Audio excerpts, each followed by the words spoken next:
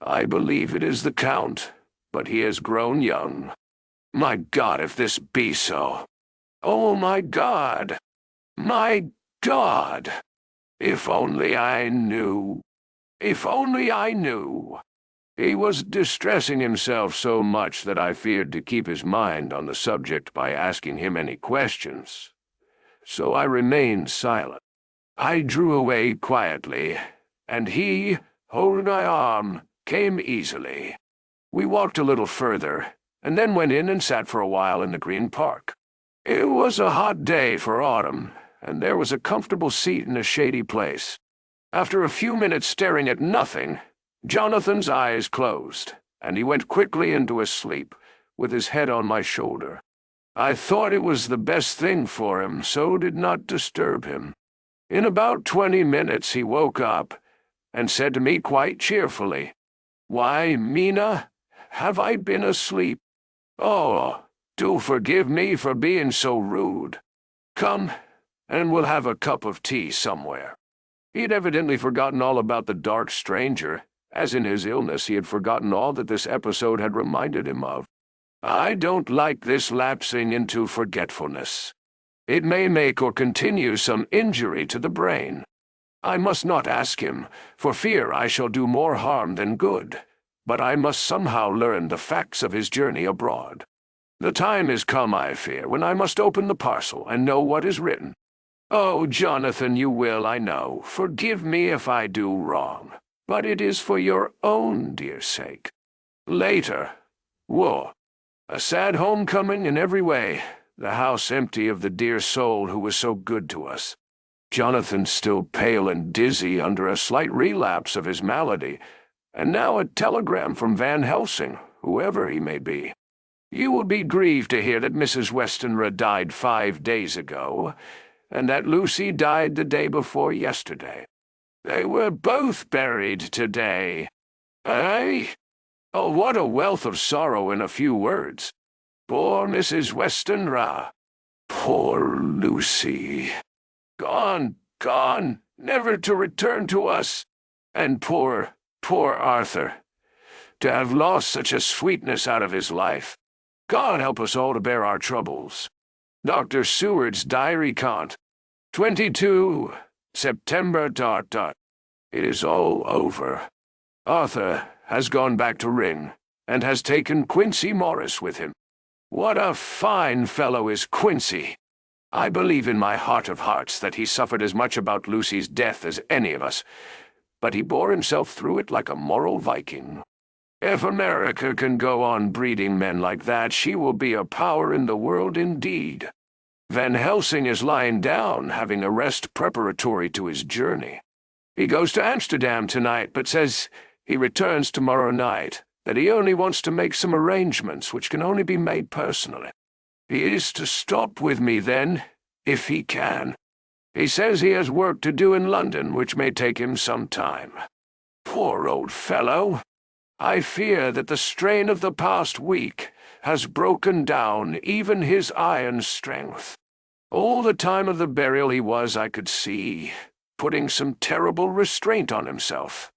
When it was all over, we were standing beside Arthur, who, poor fellow, was speaking of his part in the operation where his blood had been transfused to his Lucy's veins. I could see Van Helsing's face grow white and purple by turns. Arthur was saying that he felt since then as if they two had been really married, and that she was his wife in the sight of God. None of us said a word of the other operations, and none of us ever shall. Arthur and Quincey went away together to the station, and Van Helsing and I came on here. The moment we were alone in the carriage, he gave way to a regular fit of hysterics. He has denied to me since that it was hysterics, and insisted that it was only his sense of humor asserting itself under very terrible conditions. He laughed till he cried, and I had to draw down the blinds lest anyone should see us and misjudge. And then he cried, till he laughed again, and laughed and cried together, just as a woman does. I tried to be stern with him as one is to a woman under the circumstances, but it had no effect. Men and women are so different in manifestations of nervous strength or weakness. Then, when his face grew grave and stern again, I asked him why his mirth, and why at such a time. His reply was in a way characteristic of him, for it was logical and forceful and mysterious. He said, "Ah, you don't comprehend, friend John. Do not think that I am not sad, though I laugh. See, I have cried even when the laugh did choke me. But no more think that I am all sorry when I cry, for the laugh he come just the same. Keep it always with you that laughter who knock at your door and say, 'May I come in?' is not true laughter. No, he is a king, and he come when and how he like. He ask no person, he choose no time of suitability. He say, 'I am here. Behold, in example I grieve my heart out for that so sweet young girl. I give my blood for her, though I am old and worn. I give my time, my skill, my sleep. I let my other sufferers want that she may have all. And yet I can laugh at her very grave. Laugh when the clay from the spade of the sexton drop upon her coffin, and say, thud, thud, to my heart till it send back the blood from my cheek. My heart bleed for that poor boy, that dear boy. So of the age of mine own boy had I been so blessed that he live, and with his hair and eyes the same. There, you know now why I love him so. And yet when he say things that touch my husband heart to the quick, and make my father heart yearn to him as to no other man, not even you, friend John, for we are more level in experiences than father and son. Yet even at such a moment king laugh, he come to me and shout and bellow in my ear, 'Here I am,' till the blood come dance back and bring some of the sunshine that he carry with him to my cheek. Oh, friend John, it is a strange world, a sad world, a world full of miseries, and woes, and troubles. And yet when King Laugh come, he make them all dance to the tune he play. Bleeding hearts, and dry bones of the churchyard, and tears that burn as they fall, all dance together to the music that he make with that smileless mouth of him. And believe me, friend John, that he is good to come and kind. Ah, we men and women are like ropes drawn tight with strain that pull us different ways. Then tears come, and like the rain on the ropes, they brace us up, until perhaps the strain become too great, and we break. But King Laugh, he come like the sunshine, and he ease off the strain again, and we bear to go on with our labor, what it may be. I did not like to wound him by pretending not to see his idea. But as I did not yet understand the cause of his laughter, I asked him. As he answered me, his face grew stern, and he said in quite a different tone, "Oh, it was the grim irony of it all, this so lovely lady garlanded with flowers, that looked so fair as life, till one by one we wondered if she were truly dead.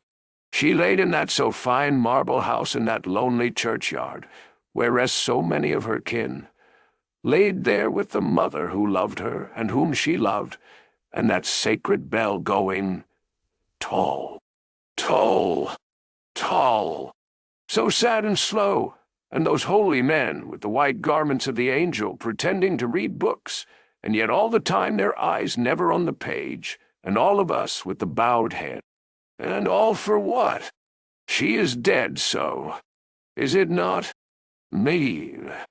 Well, for the life of me, Professor, I said, I can't see anything to laugh at in all that. Why, your expression makes it a harder puzzle than before. But even if the burial service was comic, what about poor Art and his trouble? Why, his heart was simply breaking. Ah, just so. Said he not that the transfusion of his blood to her veins had made her truly his bride? William, yes, and it was a sweet and comforting idea for him. Quite so. But there was a difficulty, friend John. If so then what about the others? Oh ho! Then this so sweet maid is a polyandrist, and me with my poor wife dead to me, but alive by church's law, though no wits, all gone, even I, who am faithful husband to this now no wife, am bigamous. No, I don't see where the joke comes in there either. I said, and I did not feel particularly pleased with him for saying such things. He laid his hand on my arm and said, "Friend John, forgive me if I pain. I showed not my feeling to others when it would wound, but only to you, my old friend, whom I can trust. If you could have looked into my heart, then when I want to laugh, if you could have done so when the laugh arrived, if you could do so now, when King Laugh hath packed up his crown, and all that is to him, for he go far, far away from me. And for a long, long time, maybe you would perhaps pity me the most of all. I was in I was touched by the tenderness of his tone, and asked why. Because I know. And now we are all scattered, and for many a long day loneliness will sit over our roofs with brooding wings. Lucy lies in the tomb of her kin, a lordly death-house, in a lonely churchyard, away from teeming London, where the air is fresh, and the sun rises over Hampstead Hill, and where wild flowers grow of their own accord. So I can finish this diary, and God only knows if I shall ever begin another. If I do, or if I even open this again, it will be to deal with different people and different themes. For here at the end, where the romance of my life is told, ere I go back to take up the thread of my life work, I say sadly, and without hope, finis dot by. The Westminster Gazette, 25 September. A Hampstead mystery.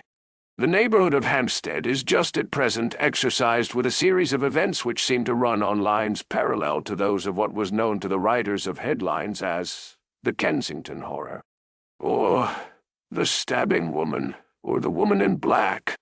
During the past 2 or 3 days, several cases have occurred of young children straying from home or neglecting to return from their playing on the heath. In all these cases, the children were too young to give any properly intelligible account of themselves, but the consensus of their excuses is that they had been with a bloofer lady. It has always been late in the evening when they have been missed, and on 2 occasions the children have not been found until early in the following morning. It is generally supposed in the neighborhood that, as the first child missed gave as his reason for being away that a bloofer lady had asked him to come for a walk, the others had picked up the phrase and used it as occasion served. This is the more natural, as the favorite game of the little ones at present is luring each other away by wiles. A correspondent writes us that to see some of the tiny tots pretending to be the bloofer lady is supremely funny.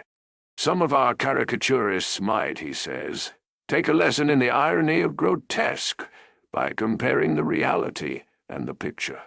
It is only in accordance with general principles of human nature that the bloofer lady should be the popular role at these al fresco performances. Our correspondent naively says that even Ellen Terry could not be so winningly attractive as some of these grubby-faced little children pretend, and even imagine themselves to be. Oh, there is, however, possibly a serious side to the question, for some of the children, indeed all who have been missed at night, have been slightly torn or wounded in the throat. The wounds seem such as might be made by a rat or a small dog, and although of not much importance individually, would tend to show that whatever animal inflicts them has a system or method of its own. The police of the division have been instructed to keep a sharp lookout for straying children, especially when very young, in and around Hampstead Heath, and for any stray dog which may be about. The Westminster Gazette, 25 September Extra Special. The Hampstead Horror. Another child injured. The Bloofer Lady. We have just received intelligence that another child, missed last night, was only discovered late in the morning under a furze bush at the Shooter's Hill side of Hampstead Heath, which is perhaps less frequented than the other parts. It has the same tiny wound in the throat as has been noticed in other cases. It was terribly weak, and looked quite emaciated. It, too, when partially restored, had the common story to tell of being lured away by the Bloofer Lady. Fay. Chapter 14. Mina Harker's Journal. 23 September. Jonathan is better after a bad night. I am so glad that he has plenty of work to do, for that keeps his mind off the terrible things. And oh, I am rejoiced that he is not now weighed down with the responsibility of his new position. I knew he would be true to himself, and now how proud I am to see my Jonathan rising to the height of his advancement and keeping pace in all ways with the duties that come upon him. He will be away all day till late, for he said he could not lunch at home. My household work is done, so I shall take his foreign journal and lock myself up in my room and read it. 24 September. Darato. I hadn't the heart to write last night. That terrible record of Jonathan's upset me so. Poor dear. How he must have suffered, whether it be true or only imagination. I wonder if there is any truth in it at all. Did he get his brain fever, and then write all those terrible things? Or had he some cause for it all? I suppose I shall never know, for I dare not open the subject to him. And yet, that man we saw yesterday, he seemed quite certain of him, poor fellow. I suppose it was the funeral upset him and sent his mind back on some train of thought. He believes it all himself. I remember how on our wedding day he said, unless some solemn duty come upon me to go back to the bitter hours, asleep or awake, mad or sane, there seems to be through it all some thread of continuity. That fearful Count was coming to London. If it should be, and he came to London, with its teeming millions, there may be a solemn duty, and if it come, we must not shrink from it. I shall be prepared. I shall get my typewriter this very hour, and begin transcribing. Then we shall be ready for other eyes if required. And if it be wanted, then, perhaps, if I am ready, poor Jonathan may not be upset, for I can speak for him, and never let him be troubled or worried with it at all. If ever Jonathan quite gets over the nervousness, he may want to tell me of it all, and I can ask him questions and find out things, and see how I may comfort him. Letter Van Helsing to Mrs. Harker. 24 September.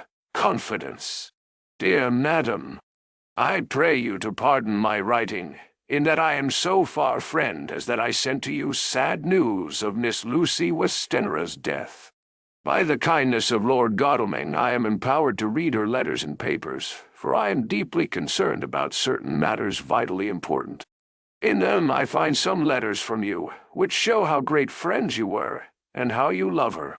Oh, Madam Mina, by that love I implore you, help me. It is for others' good that I ask, to redress great wrong, and to lift much and terrible troubles that may be more great than you can know. May it be that I see you. You can trust me. I am friend of Dr. John Seward and of Lord Godalming. That was Arthur of Miss Lucy. I must keep it private for the present from all. I should come to Exeter to see you at once if you tell me I am privileged to come, and where and when. I implore your pardon, madam. I have read your letters to poor Lucy, and know how good you are, and how your husband suffer. So I pray you, if it may be, enlighten him not, lest it may harm. Again your pardon, and forgive me. Van Helsing. Telegram, Mrs. Harker to Van Helsing. 25 September. Come today by 10:15 train if you can catch it. Can see you any time you call. Wilhelmina Harker. Mina Harker's journal. 25 September I cannot help feeling terribly excited as the time draws near for the visit of Dr. Van Helsing, for somehow I expect that it will throw some light upon Jonathan's sad experience. And as he attended poor dear Lucy in her last illness, he can tell me all about her. That is the reason of his coming. It is concerning Lucy and her sleepwalking, and not about Jonathan. Then I shall never know the real truth now. How silly I am! That awful journal gets hold of my imagination and tinges everything with something of its own color. Of course, it is about Lucy. That habit came back to the poor dear, and that awful night on the cliff must have made her ill. I had almost forgotten in my own affairs how ill she was afterwards. She must have told him of her sleepwalking adventure on the cliff, and that I knew all about it, and now he wants me to tell him what I know, so that he may understand. I hope I did right in not saying anything of it to Mrs. Westenra. I should never forgive myself if any act of mine, were it even a negative one, brought harm on poor dear Lucy. I hope, too, Dr. Van Helsing will not blame me. I have had so much trouble and anxiety of late that I feel I cannot bear more just at present. I suppose a cry does us all good at times, clears the air as other rain does. Perhaps it was reading the journal yesterday that upset me, and then Jonathan went away this morning to stay away from me a whole day and night, the first time we have been parted since our marriage. I do hope the dear fellow will take care of himself, and that nothing will occur to upset him. It is 2 o'clock, and the doctor will be here soon now. I shall say nothing of Jonathan's journal unless he asks me. I am so glad I have typewritten out my own journal so that, in case he asks about Lucy, I can hand it to him. It will save much questioning. Later. He is come and gone. Oh, what a strange meeting, and how it all makes my head whirl round. I feel like one in a dream. Can it be all possible, or even a part of it?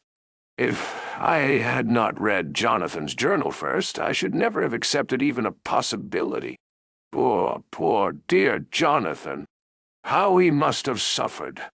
Please, the good God, all this may not upset him again. I shall try to save him from it. But it may be even a consolation and a help to him, terrible though it be and awful in its consequences, to know for certain that his eyes and ears and brain did not deceive him, and that it is all true. It may be that it is the doubt which haunts him, that when the doubt is removed, no matter which, waking or dreaming, may prove the truth, he will be more satisfied and better able to bear the shock. Dr. Van Helsing must be a good man as well as a clever one, if he is Arthur's friend and Dr. Seward's, and if they brought him all the way from Holland to look after Lucy. I feel from having seen him that he is good and kind and of a noble nature. When he comes tomorrow I shall ask him about Jonathan, and then, please God, all this sorrow and anxiety may lead to a good end. I used to think I would like to practice interviewing. Jonathan's friend on the Exeter News told him that memory is everything in such work, that you must be able to put down exactly almost every word spoken, even if you had to refine some of it afterwards. Here was a rare interview. I shall try to record it verbatim. It was 2:30 when the knock came. I took my courage at Desmains and waited.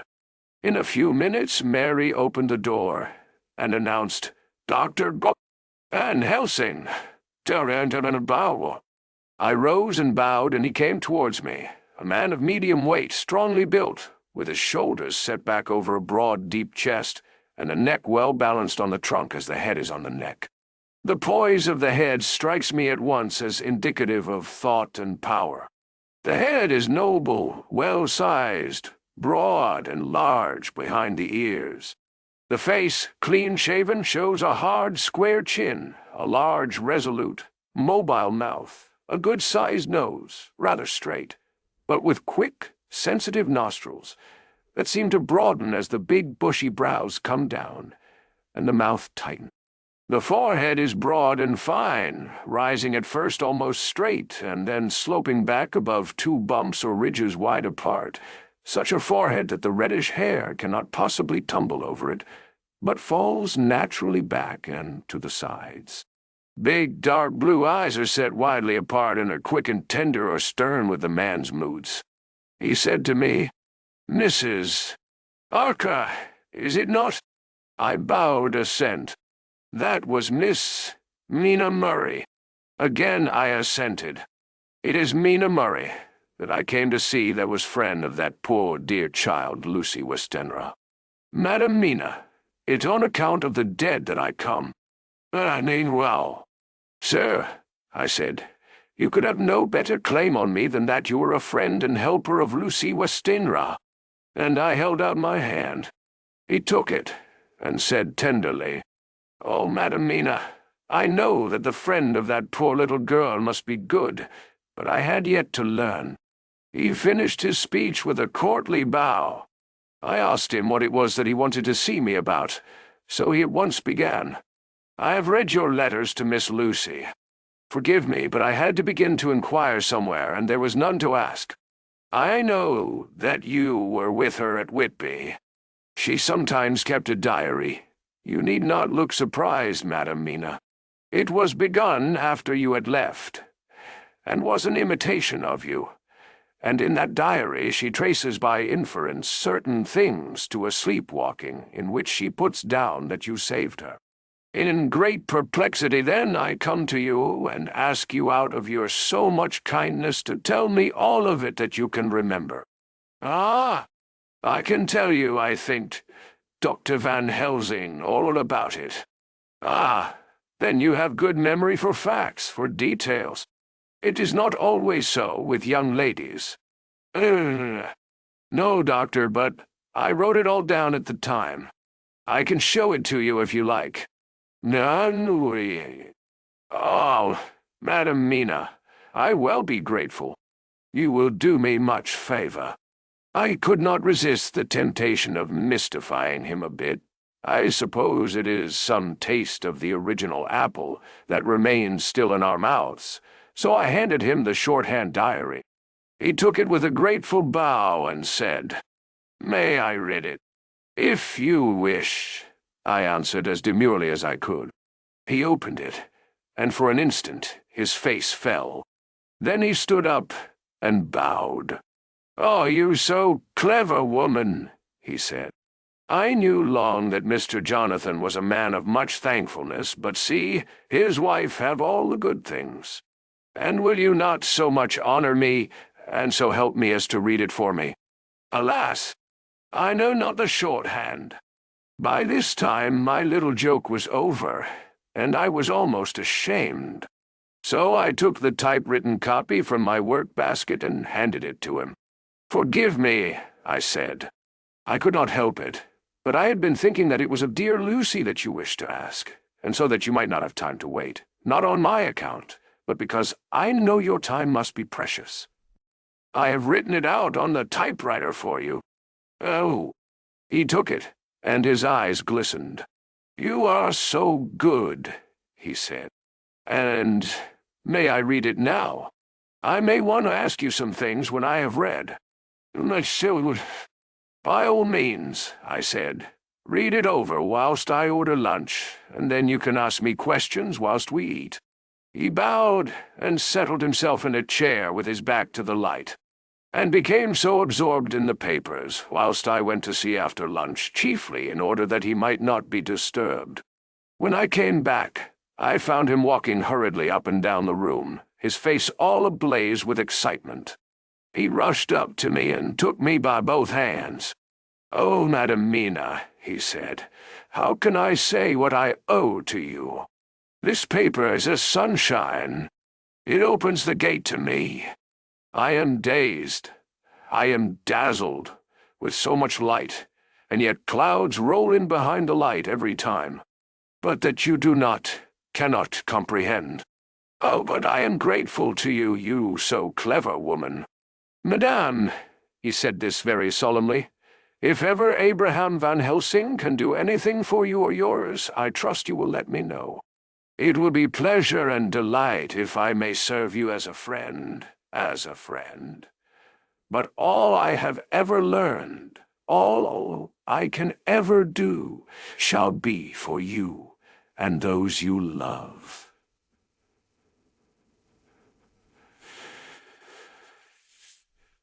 There are darknesses in life, and there are lights. You are one of the lights. You will have a happy life and a good life, and your husband will be blessed in you. Now, Daniel, but doctor, you praise me too much, and you do not know me. Not know you, I, who am old, and who have studied all my life men and women. I who have made my specialty the brain, and all that belongs to him, and all that follow from him. And I have read your diary that you have so goodly written for me, and which breathes out truth in every line. I who have read your so sweet letter to poor Lucy of your marriage, and your trust, not know you. Oh, Madam Mina, good women tell all their lives, and by day and by hour and by minute such things that angels can read. And we men who wish to know have in us something of angels' eyes. Your husband is noble nature, and you are noble too, for you trust, and trust cannot be where there is mean nature. And your husband, tell me of him. Is he quite well?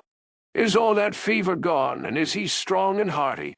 I saw here an opening to ask him about Jonathan, so I said. He was almost recovered, but he has been greatly upset by Mr. Hawkins' death. He interrupted. Oh, yes. I know. I have read your last 2 letters. I went on. I suppose this upset him, for when we were in town on Thursday last he had a sort of shock. A shock, and after brain fever so soon. That is not good. What kind of shock was it? He thought he saw someone who recalled something terrible, something which led to his brain fever. And here the whole thing seemed to overwhelm me in a rush. The pity for Jonathan, the horror which he experienced, the whole fearful mystery of his diary, and the fear that has been brooding over me ever since, all came in a tumult. I suppose I was hysterical, for I threw myself on my knees and held up my hands to him, and implored him to make my husband well again. He took my hands and raised me up, and made me sit on the sofa, and sat by me.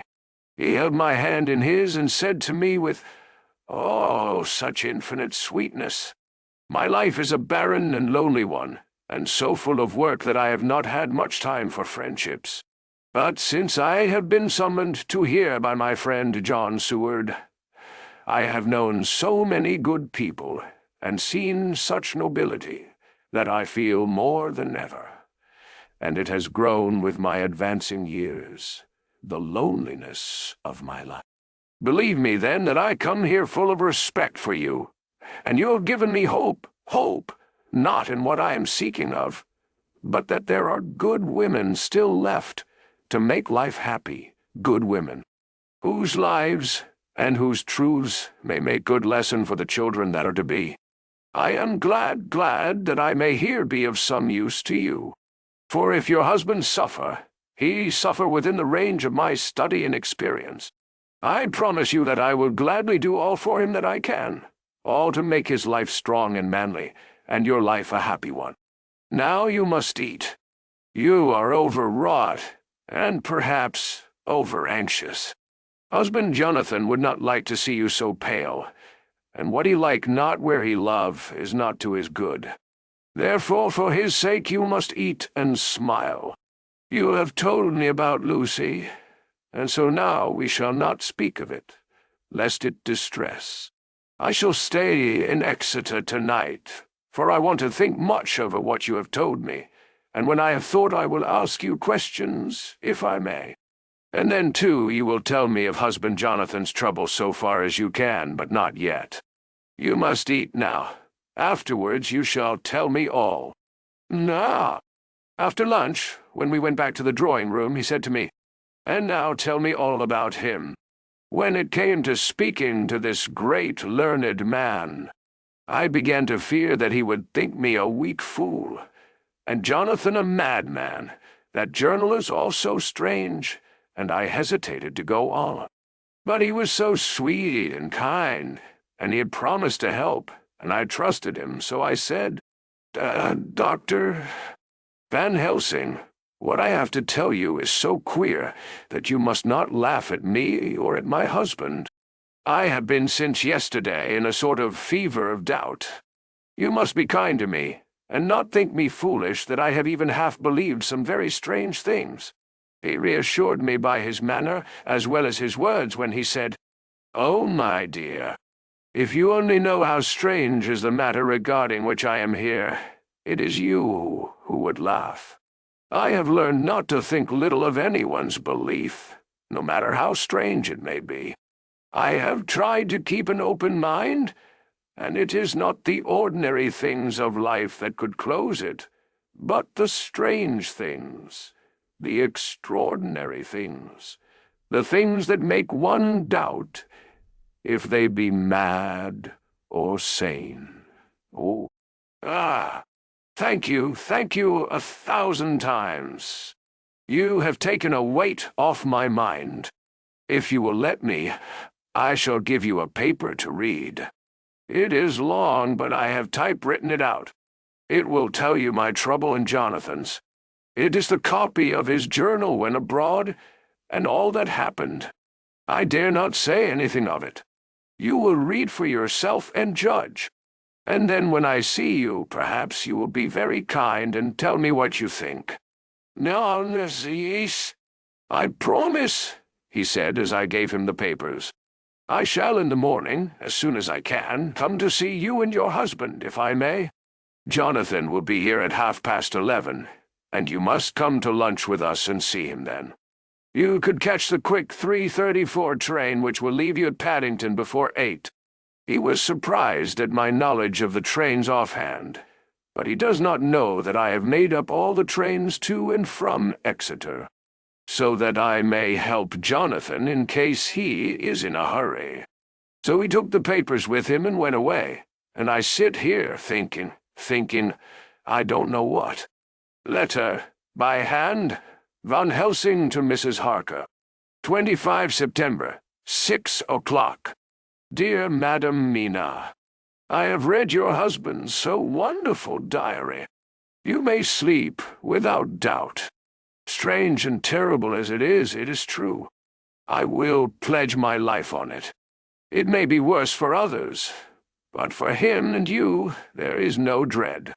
He is a noble fellow, and let me tell you from experience of men, that one who would do as he did in going down that wall and to that room, and going a second time, is not one to be injured in permanence by a shock.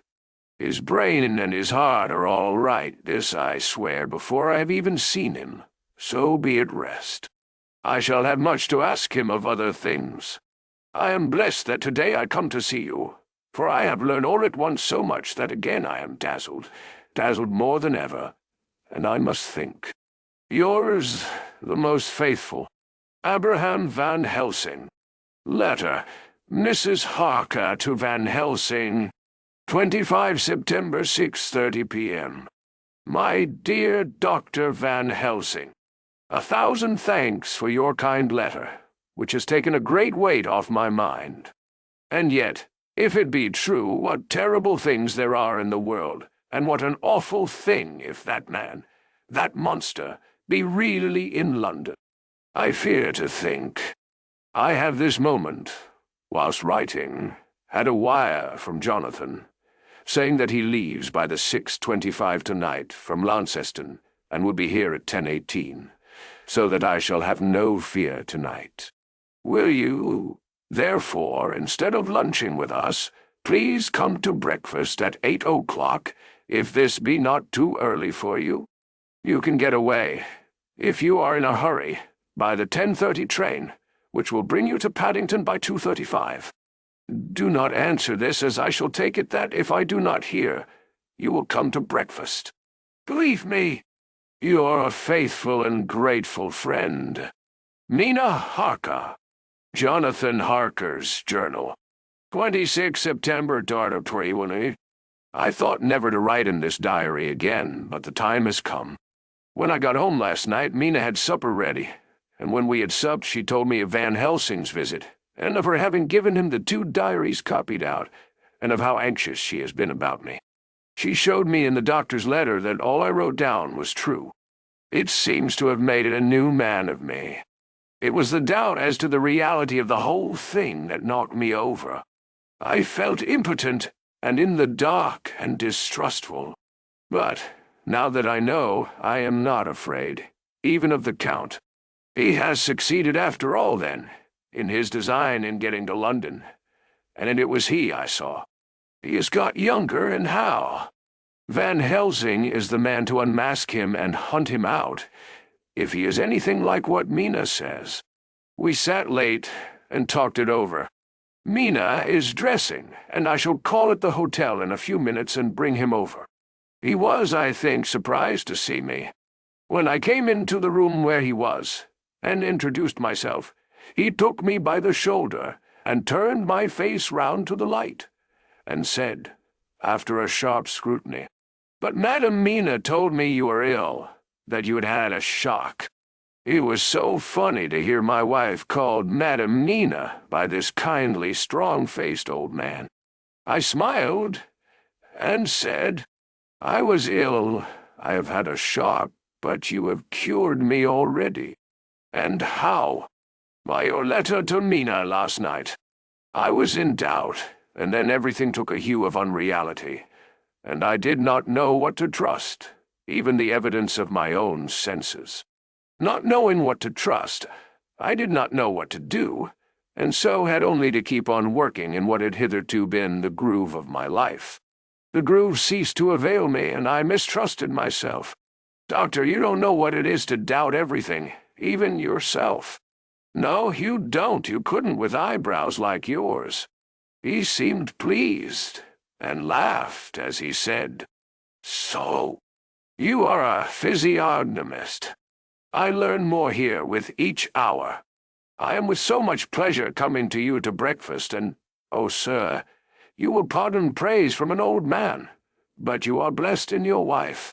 I would listen to him go on praising Mina for a day, so I simply nodded and stood silent. She is one of God's women, fashioned by his own hand to show us men and other women that there is a heaven where we can enter, and that its light can be here on earth. So true, so sweet, so noble, so little an egoist, and that, let me tell you, is much in this age, so skeptical and selfish. And you, sir, I have read all the letters to poor Miss Lucy, and some of them speak of you, so I know you since some days from the knowing of others, but I have seen your true self since last night. You will give me your hand, will you not? And let us be friends for all our lives." We shook hands, and he was so earnest and so kind that it made me quite choky. "And now," he said, "may I ask you for some more help? I have a great task to do, and at the beginning it is to know. You can help me here. Can you tell me what went before you're going to Transylvania? Later on I may ask more help, and of a different kind. But at first this will do." "Nay. Look here, sir," I said. "Does what you have to do concern the Count?" "It does," he said solemnly. "Then I am with you heart and soul. As you go by the 10:30 train, you will not have time to read them, but I shall get the bundle of papers. You can take them with you and read them in the train." After breakfast I saw him to the station. When we were parting, he said, "Perhaps you will come to town if I send for you, and take Madam Mina too." "We shall both come when you will," I said. I'd got him the morning papers and the London papers of the previous night, and while we were talking at the carriage window waiting for the train to start, he was turning them over.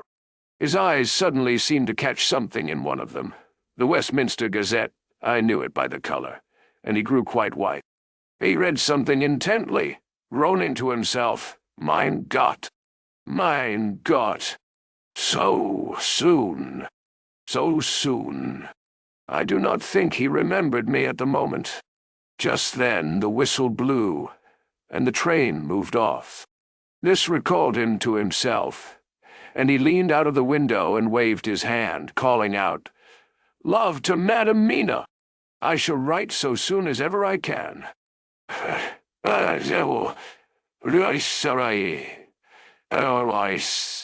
Dr. Seward's diary.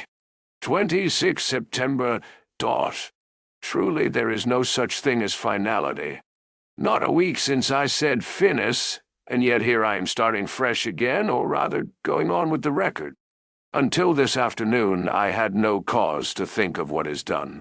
Renfield had become, to all intents, as sane as he ever was. He was already well ahead with his fly business, and he had just started in the spider line also, so he had not been of any trouble to me. I had a letter from Arthur, written on Sunday, and from it I gather that he is bearing up wonderfully well. Quincey Morris is with him, and that is much of a help, for he himself is a bubbling well of good spirits. Quincey wrote me a line too, and from him I hear that Arthur is beginning to recover something of his old buoyancy, so as to them, all my mind is at rest. As for myself, I was settling down to my work with the enthusiasm which I used to have for it, so that I might fairly have said that the wound which poor Lucy left on me was becoming cicatrized. Everything is, however, now reopened, and what is to be the end God only knows. I have an idea that Van Helsing thinks he knows too, but he will only let out enough at a time to whet curiosity. He went to Exeter yesterday and stayed there all night. Today he came back, and almost bounded into the room at about 5:30 o'clock, and thrust last night's Westminster Gazette into my hand. "What do you think of that?" he asked as he stood back and folded his arms. I looked over the paper, for I really did not know what he meant, but he took it from me and pointed out a paragraph about children being decoyed away at Hampstead. It did not convey much to me, until I reached a passage where it described small puncture wounds on their throats. An idea struck me, and I looked up. "Well," he said, "it is like poor Lucy's. And what do you make of it?" "Simply that there is some cause in common. Whatever it was that injured her has injured them." I did not quite understand his answer. "That is true indirectly, but not directly." "How do you mean, Professor?" I asked. I was a little inclined to take his seriousness lightly, for after all, 4 days of rest and freedom from burning, harrowing anxiety does help to restore one's spirits. But when I saw his face, it sobered me. Never, even in the midst of our despair about poor Lucy, had he looked more stern. "Tell me," I said. "I can hazard no opinion. I do not know what to think, and I have no data on which to found a conjecture."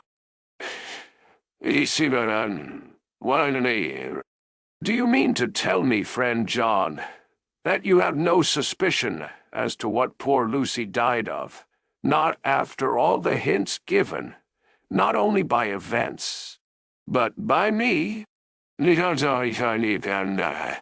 "Off nervous prostration following a great loss or waste of blood." "And how was the blood lost or wasted?" I shook my head. He stepped over and sat down beside me, and went on.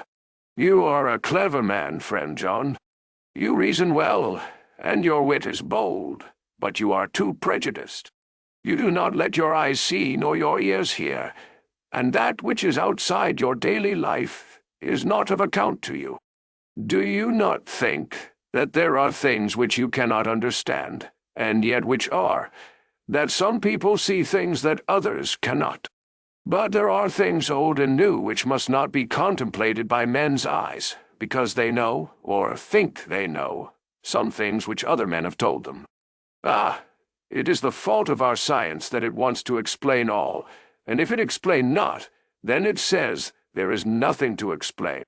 But yet we see around us every day the growth of new beliefs, which think themselves new, and which are yet but the old, which pretend to be young, like the fine ladies at the opera.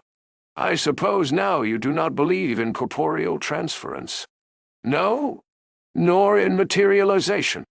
No, nor in astral bodies. No, nor in the reading of thought. No, nor in hypnotism. Yes, I said. Charcot has proved that pretty well. He smiled as he went on. Then you are satisfied as to it.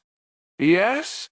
And of course, then you understand how it acts, and can follow the mind of the great Charcot, alas that he is no more, into the very soul of the patient that he influence. No? Then, friend John, am I to take it that you simply accept fact, and are satisfied to let from premise to conclusion be a blank? No? Ah? Then tell me, for I am a student of the brain, how you accept hypnotism and reject the thought-reading. Let me tell you, my friend, that there are things done today in electrical science which would have been deemed unholy by the very man who discovered electricity, who would themselves not so long before been burned as wizards. There are always mysteries in life. Why was it that Methuselah lived 900 years and old Parr 169, and yet that poor Lucy, with 4 men's blood in her poor veins, could not live even 1 day? For, had she lived 1 more day, we could save her. Do you know all the mystery of life and death? Do you know the altogether of comparative anatomy, and can say wherefore the qualities of brutes are in some men, and not in others? Can you tell me why, when other spiders die small and soon, that one great spider lived for centuries in the tower of the old Spanish church, and grew, till, on descending, he could drink the oil of all the church lamps? Can you tell me why in the Pampas, and elsewhere, there are bats that come out at night and open the veins of cattle and horses, and suck dry their veins? How, in some islands of the western seas, there are bats which hang on the trees all day. How day? And those who have seen describe as like giant nuts or pods, and that when the sailors sleep on the deck, because that it is hot, flit down on them, and then in the morning, are found dead men, white as even Miss Lucy was? Nothing under how I see you. Good God! Professor, I said, starting up, do you mean to tell me that Lucy was bitten by such a bat, and that such a thing is here in London in the 19th century? He waved his hand for silence, and went on.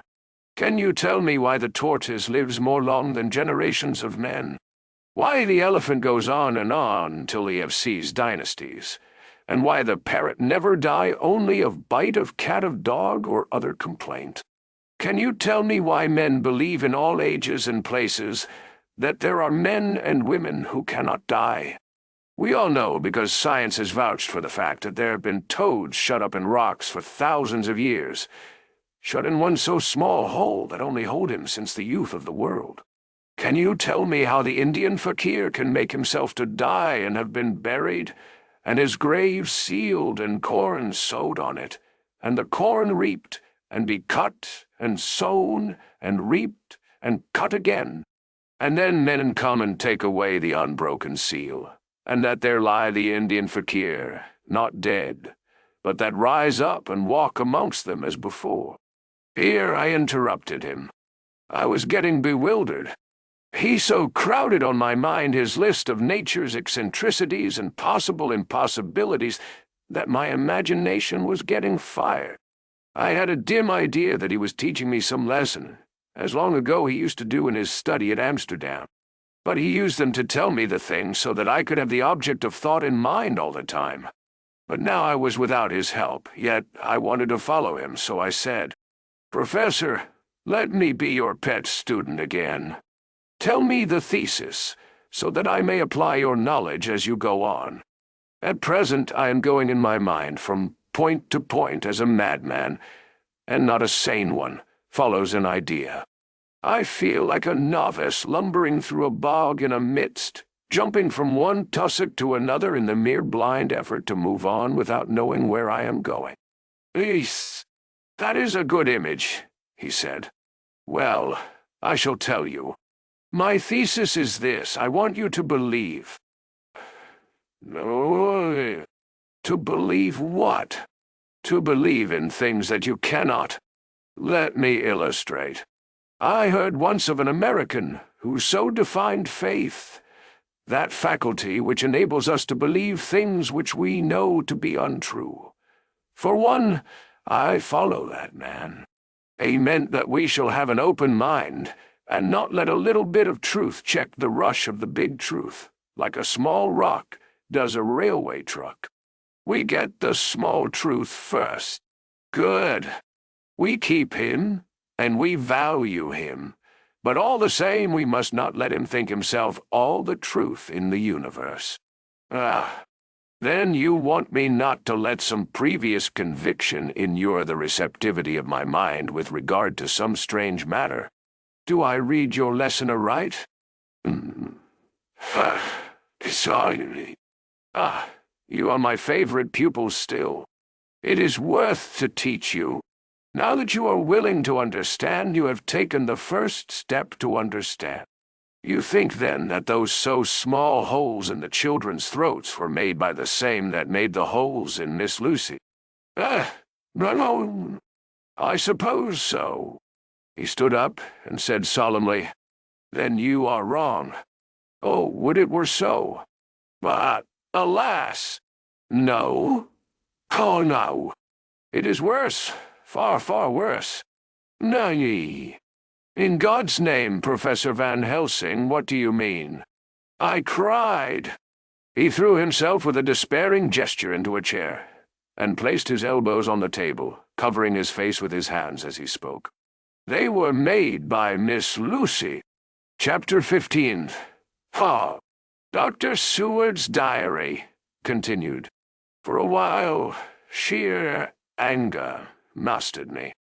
It was as if he had, during her life, struck Lucy on the face.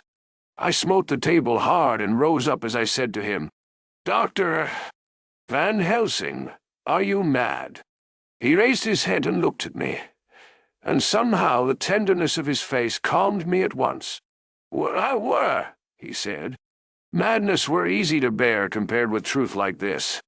Oh, my friend, why think you, did I go so far round? Why take so long to tell so simple a thing? Was it because I hate you and have hated you all my life? Was it because I wished to give you pain? Was it that I wanted, now so late, revenge for that time when you saved my life, and from a fearful death? No. How more? Oh, forgive me, said I. He went on, 'My friend, it was because I wished to be gentle in the breaking to you, for I know you have loved that so sweet lady. But even yet I do not expect you to believe. It is so hard to accept at once any abstract truth, that we may doubt such to be possible when we have always believed the know of it. It is more hard still to accept so sad a concrete truth, and of such a one as Miss Lucy. Tonight I go to prove it. Dare you come with me? Aunt Charlotte, This staggered me. A man does not like to prove such a truth. Byron accepted from the category jealousy, and proved the very truth he most abhorred. He saw my hesitation, and spoke. The logic is simple. No madman's logic this time, jumping from tussock to tussock in a misty bog. If it not be true, then proof will be relief. At worst it will not harm. If it be true. There is the dread. Yet every dread should help my cause, for in it is some need of belief. Come, I tell you what I propose. First, that we go off now and see that child in the hospital. Dr. Vincent of the North Hospital, where the papers say the child is a friend of mine, and I think of yours since you were in class at Amsterdam. He will let 2 scientists see his case if he will not let 2 friends. We shall tell him nothing but only that we wish to learn. And then, he took a key from his pocket and held it up. And then we spend the night, you and I, in the churchyard where Lucy lies. This is the key that locked the tomb. I had it from the coffin man to give to Arthur. My heart sank within me, for I felt that there was some fearful ordeal before us. I could do nothing, however, so I plucked up what heart I could and said that we had better hasten, as the afternoon was passing. We found the child awake. It had had a sleep and taken some food, and altogether was going on well. Dr. Vincent took the bandage from its throat and showed us the punctures. There was no mistaking the similarity to those which had been on Lucy's throat. They were smaller, and the edges looked fresher, that was all. We asked Vincent to what he attributed them, and he replied that it must have been a bite of some animal, perhaps a rat. But for his own part, he was inclined to think it was one of the bats which are so numerous on the northern heights of London. Out of so many harmless ones, he said, there may be some wild specimen from the south of a more malignant species. Some sailor may have brought one home, and it managed to escape, or even from the zoological gardens a young one may have got loose, or one be bred there from a vampire. These things do occur, you know. Only 10 days ago a wolf got out and was, I believe, traced up in this direction. For a week after, the children were playing nothing but Red Riding Hood on the heath, and in every alley in the place until this Bloofer lady's scare came along. Since then, it has been quite a gala time with them. Even this poor little mite, when he woke up today, asked the nurse if he might go away. When she asked him why he wanted to go, he said he wanted to play with the Bloofer lady. I hope, said Van Helsing, that when you are sending the child home you will caution its parents to keep strict watch over it. These fancies to stray are most dangerous, and if the child were to remain out another night, it would probably be fatal. But in any case I suppose you will not let it away for some days. Nay, certainly not. Not for a week at least, longer if the wound is not healed. Our visit to the hospital took more time than we had reckoned on, and the sun had dipped before we came out. When Van Helsing saw how dark it was, he said, "There is not hurry. It is more late than I thought. Come, let us seek somewhere that we may eat, and then we shall go on our way." Now, we dined at Jack Straw's castle, along with a little crowd of bicyclists and others who were genially noisy. About 10 o'clock we started from the inn. It was then very dark, and the scattered lamps made the darkness greater when we were once outside their individual radius. The professor had evidently noted the road we were to go, for he went on unhesitatingly, but, as for me, I was in quite a mix-up as to locality. As we went further, we met fewer and fewer people, till at last we were somewhat surprised when we met even the patrol of horse police going their usual suburban round. At last we reached the wall of the churchyard, which we climbed over. With some little difficulty, for it was very dark, and the whole place seemed so strange to us, we found the Westenra tomb. The professor took the key, opened the creaky door, and standing back, politely, but quite unconsciously, motioned me to precede him. There was a delicious irony in the offer, in the courtliness of giving preference on such a ghastly occasion. My companion followed me quickly, and cautiously drew the door to, after carefully ascertaining that the lock was a falling, and not a spring one. In the latter case, we should have been in a bad plight. Then he fumbled in his bag, and taking out a matchbox and a piece of candle, proceeded to make a light. The tomb in the daytime, and when wreathed with fresh flowers, had looked grim and gruesome enough, but now, some days afterwards, when the flowers hung lank and dead, their whites turning to rust, and their greens to browns. When the spider and the beetle had resumed their accustomed dominance, when the time-discolored stone, and dust-encrusted mortar, and rusty, dank iron, and tarnished brass, and clouded silver plating gave back the feeble glimmer of a candle. The effect was more miserable and sordid than could have been imagined. It conveyed irresistibly the idea that life, animal life, was not the only thing which could pass away. Van Helsing went about his work systematically, holding his candle so that he could read the coffin plates, and so holding it that the sperm dropped in white patches which congealed as they touched the metal. He made assurance of Lucy's coffin. Another search in his bag, and he took out a turnscrew. "What are you going to do?" I asked. "To open the coffin. You shall yet be convinced." Straightway he began taking out the screws and finally lifted off the lid, showing the casing of lead beneath. The sight was almost too much for me. It seemed to be as much an affront to the dead as it would have been to have stripped off her clothing in her sleep whilst living. I actually took hold of his hand to stop him. He only said, "You shall see," and again fumbling in his bag took out a tiny fret saw. Striking the turnscrew through the lead with a swift downward stab which made me wince, he made a small hole, which was, however, big enough to admit the point of the saw. I had expected a rush of gas from the weak old corpse. We doctors, who have had to study our dangers, have to become accustomed to such things, and I drew back towards the door. But the professor never stopped for a moment. He sawed down a couple of feet along one side of the lead coffin, and then across, and down the other side. Taking the edge of the loose flange, he bent it back towards the foot of the coffin, and holding up the candle into the aperture, motioned to me to look. I drew near and looked. The coffin was empty. It was certainly a surprise to me, and gave me a considerable shock, but Van Helsing was unmoved.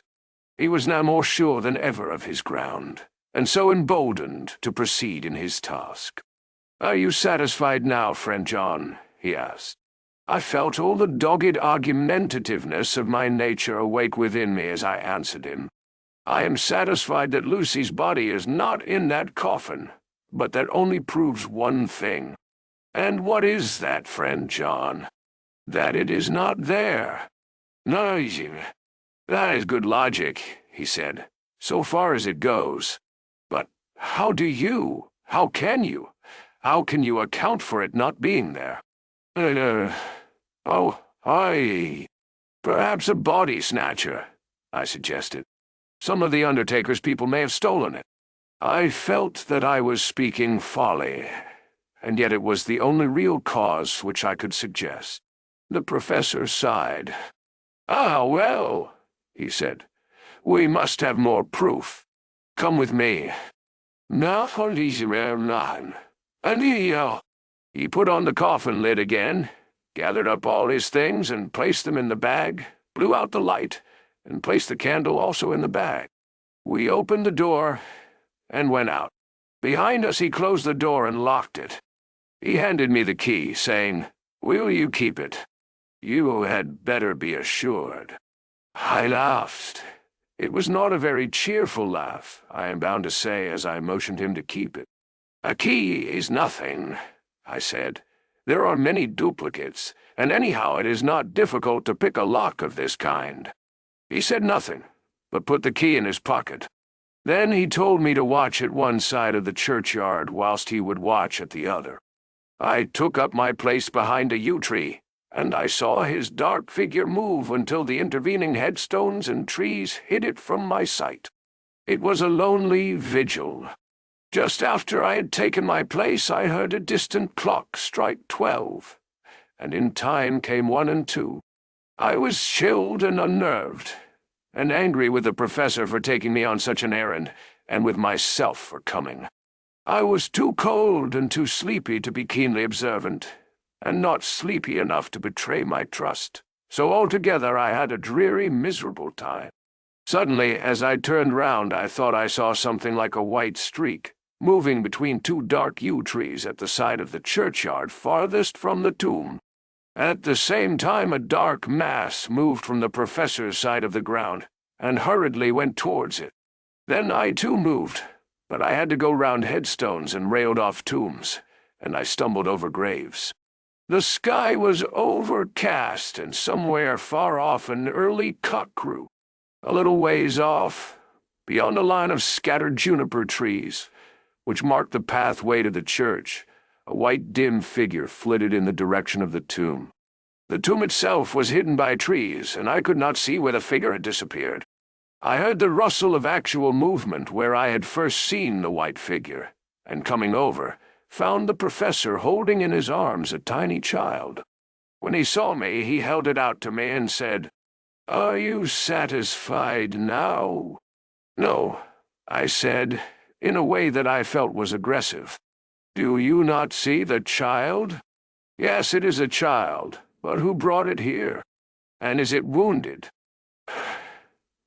"Oh, we shall see," said the professor, and with one impulse we took our way out of the churchyard, he carrying the sleeping child. When we had got some little distance away, we went into a clump of trees and struck a match, and looked at the child's throat. It was without a scratch or scar of any kind. "Was I right?" I asked triumphantly. "We were just in time," said the professor thankfully. We had now to decide what we were to do with the child, and so consulted about it. If we were to take it to a police station, we should have to give some account of our movements during the night. At least, we should have had to make some statement as to how we had come to find the child. So finally we decided that we would take it to the heath, and when we heard a policeman coming, would leave it where he could not fail to find it. We would then seek our way home as quickly as we could. All fell out well. At the edge of Hampstead Heath, we heard a policeman's heavy tramp, and laying the child on the pathway, we waited and watched until he saw it as he flashed his lantern to and fro. We heard his exclamation of astonishment, and then we went away silently.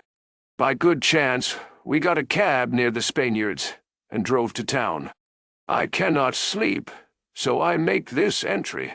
But I must try to get a few hours' sleep, as Van Helsing is to call for me at noon. He insists that I go with him on another expedition. 27 September 31. It was 2 o'clock before we found a suitable opportunity for our attempt. The funeral held at noon was all completed, and the last stragglers of the mourners had taken themselves lazily away when we knew that we were safe till morning did we desire it, but the professor told me that we should not want more than an hour at most. Again I felt that horrid sense of the reality of things, in which any effort of imagination seemed out of place, and I realized distinctly the perils of the law which we were incurring in our unhallowed work. Besides, I felt it was all so useless. Outrageous as it was to open a leaden coffin, to see if a woman dead nearly a week were really dead, it now seemed the height of folly to open the tomb again, when we knew, from the evidence of our own eyesight, that the coffin was empty. I shrugged my shoulders, however, and rested silent, for Van Helsing had a way of going on his own road, no matter who remonstrated. He took the key, opened the vault, and again courteously motioned me to proceed. The place was not so gruesome as last night, but oh, how unutterably mean-looking when the sunshine streamed in. Van Helsing walked over to Lucy's coffin, and I followed. He bent over and again forced back the leaden flange, and a shock of surprise and dismay shot through me. There lay Lucy, seemingly just as we had seen her the night before her funeral. She was, if possible, more radiantly beautiful than ever, and I could not believe that she was dead. The lips were red, nay, redder than before, and on the cheeks was a delicate bloom. "Is this a juggle?" I said to him. "Are you convinced now?" said the professor in response, and as he spoke he put over his hand, and in a way that made me shudder, pulled back the dead lips and showed the white teeth. "See," he went on, "they are even sharper than before. With this and this," and he touched one of the canine teeth and that below it, "the little children can be bitten. Are you of belief now, friend John?" Once more argumentative hostility woke within me. I could not accept such an overwhelming idea as he suggested. "So, with an attempt to argue of which I was even at the moment ashamed, I said. "She may have been placed here since last night." "Indeed." "That is so. And by whom?" "Ah, I do not know. Someone has done it." "Aye. And yet she has been dead 1 week. Most peoples in that time would not look so." I had no answer for this, so was silent. Van Helsing did not seem to notice my silence. At any rate, he showed neither chagrin nor triumph. He was looking intently at the face of the dead woman, raising the eyelids and looking at the eyes, and once more opening the lips and examining the teeth. Then he turned to me and said, "Here, there is one thing which is different from all recorded. Here is some dual life that is not as the common. She was bitten by the vampire when she was in a trance. Sleepwalking. Oh, you start. You do not know that, friend John, but you shall know it later, and in trance could he best come to take more blood. In trance she dies, and in trance she is undead too. So it is that she differ from all other. Usually when the undead sleep at home," as he spoke, he made a comprehensive sweep of his arm to designate what to a vampire was home. "Their face show what they are. But this so sweet, that was when she not undead she go back to the nothings of the common dead. There is no malign there, see, and so it make hard that I must kill her in her sleep." This turned my blood cold, and it began to dawn upon me that I was accepting Van Helsing's theories. But if she were really dead, what was there of terror in the idea of killing her? He looked up at me, and evidently saw the change in my face, for he said almost joyously, "Ah, you believe now?"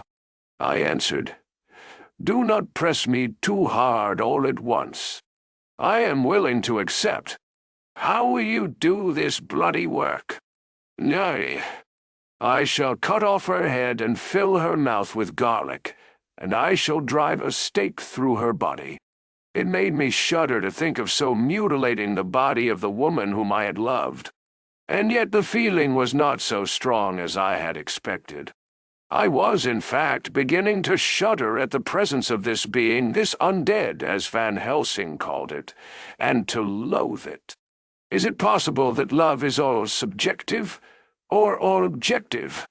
I waited a considerable time for Van Helsing to begin, but he stood as if wrapped in thought. Presently he closed the catch of his bag with a snap, and said, "I have been thinking, and have made up my mind as to what is best. If I did simply follow my inclining, I would do now, at this moment, what is to be done. But there are other things to follow, and things that are 1,000 times more difficult, in that them we do not know. This is simple. She have yet no life taken, though that is of time, and to act now would be to take danger from her forever.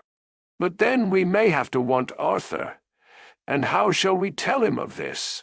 If you, who saw the wounds on Lucy's throat, and saw the wounds so similar on the child's at the hospital, if you, who saw the coffin empty last night, and full today with a woman who have not changed only to be more rose and more beautiful in a whole week, after she die. If you know of this, and know of the white figure last night that brought the child to the churchyard, and yet of your own senses you did not believe, how then can I expect Arthur, who know none of those things, to believe? He doubted me when I took him from her kiss when she was dying. I know he has forgiven me because in some mistaken idea I have done things that prevent him say goodbye as he ought, and he may think that in some more mistaken idea this woman was buried alive, and that in most mistake of all we have killed her. He will then argue back that it is we, mistaken ones, that have killed her by our ideas, and so he will be much unhappy always. Yea, he never can be sure, and that is the worst of all. And he will sometimes think that she he loved was buried alive, and that will paint his dreams with horrors of what she must have suffered. And again he will think that we may be right, and that his so beloved was, after all, an undead. No, I told him once, and since then I learn much. Now, since I know it is all true, 100,000 times more do I know that he must pass through the bitter waters to reach the sweet. He, poor fellow, must have 1 hour that will make the very face of heaven grow black to him. Then we can act for good all round and send him peace. My mind is made up. Let us go. You return home for tonight to your asylum, and see that all be well.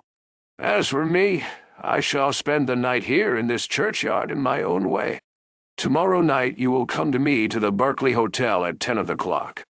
I shall send for Arthur to come too, and also that so fine young man of America that gave his blood. Later we shall all have work to do.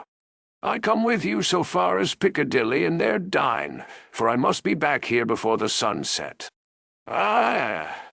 We locked the tomb and came away, and got over the wall of the churchyard, which was not much of a task, and drove back to Piccadilly. Note left by Van Helsing in his portmanteau. Berkeley Hotel directed to John Seward, M.D. Not delivered. 27 September. Friend John. I write this in case anything should happen. I go alone to watch in that churchyard.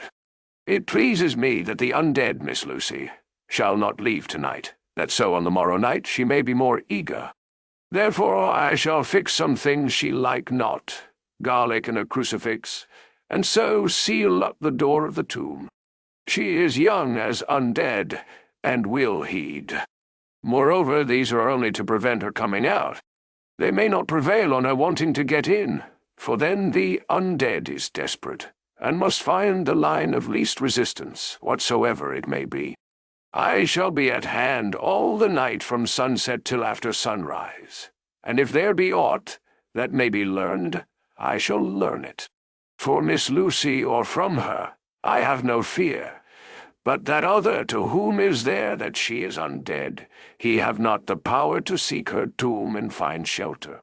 He is cunning, as I know from Mr. Jonathan and from the way that all along he have fooled us when he played with us for Miss Lucy's life, and we lost, and in many ways the undead are strong. He have always the strength in his hand of 20 men, even we 4 who gave our strength to Miss Lucy, it also is all to him. Besides, he can summon his wolf, and I know not what. So if it be that he came thither on this night, he shall find me. But none other shall, until it be too late. But it may be that he will not attempt the place. There is no reason why he should. His hunting ground is more full of game than the churchyard where the undead woman sleeps, and the one old man watch.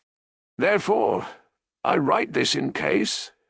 Take the papers that are with this, the diaries of Harker and the rest, and read them, and then find this great undead, and cut off his head, and burn his heart, or drive a stake through it, so that the world may rest from him. If it be so, farewell. Van Helsing. Dr. Seward's Diary. 28 September. It is wonderful what a good night's sleep will do for one. Yesterday I was almost willing to accept Van Helsing's monstrous ideas, but now they seem to start out lurid before me as outrages on common sense. I have no doubt that he believes it all. I wonder if his mind can have become in any way unhinged. Surely there must be some rational explanation of all these mysterious things. Is it possible that the professor can have done it himself? He is so abnormally clever that if he went off his head he would carry out his intent with regard to some fixed idea in a wonderful way.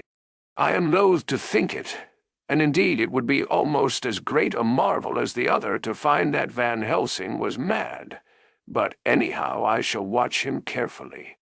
I may get some light on the mystery. 29 September, Day.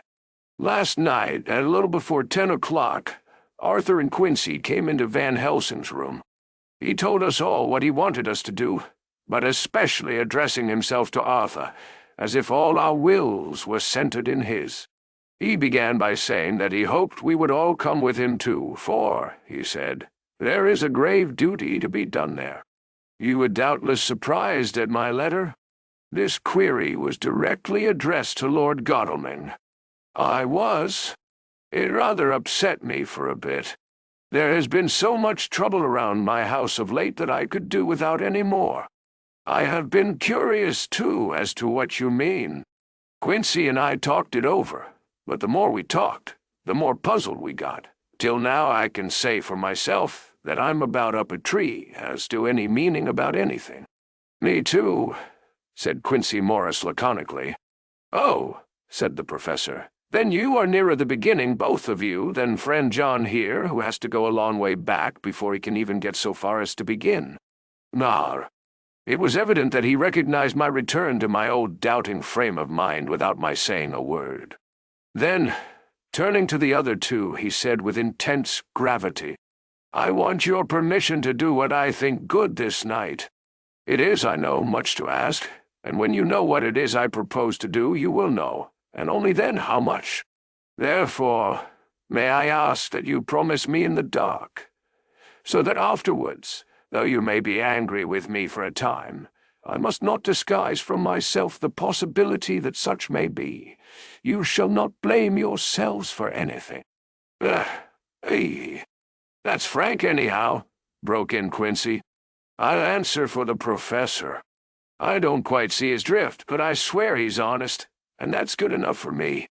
I thank you, sir, said Van Helsing proudly. I have done myself the honor of counting you one trusting friend, and such endorsement is dear to me. He held out a hand, which Quincey took. Then Arthur spoke out. Doctor Van Helsing, I don't quite like to buy a pig in a poke, as they say in Scotland, and if it be anything in which my honor as a gentleman or my faith as a Christian is concerned, I cannot make such a promise. If you can assure me that what you intend does not violate either of these two, then I give my consent at once, though for the life of me, I cannot understand what you are driving at. I accept your limitation, said Van Helsing, and all I ask of you is that if you feel it necessary to condemn any act of mine, you will first consider it well, and be satisfied that it does not violate your reservations. Agreed, said Arthur. That is only fair. And now that the pourparlers are over, may I ask what it is we are to do? Andrea, I want you to come with me and to come in secret to the churchyard at Kingstead. Arthur's face fell as he said in an amazed sort of way, Where poor Lucy is buried. The professor bowed. Arthur went on, and when there, to enter the tomb. Arthur stood up. Professor, are you in earnest, or is it some monstrous joke? Pardon me, I see that you are in earnest. He sat down again, but I could see that he sat firmly and proudly, as one who is on his dignity. There was silence until he asked again, and when in the tomb, to open the coffin. This is too much, he said, angrily rising again. I am willing to be patient in all things that are reasonable, but in this desecration of the grave, of one who— He fairly choked with indignation. The professor looked pityingly at him. If I could spare you one pang, my poor friend, he said, God knows I would. But this night our feet must tread in thorny paths, or later, and forever. The feet you love must walk in paths of flame. Arthur looked up with set white face and said, Take care, sir. Take care. Now, would it not be well to hear what I have to say? Said Van Helsing. And then you will at least know the limit of my purpose. Shall I go on?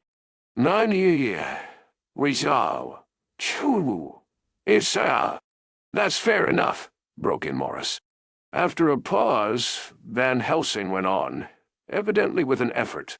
Miss Lucy is dead, is it not so? Yes. Then there can be no wrong to her. But if she be not dead, Arthur jumped to his feet. "Good God!" he cried. "What do you mean? Has there been any mistake? Has she been buried alive?" He groaned in anguish that not even hope could soften. "I did not say she was alive, my child. I did not think it. I go no further than to say that she might be undead." "Ah, undead. Not alive. What do you mean? Is this all a nightmare, or what is it?" "Aye.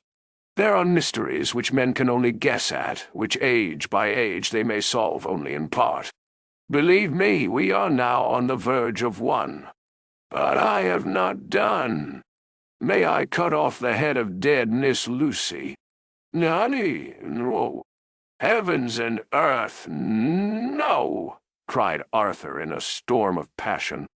"Not for the wide world will I consent to any mutilation of her dead body. Dr. Van Helsing, you try me too far. What have I done to you that you should torture me so? What did that poor sweet girl do that you should want to cast such dishonor on her grave? Are you mad, that you speak of such things, or am I mad to listen to them? Don't dare think more of such a desecration. I shall not give my consent to anything you do. I have a duty to do in protecting her grave from outrage, and by God I shall do it." Van Helsing rose up from where he had all the time been seated and said gravely and sternly, "My Lord Godalming, I too have a duty to do, a duty to others, a duty to you, a duty to the dead, and by God I shall do it. All I ask you now is that you come with me, that you look and listen. And if when later I make the same request you do not be more eager for its fulfillment even than I am, then I shall do my duty, whatever it may seem to me. And then, to follow your lordship's wishes, I shall hold myself at your disposal to render an account to you, when and where you will." His voice broke a little, and he went on with a voice full of pity. "But I beseech you, do not go forth in anger with me. In a long life of acts which were often not pleasant to do, and which sometimes did wring my heart, I have never had so heavy a task as now. Believe me that if the time comes for you to change your mind towards me, one look from you will wipe away all this so sad hour, for I would do what a man can to save you from sorrow. Just think, for why should I give myself so much labor and so much of sorrow? I have come here from my own land to do what I can of good, at the first to please my friend John, and then to help a sweet young lady, whom, too, I come to love. For her, I am ashamed to say so much, but I say it in kindness. I gave what you gave, the blood of my veins. I gave it, I who was not like you, her lover, but only her physician and her friend. I gave her my nights and days, before death, after death. And if my death can do her good even now, when she is the dead undead, she shall have it freely." He said this with a very grave, sweet pride, and Arthur was much affected by it. He took the old man's hand and said in a broken voice, "It is hard to think of it, and I cannot understand. But at least I shall go with you and wait." Chapter 6. Dr. Seward's diary continued. It was just a quarter before 12 o'clock when we got into the churchyard over the low wall. The night was dark, with occasional gleams of moonlight between the dents of the heavy clouds that scudded across the sky. We all kept somehow close together, with Van Helsing slightly in front as he led the way. When we had come close to the tomb, I looked well at Arthur, for I feared the proximity to a place laden with so sorrowful a memory would upset him, but he bore himself well. I took it that the very mystery of the proceeding was in some way a counteractant to his grief. The professor unlocked the door, and seeing a natural hesitation amongst us for various reasons, solved the difficulty by entering first himself. The rest of us followed, and he closed the door. He then lit a dark lantern and pointed to a coffin. Arthur stepped forward hesitatingly. Van Helsing said to me, "You were with me here yesterday. Was the body of Miss Lucy in that coffin?" "Why, libero, it was." The professor turned to the rest, saying, "You hear, and yet there is no one who does not believe with me." He took his screwdriver and again took off the lid of the coffin. Arthur looked on, very pale but silent. When the lid was removed, he stepped forward. He evidently did not know that there was a leaden coffin, or at any rate had not thought of it. When he saw the rent in the lid, the blood rushed to his face for an instant, but as quickly fell away again, so that he remained of a ghastly whiteness. He was still silent. Van Helsing forced back the leaden flange, and we all looked in and recoiled. The coffin was empty. For several minutes no one spoke a word. The silence was broken by Quincey Morris. "Professor," I answered for you. "Your word is all I want. I wouldn't ask such a thing ordinarily. I wouldn't so dishonor you as to imply a doubt. But this is a mystery that goes beyond any honor or dishonor. Is this your doing?" "Nantia, I swear to you by all that I hold sacred that I have not removed or touched her. What happened was this. 2 nights ago my friend Seward and I came here with good purpose, believe me. I opened that coffin, which was then sealed up, and we found it as now empty. We then waited, and saw something white come through the trees. The next day we came here in daytime, and she lay there. Did she not, friend John?" "Yes. That night we were just in time. One more so small child was missing, and we find it, thank God, unharmed amongst the graves. Yesterday I came here before sundown, for at sundown the undead can move. I waited here all night till the sun rose, but I saw nothing. It was most probable that it was because I had laid over the clamps of those doors garlic, which the undead cannot bear, and other things which they shun. Last night there was no exodus, so tonight before the sundown I took away my garlic and other things. And so it is we find this coffin empty. But bear with me. So far there is much that is strange. Wait you with me outside, unseen and unheard, and things much stranger are yet to be. So, here he shut the dark slide of his lantern, now to the outside. He opened the door, and we filed out, he coming last and locking the door behind him. Oh, but it seemed fresh and pure in the night air after the terror of that vault. How sweet it was to see the clouds race by, and the passing gleams of the moonlight between the scudding clouds crossing and passing, like the gladness and sorrow of a man's life. How sweet it was to breathe the fresh air that had no taint of death and decay. How humanizing to see the red lighting of the sky beyond the hill, and to hear far away the muffled roar that marks the life of a great city. Each in his own way was solemn and overcome. Arthur was silent, and was, I could see, striving to grasp the purpose and the inner meaning of the mystery. I was myself tolerably patient, and half inclined again to throw aside doubt and to accept Van Helsing's conclusions. Quincey Morris was phlegmatic in the way of a man who accepts all things, and accepts them in the spirit of cool bravery, with hazard of all he has at stake. Not being able to smoke, he cut himself a good-sized plug of tobacco and began to chew. As to Van Helsing, he was employed in a definite way. First, he took from his bag a mass of what looked like thin, wafer-like biscuit, which was carefully rolled up in a white napkin. Next, he took out a double handful of some whitish stuff like dough or putty. He crumbled the wafer up fine and worked it into the mass between his hands. This he then took, and rolling it into thin strips, began to lay them into the crevices between the door and its setting in the tomb. I was somewhat puzzled at this, and being close, asked him what it was that he was doing. Arthur and Quincey drew near also, as they too were curious. He answered, "I am closing the tomb so that the undead may not enter. And is that stuff you have there going to do it? It is.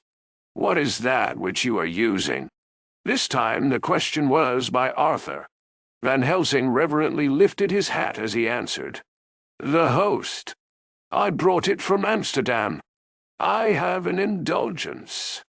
It was an answer that appalled the most skeptical of us, and we felt individually that in the presence of such earnest purpose as the professor's, a purpose which could thus use the to him most sacred of things, it was impossible to distrust. In respectful silence we took the places assigned to us close round the tomb, but hidden from the sight of anyone approaching. I pitied the others, especially Arthur. I had myself been apprenticed by my former visits to this watching horror, and yet I, who had up to an hour ago repudiated the proofs, felt my heart sink within me. Never did tombs look so ghastly white. Never did cypress or yew or juniper so seem the embodiment of funeral gloom.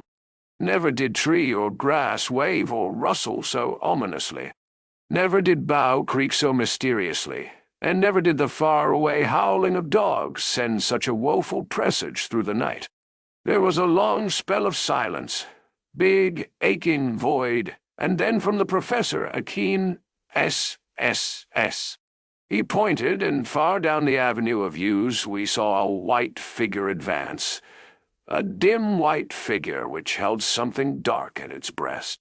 The figure stopped, and at the moment a ray of moonlight fell upon the masses of driving clouds, and showed in startling prominence a dark-haired woman, dressed in the cerements of the grave. We could not see the face, for it was bent down over what we saw to be a fair-haired child. There was a pause, and a sharp little cry, such as a child gives in sleep, or a dog as it lies before the fire and dreams. We were starting forward, but the professor's warning hand, seen by us as he stood behind a yew tree, kept us back. And then, as we looked, the white figure moved forwards again. It was now near enough for us to see clearly, and the moonlight still held.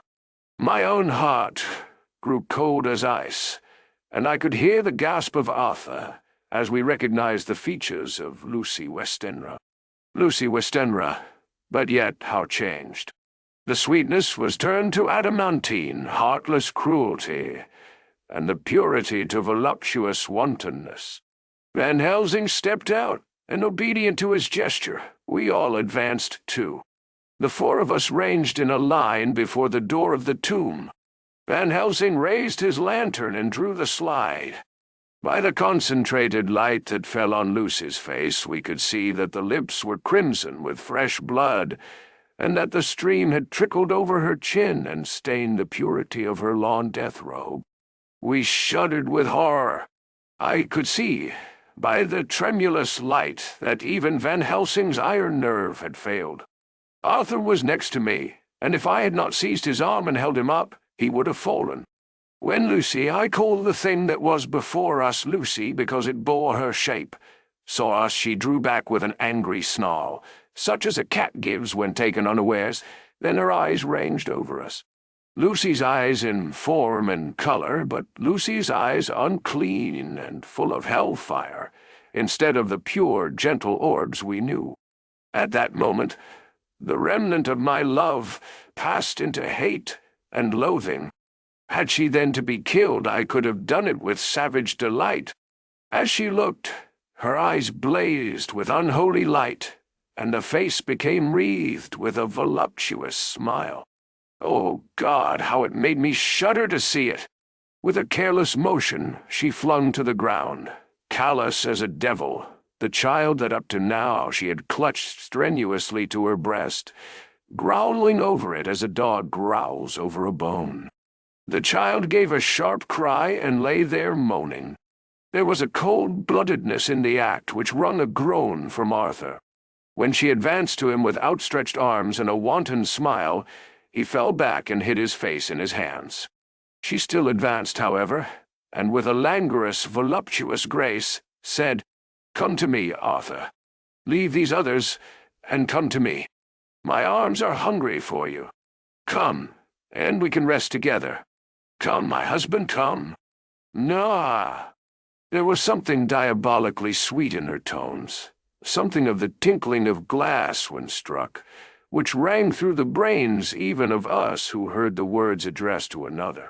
As for Arthur, he seemed under a spell. Moving his hands from his face, he opened wide his arms.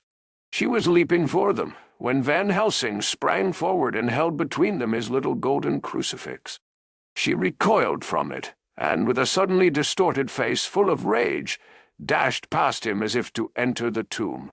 When within a foot or two of the door, however, she stopped, as if arrested by some irresistible force. Then she turned, and her face was shown in the clear burst of moonlight, and by the lamp, which had now no quiver from Van Helsing's nerves. Never did I see such baffled malice on a face, and never, I trust, shall such ever be seen again by mortal eyes. The beautiful color became livid, the eyes seemed to throw out sparks of hellfire, the brows were wrinkled as though the folds of flesh were the coils of Medusa snakes, and the lovely, blood-stained mouth grew to an open square, as in the passion masks of the Greeks and Japanese. If ever a face meant death, if looks could kill, we saw it at that moment. And so for full half a minute, which seemed an eternity, she remained between the lifted crucifix and the sacred closing of her means of entry. Van Helsing broke the silence by asking Arthur, "Answer me, O my friend. Am I to proceed in my work?" No. Arthur threw himself on his knees, and hid his face in his hands as he answered, "Do as you will, friend. Do as you will. There can be no horror like this ever any more." And he groaned in spirit. Quincey and I simultaneously moved towards him and took his arms. We could hear the click of the closing lantern as Van Helsing held it down. Coming close to the tomb, he began to remove from the chinks some of the sacred emblem which he had placed there. We all looked on with horrified amazement as we saw, when he stood back, the woman, with a corporeal body as real at that moment as our own, pass through the interstice where scarce a knife-blade could have gone. We all felt a glad sense of relief when we saw the professor calmly restoring the strings of putty to the edges of the door. When this was done, he lifted the child and said, "Come now, my friends. We can do no more till tomorrow. There is a funeral at noon, so here we shall all come before long after that. The friends of the dead will all be gone by 2, and when the sexton locks the gate, we shall remain. Then there is more to do, but not like this of tonight. As for this little one, he is not much harmed, and by tomorrow night he shall be well. We shall leave him where the police will find him, as on the other night, and then to home." Coming close to Arthur, he said, "My friend Arthur, you have had a sore trial, but after, when you look back, you will see how it was necessary. You are now in the bitter waters, my child. By this time tomorrow you will, please God, have passed them, and have drunk of the sweet waters. So do not mourn overmuch. Till then I shall not ask you to forgive me.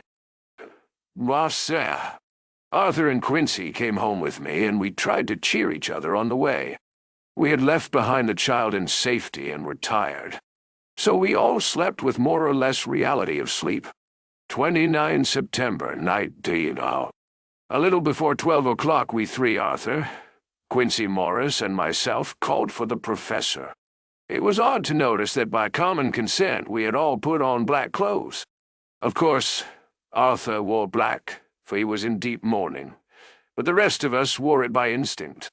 We got to the graveyard by 1:30, and strolled about, keeping out of official observation, so that when the grave-diggers had completed their task and the sexton, under the belief that everyone had gone, had locked the gate, we had the place all to ourselves.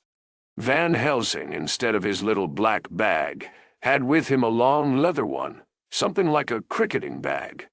It was manifestly of fair weight. When we were alone and had heard the last of the footsteps die out up the road, we silently, and as if by ordered intention, followed the professor to the tomb. He unlocked the door, and we entered, closing it behind us.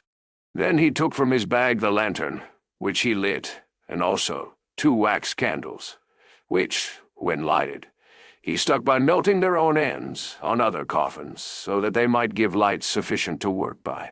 When he again lifted the lid off Lucy's coffin, we all looked, Arthur trembling like an aspen, and saw that the corpse lay there in all its death beauty. But there was no love in my own heart, nothing but loathing for the foul thing which had taken Lucy's shape without her soul. I could see even Arthur's face grow hard as he looked. Presently he said to Van Helsing, "Is this really Lucy's body, or only a demon in her shape? It is her body, and yet not it. But wait a while, and you shall see her as she was and is. She seemed like a nightmare of Lucy as she lay there, the pointed teeth, the blood-stained, voluptuous mouth which made one shudder to see, the whole carnal and unspirited appearance, seeming like a devilish mockery of Lucy's sweet purity." Van Helsing, with his usual methodicalness, began taking the various contents from his bag and placing them ready for use. First, he took out a soldering iron and some plumbing solder, and then small oil lamp which gave out, when lit in a corner of the tomb, gas which burned at a fierce heat with a blue flame, then his operating knives, which he placed to hand, and last a round wooden stake some 2½ or 3 inches thick and about 3 feet long.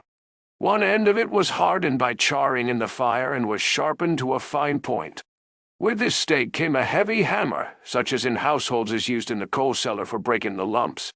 To me, a doctor's preparations for work of any kind are stimulating and bracing, but the effect of these things on both Arthur and Quincey was to cause them a sort of consternation.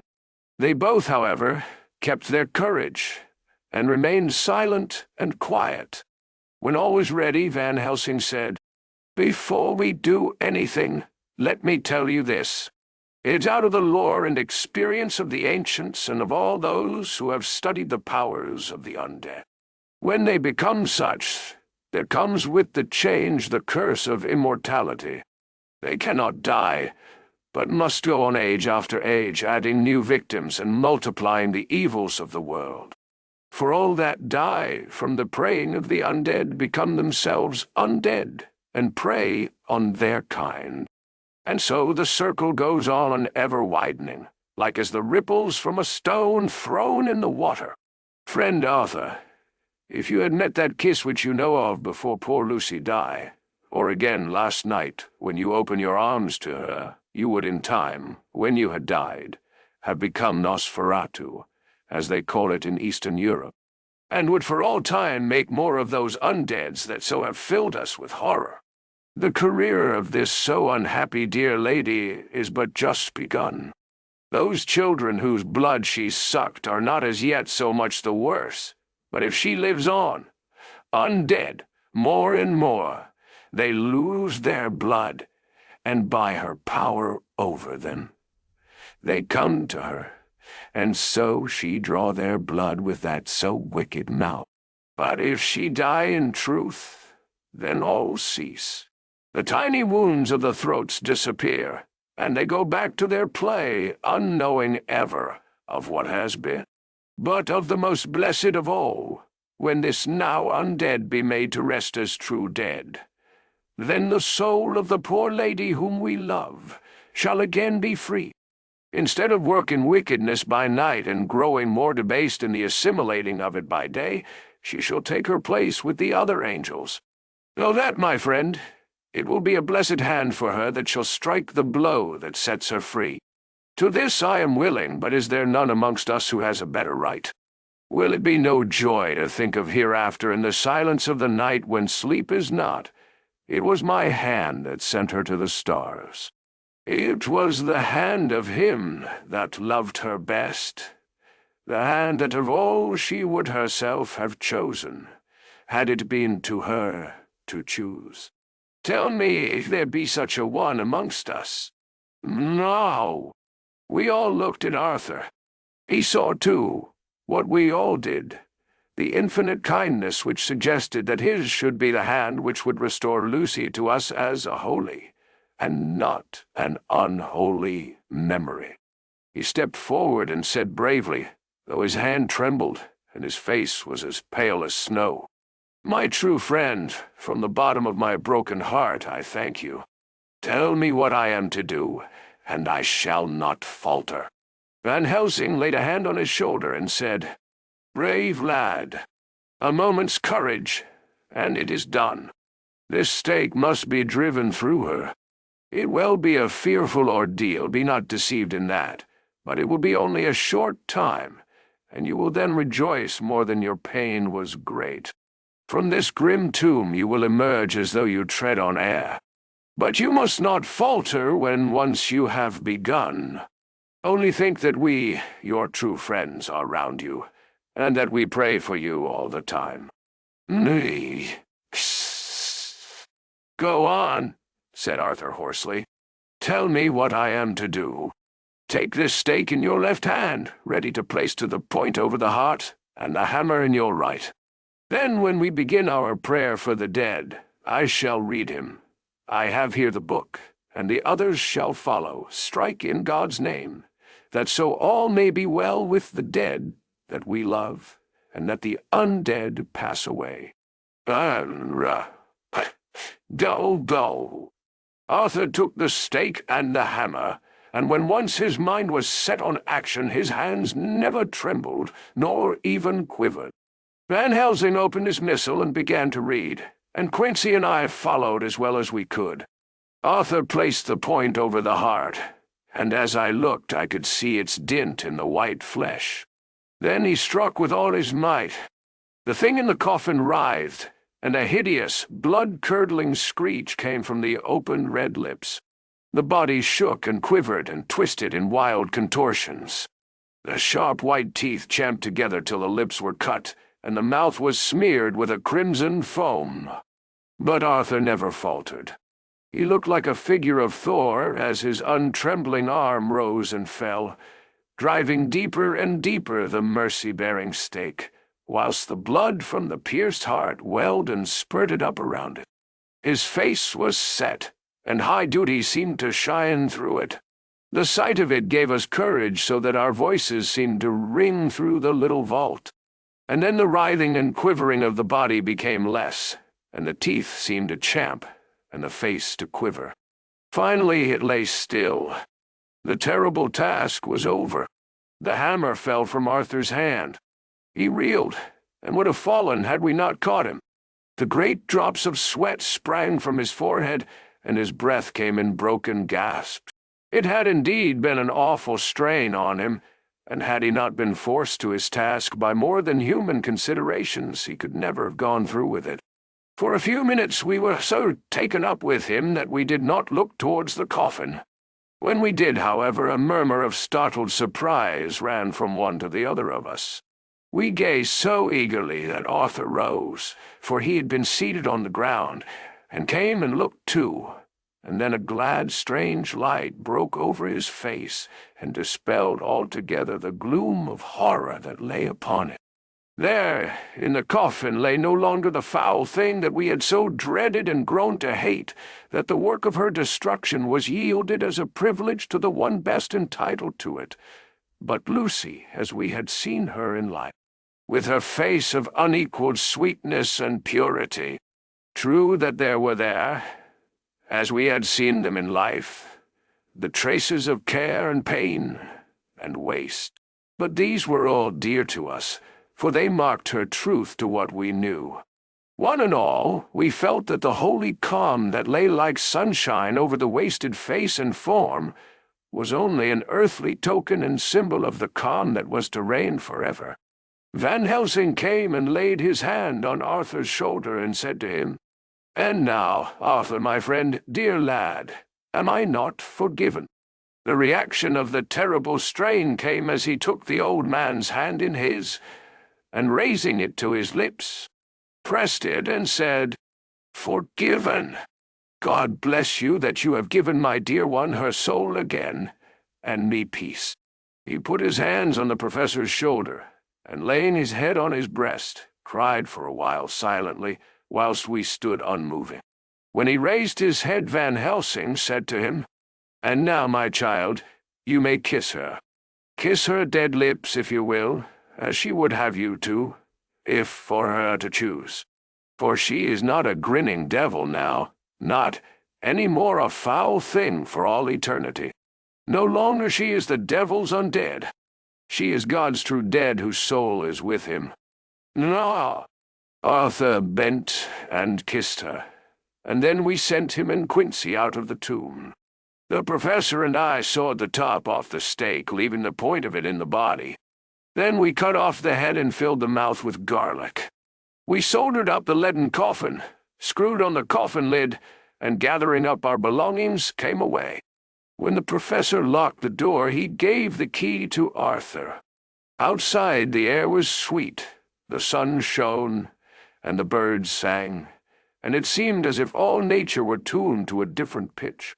There was gladness and mirth and peace everywhere, for we were at rest ourselves on one account, and we were glad, though it was with a tempered joy. Before we moved away, Van Helsing said, "Now, my friends, one step of our work is done, one the most harrowing to ourselves.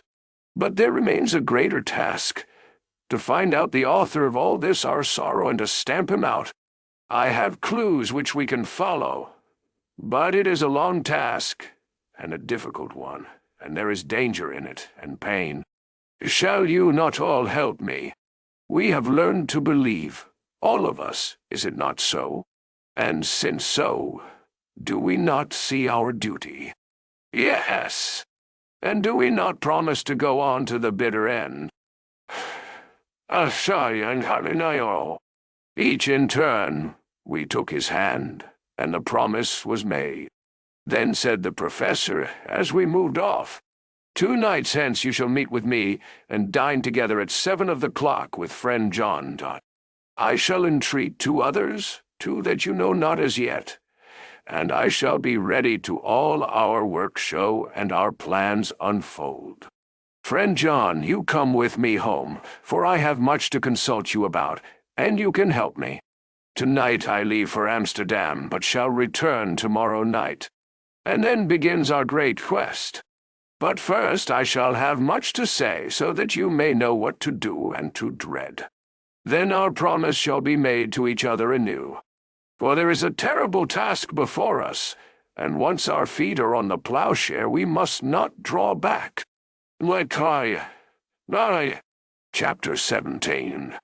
Dr. Seward's Diary continued. When we arrived at the Berkeley Hotel, Van Helsing found a telegram waiting for him.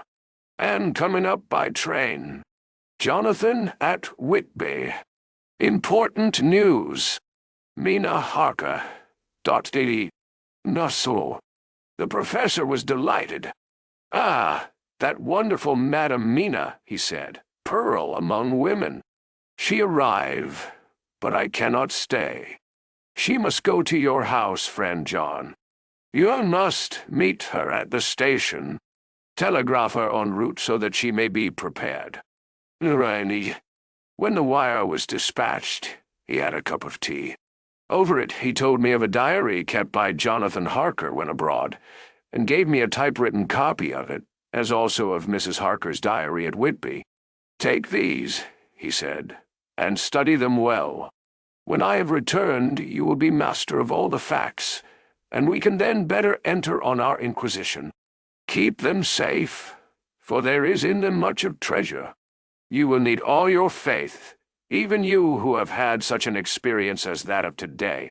What is here told," he laid his hand heavily and gravely on the packet of papers as he spoke, "may be the beginning of the end to you and me and many another. Or it may sound the knell of the undead who walk the earth. Read all, I pray you, with the open mind, and if you can add in any way to the story here told, do so, for it is all important. You have kept a diary of all these so strange things, is it not so?" "Yes." "Then we shall go through all these together when we meet." He then made ready for his departure, and shortly drove off to Liverpool Street. I took my way to Paddington, where I arrived about 15 minutes before the train came in. The crowd melted away after the bustling fashion common to arrival platforms, and I was beginning to feel uneasy, lest I might miss my guest, when a sweet-faced, dainty-looking girl stepped up to me, and after a quick glance said, "Dr. Seward, is it not? And you are Mrs. Harker." I answered at once, whereupon she held out her hand. "I knew you from the description of poor dear Lucy, but—" She stopped suddenly, and a quick blush overspread her face. The blush that rose to my own cheeks somehow set us both at ease, for it was a tacit answer to her own. "I got her luggage, which included a typewriter, and we took the Underground to Fenchurch Street, after I had sent a wire to my housekeeper to have a sitting room and a bedroom prepared at once for Mrs. Harker. In due time we arrived. She knew, of course, that the place was a lunatic asylum, but I could see that she was unable to repress a shudder when we entered. She told me that, if she might, she would come presently to my study, as she had much to say. So here I am, finishing my entry in my phonograph diary whilst I await her. As yet I have not had the chance of looking at the papers which Van Helsing left with me, though they lie open before me. I must get her interested in something, so that I may have an opportunity of reading them. She does not know how precious time is, or what a task we have in hand. I must be careful not to frighten her. Here she is. Mina Harker's journal.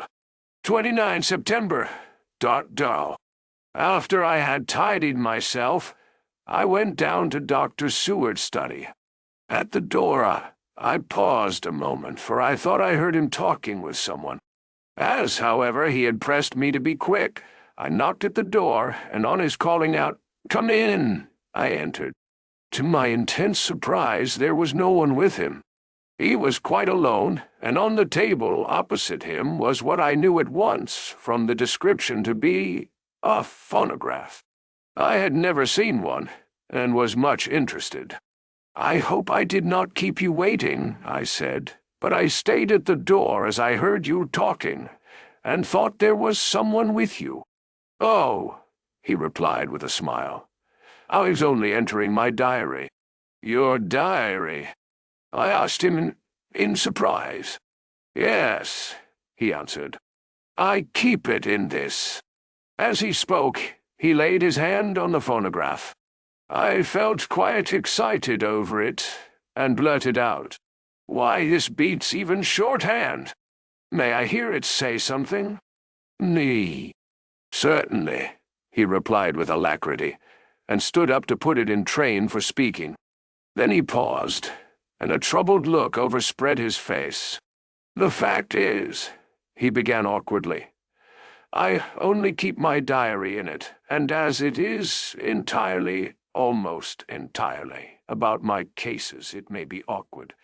That is, I mean—" He stopped, and I tried to help him out of his embarrassment. "You helped to attend dear Lucy at the end. Let me hear how she died. For all that I know of her, I shall be very grateful. She was very, very dear to me." "To my surprise," he answered, with a horror-struck look in his face. "Tell you of her death? Not for the wide world." Why not?" I asked, for some grave, terrible feeling was coming over me. Again he paused, and I could see that he was trying to invent an excuse. At length he stammered out, "You see, I do not know how to pick out any particular part of the diary." Even while he was speaking, an idea dawned upon him, and he said with unconscious simplicity, in a different voice, and with the naivete of a child, "That's quite true, upon my honor." "Honest Indian!" I could not but smile, at which he grimaced. "I gave myself away that time," he said. "But do you know that, although I have kept the diary for months past, it never once struck me how I was going to find any particular part of it, in case I wanted to look it up. By this time my mind was made up that the diary of a doctor who attended Lucy might have something to add to the sum of our knowledge of that terrible being, and I said boldly, "Then, Dr. Seward, you had better let me copy it out for you on my typewriter." He grew to a positively deathly pallor as he said, "No, no, no, no, for all the world. I wouldn't let you know that terrible story." Nay, then it was terrible. My intuition was right. For a moment, I thought, and as my eyes ranged the room, unconsciously looking for something or some opportunity to aid me, they lit on a great batch of typewriting on the table. His eyes caught the look in mine, and without his thinking, followed their direction. As they saw the parcel, he realized my meaning. "You do not know me," I said. "When you have read those papers, my own diary and my husband's also, which I have typed, you will know me better. I have not faltered in giving every thought of my own heart in this cause. But, of course, you do not know me yet, and I must not expect you to trust me so far. I will say, he is certainly a man of noble nature. Poor dear Lucy was right about him." He stood up and opened a large drawer, in which were arranged in order a number of hollow cylinders of metal covered with dark wax, and said, "You are quite right. I did not trust you because I did not know you. But I know you now, and let me say that I should have known you long ago. I know that Lucy told you of me. She told me of you too. May I make the only atonement in my power? Take the cylinders and hear them. The first half-dozen of them are personal to me, and they will not horrify you. Then you will know me better. Dinner will by then be ready. In the meantime, I shall read over some of these documents, and shall be better able to understand certain things." He carried the phonograph himself up to my sitting room and adjusted it for me. "Now I shall learn something pleasant, I am sure, for it will tell me the other side of a true love episode of which I know one side already. Dr. Seward's diary, 29 September, Toward 2. I was so absorbed in that wonderful diary of Jonathan Harker, and that other of his wife, that I let the time run on without thinking. Mrs. Harker was not down when the maid came to announce dinner, so I said, "She is possibly tired. Let dinner wait an hour," and I went on with my work. I had just finished Mrs. Harker's diary when she came in. She looked sweetly pretty, but very sad, and her eyes were flushed with crying. This somehow moved me much. Of late I have had cause for tears, God knows, but the relief of them was denied me, and now the sight of those sweet eyes, brightened by recent tears, went straight to my heart. So I said it as gently as I could. "I greatly fear I have distressed you." "Oh, no, not distressed me," she replied. "But I have been more touched than I can say by your grief. That is a wonderful machine, but it is cruelly true. It told me in its very tones the anguish of your heart. It was like a soul crying out to Almighty God. No one must hear them spoken ever again. See, I have tried to be useful. I have copied out the words on my typewriter, and none other need now hear your heart beat as I did. Nay, no one need ever know shall ever know," I said in a low voice. She laid her hand on mine and said very gravely, "Ah, but they must. But why?" I asked. "Because it is a part of the terrible story, a part of poor Lucy's death and all that led to it.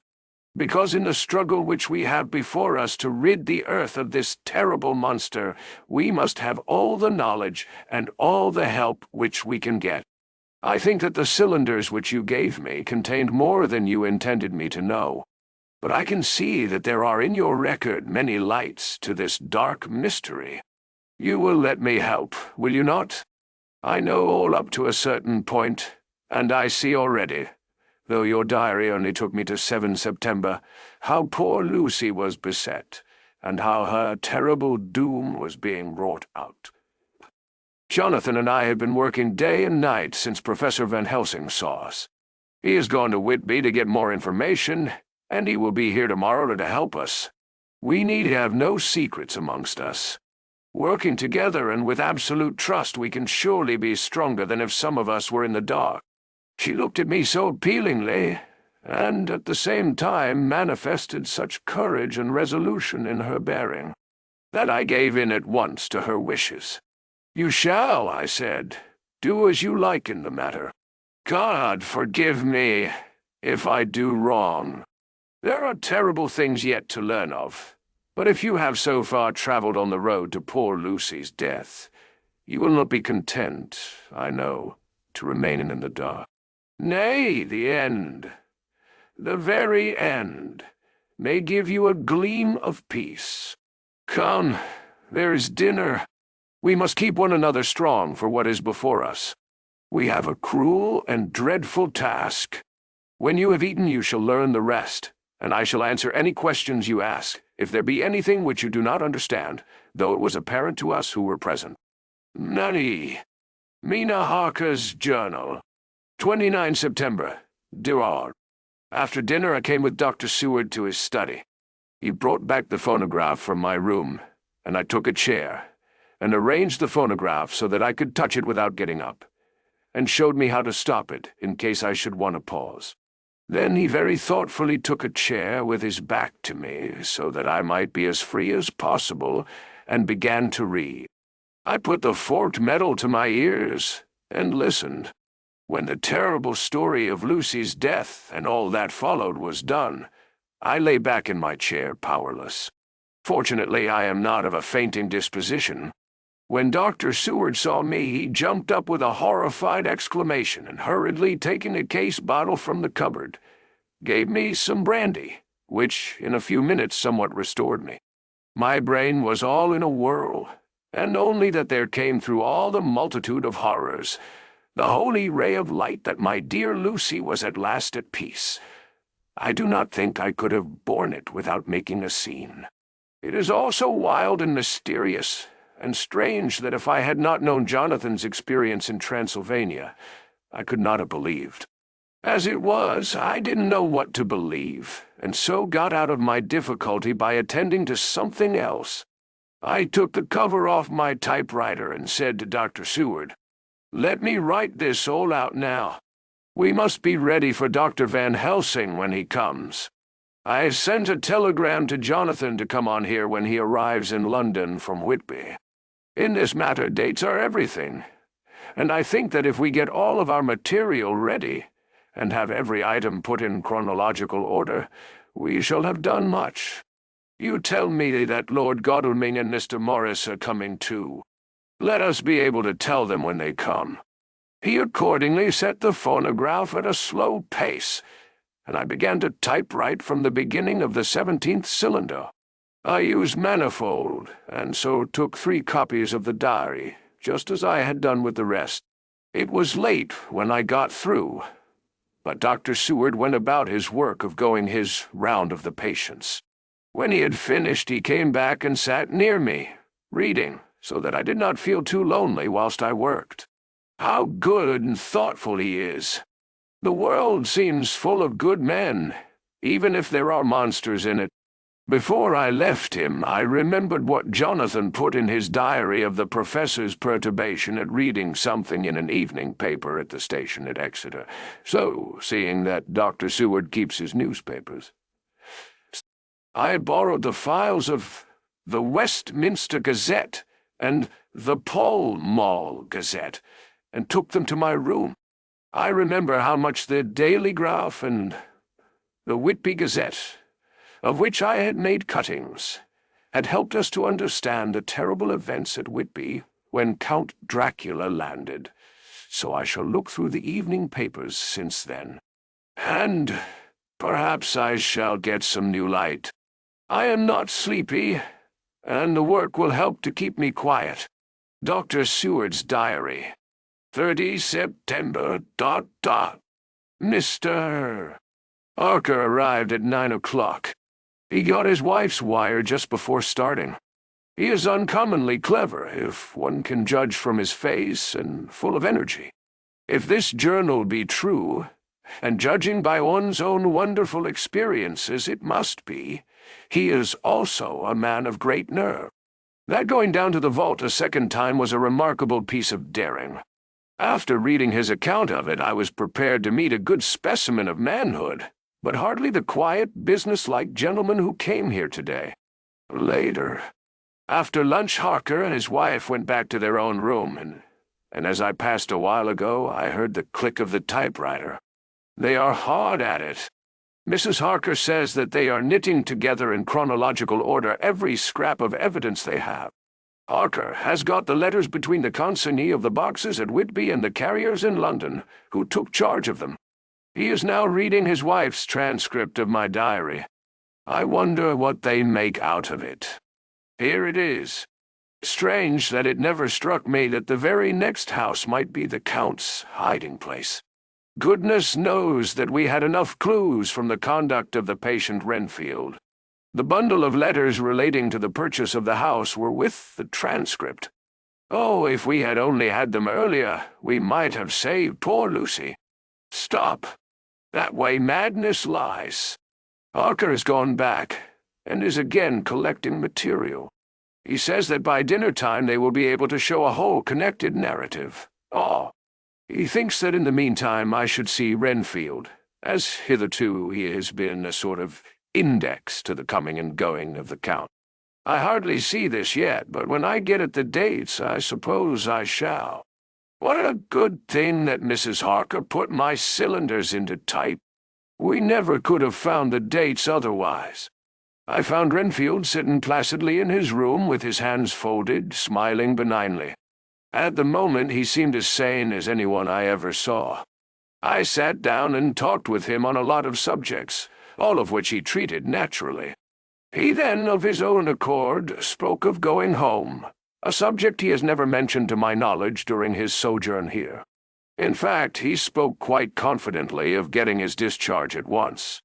I believe that had I not had the chat with Harker, and read the letters and the dates of his outbursts, I should have been prepared to sign for him after a brief time of observation.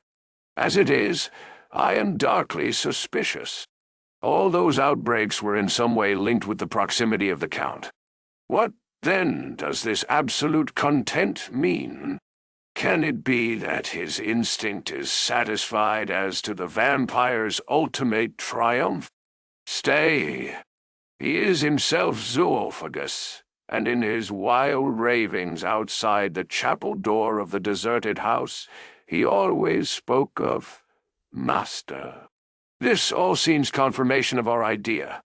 However, after a while I came away. My friend is just a little too sane at present to make it safe to probe him too deep with questions. He might begin to think, and then, so I came away. I mistrust these quiet moods of his, so I have given the attendant a hint to look closely after him, and to have a strait waistcoat ready in case of need. Jonathan Harker's Journal, 29 September, in train to London. When I received Mr. Billington's courteous message that he would give me any information in his power, I thought it best to go down to Whitby and make, on the spot, such inquiries as I wanted. It was now my object to trace that horrid cargo of the Count's to its place in London. Later we may be able to deal with it. Billington, Jr., a nice lad, met me at the station, and brought me to his father's house, where they had decided that I must spend the night. They are hospitable, with true Yorkshire hospitality. Give a guest everything and leave him to do as he likes. They all knew that I was busy, and that my stay was short, and Mr. Billington had ready in his office all the papers concerning the consignment of boxes.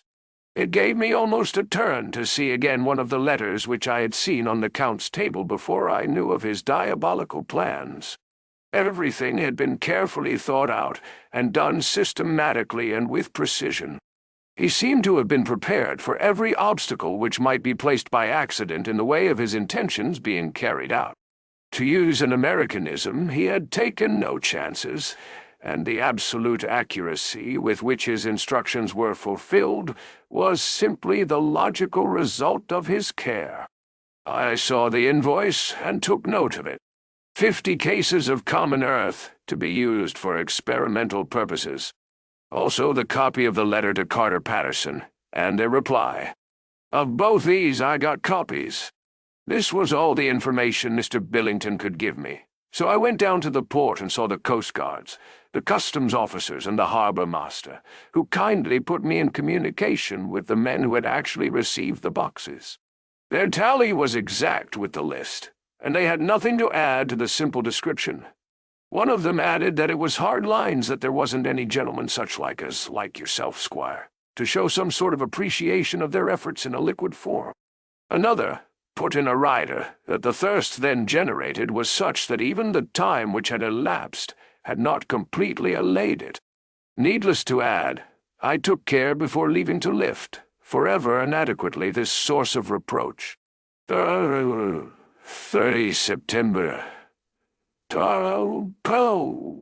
The station master was good enough to give me a line to his old companion, the station master at King's Cross, so that when I arrived there in the morning, I was able to ask him about the arrival of the boxes. He, too, put me at once in communication with the proper officials, and I saw that their tally was correct with the original invoice. The opportunities of acquiring an abnormal thirst had been here limited.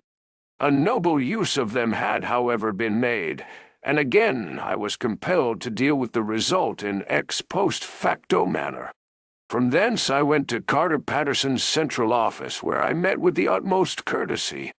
They looked up the transaction in their day-book and letter-book, and at once telephoned to their King's Cross office for more details.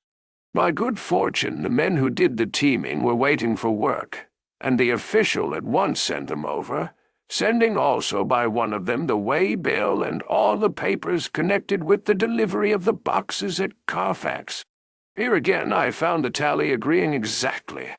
The carrier's men were able to supplement the paucity of the written words with a few more details.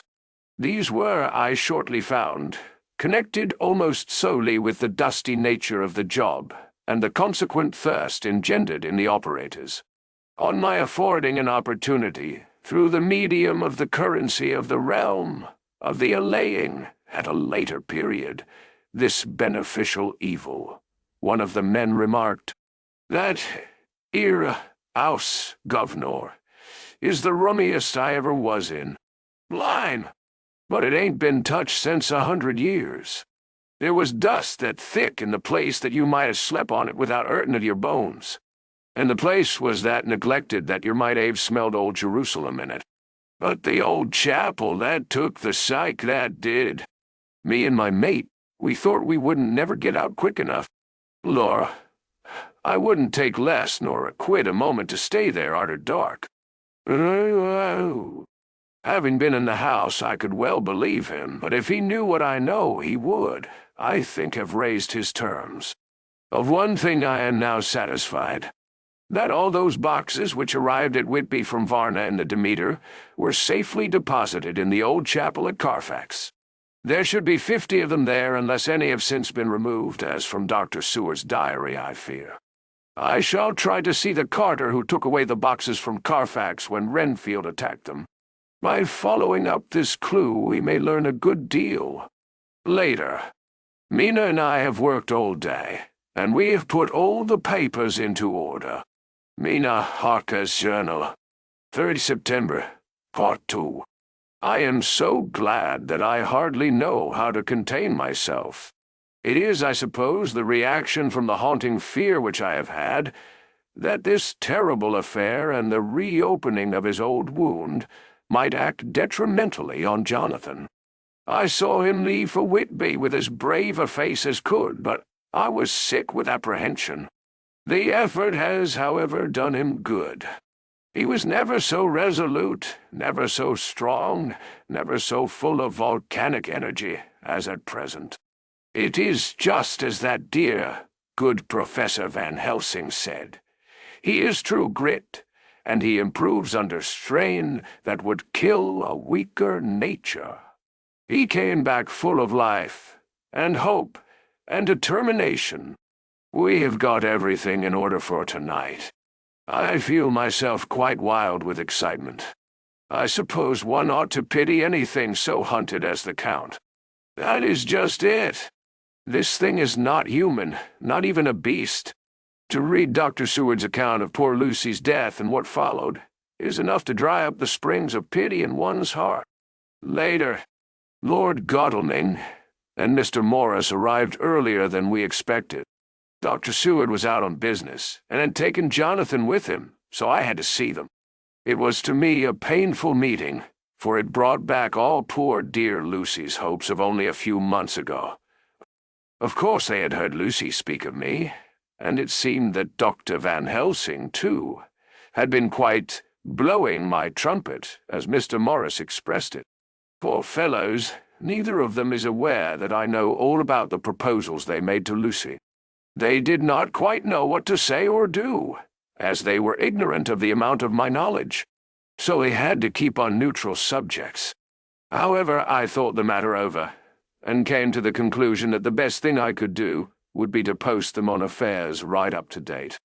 I knew from Dr. Seward's diary that they had been at Lucy's death, her real death, and that I need not fear to betray any secret before the time. So I told them, as well as I could, that I had read all the papers and diaries, and that my husband and I, having typewritten them, had just finished putting them in order. I gave them each a copy to read in the library. When Lord Godalming got his and turned it over, "It does make a pretty good pile," he said. "Did you write all this, Mrs. Harker?" I nodded, and he went on. "I don't quite see the drift of it, but you people are all so good and kind, and have been working so earnestly and so energetically, that all I can do is to accept your ideas blindfold and try to help you. I have had one lesson already in accepting facts that should make a man humble to the last hour of his life. Besides, I know you loved my Lucy." Here he turned away and covered his face with his hands. I could hear the tears in his voice. Mr. Morris, with instinctive delicacy, just laid a hand for a moment on his shoulder, and then walked quietly out of the room. I suppose there is something in a woman's nature that makes a man free to break down before her, and express his feelings on the tender or emotional side without feeling it derogatory to his manhood. For when Lord Godalming found himself alone with me, he sat down on the sofa, and gave way utterly and openly. I sat down beside him and took his hand.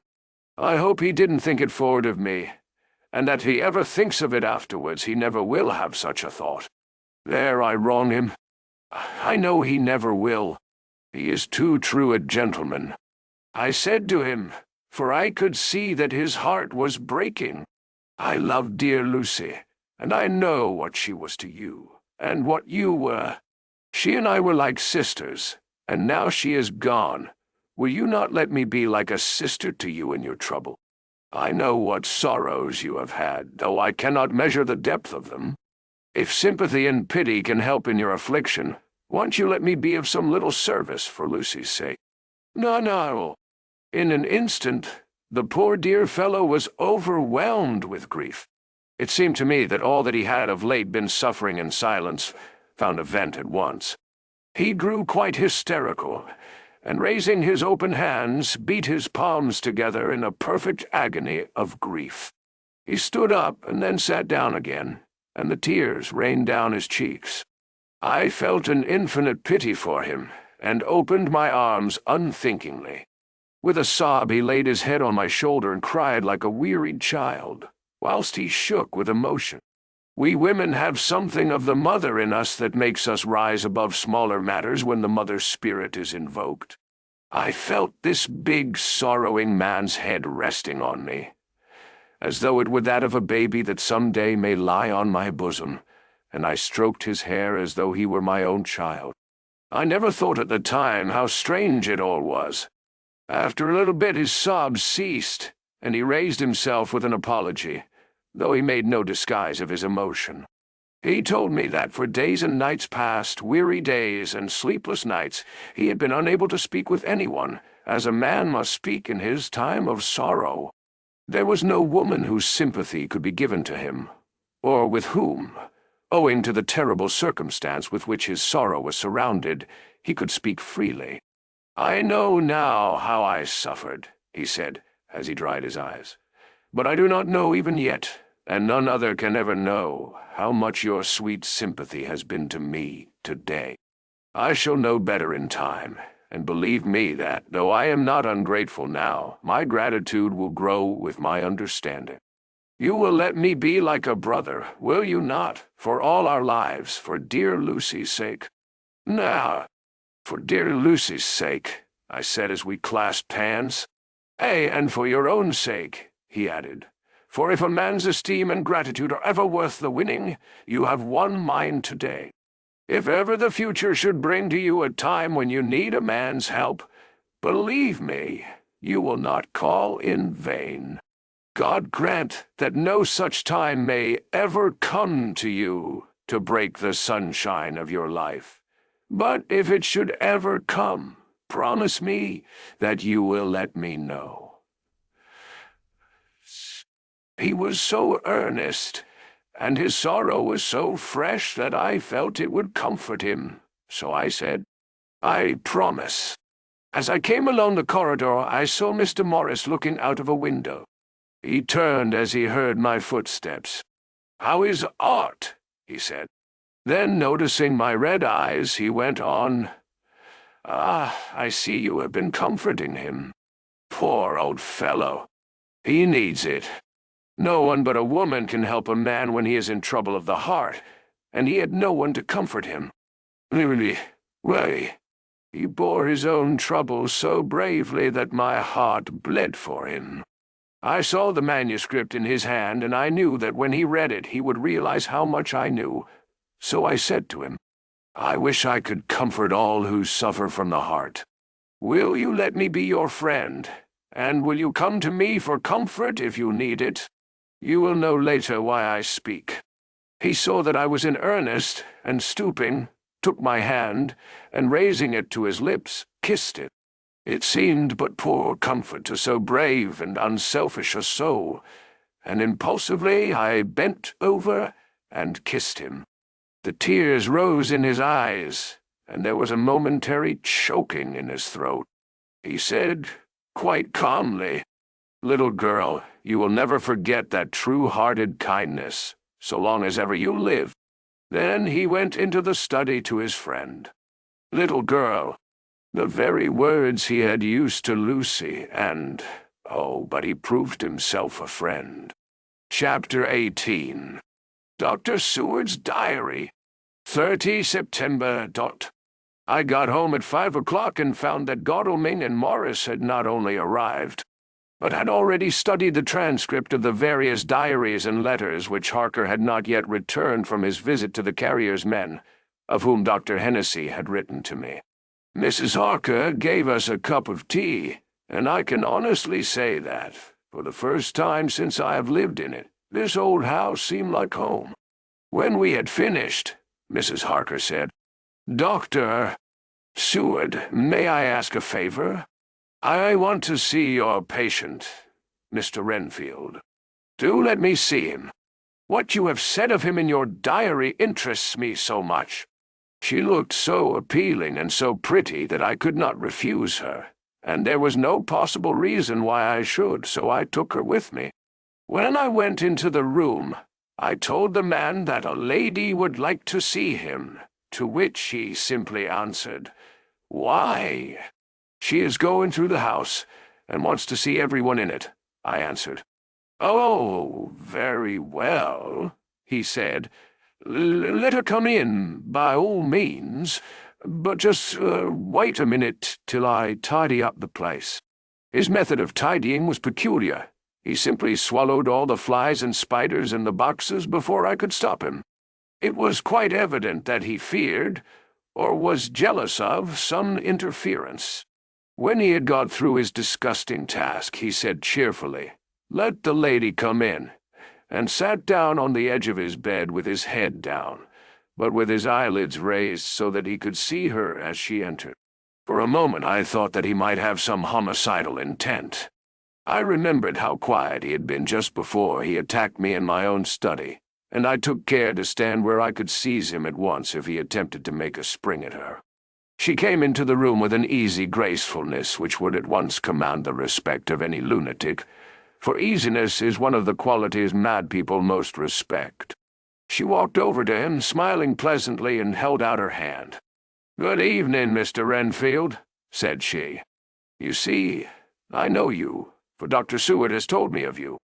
He made no immediate reply, but eyed her all over intently with a set frown on his face.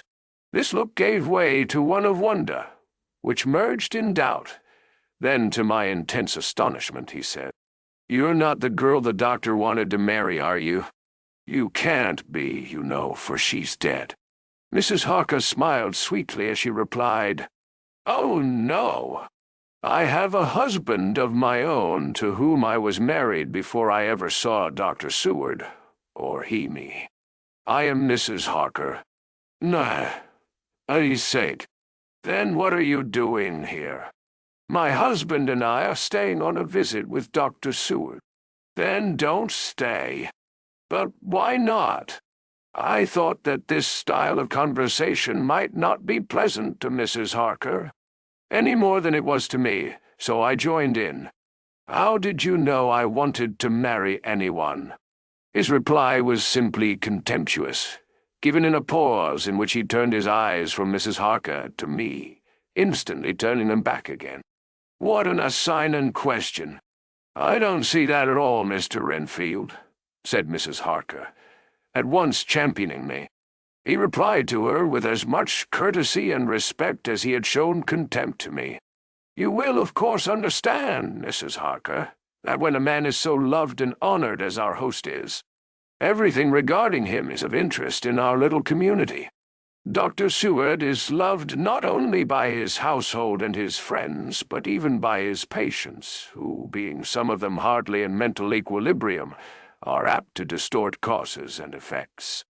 Since I myself have been an inmate of a lunatic asylum, I cannot but notice that the sophistic tendencies of some of its inmates lean towards the errors of non causa and ignoratio elench. I positively opened my eyes at this new development. Here was my own pet lunatic, the most pronounced of his type that I had ever met with, talking elemental philosophy, and with the manner of a polished gentleman. I wonder if it was Mrs. Harker's presence which had touched some chord in his memory. If this new phase was spontaneous, or in any way due to her unconscious influence, she must have some rare gift or power. We continued to talk for some time, and seeing that he was seemingly quite reasonable, she ventured, looking at me questioningly as she began, to lead him to his favorite topic. I was again astonished, for he addressed himself to the question with the impartiality of the completest sanity. He even took himself as an example when he mentioned certain things. Why, I myself am an instance of a man who had a strange belief. Indeed, it was no wonder that my friends were alarmed, and insisted on my being put under control. I used to fancy that life was a positive and perpetual entity, and that by consuming a multitude of live things, no matter how low in the scale of creation, one might indefinitely prolong life. At times I held the belief so strongly that I actually tried to take human life. The doctor here will bear me out that on one occasion I tried to kill him for the purpose of strengthening my vital powers by the assimilation with my own body of his life, through the medium of his blood, relying, of course, upon the scriptural phrase, "For the blood is the life," though indeed the vendor of a certain nostrum has vulgarized the truism to the very point of contempt. Isn't that true, Doctor? I nodded assent, for I was so amazed that I hardly knew what to either think or say. It was hard to imagine that I had seen him eat up his spiders and flies not 5 minutes before. Looking at my watch, I saw that I should go to the station to meet Van Helsing, so I told Mrs. Harker that it was time to leave. She came at once. after saying pleasantly to Mr. Renfield, "Goodbye, and I hope I may see you often, under auspices pleasanter to yourself." To which, to my astonishment, he replied, "Goodbye, my dear. I pray God I may never see your sweet face again. May he bless and keep you. Nay, well, when I went to the station to meet Van Helsing, I left the boys behind me. Poor Art seemed more cheerful than he has been since Lucy first took ill, and Quincey is more like his own bright self than he has been for many a long day." Van Helsing stepped from the carriage with the eager nimbleness of a boy. He saw me at once and rushed up to me, saying, "Ah, friend John, how goes all?" "Well, so? I have been busy, for I'd come here to stay if need be. All affairs are settled with me, and I have much to tell. Madam Mina is with you?" "Yes, yes. And her so fine husband? And Arthur and my friend Quincey, they are with you too. Good. As I drove to the house, I told him of what had passed, and of how my own diary had come to be of some use through Mrs. Harker's suggestion, at which the professor interrupted me. "Ah, that wonderful Madam Mina. She has man's brain, a brain that a man should have were he much gifted, and a woman's heart. The good God fashioned her for a purpose, believe me, when he made that so good combination. Friend John, up to now fortune has made that woman of help to us. After tonight she must not have to do with this so terrible affair.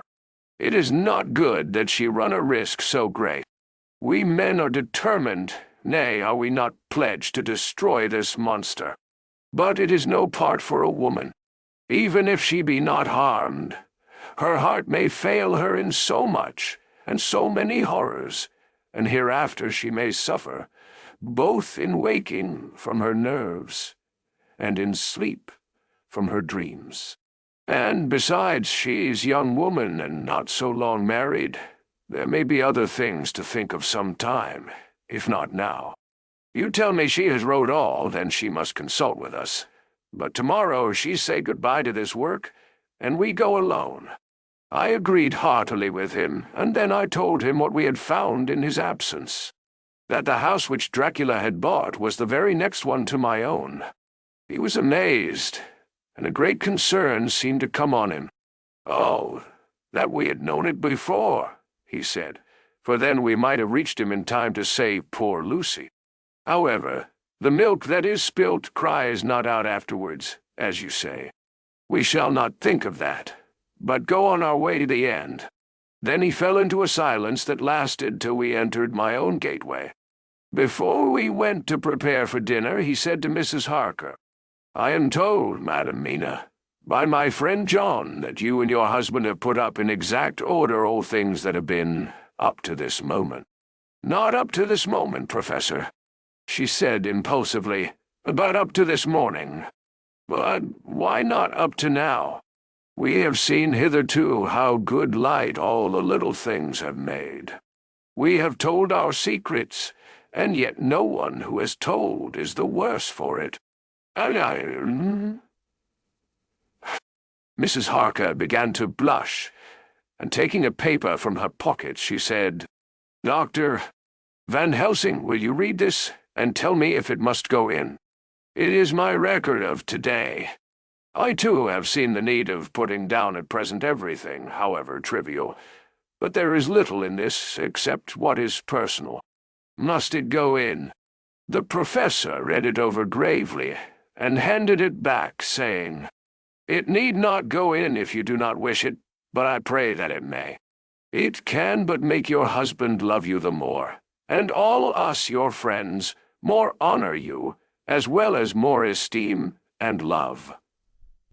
She took it back with another blush and a bright smile. "And so now, up to this very hour, all the records we have are complete and in order. The professor took away one copy to study after dinner, and before our meeting, which is fixed for 9 o'clock. The rest of us have already read everything, so when we meet in the study we shall all be informed as to facts, and can arrange our plan of battle with this terrible and mysterious enemy." Mina Harker's journal. 30 September. Day high September. When we met in Dr. Seward's study 2 hours after dinner, which had been at 6 o'clock, we unconsciously formed a sort of board or committee. Professor Van Helsing took the head of the table, to which Dr. Seward motioned him as he came into the room. He made me sit next to him on his right and asked me to act as secretary. Jonathan sat next to me. Opposite us were Lord Godalming, Dr. Seward, and Mr. Morris, Lord Godalming being next to the professor, and Dr. Seward in the center. The professor said, "I may, I suppose, take it that we are all acquainted with the facts that are in these papers." We all expressed assent, and he went on. "Then it were, I think, good that I tell you something of the kind of enemy with which we have to deal. I shall then make known to you something of the history of this man, which has been ascertained for me. So we then can discuss how we shall act, and can take our measure according. There are such beings as vampires. Some of us have evidence that they exist. Even had we not the proof of our own unhappy experience, the teachings and the records of the past give proof enough for sane peoples. I admit that at the first I was skeptic. Were it not that through long years I have trained myself to keep an open mind, I could not have believed until such time as that fact thunder on my ear. See! See! I prove! Alas! Had I known at first what now I know, nay, had I even guessed at him, one so precious life had been spared to many of us who did love her. But that is gone, and we must so work that other poor souls perish not, whilst we can save. The Nosferatu do not die like the bee when he sting once. He is only stronger, and being stronger, have yet more power to work evil. This vampire which is amongst us is of himself so strong in person as 20 men. He is of cunning more than mortal. For his cunning be the growth of ages. He have still the aids of necromancy, which is, as his etymology imply, the divination by the dead, and all the dead that he can come nigh to are for him at command. He is brute, and more than brute. He is devil in callous, and the heart of him is not. He can, within his range, direct the elements, the storm, the fog, the fog, the thunder. He can command all the meaner things, the rat and the owl, and the bat, the moth, and the fox, and the wolf. He can grow and become small, and he can at times vanish and come unknown. How then are we to begin our strike to destroy him? How shall we find his where? And having found it, how can we destroy? My friends, this is much. It is a terrible task that we undertake, and there may be consequence to make the brave shudder. For if we fail in this our fight, he must surely win. And then, where end we? Life is nothing's. I heed him not. But to fail here is not mere life or death. It is that we become as him, that we henceforward become foul things of the night like him, without heart or conscience, preying on the bodies and the souls of those we love best. To us forever are the gates of heaven shut, for who shall open them to us again? We go on for all time, abhorred by all, a blot on the face of God's sunshine, an arrow in the side of him who died for man. But we are face to face with duty, and in such case must we shrink. For me, I say no, but then I am old, and life, with his sunshine, his fair places, his song of birds, his music and his love, lie far behind. You others are young. Some have seen sorrow, but there are fair days yet in store. What say you? Oh, easy. Whilst he was speaking, Jonathan had taken my hand. I feared, oh, so much that the appalling nature of our danger was overcoming him when I saw his hand stretch out. But it was life to me to feel its touch, so strong, so self-reliant, so resolute. A brave man's hand can speak for itself. It does not even need a woman's love to hear its music. When the professor had done speaking, my husband looked in my eyes, and I in his. There was no need for speaking between us. "I answer for Mina and myself," he said. "Count me in, Professor," said Mr. Quincey Morris, laconically as usual. "I'm with you," said Lord Godalming, "for Lucy's sake, if for no other reason." Dr. Seward simply nodded. The professor stood up and, after laying his golden crucifix on the table, held out his hand on either side. I took his right hand, and Lord Godalming his left. Jonathan held my right with his left and stretched across to Mr. Morris. So as we all took hands, our solemn compact was made. I felt my heart icy cold, but it did not even occur to me to draw back.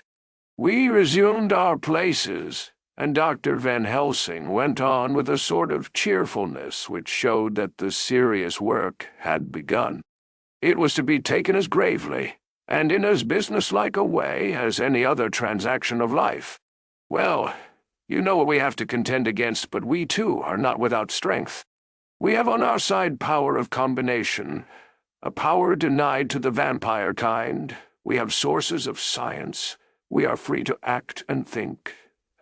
And the hours of the day and the night are ours equally. In fact, so far as our powers extend, they are unfettered, and we are free to use them. We have self-devotion in a cause and an end to achieve which is not a selfish one. These things are much. Now let us see how far the general powers arrayed against us are restrict, and how the individual cannot. In fine, let us consider the limitations of the vampire in general, and of this one in particular. All we have to go upon are traditions and superstitions. These do not at the first appear much, when the matter is one of life and death, nay, of more than either life or death. Yet must we be satisfied in the first place because we have to be. No other means is at our control, and secondly, because, after all these things, tradition, everything. Does not the belief in vampires rest for others, though not, alas, for us, on them? A year ago, which of us would have received such a possibility in the midst of our scientific, skeptical, matter-of-fact 19th century? We even scouted a belief that we saw justified under our very eyes. Take it, then, that the vampire, and the belief in his limitations and his cure, rest for the moment on the same base. For, let me tell you, he is known everywhere that men have been. In old Greece, in old Rome, he flourished in Germany all over, in France, in India, even in the Chermozies, and in China, so far from us in all ways. There even is he, and the peoples for him at this day. Ye follow the wake of the berserker Icelander, the devil-begotten Hun, the Slav, the Saxon, the Magyar. So far, then, we have all we may act upon, and let me tell you that very much of the beliefs are justified by what we have seen in our own so unhappy experience.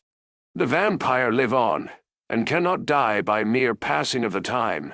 He can flourish when that he can fatten on the blood of the living. Even more, we have seen amongst us that he can even grow younger, that his vital faculties grow strenuous, and seem as though they refresh themselves when his special pabulum is plenty. But he cannot flourish without this diet. He eat not as others. Even friend Jonathan, who lived with him for weeks, did never see him eat. Never. He throws no shadow, he make in the mirror no reflect, as again Jonathan observed. He has the strength of many of his hand. Witness again Jonathan when he shut the door against the wolves, and when he help him from the diligence too. He can transform himself to wolf.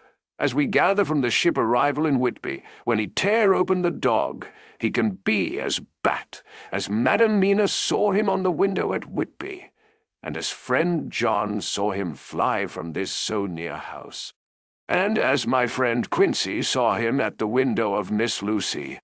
He can come in mist which he create. That noble ship's captain proved him of this, but from what we know, The distance he can make this mist is limited, and it can only be round himself. He come on moonlight rays as elemental dust, as again Jonathan saw those sisters in the castle of Dracula. He become so small, we ourselves saw Miss Lucy, ere she was at peace, slip through a hair-breadth space at the tomb door. He can, when once he find his way, come out from anything or into anything, no matter how close it be bound or even fused up with fire, solder you call it. He can see in the dark, no small power this, in a world which is one half shut from the light. Ah, but hear me through. He can do all these things, yet he is not free. Nay, he is even more prisoner than the slave of the galley, than the madman in his cell. He cannot go where he lists. He who is not of nature has yet to obey some of nature's laws. Why we know not. He may not enter anywhere at the first, unless there be someone of the household who bid him to come, though afterwards he can come as he please. His power ceases, as does that of all evil things, at the coming of the day. Only at certain times can he have limited freedom. If he be not at the place whither he is bound, he can only change himself at noon or at exact sunrise or sunset. These things we are told, and in this record of ours we have proof by inference. Thus, whereas he can do as he will within his limit, when he have his earth home, his coffin home, his hell home, the place unhallowed, as we saw when he went to the grave of the suicide at Whitby. Still, at other time he can only change, when the time come. It is said, too, that he can only pass running water at the slack, or the flood of the tide. Then there are things which so afflict him that he has no power, as the garlic that we know of, and as for things sacred, as this symbol, my crucifix, that was amongst us even now, when we resolve. To them he is nothing. But in their presence he take his place far off and silent with respect. There are others, too, which I shall tell you of, lest in our seeking we may need them. The branch of wild rose on his coffin keep him that he move not from it. A sacred bullet fired into the coffin kill him so that he be true dead. And as for the stake through him, we know already of its peace, or the cut-off head that giveth rest. We have seen it with our eyes. Thus, when we find the habitation of this man that was, we can confine him to his coffin and destroy him, if we obey what we know. But he is clever.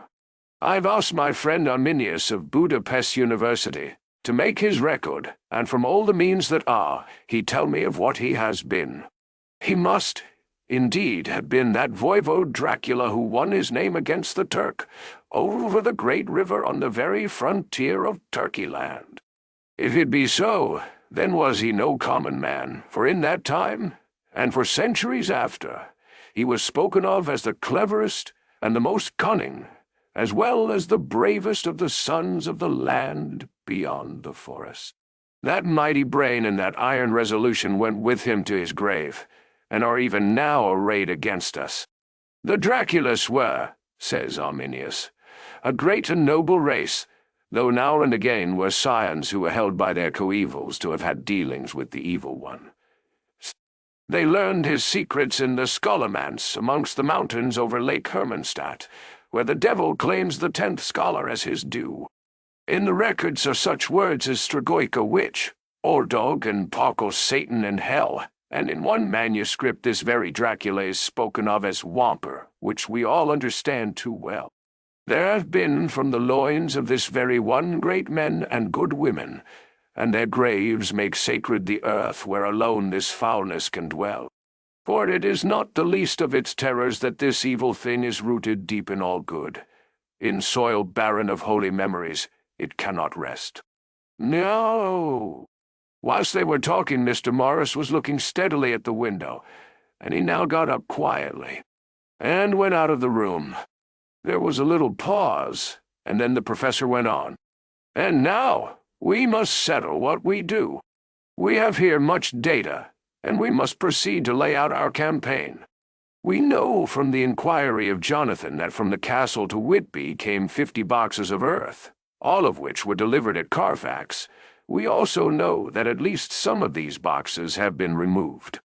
It seems to me that our first step should be to ascertain whether all the rest remain in the house beyond that wall where we look today, or whether any more have been removed.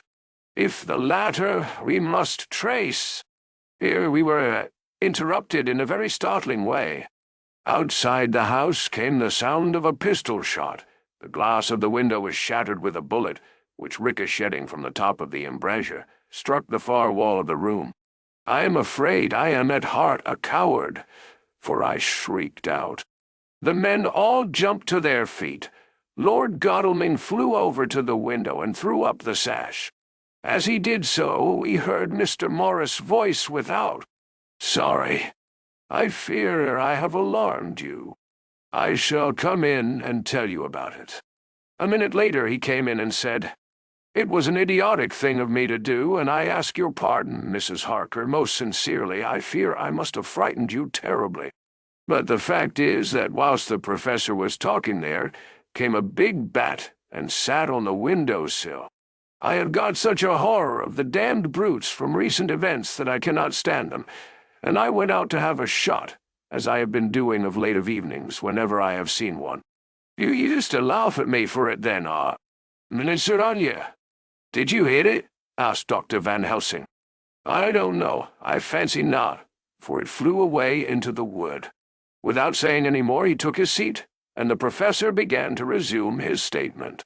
"We must trace each of these boxes, and when we are ready, we must either capture or kill this monster in his lair, or we must, so to speak, sterilize the earth, so that no more he can seek safety in it.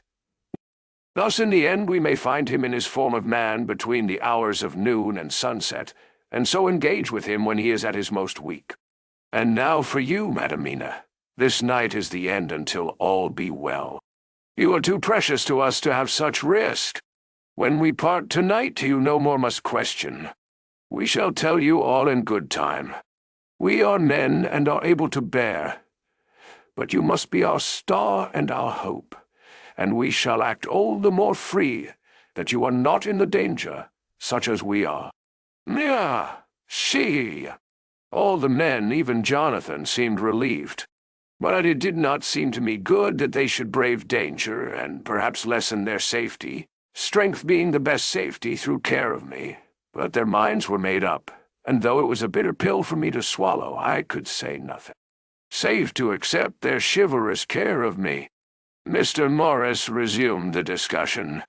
Thus there is no time to lose. I vote we have a look at his house right now. Time is everything with him, and swift action on our part may save another victim. I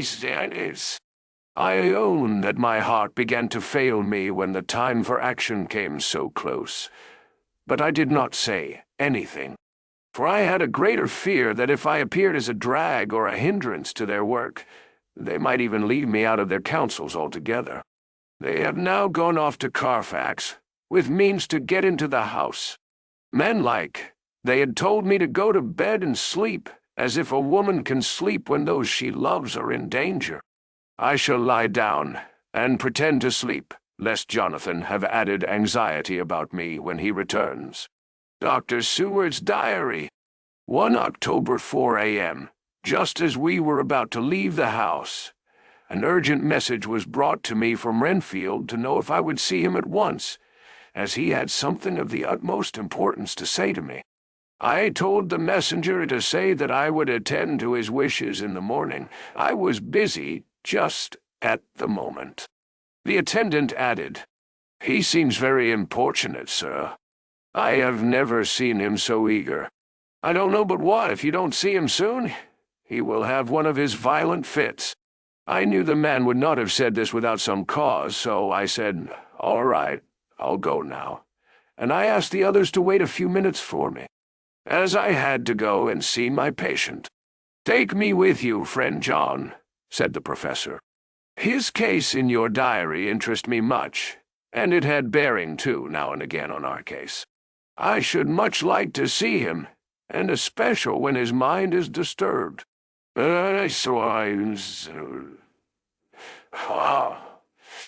"May I come also?" asked Lord Godalming. "Me too," said Quincey Morris. "May I come?" said Harker. I nodded, and we all went down the passage together.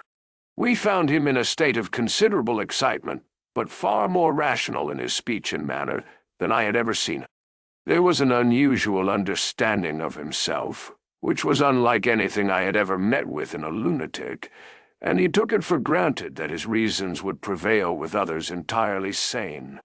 We all five went into the room, but none of the others at first said anything. His request was that I would at once release him from the asylum and send him home. This he backed up with arguments regarding his complete recovery and adduced his own existing sanity.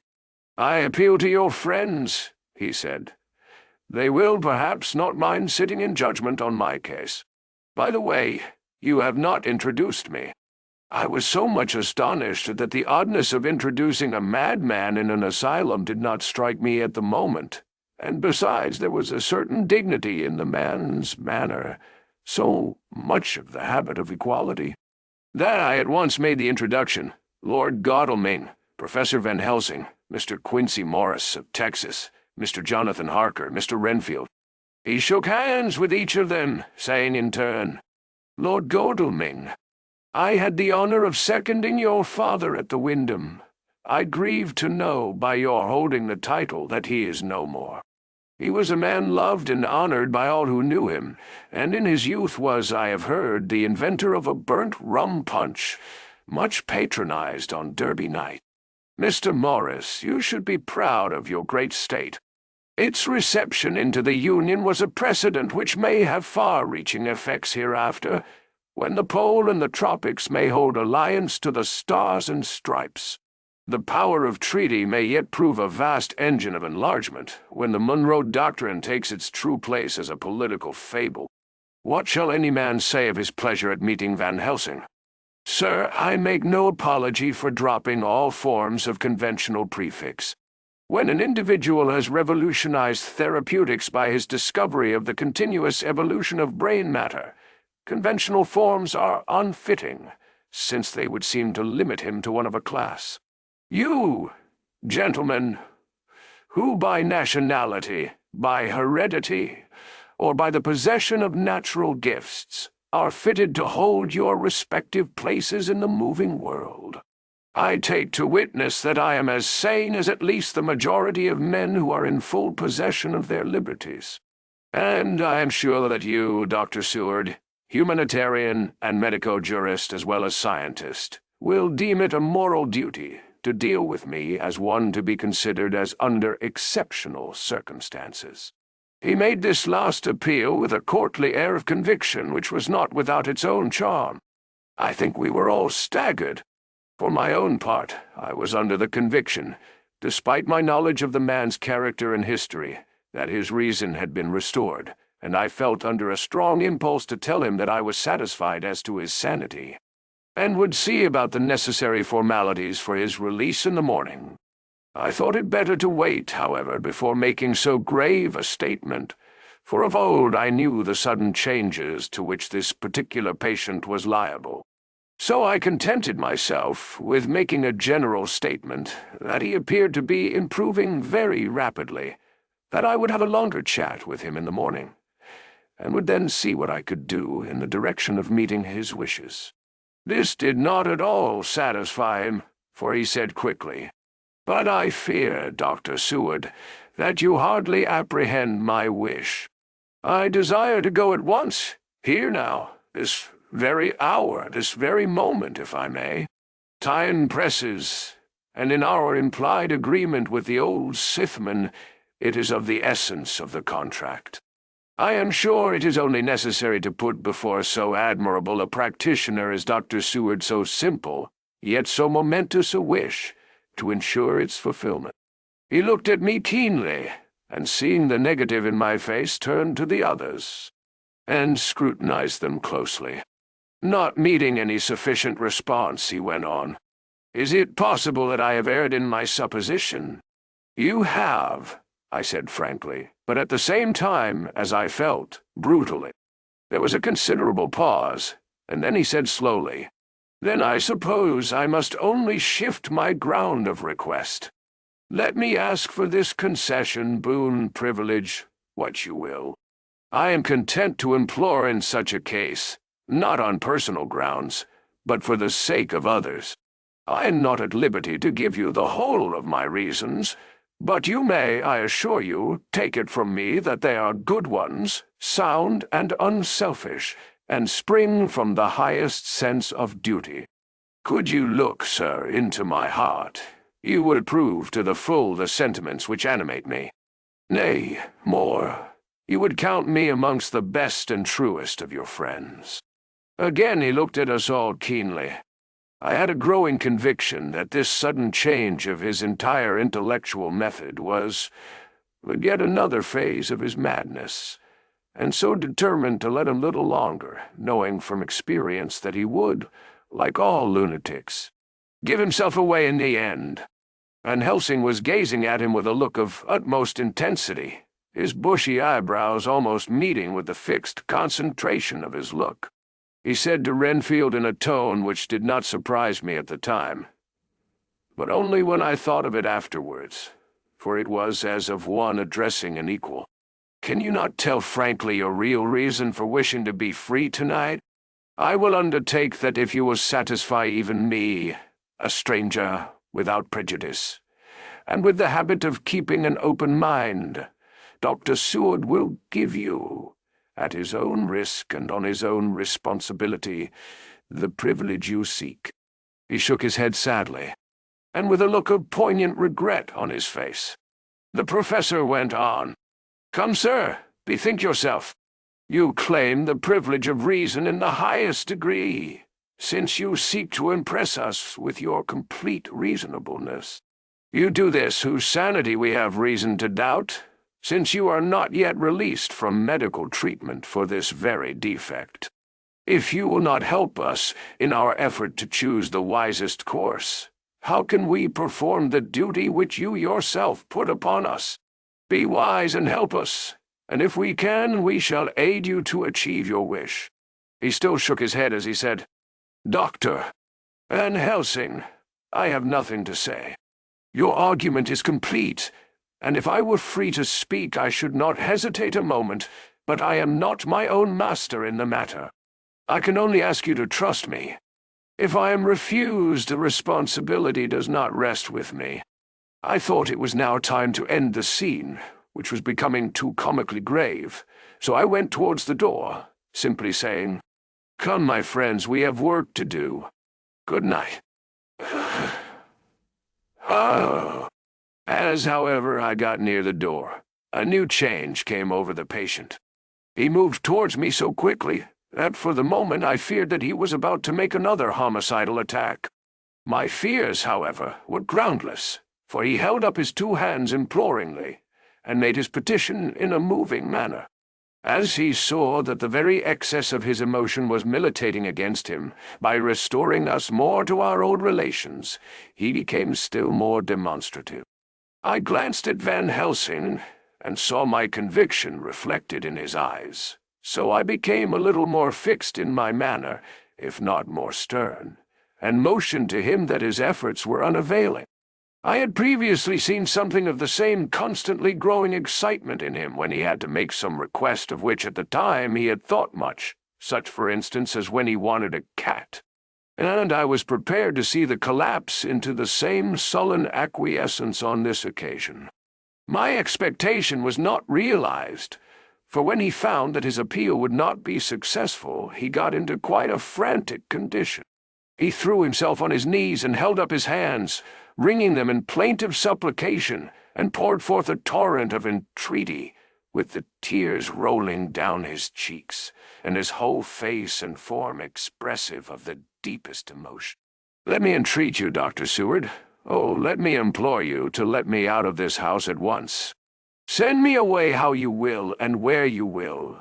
Send keepers with me with whips and chains. Let them take me in a strait waistcoat, manacled and leg-ironed, even to gaol, but let me go out of this. You don't know what you do by keeping me here.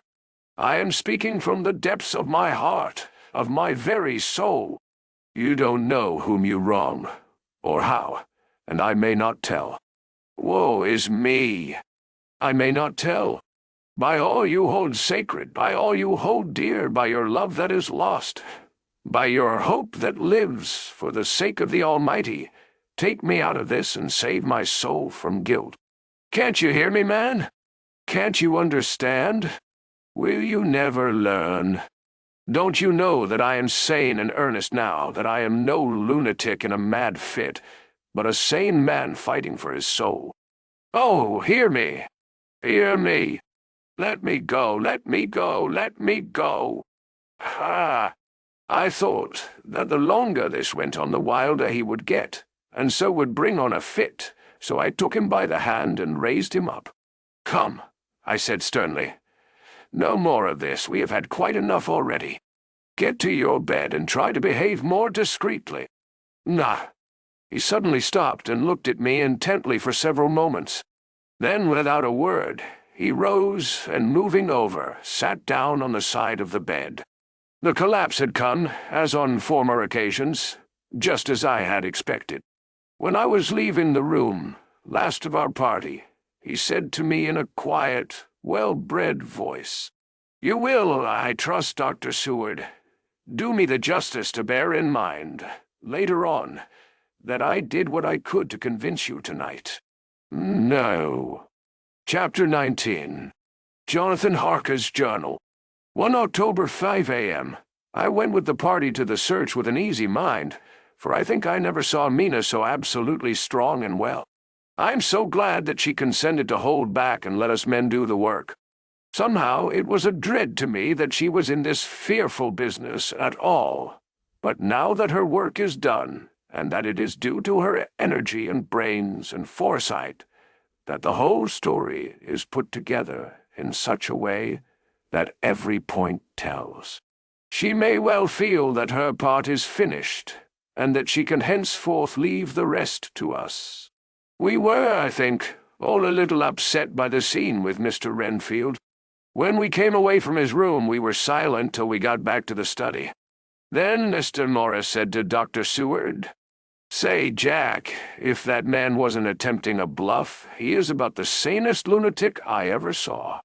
I'm not sure, but I believe that he had some serious purpose, and if he had, it was pretty rough on him not to get a chance." Lord Godalming and I were silent, but Dr. Van Helsing added, "Friend John, you know more lunatics than I do, and I'm glad of it. For I fear that if it had been to me to decide, I would before that last hysterical outburst have given him free.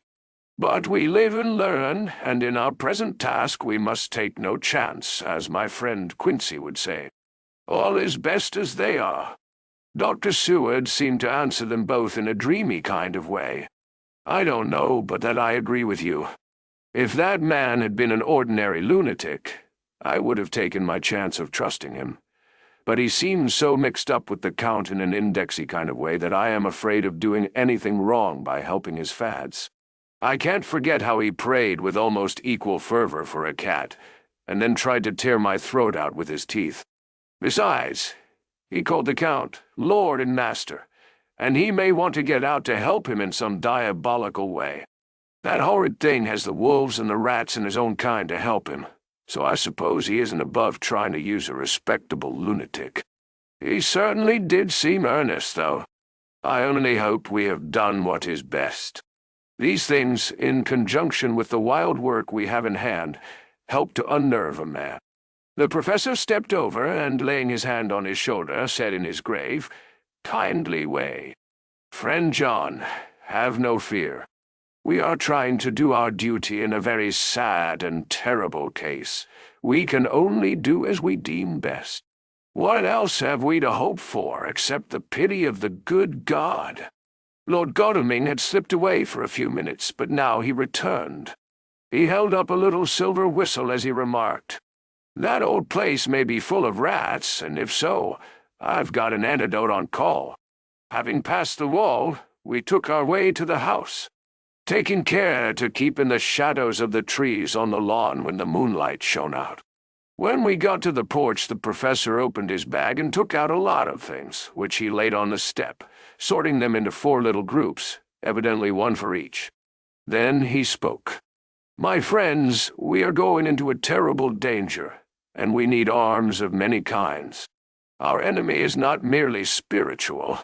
Remember that he has the strength of 20 men, and that though our necks or our windpipes are of the common kind, and therefore breakable or crushable, his are not amenable to mere strength. A stronger man, or a body of men more strong in all than him, can at certain times hold him, but they cannot hurt him as we can be hurt by him. We must, therefore, guard ourselves from his touch. Keep this near your heart." As he spoke, he lifted a little silver crucifix and held it out to me, I being nearest to him. "Put these flowers round your neck." Here he handed to me a wreath of withered garlic blossoms.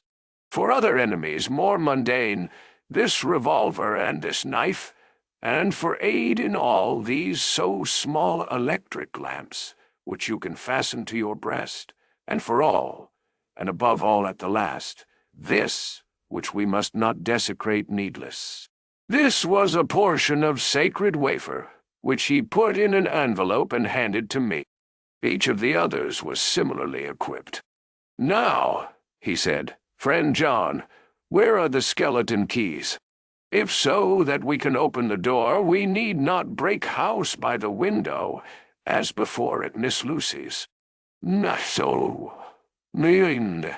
Dr. Seward tried 1 or 2 skeleton keys, his mechanical dexterity as a surgeon standing him in good stead. Presently he got one to suit. After a little play back and forward, the bolt yielded, and with a rusty clang shot back. We pressed on the door, the rusty hinges creaked, and it slowly opened. It was startlingly like the image conveyed to me in Dr. Seward's diary of the opening of Miss Westenra's tomb. I fancy that the same idea seemed to strike the others, for with one accord they shrank back. The professor was the first to move forward and stepped into the open door. "In manus tuas, Domine," he said, crossing himself as he passed over the threshold. We closed the door behind us, lest when we should have lit our lamps we should possibly attract attention from the road. The professor carefully tried the lock, lest we might not be able to open it from within should we be in a hurry making our exit. Then we all lit our lamps and proceeded on our search. The light from the tiny lamps fell in all sorts of odd forms, as the rays crossed each other, or the opacity of our bodies threw great shadows. I could not for my life get away from the feeling that there was someone else amongst us. I suppose it was the recollection, so powerfully brought home to me by the grim surroundings, of that terrible experience in Transylvania. I think the feeling was common to us all, for I noticed that the others kept looking over their shoulders at every sound and every new shadow, just as I felt myself doing. The whole place was thick with dust. The floor was seemingly inches deep, except where there were recent footsteps, in which on holding down my lamp I could see marks of hobnails where the dust was cracked. The walls were fluffy and heavy with dust, and in the corners were masses of spiders' webs, whereon the dust had gathered till they looked like old tattered rags as the weight had torn them partly down. On a table in the hall was a great bunch of keys, with a time-yellowed label on each. They had been used several times, for on the table were several similar rents in the blanket of dust, similar to that exposed when the professor lifted them. He turned to me and said, "You know this place, Jonathan. You have copied maps of it, and you know it at least more than we do. Which is the way to the chapel?" I had an idea of its direction, though on my former visit I had not been able to get admission to it, so I led the way, and after a few wrong turnings found myself opposite a low, arched oaken door, ribbed with iron bands. "This is the spot," said the professor as he turned his lamp on a small map of the house, copied from the file of my original correspondence regarding the purchase. With a little trouble we found the key on the bunch and opened the door. We were prepared for some unpleasantness, for as we were opening the door a faint, malodorous air seemed to exhale through the gaps. But none of us ever expected such an odor as we encountered. None of the others had met the Count at all at close quarters, and when I had seen him he was either in the fasting stage of his existence in his rooms, or when he was bloated with fresh blood in a ruined building open to the air. But here the place was small and close, and the long disuse had made the air stagnant and foul. There was an earthy smell, as of some dry miasma, which came through the fouler air. But as to the odor itself, how shall I describe it? It was not alone that it was composed of all the ills of mortality, and with the pungent, acrid smell of blood, but it seemed as though corruption had become itself corrupt. Faugh! It sickens me to think of it. Every breath exhaled by that monster seemed to have clung to the place and intensified its loathsomeness. Under ordinary circumstances, such a stench would have brought our enterprise to an end. But this was no ordinary case, and the high and terrible purpose in which we were involved gave us a strength which rose above merely physical considerations. After the involuntary shrinking consequent on the first nauseous whiff, we one and all set about our work as though that loathsome place were a garden of roses. We made an accurate examination of the place, the professor saying as we began. The first thing is to see how many of the boxes are left. We must then examine every hole and corner and cranny, and see if we cannot get some clue as to what has become of the rest. A glance was sufficient to show how many remained, for the great earth chests were bulky, and there was no mistaking them. There were only 29 left out of the 50.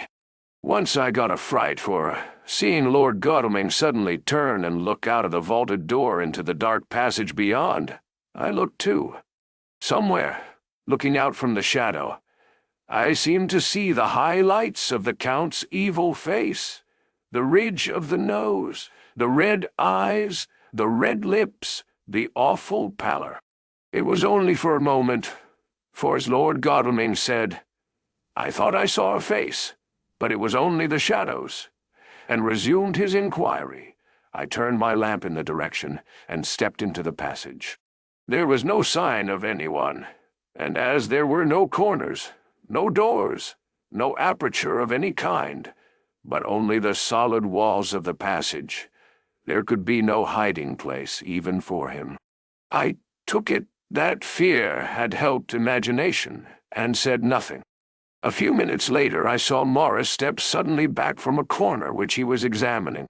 We all followed his movements with our eyes, for undoubtedly some nervousness was growing on us, and we saw a whole mass of phosphorescence, which twinkled like stars.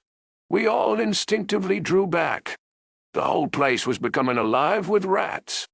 For a moment or two we stood appalled, all save Lord Godalming, who was seemingly prepared for such an emergency. Rushing over to the great iron-bound oaken door, which Dr. Seward had described from the outside, and which I had seen myself, he turned the key in the lock, drew the huge bolts, and swung the door open. Then, taking his little silver whistle from his pocket, he blew a low, shrill call. It was answered from behind Dr. Seward's house by the yelping of dogs, and after about a minute 3 terriers came dashing round the corner of the house. Unconsciously we had all moved towards the door, and as we moved I noticed that the dust had been much disturbed. The boxes which had been taken out had been brought this way. But even in the minute that had elapsed the number of the rats had vastly increased. They seemed to swarm over the place all at once, till the lamplight shining on their moving dark bodies and glittering, baleful eyes made the place look like a bank of earth set with fireflies. The dogs dashed on, but at the threshold suddenly stopped and snarled, and then, simultaneously lifting their noses, began to howl in most lugubrious fashion. The rats were multiplying in thousands, and we moved out. Lord Godalming lifted one of the dogs, and carrying him in, placed him on the floor. The instant his feet touched the ground, he seemed to recover his courage and rushed at his natural enemies. They fled before him so fast that before he had shaken the life out of a score, the other dogs, who had by now been lifted in the same manner, had but small prey ere the whole mass had vanished. With their going, it seemed as if some evil presence had departed, for the dogs frisked about and barked merrily as they made sudden darts at their prostrate foes, and turned them over and tossed them in the air with vicious shakes. We all seemed to find our spirits rise. Whether it was the purifying of the deadly atmosphere by the opening of the chapel door, or the relief which we experienced by finding ourselves in the open, I know not, but most certainly the shadow of dread seemed to slip from us like a rope, and the occasion of our coming lost something of its grim significance, though we did not slacken a whit in our resolution. We closed the outer door and barred and locked it, and bringing the dogs with us, began our search of the house. We found nothing throughout except dust in extraordinary proportions, and all untouched save for my own footsteps when I had made my first visit. Never once did the dogs exhibit any symptom of uneasiness, and even when we returned to the chapel they frisked about as though they had been rabbit hunting in a summer wood. The morning was quickening in the east when we emerged from the front. Dr. Van Helsing had taken the key of the hall door from the bunch, and locked the door in orthodox fashion, putting the key into his pocket when he had done. "Oh, so far," he said, "our night has been eminently successful. No harm has come to us such as I feared might be, and yet we have ascertained how many boxes are missing. More than all do I rejoice that this, our first, and perhaps our most difficult and dangerous step has been accomplished without the bringing therein to our most sweet Madam Mina, or troubling her waking or sleeping thoughts with sights and sounds and smells of horror, which she might never forget. One lesson, too, we have learned, if it be allowable to argue a particulary, that the brute beasts which are to the Count's command are yet themselves not amenable to his spiritual power. For look, these rats that would come to his call.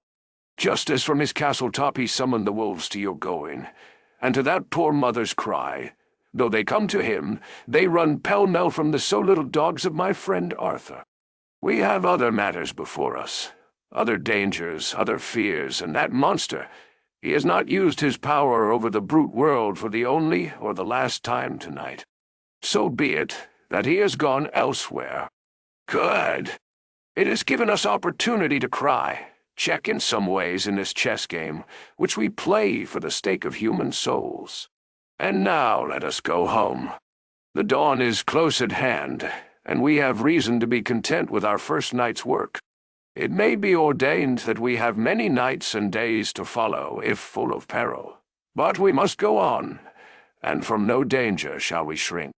The house was silent when we got back, save for some poor creature who was screaming away in one of the distant wards, and a low moaning sound from Renfield's room.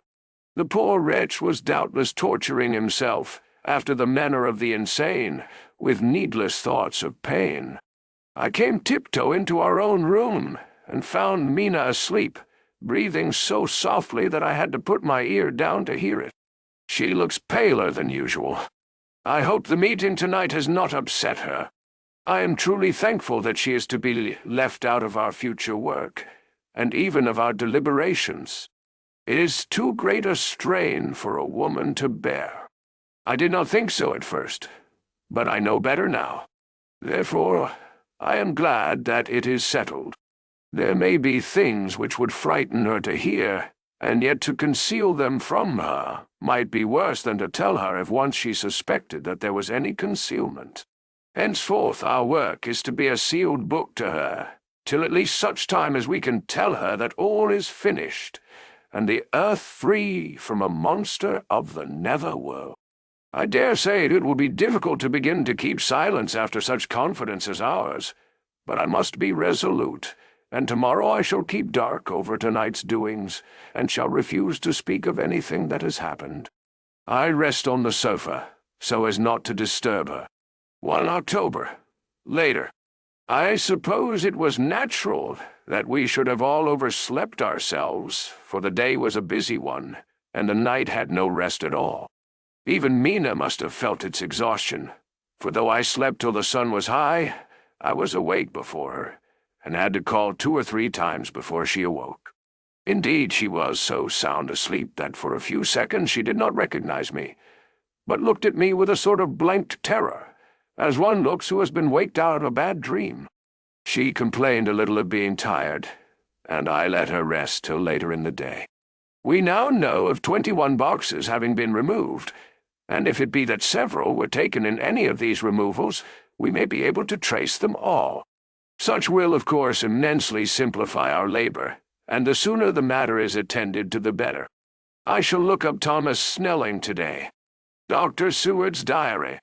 1 October. It was towards noon when I was awakened by the professor walking into my room.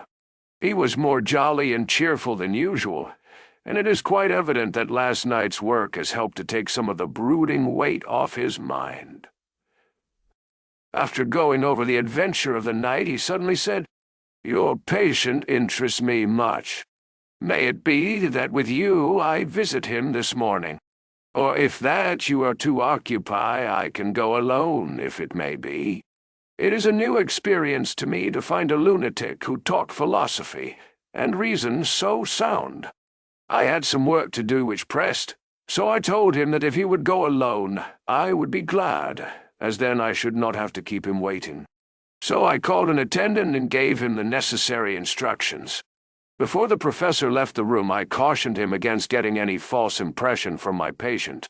"But," he answered, "I want him to talk of himself and of his delusion as to consuming live things.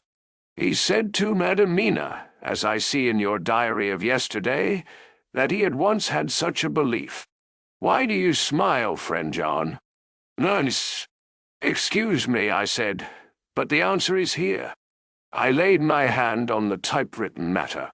When our sane and learned lunatic made that very statement of how he used to consume life, his mouth was actually nauseous with the flies and spiders which he had eaten just before Mrs. Harker entered the room. Van Helsing smiled in turn. "Good," he said. "Your memory is true, friend John. I should have remembered. And yet it is this very obliquity of thought and memory which makes mental disease such a fascinating study. Perhaps I may gain more knowledge out of the folly of this madman than I shall from the teaching of the most wise. Who knows? I went on with my work, and before long was through that in hand. It seemed that the time had been very short indeed, but there was Van Helsing back in the study. "Do I interrupt?" he asked politely as he stood at the door. "Not at all," I answered. "Come in. My work is finished, and I am free. I can go with you now, if you like." "It is needless. I have seen him. Well, I fear that he does not appraise me at much. Our interview was short. When I entered his room, he was sitting on a stool in the center, with his elbows on his knees, and his face was the picture of sullen discontent. I spoke to him as cheerfully as I could, and with such a measure of respect as I could assume. He made no reply whatever. "Don't you know me?" I asked. His answer was not reassuring. "I know you well enough. You are the old fool Van Helsing. I wish you would take yourself and your idiotic brain theories somewhere else. Damn all thick-headed Dutchmen." Not a word more would he say, but sat in his implacable sullenness as indifferent to me as though I had not been in the room at all. Thus departed for this time my chance of much learning from this so clever lunatic. So I shall go, if I may, and cheer myself with a few happy words with that sweet soul, Madam Mina. Friend John, it does rejoice me unspeakable that she is no more to be pained, no more to be worried with our terrible things. Though we shall much miss her help, it is better so. I agree with you with all my heart, I answered earnestly, for I did not want him to weaken in this matter. Mrs. Harker is better out of it. Things are quite bad enough for us, all men of the world, and who have been in many tight places in our time. But it is no place for a woman, and if she had remained in touch with the affair, it would in time infallibly have wrecked her. So Van Helsing has gone to confer with Mrs. Harker and Harker, Quincey and Art are all out following up the clues as to the earth boxes. I shall finish my round of work, and we shall meet tonight. Mina Harker's Journal. 1 October. It is strange to me to be kept in the dark as I am today after Jonathan's full confidence for so many years, to see him manifestly avoid certain matters, and those the most vital of all. This morning I slept late after the fatigues of yesterday, and though Jonathan was late too, he was the earlier. He spoke to me before he went out, never more sweetly or tenderly, but he never mentioned a word of what had happened in the visit to the Count's house. And yet he must have known how terribly anxious I was. Poor dear fellow! I suppose it must have distressed him even more than it did me. They all agreed that it was best that I should not be drawn further into this awful work, and I acquiesced. But to think that he keeps anything from me! And now I am crying like a silly fool, when I know it comes from my husband's great love and from the good wishes of those other strong men. That's done me good. Well, some day Jonathan will tell me all. And lest it should ever be that he should think for a moment that I kept anything from him, I still keep my journal as usual. Then if he has feared of my trust, I shall show it to him, with every thought of my heart put down for his dear eyes to read. I feel strangely sad and low-spirited today. I suppose it is the reaction from the terrible excitement. Last night I went to bed when the men had gone, simply because they told me to. I didn't feel sleepy, and I did feel full of devouring anxiety. I kept thinking over everything that has been ever since Jonathan came to see me in London, and it all seems like a horrible tragedy, with fate pressing on relentlessly to some destined end. Everything that one does seems, no matter how right it may be, to bring on the very thing which is most to be deplored. If I hadn't gone to Whitby, perhaps poor dear Lucy would be with us now. She hadn't taken to visiting the churchyard till I came, and if she hadn't come there in the daytime with me, she wouldn't have walked in her sleep. And if she hadn't gone there at night and asleep, that monster couldn't have destroyed her as he did. Oh, why did I ever go to Whitby? There now, crying again. I wonder what has come over me today. I must hide it from Jonathan, for if he knew that I had been crying twice in one morning, I, who never cried on my own account, and whom he has never caused to shed a tear, the dear fellow would fret his heart out. I shall put a bold face on, and if I do feel weepy, he shall never see it. I suppose it is just one of the lessons that we poor women have to learn. I can't quite remember how I fell asleep last night. I remember hearing the sudden barking of the dogs and a lot of queer sounds, like prey on a very tumultuous scale from Mr. Renfield's room, which is somewhere under this. And then there was silence over everything, silence so profound that it startled me, and I got up and looked out of the window. All was dark and silent, the black shadows thrown by the moonlight seeming full of a silent mystery of their own.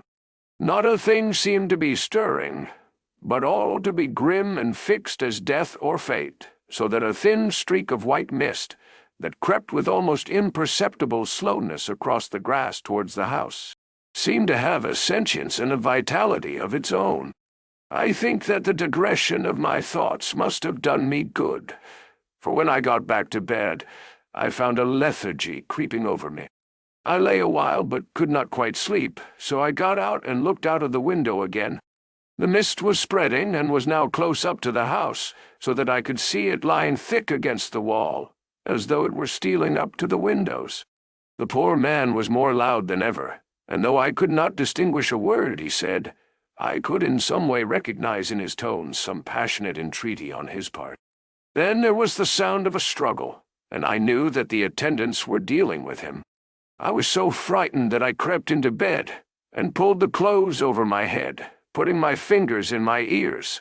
I was not then a bit sleepy, at least so I thought, but I must have fallen asleep, for except dreams I do not remember anything until the morning, when Jonathan woke me. I think that it took me an effort and a little time to realize where I was, and that it was Jonathan who was bending over me. My dream was very peculiar, and was almost typical of the way that waking thoughts become merged in, or continued in, dreams. I thought that I was asleep, and waiting for Jonathan to come back. I was very anxious about him, and I was powerless to act. My feet and my hands and my brain were weighted, so that nothing could proceed at the usual pace. And so I slept uneasily and thought.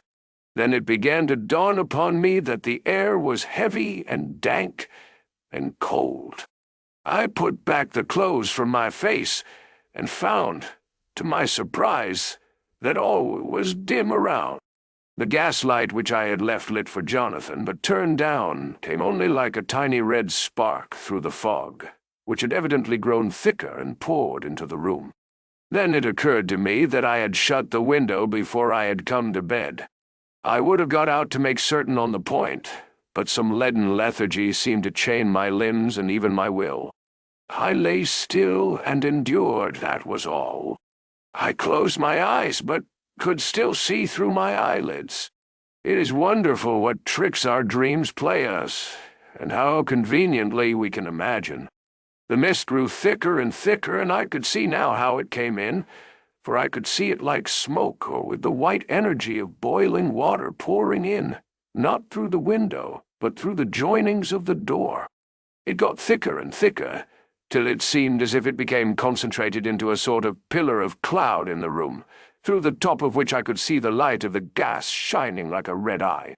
Things began to whirl through my brain just as the cloudy column was now whirling in the room, and through it all came the scriptural words, "A pillar of cloud by day and of fire by night." Was it indeed such spiritual guidance that was coming to me in my sleep? But the pillar was composed of both the day and the night, guiding, for the fire was in the red eye, which at the thought got a new fascination for me, till, as I looked, the fire divided, and seemed to shine on me through the fog like two red eyes, such as Lucy told me of in her momentary mental wandering when, on the cliff, the dying sunlight struck the windows of St. Mary's Church. Suddenly the horror burst upon me that it was thus that Jonathan had seen those awful women growing into reality through the whirling mist in the moonlight, and in my dream I must have fainted, for all became black darkness. The last conscious effort which imagination made was to show me a livid white face bending over me out of the mist. I must be careful of such dreams, for they would unseat one's reason if there were too much of them. I would get Dr. Van Helsing or Dr. Seward to prescribe something for me which would make me sleep, only that I fear to alarm them. Such a dream at the present time would become woven into their fears for me. Tonight I shall strive hard to sleep naturally.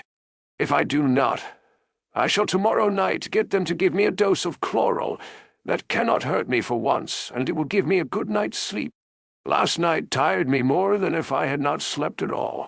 To October 10 p.m. Last night I slept, but did not dream. I must have slept soundly, for I was not waked by Jonathan coming to bed. But the sleep has not refreshed me, for today I feel terribly weak and spiritless. I spent all yesterday trying to read or lying down dozing. In the afternoon, Mr. Renfield asked if he might see me. Poor man, he was very gentle, and when I came away he kissed my hand and bade God bless me. Some way it affected me much. I am crying when I think of him. This is a new weakness, of which I must be careful. Jonathan would be miserable if he knew I had been crying. Ian and the others were out till dinner time, and they all came in tired.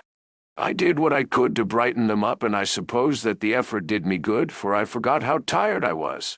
After dinner, they sent me to bed, and all went off to smoke together, as they said. But I knew that they wanted to tell each other of what had occurred to each during the day. I could see from Jonathan's manner that he had something important to communicate. I was not so sleepy as I should have been, so before they went I asked Dr. Seward to give me a little opiate of some kind, as I had not slept well the night before. He very kindly made me up a sleeping draught, which he gave to me, telling me that it would do me no harm, as it was very mild. I have taken it, and am waiting for sleep, which still keeps aloof. I hope I have not done wrong, for as sleep begins to flirt with me, a new fear comes, that I may have been foolish in thus depriving myself of the power of waking. I might want it. Here comes sleep. Good night. Chapter 20. Jonathan Harker's Journal. 1 October, evening to chart 2. I found Thomas Snelling in his house at Bethnal Green, but unhappily he was not in a condition to remember anything. The very prospect of beer which my expected coming had opened to him had proved too much, and he had begun too early on his expected debauch. I learned, however, from his wife, who seemed a decent poor soul, that he was only the assistant of Smollett, who of the two mates was the responsible person. So off I drove to Walworth, and found Mr. Joseph Smollett at home and in his shirt-sleeves taking a late tea out of a saucer. He is a decent, intelligent fellow, distinctly a good, reliable type of workman, and with a headpiece of his own. He remembered all about the incident of the boxes, and from a wonderful dog-eared notebook, which he produced from some mysterious receptacle about the seat of his trousers, and which had hieroglyphical entries in thick, half-obliterated pencil. He gave me the destinations of the boxes. There were, he said, 6 in the cartload which he took from Carfax and left at 197 Chicksand Street, Mile End New Town, and another 6 which he deposited at Jamaica Lane, Bermondsey. If then the Count meant to scatter these ghastly refuges of his over London, these places were chosen as the first of delivery, so that later he might distribute more fully. The systematic manner in which this was done made me think that he could not mean to confine himself to 2 sides of London. He was now fixed on the Far East, on the northern shore, on the east of the southern shore, and on the south. The north and west were surely never meant to be left out of his diabolical scheme, let alone the city itself, and the very heart of fashionable London in the southwest and west. I went back to Smollett and asked him if he could tell us if any other boxes had been taken from Carfax. He replied, "Well, Governor, you've treated me very handsome. I had given him half a sovereign, and 'll tell you all I know. I heard a man by the name of Bloxham say 4 nights ago in the Hare and Hounds in Pincher's Alley, as how he and his mate had a rare dusty job in old house at Purfleet. There ain't a many such jobs as this, here, and I'm thinking that maybe Sam Bloxham could tell you something." I asked if he could tell me where to find him. I told him that if he could get me the address, it would be worth another half-sovereign to him. So he gulped down the rest of his tea and stood up, saying that he was going to begin the search then and there. At the door he stopped, and said, "Law, here, Governor, there ain't no sense in me a-keeping you here. I may find Sam soon, or I mayn't, but anyhow he ain't like to be in a way to tell ye much tonight. Sam is a rare one when he starts on the booze. If you can give me an envelope with a stamp on it and put your address on it, I'll find out where Sam is to be found and post it ye tonight. But ye'd better be up arter him soon in the morning, never mind the booze the night afore." This was all practical, so one of the children went off with a penny to buy an envelope and a sheet of paper, and to keep the change. When she came back, I addressed the envelope and stamped it, and when Smollett had again faithfully promised to post the address when found, I took my way to home. We're on the track anyhow. I am tired tonight, and I want to sleep. Mina is fast asleep and looks a little too pale. Her eyes look as though she had been crying. Poor dear, I've no doubt it frets her to be kept in the dark, and it may make her doubly anxious about me and the others. But it's best as it is. It is better to be disappointed and worried in such a way now than to have her nerve broken.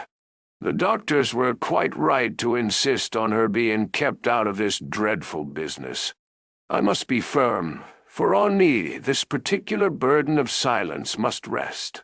I shall not ever enter on the subject with her under any circumstances. Indeed, it may not be a hard task after all, for she herself has become reticent on the subject, and has not spoken of the Count or his doings ever since we told her of our decision. 2 October evening, a long and trying and exciting day. By the first post I got my directed envelope with a dirty scrap of paper enclosed, on which was written with a carpenter's pencil in a sprawling hand, Sandbloxham, Corcoran's, 4 Porter's Court, Bartell Street, Walworth. Ask for the Depite. I got the letter in bed, and rose without waking Mina. She looked heavy and sleepy and pale, and far from well. I determined not to wake her, but that when I should return from this new search, I would arrange for her going back to Exeter. I think she would be happier in our own home with her daily tasks to interest her, than in being here amongst us and in ignorance. I only saw Dr. Seward for a moment, and told him where I was off to, promising to come back and tell the rest so soon as I should have found out anything. I drove to Walworth and found, with some difficulty, Potter's Court. Mr. Smollett's spelling misled me, as I asked for Potter's Court instead of Potter's Court. However, when I had found the court, I had no difficulty in discovering Corcoran's lodging-house. When I asked the man who came to the door for the Depite, he shook his head and said, "I dunno him. There ain't no such a person here. I never heard of him in all my bloomin' days. Don't believe there ain't nobody of that kind living here or anywheres." I took out Smollett's letter, and as I read it, it seemed to me that the lesson of the spelling of the name of the court might guide me. "What are you?" I asked. "I'm the deputy," he answered. I saw at once that I was on the right track. Phonetic spelling had again misled me. A half-crown tip put the deputy's knowledge at my disposal, and I learned that Mr. Bloxham, who had slept off the remains of his beer on the previous night at Coran's, had left for his work at Poplar at 5 o'clock that morning. He could not tell me where the place of work was situated, but he had a vague idea that it was some kind of a new-fangled warehouse, and with this slender clue I had to start for Poplar. It was 12 o'clock before I got any satisfactory hint of such a building, and this I got at a coffee shop, where some workmen were having their dinner. One of them suggested that there was being erected at Cross Angel Street a new cold storage building, and as this suited the condition of a new-fangled warehouse, I at once drove to it. An interview with a surly gatekeeper and a surlier foreman, both of whom were appeased with the coin of the realm, put me on the track of Bloxham. He was sent for on my suggestion that I was willing to pay his day's wages to his foreman for the privilege of asking him a few questions on a private matter. He was a smart enough fellow, though rough of speech and bearing. When I had promised to pay for his information, given him in earnest, he told me that he had made 2 journeys between Carfax and a house in Piccadilly, and had taken from this house to the latter 9 great boxes, main heavy ones, with a horse and cart hired by him for this purpose. I asked him if he could tell me the number of the house in Piccadilly, to which he replied, "Well, governor, I forgets the number, but it was only a few door from a big white church, or something of the kind, not long built. It was a dusty old house, too, though nothing to the dustiness of the house we took the bloomin' boxes from." "Aye. How did you get in if both houses were empty?" "There was the old party what engaged me a-waitin' in the house at Purfleet. He helped me to lift the boxes and put them in the dray. Curse me, but he was the strongest chap I ever struck, and him a old feller, with a white moustache, one that thin you would think he couldn't throw a shatter. How this phrase thrilled through me. Why, I took up this end of the boxes like they was pounds of tea, and me a-puffin' and blowin' afore I could up-end mine anyhow, and I'm no chicken neither. How did you get into the house in Piccadilly?" I asked. He was there too. He must. I started off, and got there afore me. For when I run of the bell, he came and opened the door. Hisself and helped me carry the boxes into the hall. "Oh, the whole 9?" I asked. "Yes, there was 5 in the first load and 4 in the second. It was main dry work, and I don't so well remember how I got home." I interrupted him. "Were the boxes left in the hall?" "Yes, it was a big hall, and there was nothing else in it. I made one more attempt to further matters." "You didn't have any key?" "Never used no key nor nothing. The old gent, he opened the door hisself and shut it again when I druv off. I don't remember the last time, but that was the beer." "Ah, and you can't remember the number of the house?" "No, sir. But ye needn't have no difficulty about that. It's a high one with a stone front with a bow on it, and I steps up to the door. I know them steps, having had to carry the boxes up with 3 loafers what come round to earn a copper. The old gent give them shillings, and they seein' they got so much they wanted more. But he took one of them by the shoulder and was like to throw him down the steps, till the lot of them went away cussin'. I thought that with this description I could find the house, so having paid my friend for his information, I started off for Piccadilly. I had gained a new painful experience. The Count could, it was evident, handle the earth boxes himself. If so, time was precious, for now that he had achieved a certain amount of distribution, he could, by choosing his own time, complete the task unobserved. At Piccadilly Circus I discharged my cab, and walked westward. Beyond the Junior Constitutional I came across the house described and was satisfied that this was the next of the lairs arranged by Dracula. The house looked as though it had been long untenanted. The windows were encrusted with dust, and the shutters were up. All the framework was black with time, and from the iron the paint had mostly scaled away. It was evident that up to lately there had been a large notice board in front of the balcony. It had, however, been roughly torn away, the uprights which had supported it still remaining. Behind the rails of the balcony I saw there were some loose boards, whose raw edges looked white. I would have given a good deal to have been able to see the notice board intact, as it would, perhaps, have given some clue to the ownership of the house. I remembered my experience of the investigation and purchase of Carfax, and I could not but feel that if I could find the former owner, there might be some means discovered of gaining access to the house. There was at present nothing to be learned from the Piccadilly side, and nothing could be done, so I went around to the back to see if anything could be gathered from this quarter.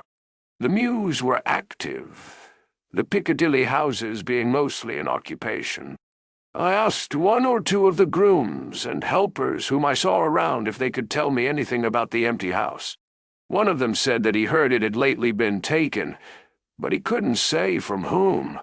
He told me, however, that up to very lately there had been a notice board of for sale up, and that perhaps Mitchell, Sons, and Candy, the house agents, could tell me something, as he thought he remembered seeing the name of that firm on the board.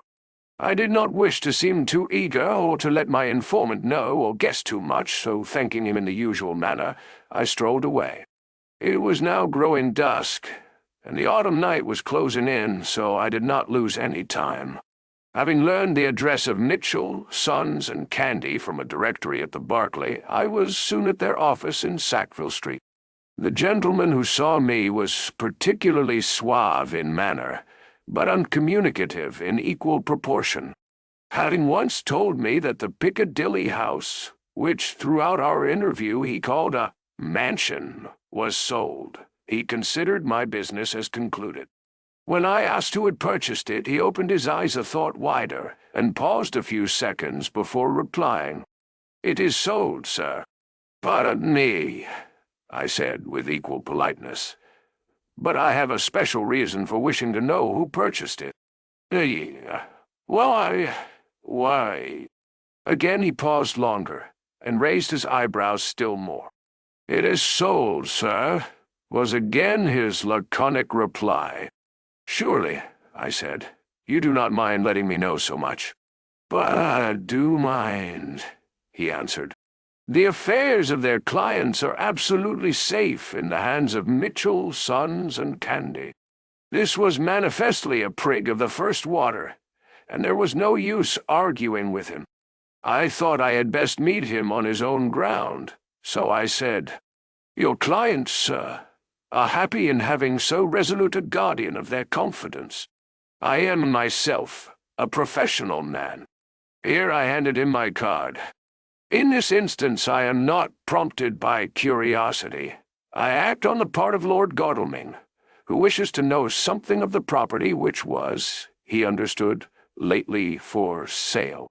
These words put a different complexion on affairs. He said, "I would like to oblige you if I could, Mr. Harker, and especially would I like to oblige his lordship. We once carried out a small matter of renting some chambers for him when he was the Honourable Arthur Holmwood. If you will let me have his lordship's address, I will consult the house on the subject, and will, in any case, communicate with his lordship by tonight's post. It will be a pleasure if we can so far deviate from our rules as to give the required information to his lordship." Now, I wanted to secure a friend, and not to make an enemy, so I thanked him, gave the address at Dr. Seward's, and came away. It was now dark, and I was tired and hungry. I got a cup of tea at the Aerated Bread Company, and came down to Purfleet by the next train. I found all the others at home. Mina was looking tired and pale, but she made a gallant effort to be bright and cheerful. It wrung my heart to think that I had had to keep anything from her and so caused her inquietude. Thank God this will be the last night of her looking on at our conferences, and feeling the sting of our not showing our confidence. It took all my courage to hold to the wise resolution of keeping her out of our grim task.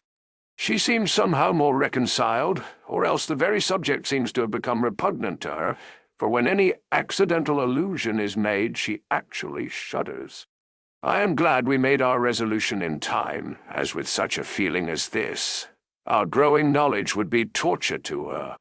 I could not tell the others of the day's discovery till we were alone, so after dinner, followed by a little music to save appearances even amongst ourselves, I took Mina to her room and left her to go to bed.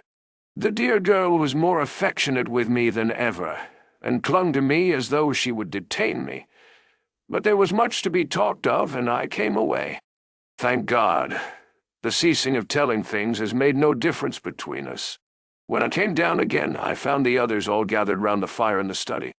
In the train I had written my diary so far, and simply read it off to them as the best means of letting them get abreast of my own information. When I had finished, Van Helsing said, "This has been a great day's work, friend Jonathan. Doubtless we are on the track of the missing boxes. If we find them all in that house, then our work is near the end. But if there be some missing, we must search until we find them. Then shall we make our final coup, and hunt the wretch to his real death." We all sat silent a while, and all at once Mr. Morris spoke. "Say, how are we going to get into that house?" "Me. We got into the other," answered Lord Godalming quickly. "But, Art, this is different. We broke house at Carfax, but we had night and a walled park to protect us. It will be a mighty different thing to commit burglary in Piccadilly, either by day or night. I confess I don't see how we are going to get in unless that agency duck can find us a key of some sort." Lord Godalming's brows contracted, and he stood up and walked about the room. By and by he stopped and said, turning from one to another of us, "Quincey's head is level. This burglary business is getting serious. We got off once all right, but we have now a rare job on hand. Unless we can find the Count's key basket. No. As nothing could well be done before morning, and as it would be at least advisable to wait till Lord Godalming should hear from Mitchell's, we decided not to take any active step before breakfast time. For a good while we sat and smoked, discussing the matter in its various lights and bearings. I took the opportunity of bringing this diary right up to the moment. I am very sleepy, and shall go to bed. Just a line. Mina sleeps soundly, and her breathing is regular. Her forehead is puckered up into little wrinkles, as though she thinks even in her sleep. She is still too pale, but does not look so haggard as she did this morning. Tomorrow will, I hope, mend all this. She will be herself at home in Exeter. Oh, but I am sleepy. Dr. Seward's diary. 1 October. I am puzzled afresh about Renfield. His moods change so rapidly that I find it difficult to keep touch of them, and as they always mean something more than his own well-being, they form a more than interesting study. This morning, when I went to see him after his repulsive Van Helsing, his manner was that of a man commanding destiny. He was, in fact, commanding destiny, subjectively. He did not really care for any of the things of mere earth. He was in the clouds and looked down on all the weaknesses and wants of us poor mortals. I thought I would improve the occasion and learn something, so I asked him, "What about the flies these times?"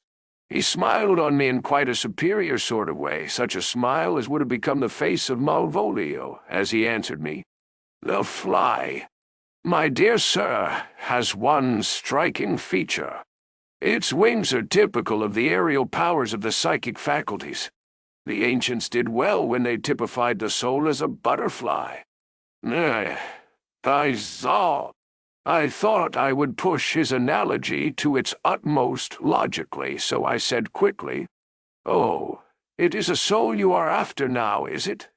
His madness foiled his reason, and a puzzled look spread over his face as, shaking his head with a decision which I had but seldom seen in him, he said, "Oh no, I want no souls. Life is all I want." Here, he brightened up. "I am pretty indifferent about it at present. Life is all right. I have all I want. You must get a new patient, doctor, if you wish to study zoophagy." Good. This puzzled me a little, so I drew him on. "Then you command life? You are a god, I suppose." He smiled with an ineffably benign superiority. "Oh, no. Far be it from me to arrogate to myself the attributes of the deity. I am not even concerned in his especially spiritual doings. If I may state my intellectual position, I am, so far as concerns things purely terrestrial, somewhat in the position which Enoch occupied spiritually. This was a poser to me. I could not at the moment recall Enoch's appositeness, so I had to ask a simple question, though I felt that by so doing I was lowering myself in the eyes of the lunatic. "And why with Enoch?" "Because he walked with God." I could not see the analogy, but did not like to admit it, so I harked back to what he had denied. "So you don't care about life and you don't want souls?" "Why not?" I put my question quickly and somewhat sternly, on purpose to disconcert him. The effort succeeded. For an instant he unconsciously relapsed into his old servile manner, bent low before me, and actually fawned upon me as he replied, "I don't want any souls. Indeed, indeed. I don't. I couldn't use them if I had them. They would be no manner of use to me. I couldn't eat them or—" He suddenly stopped, and the old cunning look spread over his face, like a wind sweep on the surface of the water. "And, doctor, as to life, what is it after all? When you've got all you require, and you know that you will never want, that is all. I have friends, good friends like you, Dr. Seward."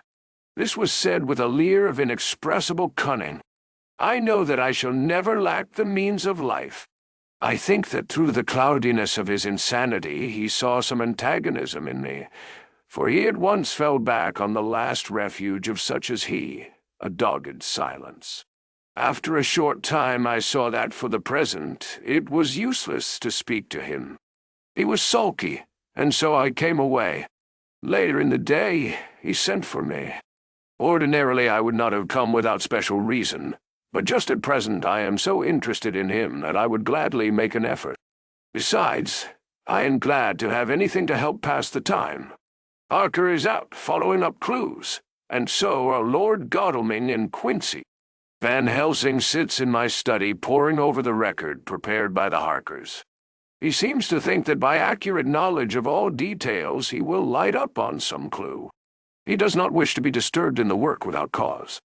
I would have taken him with me to see the patient, only I thought that after his last repulse he might not care to go again. There was also another reason. Renfield might not speak so freely before a third person as when he and I were alone. I found him sitting in the middle of the floor on his stool, a pose which is generally indicative of some mental energy on his part. When I came in, he said at once, as though the question had been waiting on his lips, "What about souls?" It was evident then that my surmise had been correct. Unconscious cerebration was doing its work, even with the lunatic. I determined to have the matter out. "What about them yourself?" I asked. He did not reply for a moment, but looked all around him and up and down as though he expected to find some inspiration for an answer. "I don't want any souls," he said in a feeble, apologetic way. The matter seemed preying on his mind, and so I determined to use it to be cruel, only to be kind. So I said, "You like life, and you want life." "Oh, yes. But that is all right. You needn't worry about that." But, I asked, how are we to get the life without getting the soul also? This seemed to puzzle him, so I followed it up. "A nice time you'll have some time when you're flying out here, with the souls of thousands of flies and spiders and birds and cats, buzzing and twittering and moaning all around you. You've got their lives, you know, and you must put up with their souls." Something seemed to affect his imagination, for he put his fingers to his ears and shut his eyes, screwing them up tightly just as a small boy does when his face is being soaked. There was something pathetic in it that touched me. It also gave me a lesson, for it seemed that before me was a child, only a child, though the features were worn and the stubble on the jaws was white. It was evident that he was undergoing some process of mental disturbance, and knowing how his past moods had interpreted things seemingly foreign to himself, I thought I would enter into his mind as well as I could and go with him. The first step was to restore confidence, so I asked him, speaking pretty loud so that he would hear me through his closed ears, "Would you like some sugar to get your flies around again?" He seemed to wake up all at once and shook his head. With a laugh, he replied, "Not much. Flies are poor things, after all." After a pause, he added, "But I don't want their souls buzzing round me, all the same." "Or spiders," I went on. "Blow spiders! What's the use of spiders? There isn't anything in them to eat, or—" He stopped suddenly as though reminded of a forbidden topic. So, I thought to myself, this is the second time he has suddenly stopped at the word drink. What does it mean? Renfield seemed himself aware of having made a lapse, for he hurried on as though to distract my attention from it. "I don't take any stock at all in such matters. Rats and mice and such small deer, as Shakespeare has it, chicken feed of the larder they might be called. I'm past all that sort of nonsense. You might as well ask a man to eat molecules with a pair of chopsticks as to try to interest me about the less carnivora when I know of what is before me. Now, religious. Well, I see," I said. "You want big things that you can make your teeth meet in. How would you like to breakfast on an elephant?" "Yes. What ridiculous nonsense you are talking." He was getting too wide awake, so I thought I would press him hard. "I wonder," I said reflectively, "what an elephant's soul is like." The effect I desired was obtained, for he at once fell from his high horse and became a child again. "I don't want an elephant's soul, or any soul at all," he said. For a few moments he sat despondently. Suddenly he jumped to his feet, with his eyes blazing and all the signs of intense cerebral excitement. "To hell with you and your souls," he shouted. "Why do you plague me about souls? Haven't I got enough to worry and pain to distract me already without thinking of souls?" He looked so hostile that I thought he was in for another homicidal fit, so I blew my whistle. The instant, however, that I did so, he became calm and said apologetically, "Forgive me, Doctor. I forgot myself. You do not need any help. I am so worried in my mind that I am apt to be irritable. If you only knew the problem I have to face and that I am working out, you would pity and tolerate and pardon me. Pray, do not put me in a strait waistcoat. I want to think, and I cannot think freely when my body is confined. I am sure you will understand." He had evidently self-control, so when the attendants came, I told them not to mind, and they withdrew. Renfield watched them go. When the door was closed, he said, with considerable dignity and sweetness, "Dr. Seward, you have been very considerate towards me. Believe me that I am very, very grateful to you. I thought it well to leave him in this mood, and so I came away. There is certainly something to ponder over in this man's state. Several points seem to make what the American interviewer calls a story, if one could only get them in proper order. Here you are. Will not mention drinking. Fears the thought of being burdened with the soul of anything. Has no dread of wanting life in the future. Despises the meaner forms of life altogether, though he dreads being haunted by their souls.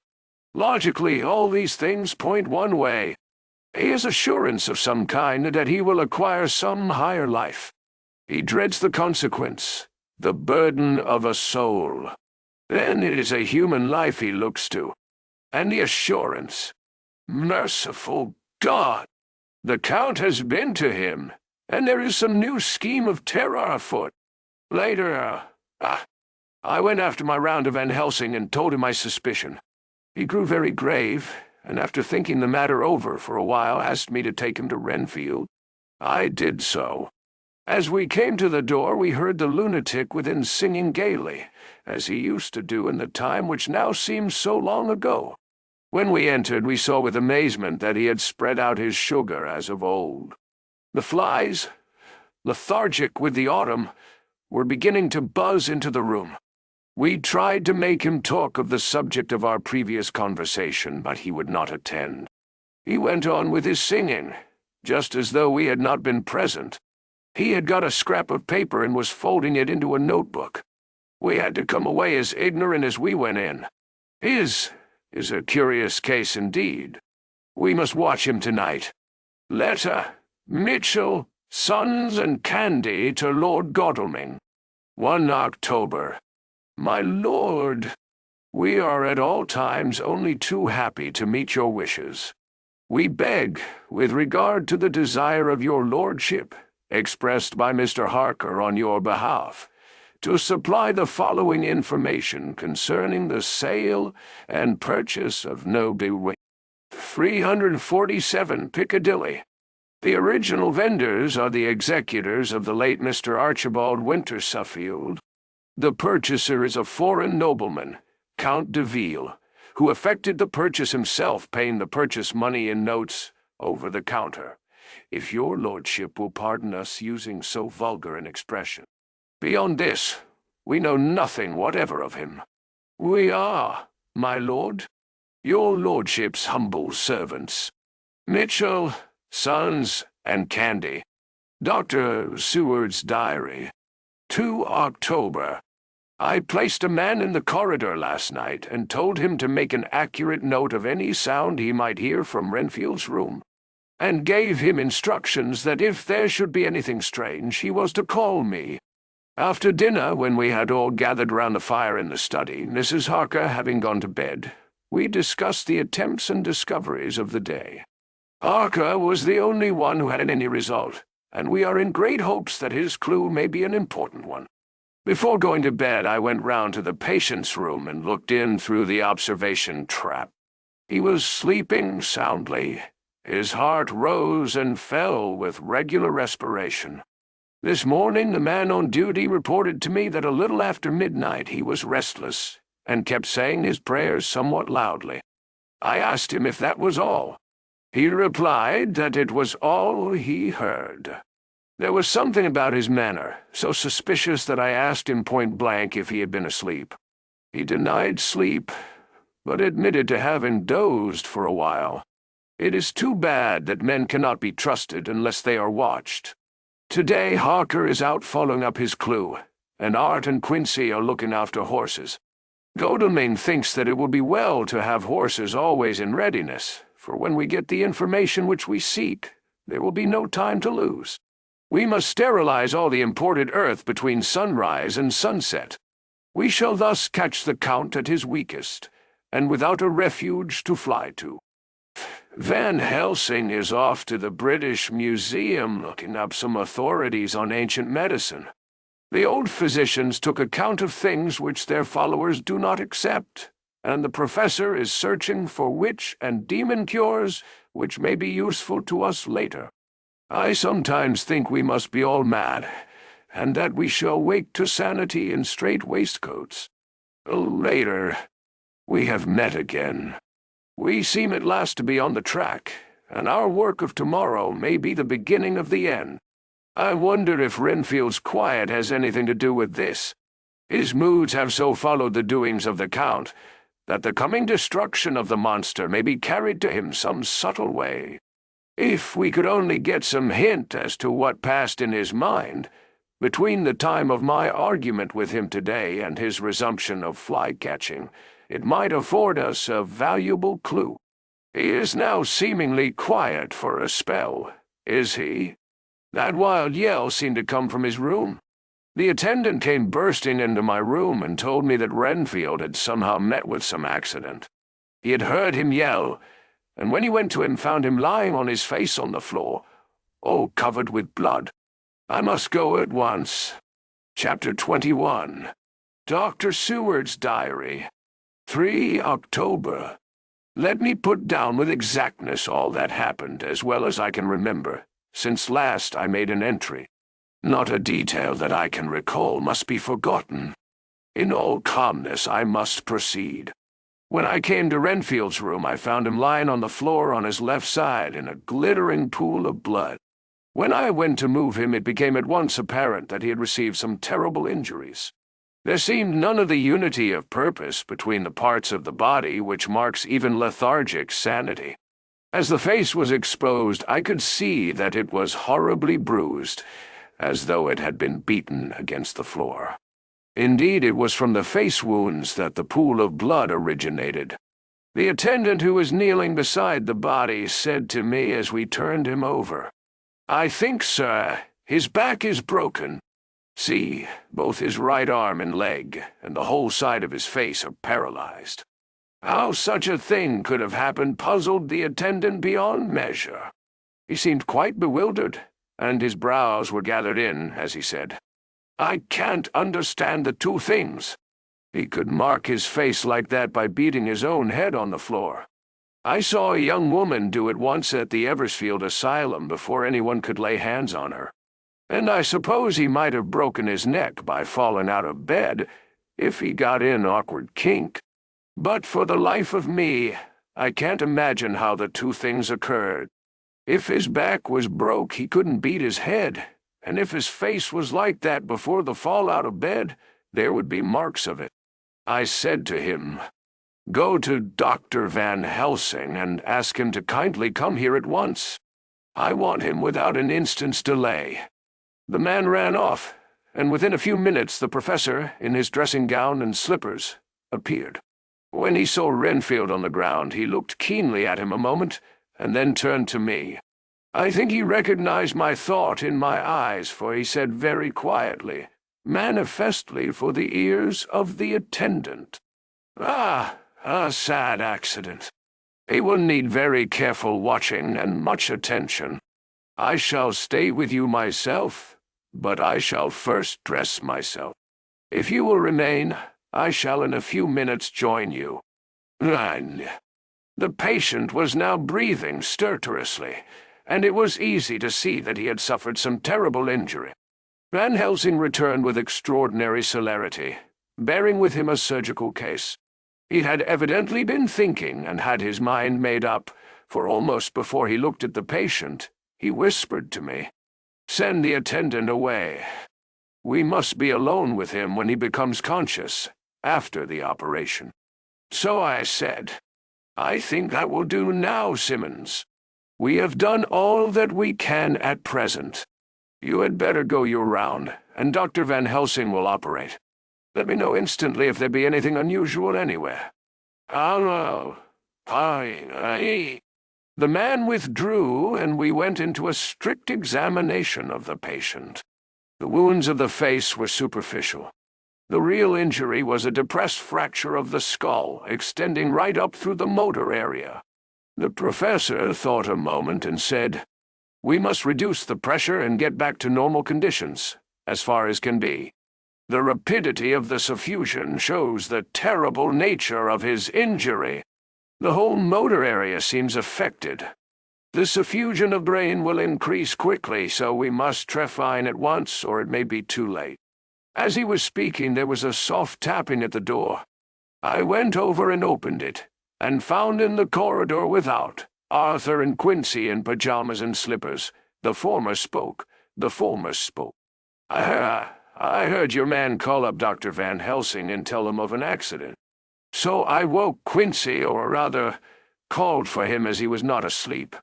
Things are moving too quickly and too strangely for sound sleep for any of us these times. I've been thinking that tomorrow night will not see things as they have been. We'll have to look back, and forward a little more than we have done. May we come in?" I nodded and held the door open till they had entered. Then I closed it again. When Quincey saw the attitude and state of the patient and noted the horrible pool on the floor, he said softly, "My God, what has happened to him? Poor devil." I told him briefly, and added that we expected he would recover consciousness after the operation for a short time, at all events. He went at once and sat down on the edge of the bed, with Godalming beside him. We all watched in patience. "We shall wait," said Van Helsing. "Just long enough to fix the best spot for trephining, so that we may most quickly and perfectly remove the blood clot, for it is evident that the hemorrhage is increasing." I see. The minutes during which we waited passed with fearful slowness. I had a horrible sinking in my heart, and from Van Helsing's face I gathered that he felt some fear or apprehension as to what was to come. I dreaded the words Renfield might speak. I was positively afraid to think. But the conviction of what was coming was on me, as I have read of men who have heard the death watch. The poor man's breathing came in uncertain gasps. Each instant he seemed as though he would open his eyes and speak, but then would follow a prolonged, stertorous breath, and he would relapse into a more fixed insensibility.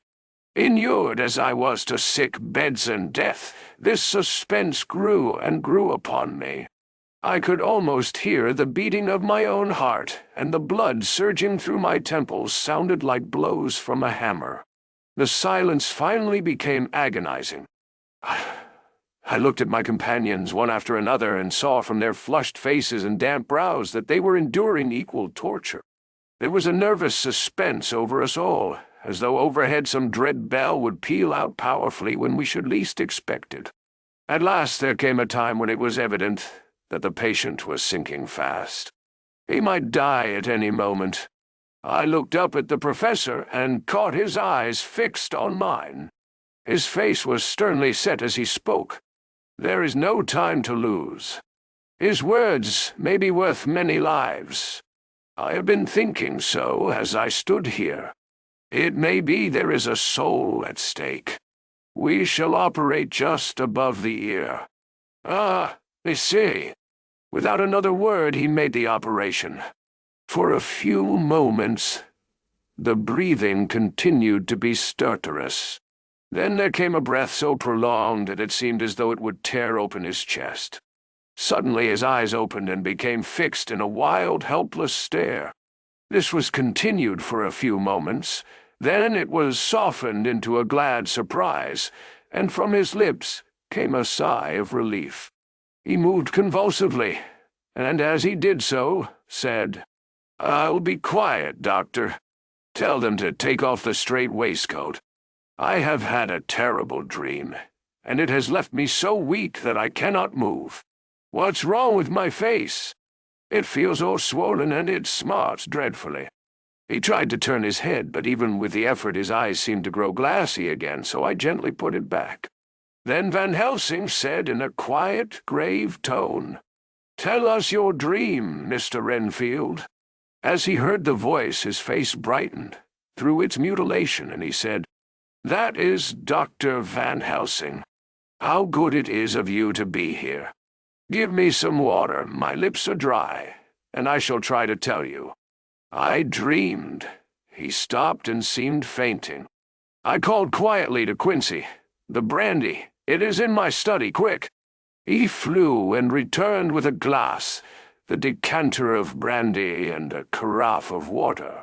We moistened the parched lips, and the patient quickly revived. It seemed, however, that his poor injured brain had been working in the interval, for when he was quite conscious, he looked at me piercingly with an agonized confusion which I shall never forget, and said, "I must not deceive myself.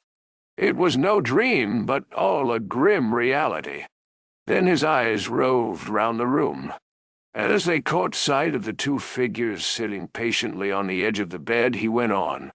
If I were not sure already, I would know from them. For an instant his eyes closed, not with pain or sleep, but voluntarily, as though he were bringing all his faculties to bear. When he opened them, he said, hurriedly, and with more energy than he had yet displayed, "Quick, doctor, quick! I am dying! I feel that I have but a few minutes, and then I must go back to death, or worse. Wet my lips with brandy again.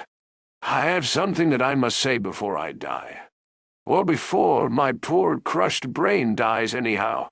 Thank you. It was that night after you left me, when I implored you to let me go away. I couldn't speak then, for I felt my tongue was tied. But I was as sane then, except in that way, as I am now. I was in an agony of despair for a long time after you left me.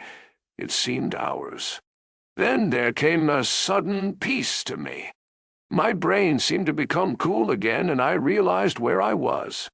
I heard the dogs bark behind our house, but not where he was." As he spoke, Van Helsing's eyes never blinked, but his hand came out and met mine and gripped it hard. He did not, however, betray himself. He nodded slightly and said, "Go on," in a low voice. Renfield proceeded. He came up to the window in the mist, as I had seen him often before. But he was solid then, not a ghost, and his eyes were fierce like a man's when angry. He was laughing with his red mouth. The sharp white teeth glinted in the moonlight when he turned to look back over the belt of trees to where the dogs were barking. I wouldn't ask him to come in at first, though I knew he wanted to, just as he had wanted all along. Then he began promising me things, not in words, but by doing them. He was interrupted by a word from the professor. How? By making them happen, just as he used to send in the flies when the sun was shining. Great big fat ones with steel and sapphire on their wings, and big moths in the night with skull and crossbones on their backs. Van Helsing nodded to him as he whispered to me unconsciously, "The Acherontia atropos of the Sphinges, what you call the death's head moth." The patient went on without stopping. Then he began to whisper, "Rats, rats, rats. Hundreds, thousands, millions of them, and every one a life. And dogs to eat them, and cats too. All lives. All red blood with years of life in it, and not merely buzzing flies." I laughed at him, for I wanted to see what he could do. Then the dogs howled, away beyond the dark trees in his house. He beckoned me to the window. I got up and looked out, and he raised his hands and seemed to call out without using any words. A dark mass spread over the grass, coming on like the shape of a flame of fire. And then he moved the mist to the right and left, and I could see that there were thousands of rats with their eyes blazing red, like his, only smaller. He held up his hand and they all stopped, and I thought he seemed to be saying, "All these lives will I give you, and many more and greater, through countless ages, if you will fall down and worship me." And then a red cloud. And then a red cloud, like the color of blood, seemed to close over my eyes, and before I knew what I was doing, I found myself opening the sash and saying to him, "Come in, Lord and Master." The rats were all gone, but he slid into the room through the sash, though it was only open an inch wide, just as the moon herself has often come in through the tiniest crack, and has stood before me in all her size and splendor. Oh! His voice was weaker, so I moistened his lips with the brandy again, and he continued. But it seemed as though his memory had gone on working in the interval, for his story was further advanced. I was about to call him back to the point, but Van Helsing whispered to me, "Let him go on. Do not interrupt him. He cannot go back, and maybe could not proceed at all if once he lost the thread of his thought." He proceeded. All day I waited to hear from him, but he did not send me anything, not even a blowfly. And when the moon got up, I was pretty angry with him. When he did slide in through the window, though it was shut, and did not even knock, I got mad with him. He sneered at me, and his white face looked out of the mist with his red eyes gleaming, and he went on as though he owned the whole place, and I was no one. He didn't even smell the same as he went by me. I couldn't hold him. I thought that, somehow, Mrs. Harker had come into the room. Nay. The two men sitting on the bed stood up and came over, standing behind him so that he could not see them, but where they could hear better. They were both silent, but the professor started and quivered. His face, however, grew grimmer and sterner still. Renfield went on without noticing. "When Mrs. Harker came in to see me this afternoon, she wasn't the same. It was like tea after the teapot has been watered. Here we all moved, but no one said a word." He went on. "I didn't know that she was here till she spoke, and she didn't look the same. I don't care for the pale people. I like them with lots of blood in them, and hers all seemed to have run out. I didn't think of it at the time, but when she went away, I began to think, and it made me mad to know that he had been taking the life out of her. I could feel that the rest quivered as I did, but we remained otherwise still. So when he came tonight, I was ready for him. I saw the mist stealing in, and I grabbed it tight. I had heard that madmen have unnatural strength, and as I knew I was a madman, at times anyhow, I resolved to use my power.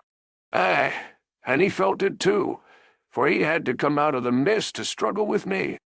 I held tight, and I thought I was going to win, for I didn't mean him to take any more of her life, till I saw his eyes.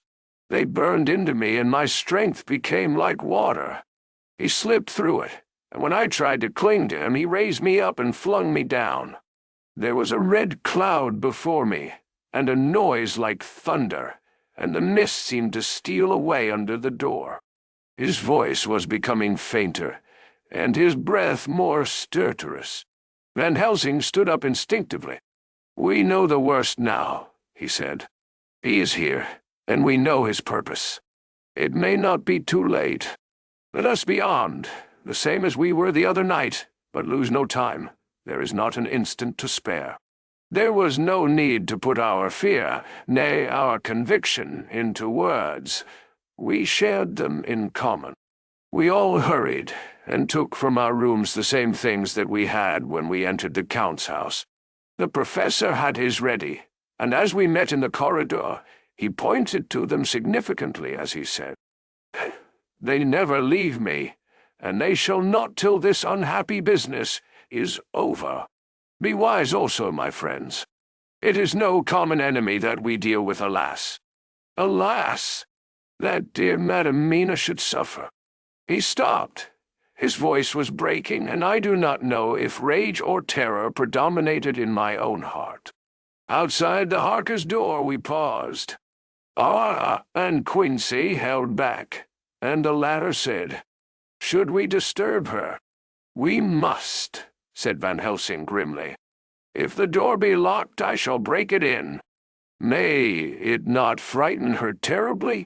It is unusual to break into a lady's room." Van Helsing said solemnly, "You are always right. But this is life and death. All chambers are alike to the doctor. And even were they not, they are all as one to me tonight.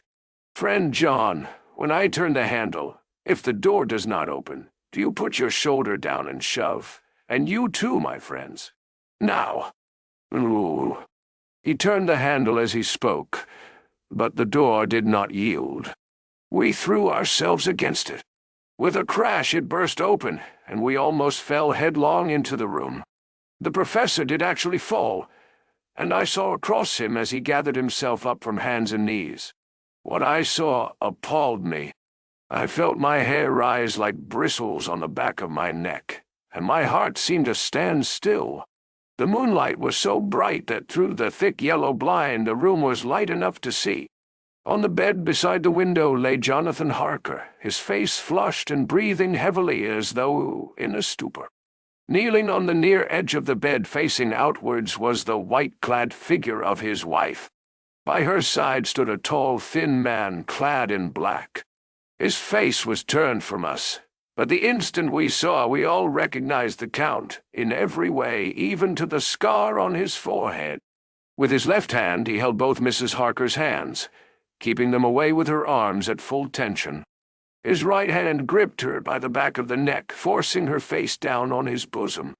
Her white nightdress was smeared with blood, and a thin stream trickled down the man's bare chest, which was shown by his torn-open dress. The attitude of the two had a terrible resemblance to a child forcing a kitten's nose into a saucer of milk to compel it to drink. As we burst into the room, the Count turned his face, and the hellish look that I had heard described seemed to leap into it. His eyes flamed red with devilish passion. The great nostrils of the white aquiline nose opened wide and quivered at the edge, and the white sharp teeth, behind the full lips of the blood-dripping mouth, clamped together like those of a wild beast. With a wrench which threw his victim back upon the bed as though hurled from a height, he turned and sprang at us. But by this time the professor had gained his feet, and was holding towards him the envelope which contained a sacred wafer. The Count suddenly stopped, just as poor Lucy had done outside the tomb, and cowered back. Further and further back he cowered as we, lifting our crucifixes, advanced. The moonlight suddenly failed, as a great black cloud sailed across the sky, and when the gaslight sprang up under Quincey's match, we saw nothing but a faint vapor. This, as we looked, trailed under the door which, with the recoil from its bursting open, had swung back to its old position.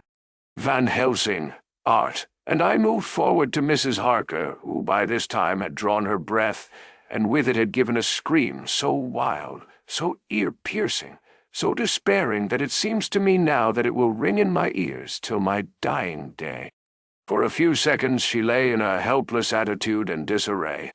Her face was ghastly, with a pallor which was accentuated by the blood which smeared her lips and cheeks and chin.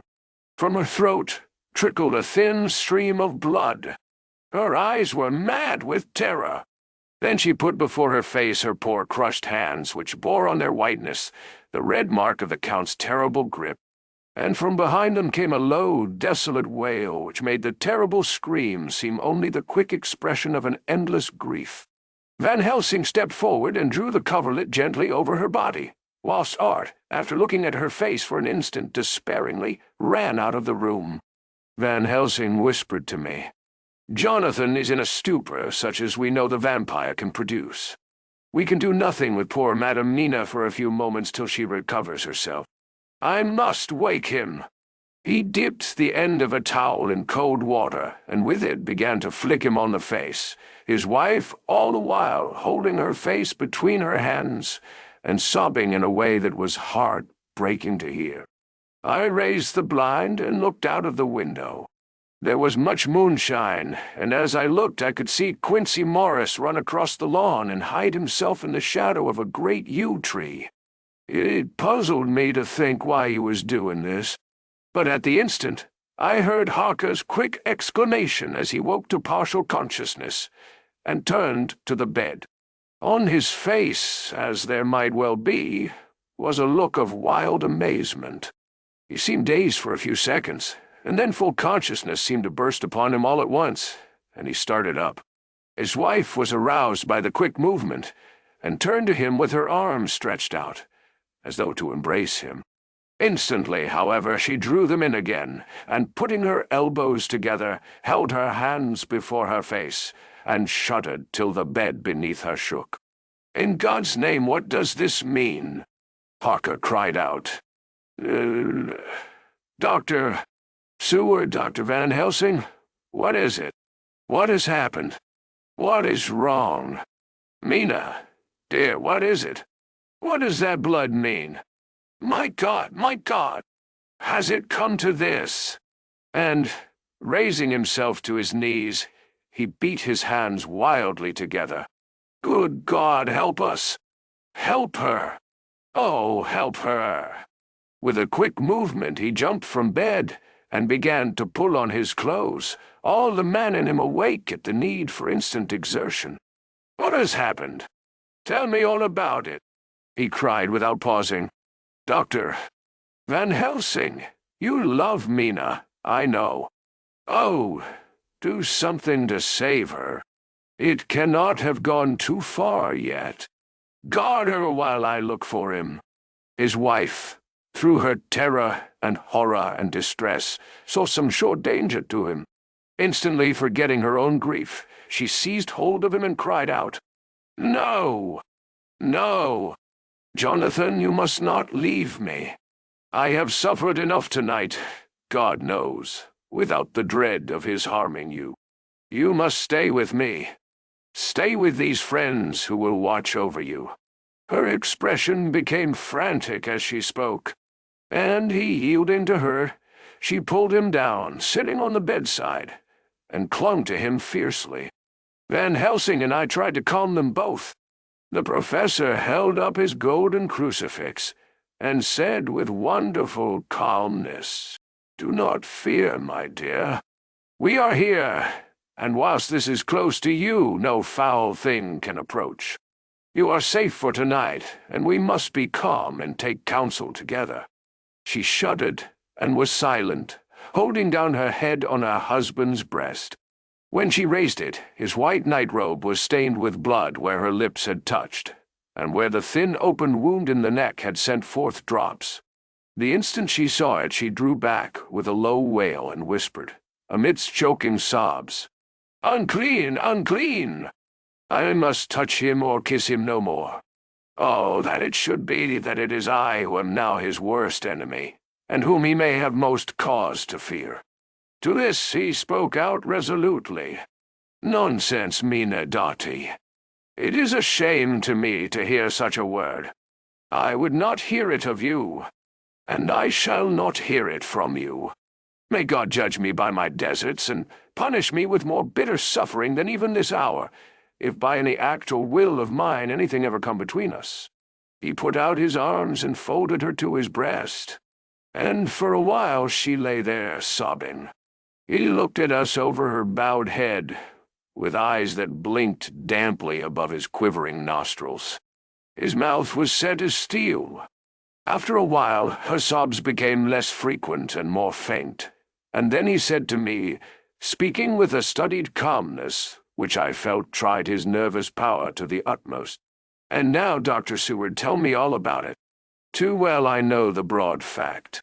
Tell me all that has been. I told him exactly what had happened, and he listened with seeming impassiveness. But his nostrils twitched and his eyes blazed as I told how the ruthless hands of the Count had held his wife in that terrible and horrid position, with her mouth to the open wound in his breast. It interested me, even at that moment, to see that whilst the face of white-set passion worked convulsively over the bowed head, the hands tenderly and lovingly stroked the ruffled hair. Just as I had finished, Quincey and Godalming knocked at the door. They entered in obedience to our summons. Van Helsing looked at me questioningly. I understood him to mean if we were to take advantage of their coming to divert, if possible, the thoughts of the unhappy husband and wife from each other and from themselves. So on nodding acquiescence to him, he asked them what they had seen or done, to which Lord Godalming answered, "I could not see him anywhere in the passage, or in any of our rooms.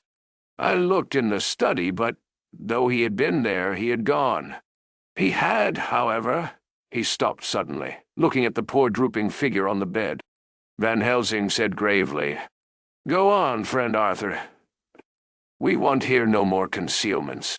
Our hope now is in knowing all. Tell freely."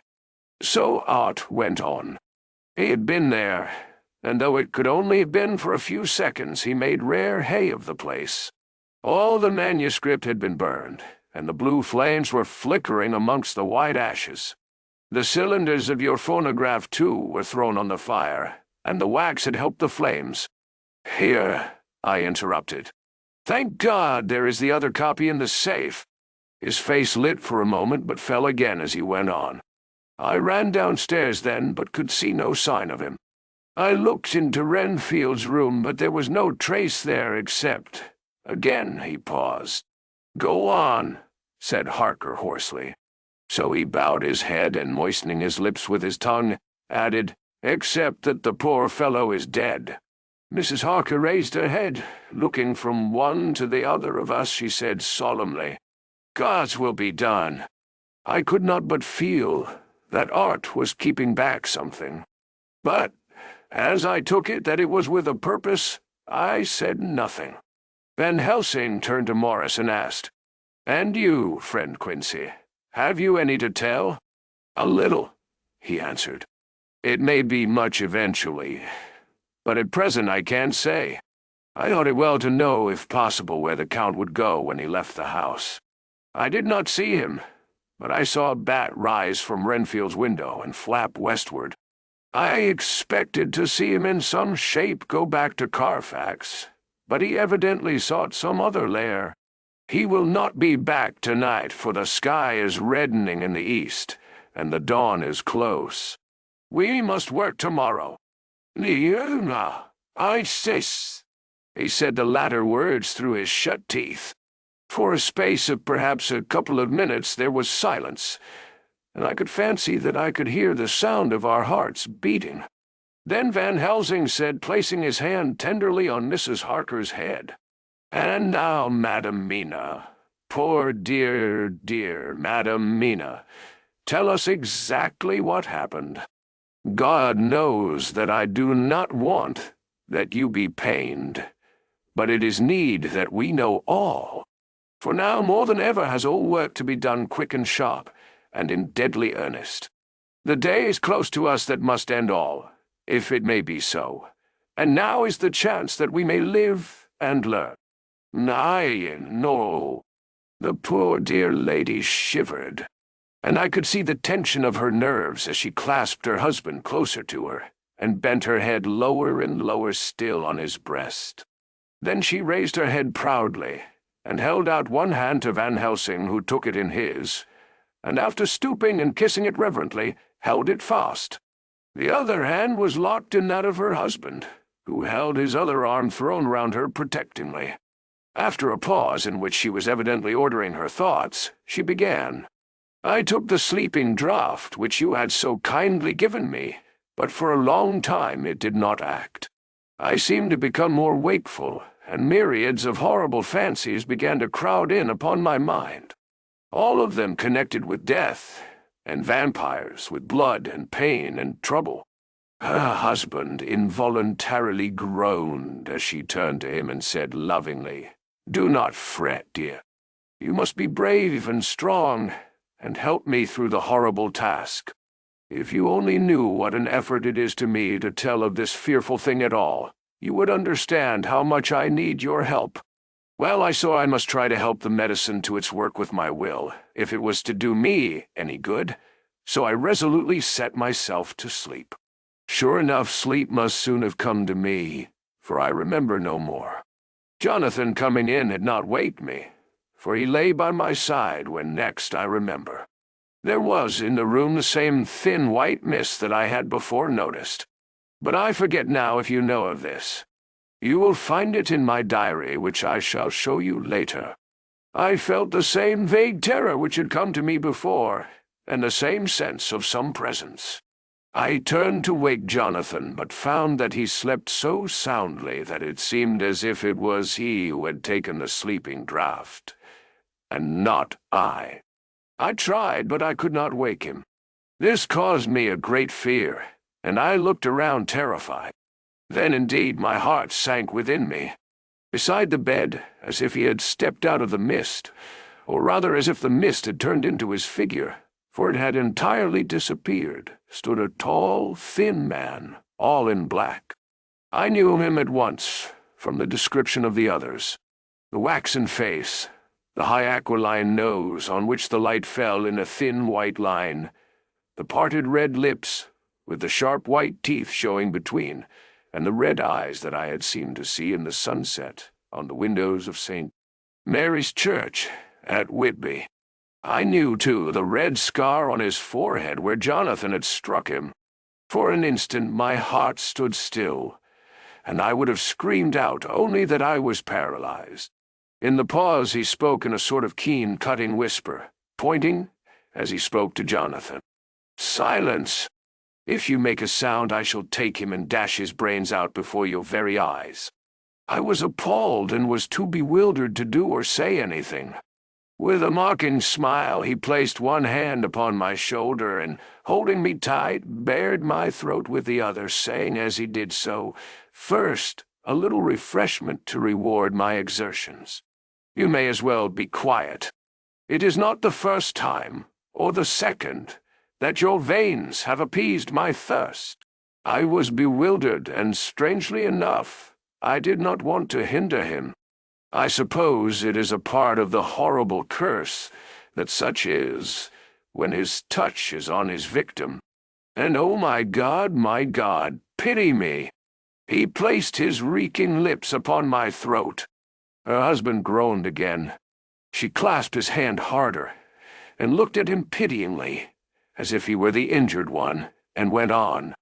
I felt my strength fading away, and I was in a half-swoon. How long this horrible thing lasted I know not, but it seemed that a long time must have passed before he took his foul, awful, sneering mouth away. I saw it drip with the fresh blood. The remembrance seemed for a while to overpower her, and she drooped and would have sunk down but for her husband's sustaining arm. With a great effort she recovered herself and went on. Then he spoke to me mockingly. "And so you, like the others, would play your brains against mine. You would help these men to hunt me and frustrate me in my design. You know now, and they know in part already, and will know in full before long, what it is to cross my path. They should have kept their energies for use closer to home. Whilst they played wits against me who commanded nations, and intrigued for them, and fought for them, hundreds of years before they were born, I was countermining them. And you, their best beloved one, are now to me, flesh of my flesh, blood of my blood, kin of my kin, my bountiful wine-press for a while, and shall be later on my companion and my helper. You shall be avenged in turn, for not one of them but shall minister to your needs. But as yet you are to be punished for what you have done. You have aided in thwarting me. Now you shall come to my call. When my brain says, 'Come,' to you, You shall cross land or sea to do my bidding. And to that end, this—" With that he pulled open his shirt, and with his long, sharp nails opened a vein in his breast. When the blood began to spurt out, he took my hands in one of his, holding them tight, and with the other seized my neck and pressed my mouth to the wound, so that I must either suffocate or swallow some to the— Oh, my God! My God! What have I done? What have I done to deserve such a fate? I who have tried to walk in meekness and righteousness all my days. God pity me. Look down on a poor soul in worse than mortal peril, and in mercy pity those to whom she is dear. Then she began to rub her lips as though to cleanse them from pollution. As she was telling her terrible story, the eastern sky began to quicken, and everything became more and more clear. Harker was still and quiet, but over his face, as the awful narrative went on, came a grey look which deepened and deepened in the morning light, till when the first red streak of the coming dawn shot up, the flesh stood darkly out against the whitening hair. We have arranged that one of us is to stay within call of the unhappy pair till we can meet together and arrange about taking action. Of this I am sure. The sun rises today on no more miserable house in all the great round of its daily course. Chapter 22. Jonathan Harker's Journal. 3 October. As I must do something or go mad, I write this diary. It is now 6 o'clock, and we are to meet in the study in half an hour and take something to eat, for Dr. Van Helsing and Dr. Seward are agreed that if we do not eat, we cannot work our best. Our best will be, God knows, required today. I must keep writing at every chance, for I dare not stop to think. All, big and little, must go down. Perhaps at the end the little things may teach us most. The teaching, big or little, could not have landed Mina or me anywhere worse than we are today. However, we must trust and hope. Poor Mina told me just now, with the tears running down her dear cheeks, that it is in trouble and trial that our faith is tested, that we must keep on trusting, and that God will aid us up to the end. The end! Oh, my God! What end? To work! To work! When Dr. Van Helsing and Dr. Seward had come back from seeing poor Renfield, we went gravely into what was to be done. First, Dr. Seward told us that when he and Dr. Van Helsing had gone down to the room below, they had found Renfield lying on the floor, all in a heap. His face was all bruised and crushed in, and the bones of the neck were broken. Dr. Seward asked the attendant who was on duty in the passage if he had heard anything. He said that he had been sitting down. He confessed to half-dozing when he heard loud voices in the room, and then Renfield had called out loudly several times, "God! God! God!" After that there was a sound of falling, and when he entered the room he found him lying on the floor, face down, just as the doctors had seen him. Van Helsing asked if he had heard voices, or a voice, and he said he could not say. That at first it had seemed to him as if there were two. But as there was no one in the room, it could have been only one. He could swear to it, if required, that the word God was spoken by the patient. Dr. Seward said to us, when we were alone, that he did not wish to go into the matter. The question of an inquest had to be considered, and it would never do to put forward the truth, as no one would believe it. As it was, he thought that on the attendant's evidence he could give a certificate of death by misadventure in falling from bed. In case the coroner should demand it, there would be a formal inquest, necessarily to the same result. When the question began to be discussed as to what should be our next step, the very first thing we decided was that Mina should be in full confidence. That nothing of any sort, no matter how painful, should be kept from her. She herself agreed as to its wisdom, and it was pitiful to see her so brave, and yet so sorrowful, and in such a depth of despair. There must be no concealment, she said. Alas, we have had too much already. And besides, there is nothing in all the world that can give me more pain than I have already endured, than I suffer now. Whatever may happen, it must be of new hope or of new courage to me." Van Helsing was looking at her fixedly as she spoke and said, suddenly but quietly, "But, dear Madam Mina, are you not afraid? Not for yourself, but for others from yourself, after what has happened?" Her face grew set in its lines, but her eyes shone with the devotion of a martyr as she answered, "Ah, no, for my mind is made up." "Nay, to what?" he asked gently. Whilst we were all very still, for each in our own way we had a sort of vague idea of what she meant. Her answer came with direct simplicity, as though she was simply stating a fact. "Because if I find in myself, and I shall watch keenly for it, a sign of harm to any that I love, I shall die."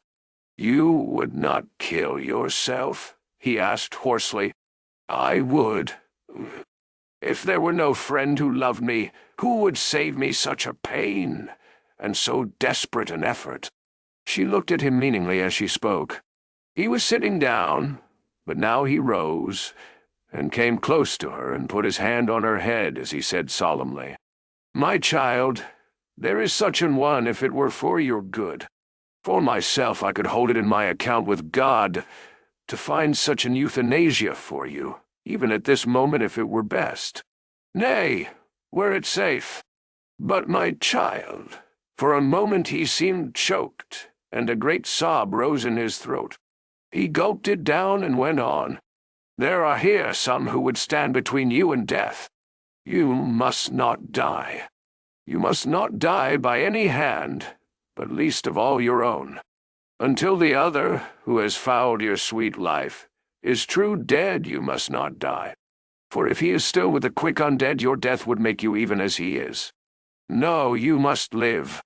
You must struggle and strive to live, though death would seem a boon unspeakable.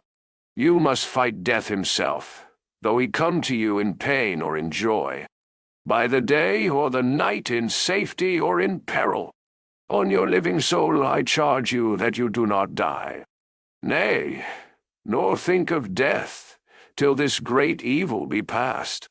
The poor dear grew white as death, and shook and shivered, as I have seen a quicksand shake and shiver at the incoming of the tide.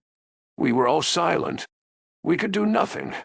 At length she grew more calm, and turning to him said sweetly, but oh so sorrowfully, as she held out her hand, "I promise you, my dear friend, that if God will let me live, I shall strive to do so, till, if it may be in his good time, this horror may have passed away from me." She was so good and brave that we all felt that our hearts were strengthened to work and endure for her, and we began to discuss what we were to do. I told her that she was to have all the papers in the safe, and all the papers or diaries and phonographs we might hereafter use, and was to keep the record as she had done before. She was pleased with the prospect of anything to do, if pleased, could be used in connection with so grim an interest.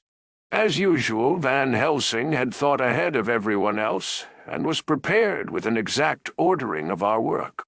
"It is perhaps well," he said, "that at our meeting after our visit to Carfax we decided not to do anything with the earth boxes that lay there.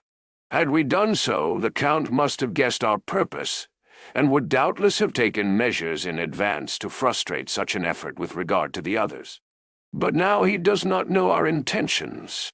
Nay, more, in all probability, he does not know that such a power exists to us as can sterilize his lairs, so that he cannot use them as of old. We are now so much further advanced in our knowledge as to their disposition that, when we have examined the house in Piccadilly, we may track the very last of them. Today, then, is ours, and in it rests our hope. The sun that rose on our sorrow this morning guards us in its course. Until it sets tonight, that monster must retain whatever form he now has. He is confined within the limitations of his earthly envelope. He cannot melt into thin air, nor disappear through cracks or chinks or crannies. If he go through a doorway, he must open the door like a mortal. And so we have this day to hunt out all his lairs and sterilize them. So we shall, if we have not yet catch him and destroy him, drive him to bay in some place where the catching and the destroying shall be, in time, sure.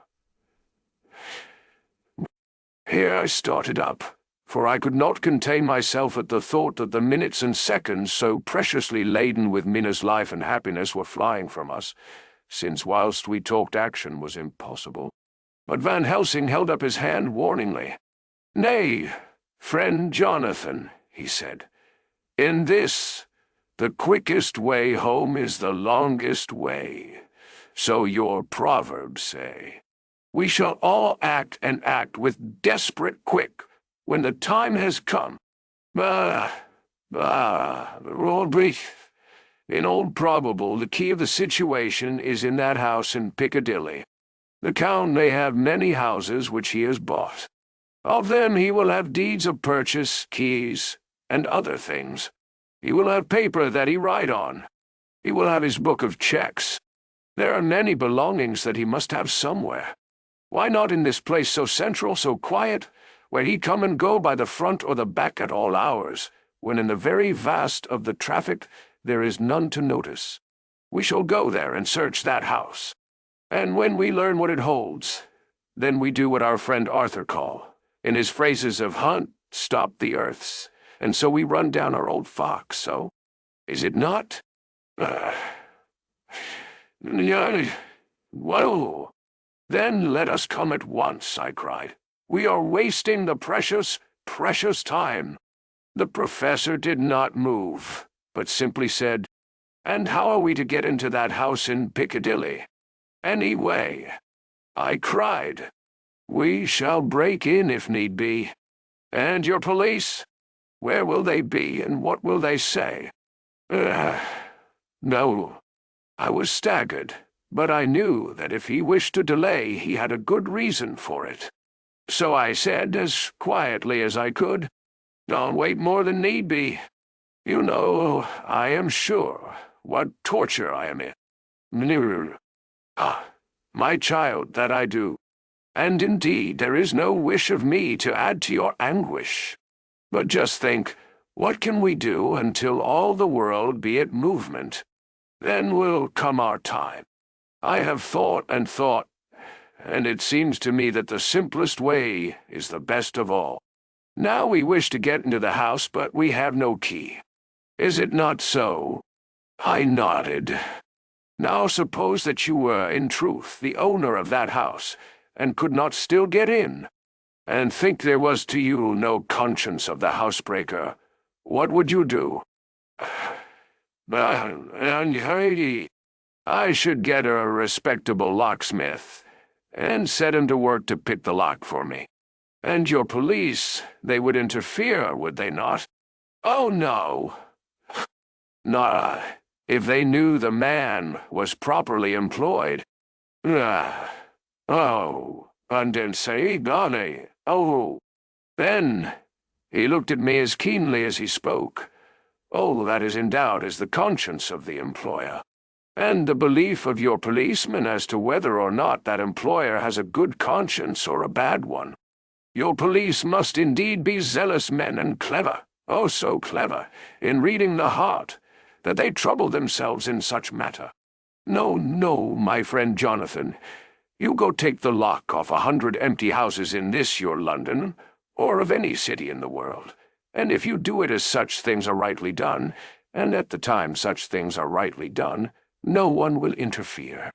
I have read of a gentleman who owned a so fine house in London, and when he went for months of summer to Switzerland and lock up his house, some burglar come and broke window at back and got in.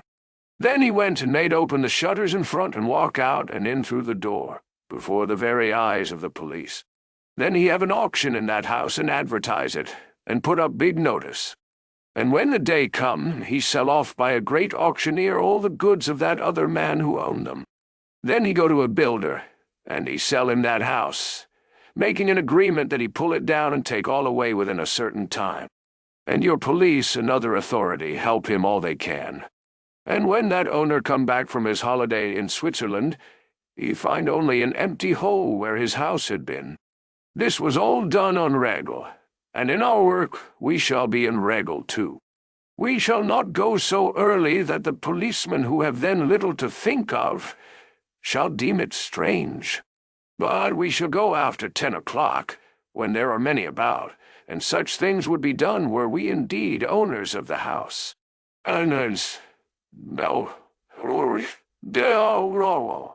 I could not but see how right he was, and the terrible despair of Mina's face became relaxed in thought.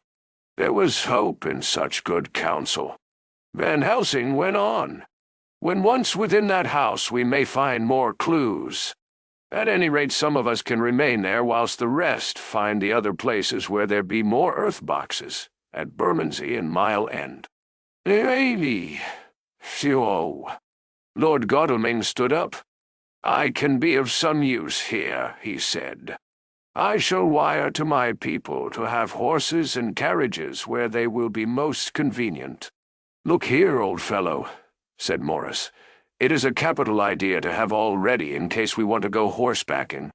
But don't you think that one of your snappy carriages with its heraldic adornments in a byway of Walworth or Mile End would attract too much attention for our purpose? It seems to me that we ought to take cabs when we go south or east, and even leave them somewhere near the neighborhood we are going to. Adieu, sonny gal. Friend Quincey is right, said the professor. His head is what you call in plane with the horizon. It is a difficult thing that we go to do, and we do not want no peoples to watch us, if so it may. Now, Mina took a growing interest in everything, and I was rejoiced to see that the exigency of affairs was helping her to forget for a time the terrible experience of the night. She was very, very pale, almost ghastly, and so thin that her lips were drawn away, showing her teeth in somewhat of prominence. I did not mention this last, lest it should give her needless pain, but it made my blood run cold in my veins to think of what had occurred with poor Lucy when the Count had sucked her blood. As yet there was no sign of the teeth growing sharper, but the time as yet was short, and there was time for fear. When we came to the discussion of the sequence of our efforts and of the disposition of our forces, there were new sources of doubt. It was finally agreed that before starting for Piccadilly we should destroy the Count's lair close at hand. In case he should find it out too soon, we should thus be still ahead of him in our work of destruction, and his presence, in his purely material shape, and at his weakest, might give us some new clue. As to the disposal of forces, it was suggested by the professor that, after our visit to Carfax, we should all enter the house in Piccadilly, that the two doctors and I should remain there, whilst Lord Godalming and Quincey found the lairs at Walworth and Mile End and destroyed them. It was possible, if not likely, the professor urged, that the Count might appear in Piccadilly during the day, and that if so, we might be able to cope with him then and there. At any rate, we might be able to follow him in force. To this plan I strenuously objected, and so far as my going was concerned, for I said that I intended to stay and protect Mina. I thought that my mind was made up on the subject, but Mina would not listen to my objection. She said that there might be some law matter in which I could be useful, that amongst the Count's papers might be some clue which I could understand out of my experience in Transylvania, and that, as it was, all the strength we could muster was required to cope with the Count's extraordinary power.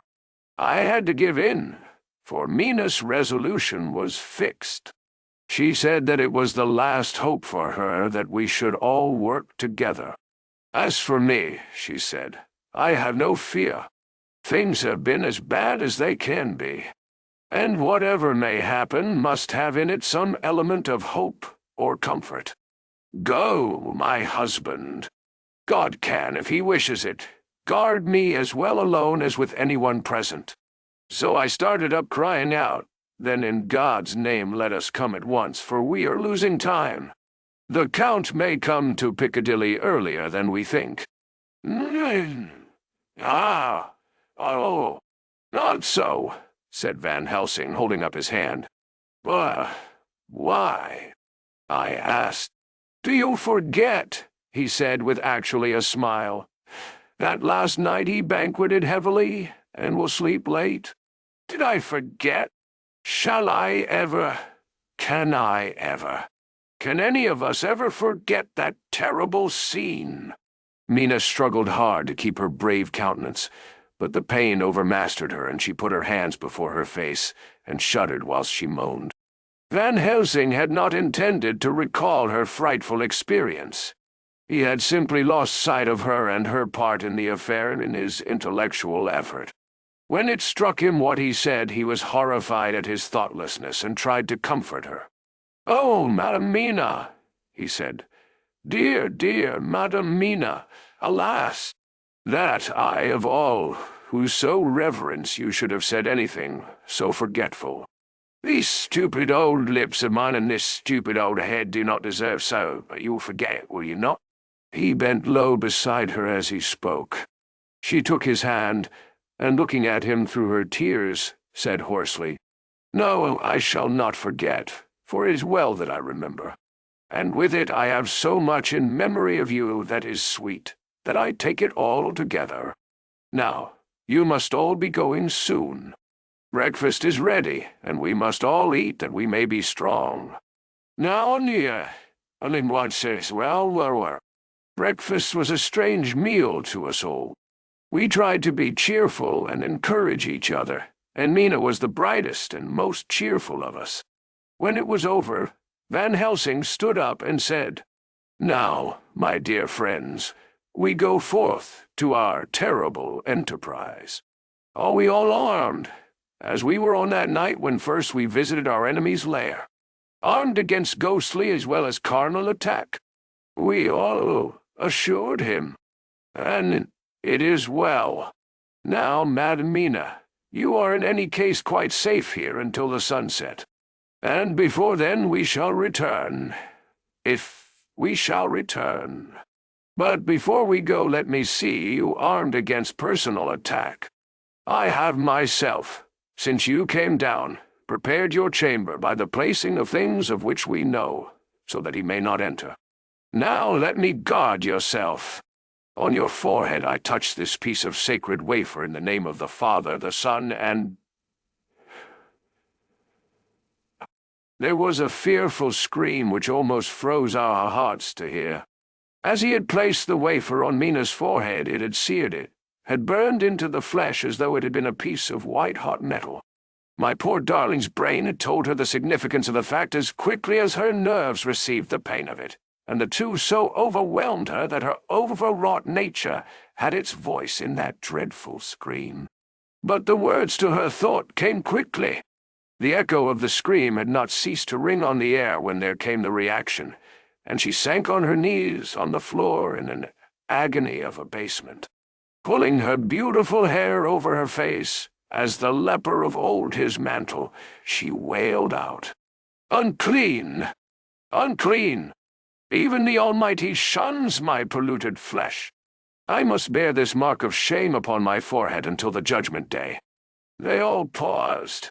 I had thrown myself beside her in an agony of helpless grief, and putting my arms around held her tight. For a few minutes our sorrowful hearts beat together, whilst the friends around us turned away their eyes that ran tears silently.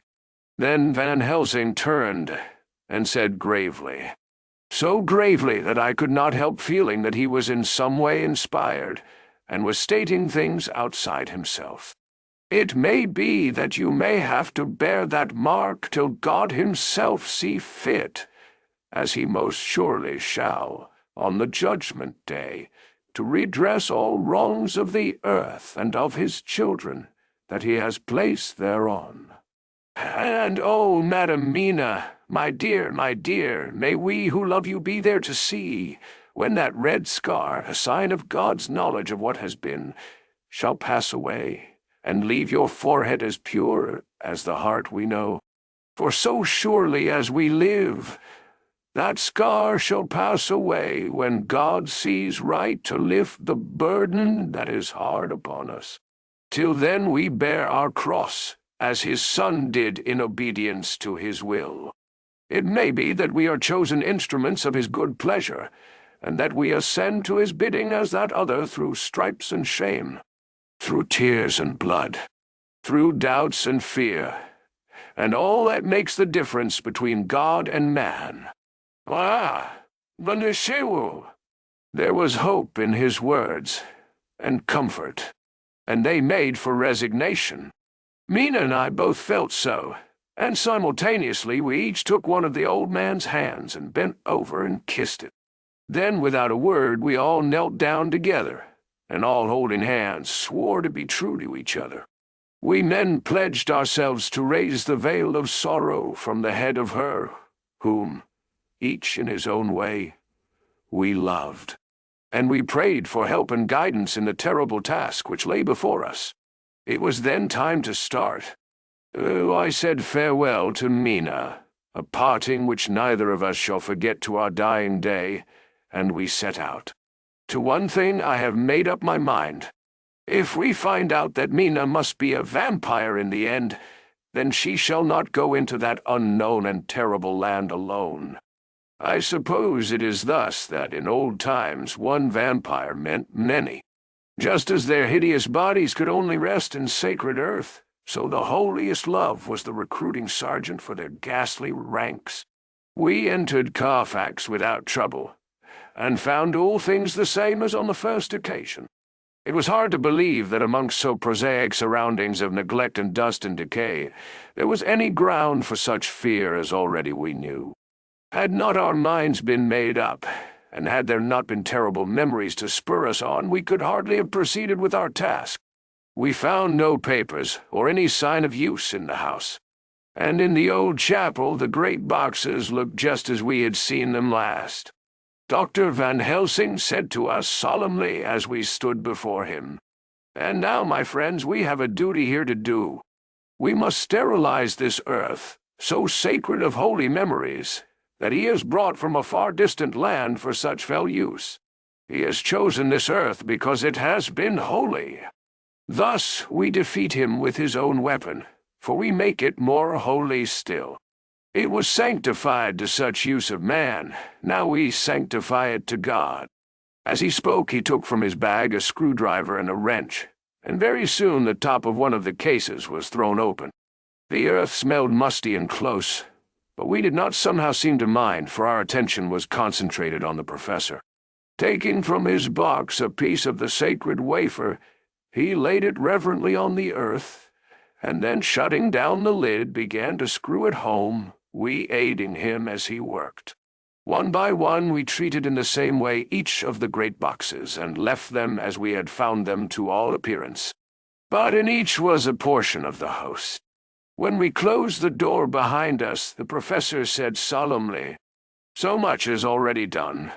It may be that with all the others we can be so successful. Then the sunset of this evening may shine of Madam Mina's forehead, all white as ivory, and with no stain. Nice." As we passed across the lawn on our way to the station to catch our train, we could see the front of the asylum. I looked eagerly, and in the window of my own room saw Mina. I waved my hand to her, and nodded to tell that our work there was successfully accomplished. She nodded in reply to show that she understood. The last I saw, she was waving her hand in farewell. It was with a heavy heart that we sought the station and just caught the train, which was steaming in as we reached the platform. I have written this in the train. Piccadilly, 12:30 o'clock. Just before we reached Fenchurch Street, Lord Godalming said to me, "Quincey and I will find a locksmith. You had better not come with us in case there should be any difficulty. For under the circumstances it wouldn't seem so bad for us to break into an empty house. But you are a solicitor, and the Incorporated Law Society might tell you that you should have known better." I demurred as to my not sharing any danger even of odium, but he went on, "Besides, It will attract less attention if there are not too many of us. My title will make it all right with the locksmith, and with any policeman that may come along. You had better go with Jack and the professor and stay in the Green Park, somewhere inside of the house, and when you see the door opened and the smith has gone away, do you all come across. We shall be on the lookout for you, and shall let you in.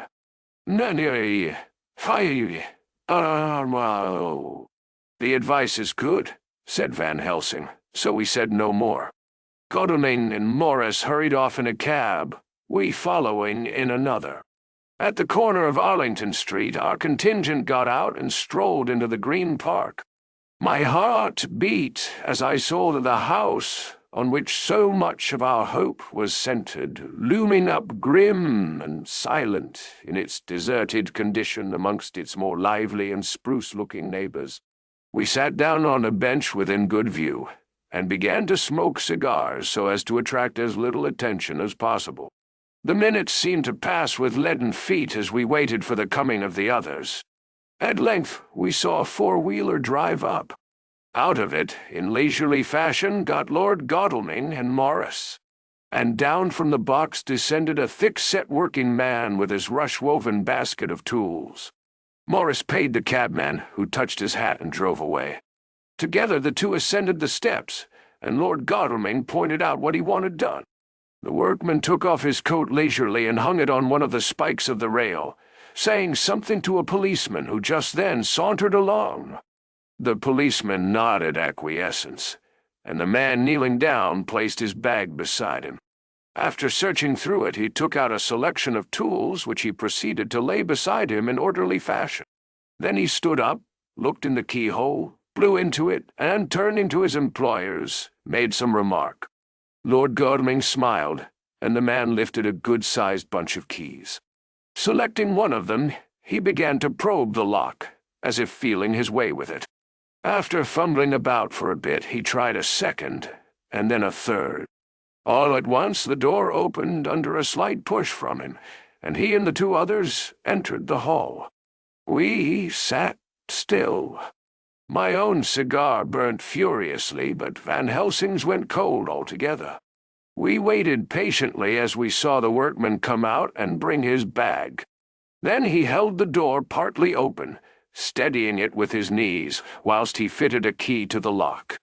This he finally handed to Lord Godalming, who took out his purse and gave him something. The man touched his hat, took his bag, put on his coat, and departed. Not a soul took the slightest notice of the whole transaction.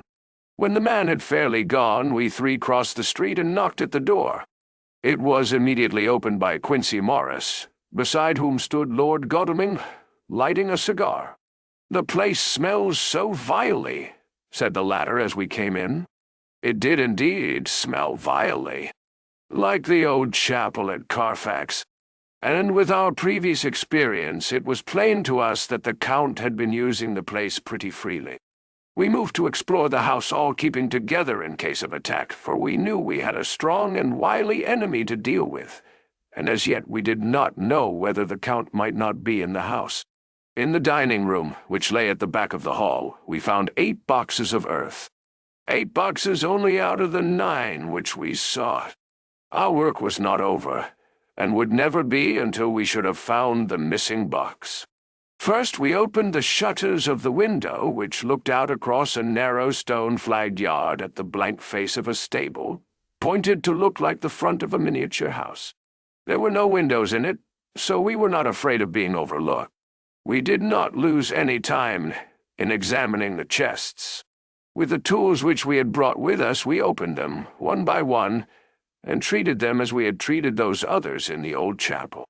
It was evident to us that the Count was not at present in the house, and we proceeded to search for any of his effects. After a cursory glance at the rest of the rooms, from basement to attic, we came to the conclusion that the dining room contained any effects which might belong to the Count, and so we proceeded to minutely examine them. They lay in a sort of orderly disorder on the great dining-room table.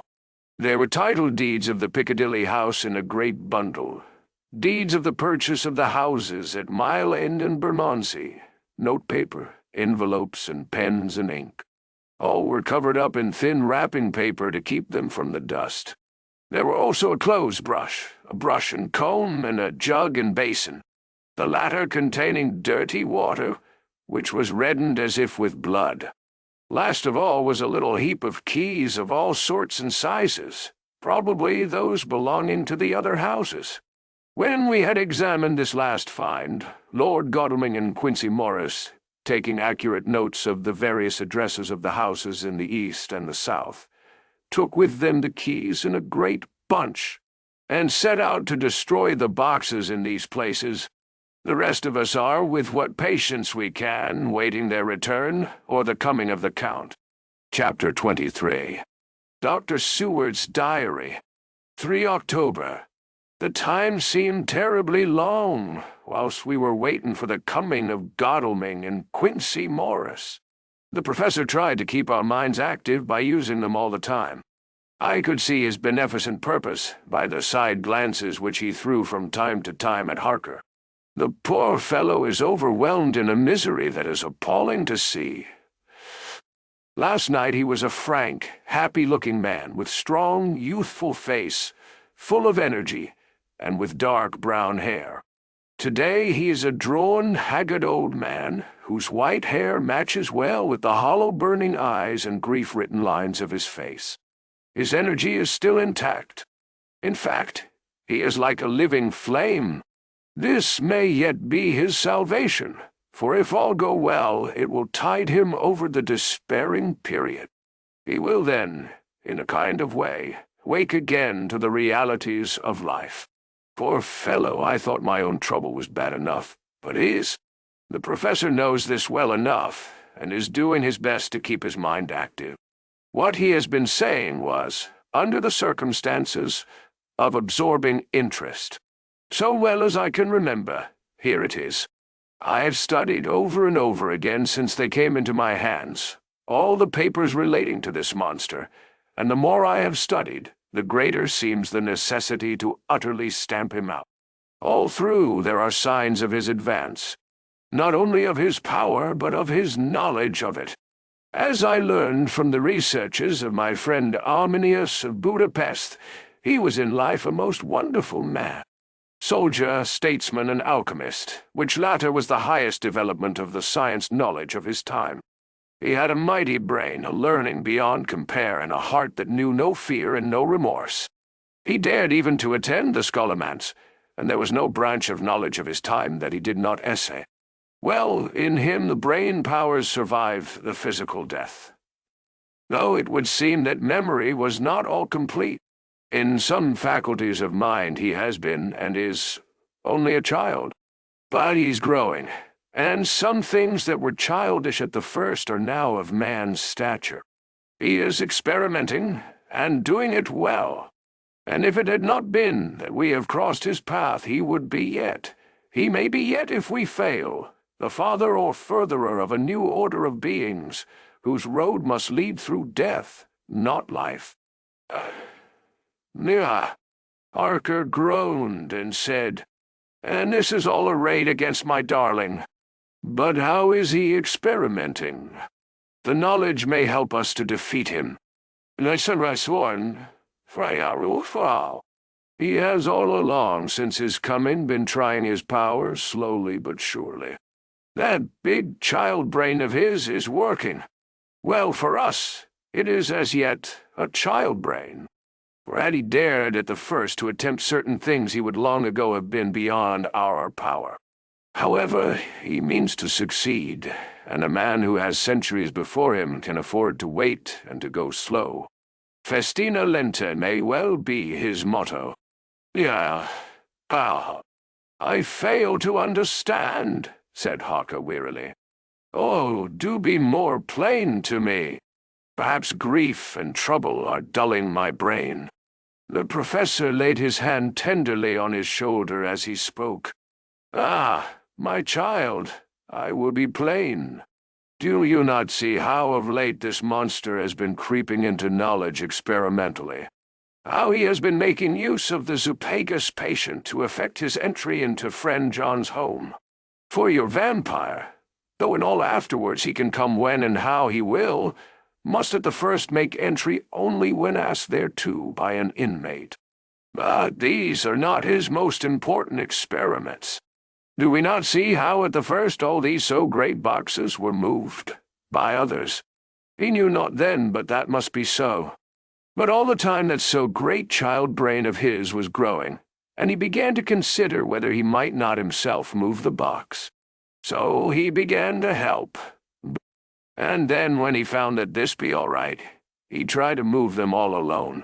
And so he progress, and he scatter these graves of him, and none but he know where they are hidden. He may have intent to bury them deep in the ground, so that only he use them in the night, or at such time as he can change his form. They do him equal well, and none may know these are his hiding place. But, my child, do not despair. This knowledge came to him just too late. Already all of his lairs, but one be sterilized as for him. And before the sunset this shall be so. Then he have no place where he can move and hide. I delayed this morning that so we might be sure. Is there not more at stake for us than for him? Then why not be more careful than him? By my clock it is 1 hour and already. If all be well, friend Arthur and Quincey are on their way to us. Today is our day, and we must go sure, if slow, and lose no chance. See, there are 5 of us when those absent ones return. Hans, whilst we were speaking, we were startled by a knock at the hall door, the double postman's knock of the telegraph boy. We all moved out to the hall with one impulse, and Van Helsing, holding up his hand to us to keep silence, stepped to the door and opened it. The boy handed in a dispatch. The professor closed the door again, and after looking at the direction, opened it and read aloud. Look out for D. He is just now, 12:45. Come from Carfax hurriedly and hasten towards the south. He seems to be going the round and may want to see you. Minotaur. No. Oh. There was a pause, broken by Jonathan Harker's voice. Now, God be thanked, we shall soon meet. Van Helsing turned to him quickly and said, God will act in his own way in time. Do not fear, and do not rejoice as yet, for what we wish for at the moment may be our own undoings. No, you see, I care for nothing now, he answered hotly, except to wipe out this brute from the face of creation. I would sell my soul to do it. Oh, hush, hush, my child, said Van Helsing. God does not purchase souls in this wise, and the devil, though he may purchase, does not keep faith. But God is merciful and just, and knows your pain and your devotion to that dear Madam Mina. Think you how her pain would be doubled, did she but hear your wild words? Do not fear any of us. We are all devoted to this cause, and today shall see the end. The time is coming for action. Today, this vampire is limit to the powers of man. Until sunset, he may not change. It will take him time to arrive here. See, it is 20 minutes past 1, and there are yet some times before he can hither come, be he never so quick. What we must hope for is that my Lord Arthur and Quincey arrive first. I see. About half an hour after we had received Mrs. Harker's telegram, there came a quiet, resolute knock at the hall door. It was just an ordinary knock, such as is given hourly by thousands of gentlemen, but it made the professor's heart and mind beat loudly. We looked at each other, and together moved out into the hall. We each held ready to use our various armaments, the spiritual in the left hand, the mortal in the right. Van Helsing pulled back the latch, and holding the door half open, stood back, having both hands ready for action. The gladness of our hearts must have shone upon our faces when on the step. Close to the door we saw Lord Godalming and Quincey Morris. They came quickly in and closed the door behind them, the former saying as they moved along the hall, "It is all right. We found both places. 6 boxes in each, and we destroyed them all." Ceremony. I bought a day. "Destroyed?" asked the professor. "For him?" We were silent for a minute, and then Quincey said, "There's nothing to do but to wait here. If, however, he doesn't turn up by 5 o'clock, we must start off, for it won't do to leave Mrs. Harker alone after sunset." "Oh, he'll be here before long now," said Van Helsing, who had been consulting his pocketbook. "Nota bene, in Madam's telegram he went south from Carfax. That means he went across the river, and he could only do so at slack of tide, which should be something before 1 o'clock. That he went south has a meaning for us. He's as yet only suspicious, and he went from Carfax first to the place where he would suspect interference least. You must have been at Bermondsey only a short time before him. That he is not here already shows that he went to Mile End next. This took him some time, for he would then have to be carried over the river in some way. Believe me, my friends, we shall not have long to wait now. We should have ready some plan of attack, so that we may throw away no chance. Hush, there is no time now. Have all your arms. Be ready." He held up a warning hand as he spoke, for we all could hear a key softly inserted in the lock of the hall door.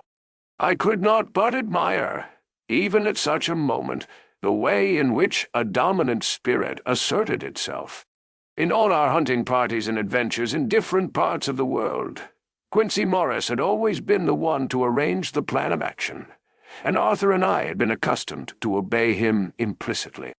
Now the old habit seemed to be renewed instinctively. With a swift glance around the room he at once laid out our plan of attack, and without speaking a word, with a gesture, placed us each in position.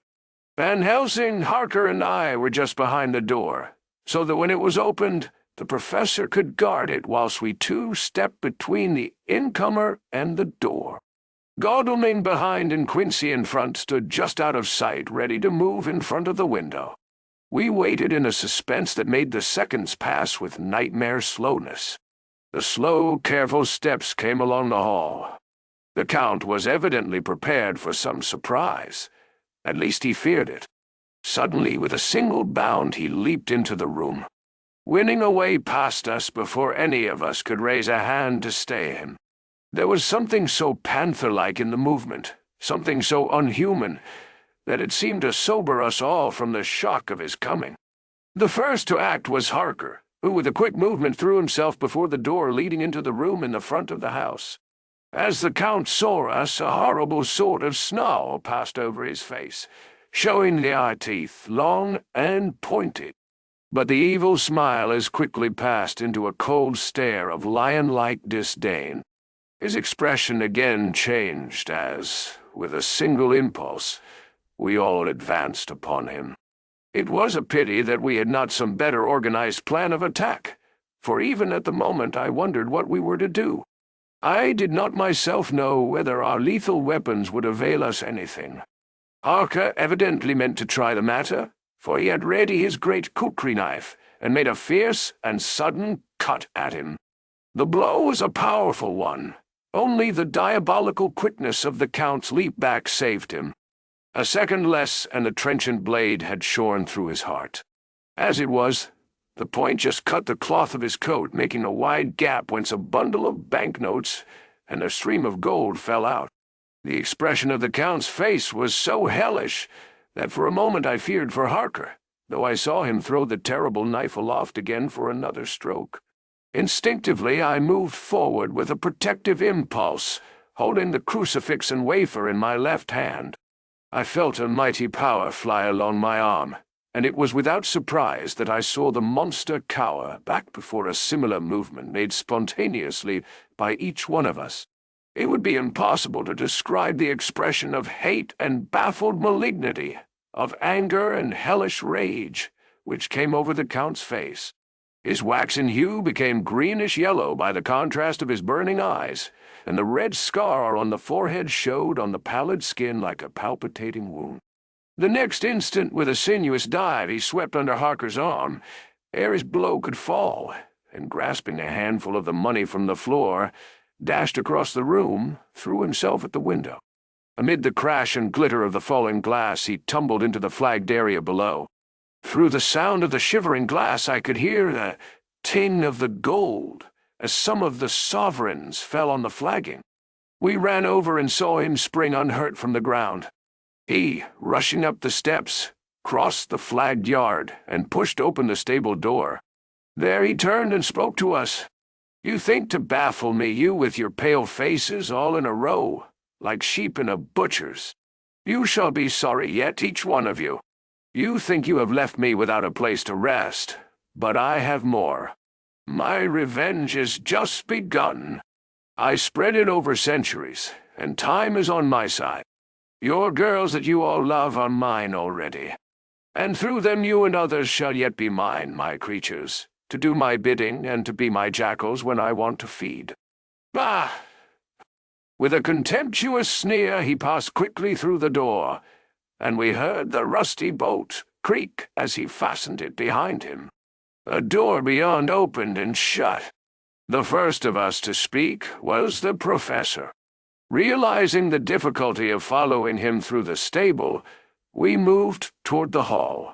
"We have learnt something, much. Notwithstanding his brave words, he fears us. He fears time, he fears want. For if not, why hurry so? His very tone betray him, or my ears deceive. Why take that money? You follow quick. You are hunters of the wild beast and understand it so. For me, I make sure that nothing here may be of use to him, if so that he returns." As he spoke, he put the money remaining in his pocket, took the title deeds in the bundle as Harker had left them, and swept the remaining things into the open fireplace, where he set fire to them with a match. Godalming and Morris had rushed out into the yard, and Harker had lowered himself from the window to follow the Count. He had, however, bolted the stable door, and by the time they had forced it open, there was no sign of him. Van Helsing and I tried to make inquiry at the back of the house, but the mews was deserted, and no one had seen him depart. It was now late in the afternoon, and sunset was not far off. We had to recognize that our game was up. With heavy hearts we agreed with the professor when he said, "Let us go back to Madame Mina d'Artois. Poor dear Madame Mina. All we can do just now is done, and we can there, at least, protect her. But we need not despair. There is but one more earth box, and we must try to find it. When that is done, all may yet be well." I could see that he spoke as bravely as he could to comfort Harker.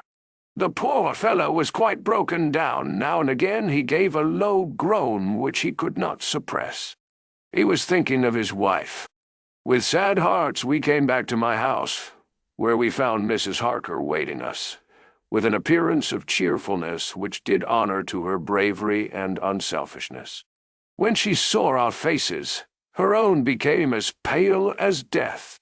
For a second or two her eyes were closed, as if she were in secret prayer. And then she said cheerfully, "I can never thank you all enough. Oh, my poor darling."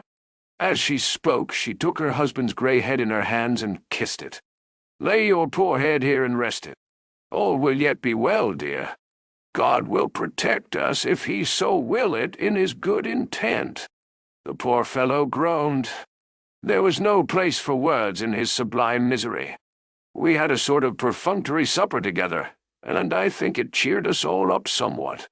It was, perhaps, the mere animal heat of food to hungry people, for none of us had eaten anything since breakfast, or the sense of companionship may have helped us, but anyhow we were all less miserable, and saw the morrow as not altogether without hope. True to our promise, we told Mrs. Harker everything which had passed. and although she grew snowy white at times when danger had seemed to threaten her husband, and red at others when his devotion to her was manifested, she listened bravely and with calmness. When we came to the part where Harker had rushed at the Count so recklessly, she clung to her husband's arm and held it tight as though her clinging could protect him from any harm that might come. She said nothing, however, till the narration was all done, and matters had been brought up to the present time. Then, without letting go her husband's hand, she stood up amongst us and spoke. Oh, that I could give any idea of the scene. Of that sweet, sweet, good, good woman in all the radiant beauty of her youth and animation, with the red scar on her forehead, of which she was conscious, and which we saw with grinding of our teeth, remembering whence and how it came. Her loving kindness against our grim hate, her tender faith against all our fears and doubting. And we, knowing that so far as symbols went, she, with all her goodness and purity and faith, was outcast from God. Jonathan, she said, and the words sounded like music on her lips. It was so full of love and tenderness. Jonathan, dear, and you all my true friends, I want you to bear something in mind through all this dreadful time. I know that you must fight, that you must destroy even as you destroyed the false Lucy, so that the true Lucy might live hereafter. But it is not a work of hate. That poor soul who has wrought all this misery is the saddest case of all. Just think what will be his joy when he too is destroyed in his worser part, that his better part may have spiritual immortality. You must be pitiful to him too, though it may not hold your hands from his destruction. I see. As she spoke, I could see her husband's face darken and draw together, as though the passion in him were shriveling his being to its core. Instinctively, the clasp on his wife's hand grew closer, till his knuckles looked white. She did not flinch from the pain which I knew she must have suffered, but looked at him with eyes that were more appealing than ever. As she stopped speaking, he leaped to his feet, almost tearing his hand from hers as he spoke. May God give him into my hand just for long enough to destroy that earthly life of him which we are aiming at. If beyond it I could send his soul forever and ever to burning hell, I would do it. Oh, hush. Oh, hush, in the name of the good God. Don't say such things, Jonathan, my husband, or you will crush me with fear and horror. Just think, my dear. I have been thinking all this long, long day of it, that, perhaps, some day, I too may need such pity, and that some other like you, and with equal cause for anger, may deny it to me. Oh, my husband! My husband, indeed I would have spared you such a thought had there been another way. But I pray that God may not have treasured your wild words, except as the heartbroken wail of a very loving and sorely stricken man. Oh, God, let these poor white hairs go in evidence of what he has suffered, who all his life has done no wrong, and on whom so many sorrows have come. We men were all in tears now. There was no resisting them, and we wept openly. She wept, too, to see that her sweeter counsels had prevailed. Her husband flung himself on his knees beside her, and putting his arms round her, hid his face in the folds of her dress. Van Helsing beckoned to us, and we stole out of the room, leaving the two loving hearts alone with their God. Before they retired, the professor fixed up the room against any coming of the vampire, and assured Mrs. Harker that she might rest in peace. She tried to school herself to the belief, and manifestly for her husband's sake, tried to seem content. It was a brave struggle, and was, I think and believe, not without its reward. Van Helsing had placed at hand a bell which either of them was to sound in case of any emergency. When they had retired, Quincey, Godalming, and I arranged that we should sit up, dividing the night between us, and watch over the safety of the poor, stricken lady. The first watch falls to Quincey, so the rest of us shall be off to bed as soon as we can. Godalming has already turned in, for his is the second watch. Now that my work is done, I, too, shall go to bed. Jonathan Harker's Journal. 3-4 October, close to midnight. God wot darwa. I thought yesterday would never end. There was over me a yearning for sleep, in some sort of blind belief that to wake would be to find things changed, and that any change must now be for the better. Before we parted, we discussed what our next step was to be, but we could arrive at no result. All we knew was that one earth box remained, and that the Count alone knew where it was. If he chooses to lie hidden, he may baffle us for years. And in the meantime, the thought is too horrible. I dare not think of it even now. This I know, that if ever there was a woman who was all perfection, that one is my poor, wronged darling. I loved her 1,000 times more for her sweet pity of last night, a pity that made my own hate of the monster seem despicable. Surely God will not permit the world to be the poorer by the loss of such a creature. This is hope to me. We are all drifting reefwards now, and faith is our only anchor. Thank God. Mina is sleeping, and sleeping without dreams. I fear what her dreams might be like, with such terrible memories to ground them in. She has not been so calm, within my seeing, since the sunset.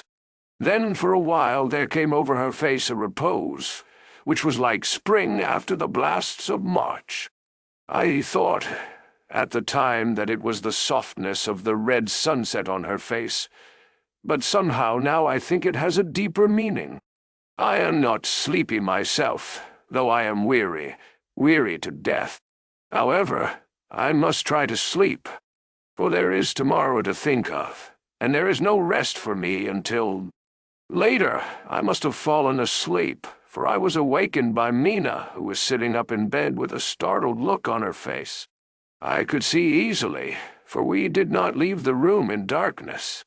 She had placed a warning hand over my mouth, and now she whispered in my ear, "Hush! There is someone in the corridor." I got up softly, and crossing the room, gently opened the door. Just outside, stretched on a mattress, lay Mr. Morris, wide awake. He raised a warning hand for silence as he whispered to me, "Hush! Go back to bed. It is all right. One of us will be here all night.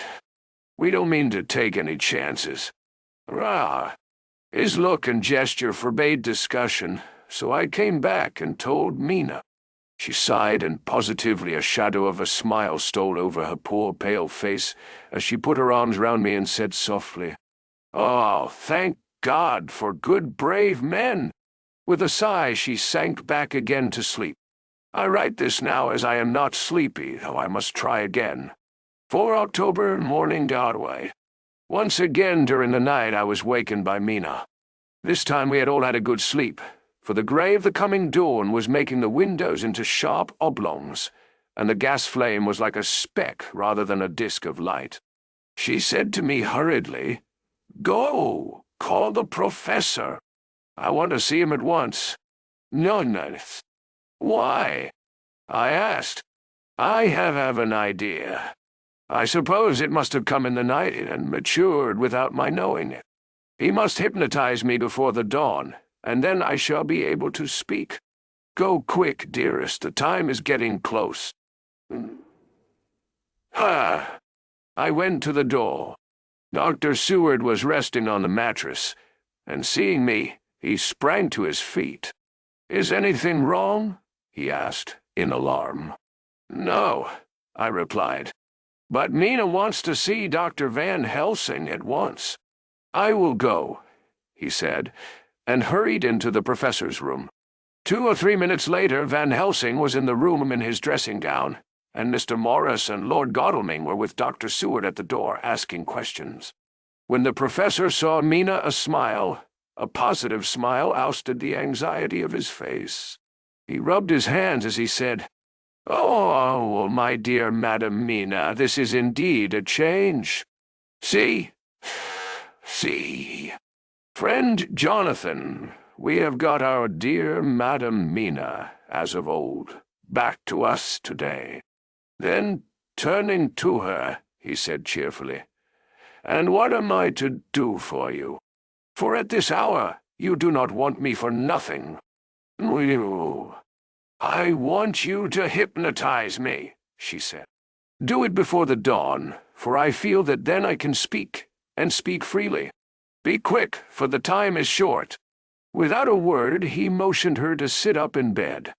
Looking fixedly at her, he commenced to make passes in front of her, from over the top of her head downward, with each hand in turn.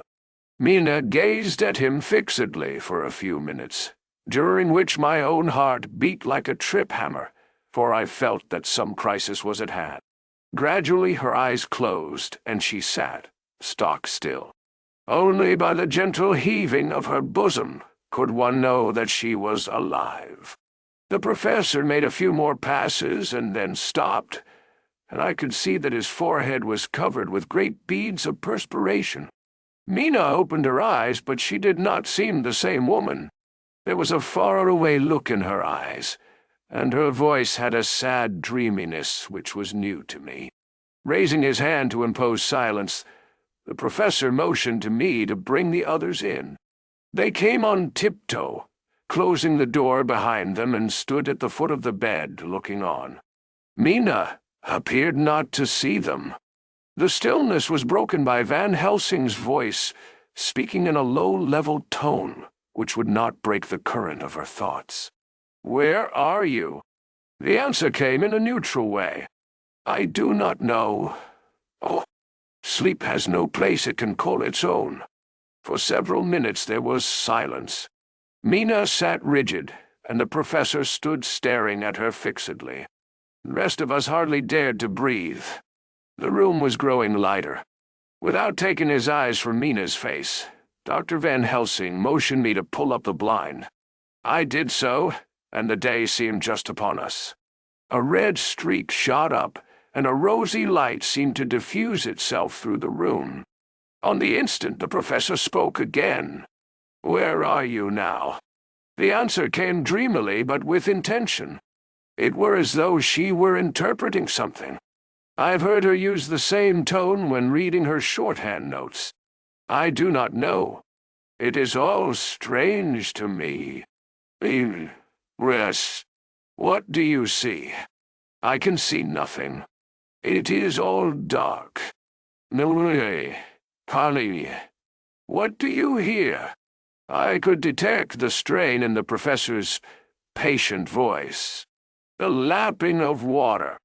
It is gurgling by, and little waves leap. I can hear them on the outside. Are you? Then you are on a ship? We all looked at each other, trying to glean something each from the other. We were afraid to think. The answer came quick. Oh, yes. What else do you hear? The sound of men stamping overhead as they run about. There is the creaking of a chain, and the loud tinkle as the check of the capstan falls into the ratchet. How? What are you doing? I am still, oh so still. It is like death. The voice faded away into a deep breath as of one sleeping, and the open eyes closed again. By this time the sun had risen, and we were all in the full light of day. Dr. Van Helsing placed his hands on Mina's shoulders and laid her head down softly on her pillow. She lay like a sleeping child for a few moments, and then, with a long sigh, awoke and stared in wonder to see us all around her. "Have I been talking in my sleep?" was all she said. She seemed, however, to know the situation without telling, though she was eager to know what she had told. The professor repeated the conversation, and she said, "Then there is not a moment to lose. It may not be yet too late." Mr. Morris and Lord Godalming started for the door, but the professor's calm voice called them back. "Stay, my friends. That ship, wherever it was weighing anchor at the moment in your so great port of London. Which of them is it that you seek? God be thanked that we have once again a clue, though whither it may lead us we know not. We have been blind somewhat, blind after the manner of men. Since we can look back, we see what we might have seen looking forward, if we had been able to see what we might have seen. Alas, but that sentence is a puddle, is it not? We can know now what was in the Count's mind when he seized that money, though Jonathan's so fierce knife put him in the danger that even he dread. He meant escape. Hear me? Escape. He saw that with but one earth-box left, and a pack of men following like dogs after a fox, this London was no place for him. He have take his last earth-box on board a ship, and he leave the land. He think to escape, but no. We follow him. Tally-ho! As friend Arthur would say when he put on his red frock, our old fox is wily. Oh, so wily, and we must follow with wile. I too am wily, and I think his mind in a little while. In meantime we may rest and in peace, for there are between us which he do not want to pass, and which he could not, if he would, unless the ship were to touch the land, and then only at full or slack tide. See, and the sun is just rose, and all day to sunset is us. Let us take bath and dress and have breakfast which we all need, and which we can eat comfortably, since he be not in the same land with us. Mina looked at him appealingly as she asked, "But why need we seek him further, when he is gone away from us?" He took her hand and patted it as he replied, "Ask me nothing as yet. When we have breakfast, then I answer all questions." He would say no more, and we separated to dress. After breakfast, Mina repeated her question. He looked at her gravely for a minute and then said sorrowfully, "Because, my dear, dear Madam Mina, now more than ever must we find him, even if we have to follow him to the jaws of hell." She grew paler as she asked faintly, "Why?" "Because," he answered solemnly, "he can live for centuries, and you are but mortal woman. Time is now to be dreaded, since once he put that mark upon your throat." "Nyah! I was just in time to catch her as she fell forward in a faint." Chapter 24. Dr. Seward's phonograph diary spoken by Van Helsing. This, to Jonathan Harker. "You are to stay with your dear Madam Mina. We shall go to make our search, if I can call it so, for it is not search but knowing, and we seek confirmation only. But do you stay and take care of her today. This is your best and most holiest office. This day nothing can find him here. Let me tell you that, so you will know what we foreknow already, for I have telled them. He, our enemy, have gone away. He have gone back to his castle in Transylvania. I know it so well, as if a great hand of fire wrote it on the wall. He have prepared for this in some way, and that last earth-box was ready to ship somewheres. For this he took the money. For this he hurry at the last, lest we catch him before the sun go down.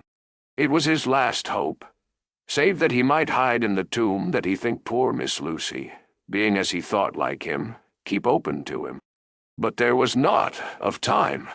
When that fail, he makes straight for his last resource. His last earthwork, I might say, did I wish double intent. He is clever, oh, so clever. He know that his game here was finish, and so he decide he go back home. He find ship going by the route he came, and he go in it. We go off now to find what ship, and whither bound. When we have discovered that, we come back and tell you all. Then we will comfort you and poor Madam Mina with new hope. For it will be hope when you think it over, that all is not lost. This very creature that we pursue, he take hundreds of years to get so far as London. And yet in one day, when we know of the disposal of him, we drive him out. He is finite, though he is powerful to do much harm and suffers not as we do. But we are strong. each in our purpose, and we are all more strong together. Take heart afresh, dear husband of Madam Mina. This battle is but begun, and in the end we shall win, so sure as that God sits on high to watch over his children. Therefore be of much comfort till we return. Van Helsing. Jonathan Harker's Journal. For October. When I read to Mina Van Helsing's message in the phonograph, the poor girl brightened up considerably. Already the certainty that the Count is out of the country has given her comfort, and comfort is strength to her. For my own part, now that his horrible danger is not face to face with us, it seems almost impossible to believe in it. Even my own terrible experiences in Castle Dracula seem like a long-forgotten dream. Here in the crisp autumn air and the bright sunlight, alas! How can I disbelieve? In the midst of my thought, my eye fell on the red scar on my poor darling's white forehead. Whilst that lasts, there can be no disbelief.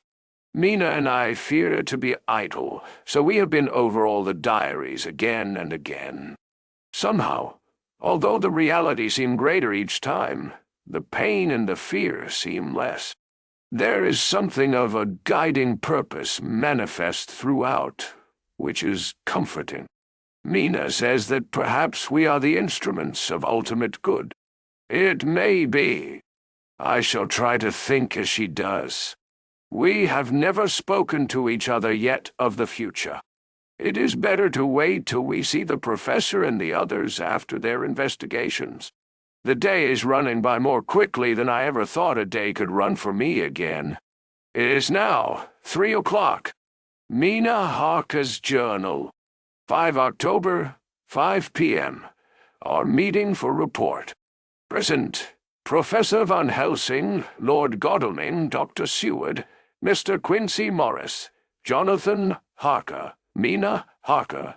Dr. Van Helsing described what steps were taken during the day to discover on what boat and whither-bound Count Dracula made his escape. As I knew that he wanted to get back to Transylvania, I felt sure that he must go by the Danube mouth, or by somewhere in the Black Sea, since by that way he come. It was a dreary blank that was before us. Omne ignotum pro magnifico, and so with heavy hearts we start to find what ships leave for the Black Sea last night. He was in sailing ship, since Madam Mina tell of sails being set. These not so important as to go in your list of the shipping in the Times, and so we go, by suggestion of Lord Godalming, to your Lloyd's, where are note of all ships that sail, however so small. There we find that only one Black Sea-bound ship go out with the tide. She is the Tsarina Catherine, and she sail from Doolittle's Wharf for Varna, and thence to other ports and up the Danube. So, said I, this is the ship whereon is the Count, so off we go to Doolittle's Wharf, and there we find a man in an office. From him we inquire of the goings of the Tsarina Catherine. He sware much, and he read face and loud a voice, but he good fellow all the same. And when Quincey give him something from his pocket which crackle as he roll it up and put it in a so small bag which he have hid deep in his clothing, he still better fellow and humble servant to us. He come with us, and ask many men who are rough and hard. These be better fellows too when they have been no more thirsty. They say much of blood and bloom, and of others which I comprehend not, though I guess what they mean. But nevertheless, they tell us all things which we want to know. They make known to us among them how last afternoon at about 5 o'clock comes a man so hurry. A tall man, thin and pale, with high nose and teeth so white, and eyes that seem to be burning. That he be all in black, except that he have a hat of straw which suit not him or the time. That he scatter his money in making quick inquiry as to what ship sails for the Black Sea and for where. Some took him to the office, and then to the ship, where he will not go aboard, but halt at shore end of gangplank, and ask that the captain come to him. The captain come when told that he will be pay well, and though he swear much at the first, he agreed to term. Then the thin man go, and someone tell him where horse and cart can be hired. He go there, and soon he come again, himself driving cart on which a great box. This he himself lift down, though it takes several to put it on truck for the ship. He give much talk to captain as to how and where his box is to be placed. But the captain like it not, and swear at him in many tongues, and tell him that if he like he can come and see where it shall be. But he say, no, that he come not yet, for that he have much to do. Whereupon the captain tell him that he had better be quick with blood, for that his ship will leave the place of blood before the turn of the tide, with blood. Then the thin man smile and say that of course he must go when he think fit, but he will be surprised if he go quite so soon. The captain swear again, polyglot, and the thin man make him bow, and thank him, and say that he will so far intrude on his kindness as to come aboard before the sailing. Final the captain, more red than ever, and in more tongues, tell him that he doesn't want no Frenchmen, with bloom upon them, and also with blood, in his ship, with blood on her also. And so, after asking where he might purchase ship forms, he departed. No one knew where he went, or bloomin' well cared as they said, for they had something else to think of, well with blood again. For it soon became apparent to all that the Tsarina Catherine would not sail as was expected. A thin mist began to creep up from the river, and it grew and grew, till soon a dense fog enveloped the ship and all around her. The captain swore polyglot, very polyglot, polyglot with bloomin' blood, but he could do nothing. The water rose, and he began to fear that he would lose the tide altogether. He was in no friendly mood when, just at full tide, the thin man came up the gangplank again and asked to see where his box had been stowed. Then the captain replied that he wished that he and his box, old, and with much bloom and blood, were in hell. But the thin man did not be offend, and went down with the mate and saw where it was placed, and came up and stood a while on deck in fog. He must have come off by himself, for none notice him. Indeed, they thought naught of him, for soon the fog began to melt away, and all was clear again. My friends of the thirst and the language that was of bloom and blood laughed, as they told how the captain's swears exceeded even his usual polyglot, and was more than ever full of picturesque.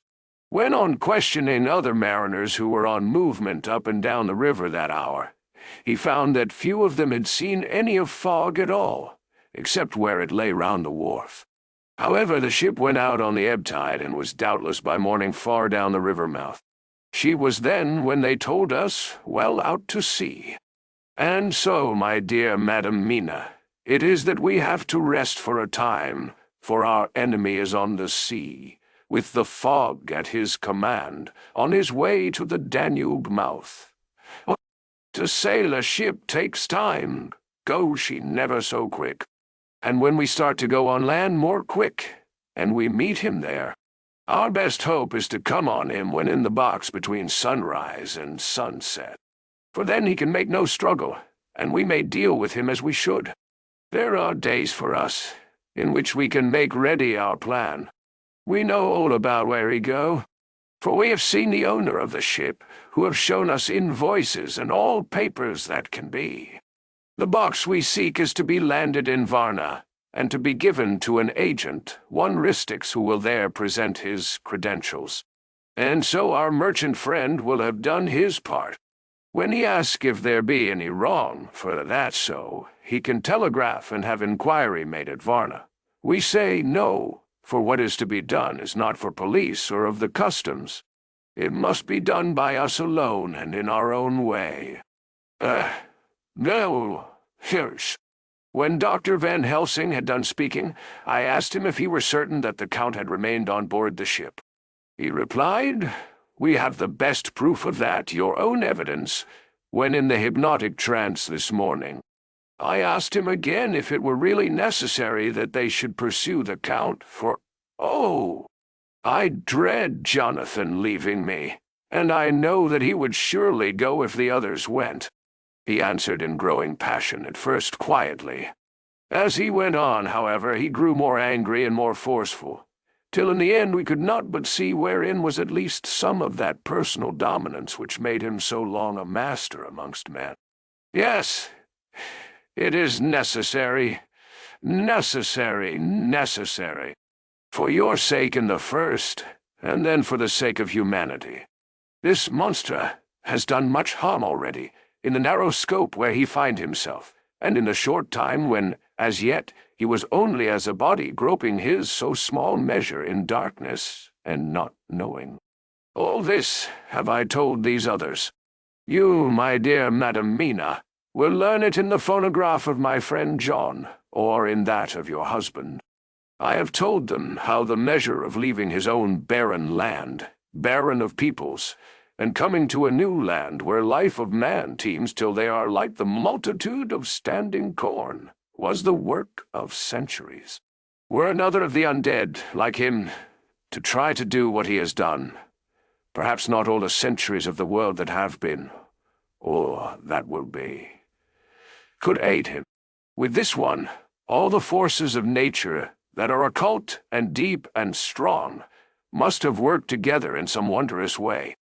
The very place where he have been alive, undead, for all these centuries, is full of strangeness of the geologic and chemical world. There are deep caverns and fissures that reach none know whither. There have been volcanoes, some of whose openings still send out waters of strange properties, and gases that kill or make to vivify. Doubtless, there is something magnetic or electric in some of these combinations of occult forces which work for physical life in strange way, and in himself were from the first some great qualities. In a hard and warlike time he was celebrate that he had more iron nerve, more subtle brain, more braver heart than any man.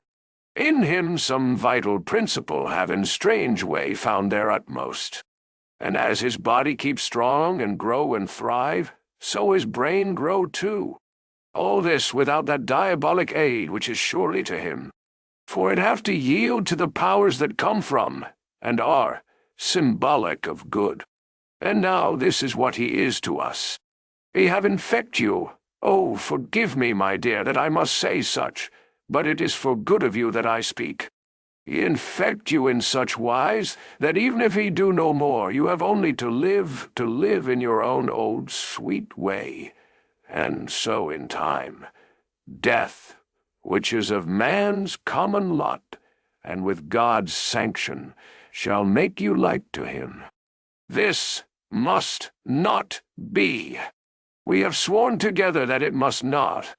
Thus are we ministers of God's own wish, that the world, and men for whom his Son died, will not be given over to monsters, whose very existence would defame him. He have allowed us to redeem one soul already, and we go out as the old Knights of the Cross to redeem more. Like them we shall travel towards the sunrise, and like them if we fall in good cause. He paused, and I said, But will not the Count take his rebuff wisely? Since he has been driven from England, will he not avoid it, as a tiger does the village from which he has been hunted? Nay. Aha, he said. Your simile of the tiger good for me, and I shall adopt him. Your man-eater, as they of India call the tiger who has once tasted blood of the human, care no more for the other prey, but prowl unceasing till he get him. This that we hunt from our village is a tiger too, a man-eater, and he never ceased to prowl. Nay, in himself he is not one to retire and stay afar. In his life, his living life, he'd go over the Turkey frontier and attack his enemy on his own ground. He be beaten back, but did he stay? No. He come again and again and again. Look at his persistence and endurance. With the child brain that was to him, he have long since conceived the idea of coming to a great city. What does he do? He find out the place of all the world most of promise for him. Then he deliberately set himself down to prepare for the task. He find in patience just how is his strength, And what are his powers? He studied new tongues. He learned new social life, new environment of old ways, the politics, the law, the finance, the science, the habit of a new land, and a new people who have come to be since he was. His glimpse that he have had, whet his appetite only, and enkeen his desire. Nay, it help him to grow as to his brain. For it all proved to him how right he was at the first in his surmises. He have done this alone, all alone, from a ruined tomb, in a forgotten land. What more may he not do when the greater world of thought is open to him? He that can smile at death as we know him, who can flourish in the midst of diseases that kill off whole peoples. Oh, if such an one was to come from God, and not the devil, what a force for good might he not be in this old world of ours?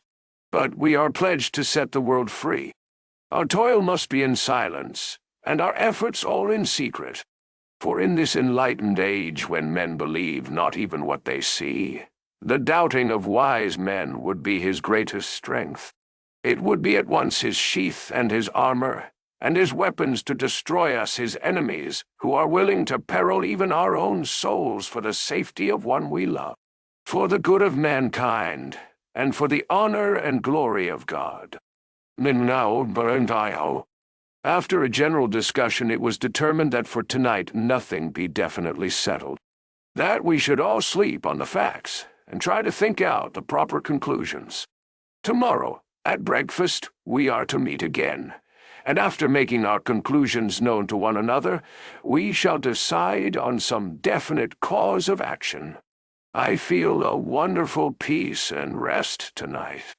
It is as if some haunting presence were removed from me.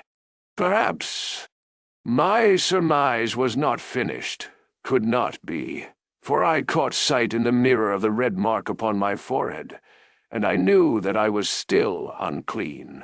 Dr. Seward's diary, 5 October, dark. We all arose early, and I think that sleep did much for each and all of us. When we met at early breakfast, there was more general cheerfulness than any of us had ever expected to experience again. It is really wonderful how much resilience there is in human nature.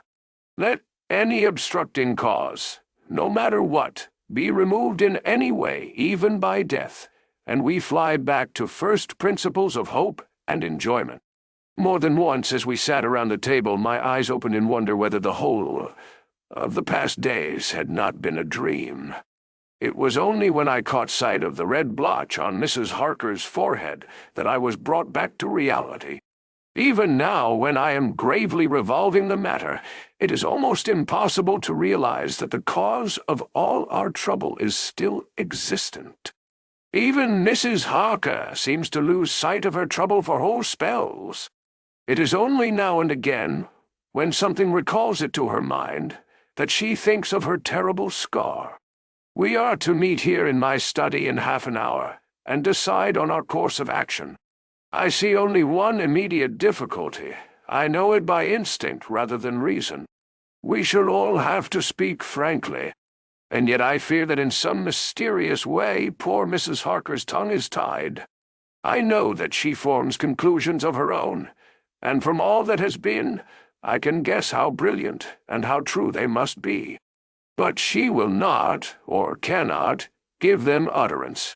I have mentioned this to Van Helsing, and he and I are to talk it over when we are alone. I suppose it is some of that horrid poison which has got into her veins beginning to work. The Count had his own purposes when he gave her what Van Helsing called the vampire's baptism of blood. Well, there may be a poison that distills itself out of good things. In an age when the existence of domains is a mystery, we should not wonder at anything. One thing I know, that if my instinct be true regarding poor Mrs. Harker's silences, then there is a terrible difficulty, an unknown danger in the work before us. The same power that compels her silence may compel her speech. I dare not think further, for so I should in my thoughts dishonor noble woman. Van Helsing is coming to my study a little before the others. I shall try to open the subject with him. Later, when the professor came in, we talked over the state of things. I could see that he had something on his mind, which he wanted to say, but felt some hesitancy about broaching the subject. After beating about the bush a little, he said, "Friend John, there is something that you and I must talk of alone, just at the first, at any rate. Later, we may have to take the others into our confidence." Then he stopped, so I waited. He went on, "Madam Mina, our poor, dear Madam Mina is changing." A cold shiver ran through me to find my worst fears thus endorsed. Van Helsing continued, "With the sad experience of Miss Lucy, we must this time be warned before things go too far. Our task is now in reality more difficult than ever, and this new trouble makes every hour of the direst importance. I can see the characteristics of the vampire coming in her face. It is now but very, very slight, but it is to be seen if we have eyes to notice without prejudge. Her teeth are sharper, and at times her eyes are more hard. But these are not all. There is to her the silence now often, as so it was with Miss Lucy. She did not speak, even when she wrote that which she wished to be known later. Now my fear is this. If it be that she can, by our hypnotic trance, tell what the Count see and hear, is it not more true that he who have hypnotized her first, and who have drink of her very blood, and make her drink of his, should, if he will, compel her mind to disclose to him that which she know?" I nodded acquiescence. He went on, "Then, what we must do is to prevent this. We must keep her ignorant of our intent, and so she cannot tell what she know not. This is a painful task. Oh, so painful that it heartbreak me to think of it, but it must be. When today we meet, I must tell her that for reason which we will not to speak, she must not more be of our counsel, but be simply guarded by us." He wiped his forehead, which had broken out in profuse perspiration at the thought of the pain which he might have to inflict upon the poor soul, already so tortured. I knew that it would be some sort of comfort to him if I told him that I also had come to the same conclusion, for at any rate it would take away the pain of doubt. I told him, and the effect was as I expected. It is now close to the time of our general gathering. Van Helsing has gone away to prepare for the meeting, and his painful part of it. I really believe his purpose is to be able to pray alone. Later, at the very outset of our meeting, a great personal relief was experienced by both Van Helsing and myself. Mrs. Harker had sent a message by her husband to say that she would not join us at present, as she thought it better that we should be free to discuss our movements without her presence to embarrass us. The professor and I looked at each other for an instant, and somehow we both seemed relieved. For my own part, I thought that if Mrs. Harker realized the danger herself, it was much pain as well as much danger averted. Under the circumstances, we agreed, by a questioning look and answer with finger on lip, to preserve silence in our suspicions until we should have been able to confer alone again. We went at once into our plan of campaign. Van Helsing roughly put the facts before us first. The Tsarina Catherine left the Thames yesterday morning. It will take her at the quickest speed she has ever made at least 3 weeks to reach Varna. But we can travel overland to the same place in 3 days. Now, if we allow for 2 days less for the ship's voyage, owing to such weather influences as we know that the Count can bring to bear, and if we allow a whole day and night for any delays which may occur to us, then we have a margin of nearly 2 weeks. Thus, in order to be quite safe, we must leave here on 17th at latest. Then we shall at any rate be in Varna a day before the ship arrives, and able to make such preparations as may be necessary. Of course, we shall all go armed, armed against evil things, spiritual as well as physical. Here, Quincey Morris added, I understand that the Count comes from a wolf country, and it may be that he shall get there before us. I propose that we add Winchesters to our armament. I've a kind of belief in a Winchester when there is any trouble of that sort around.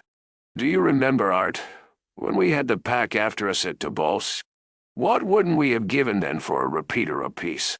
"Ma, good," said Van Helsing. "Winchesters it shall be. Quincey's head is level at times, but most so when there is to hunt. Metaphor be more dishonor to science than wolves be of danger to man.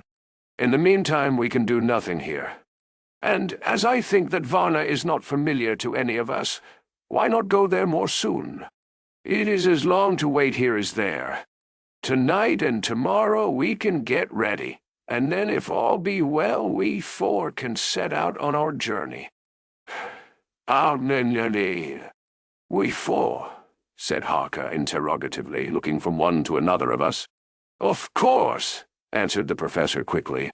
"You must remain to take care of your so sweet wife." Harker was silent for a while, and then said in a hollow voice, "Let us talk of that part of it in the morning. I want to consult with Mina Dorty. I thought that now was the time for Van Helsing to warn him not to disclose our plan to her, but he took no notice. I looked at him significantly and coughed. For answer, he put his finger to his lips and turned away. Jonathan Harker's Journal. 5 October afternoon, Dartai. For some time after our meeting this morning, I could not think.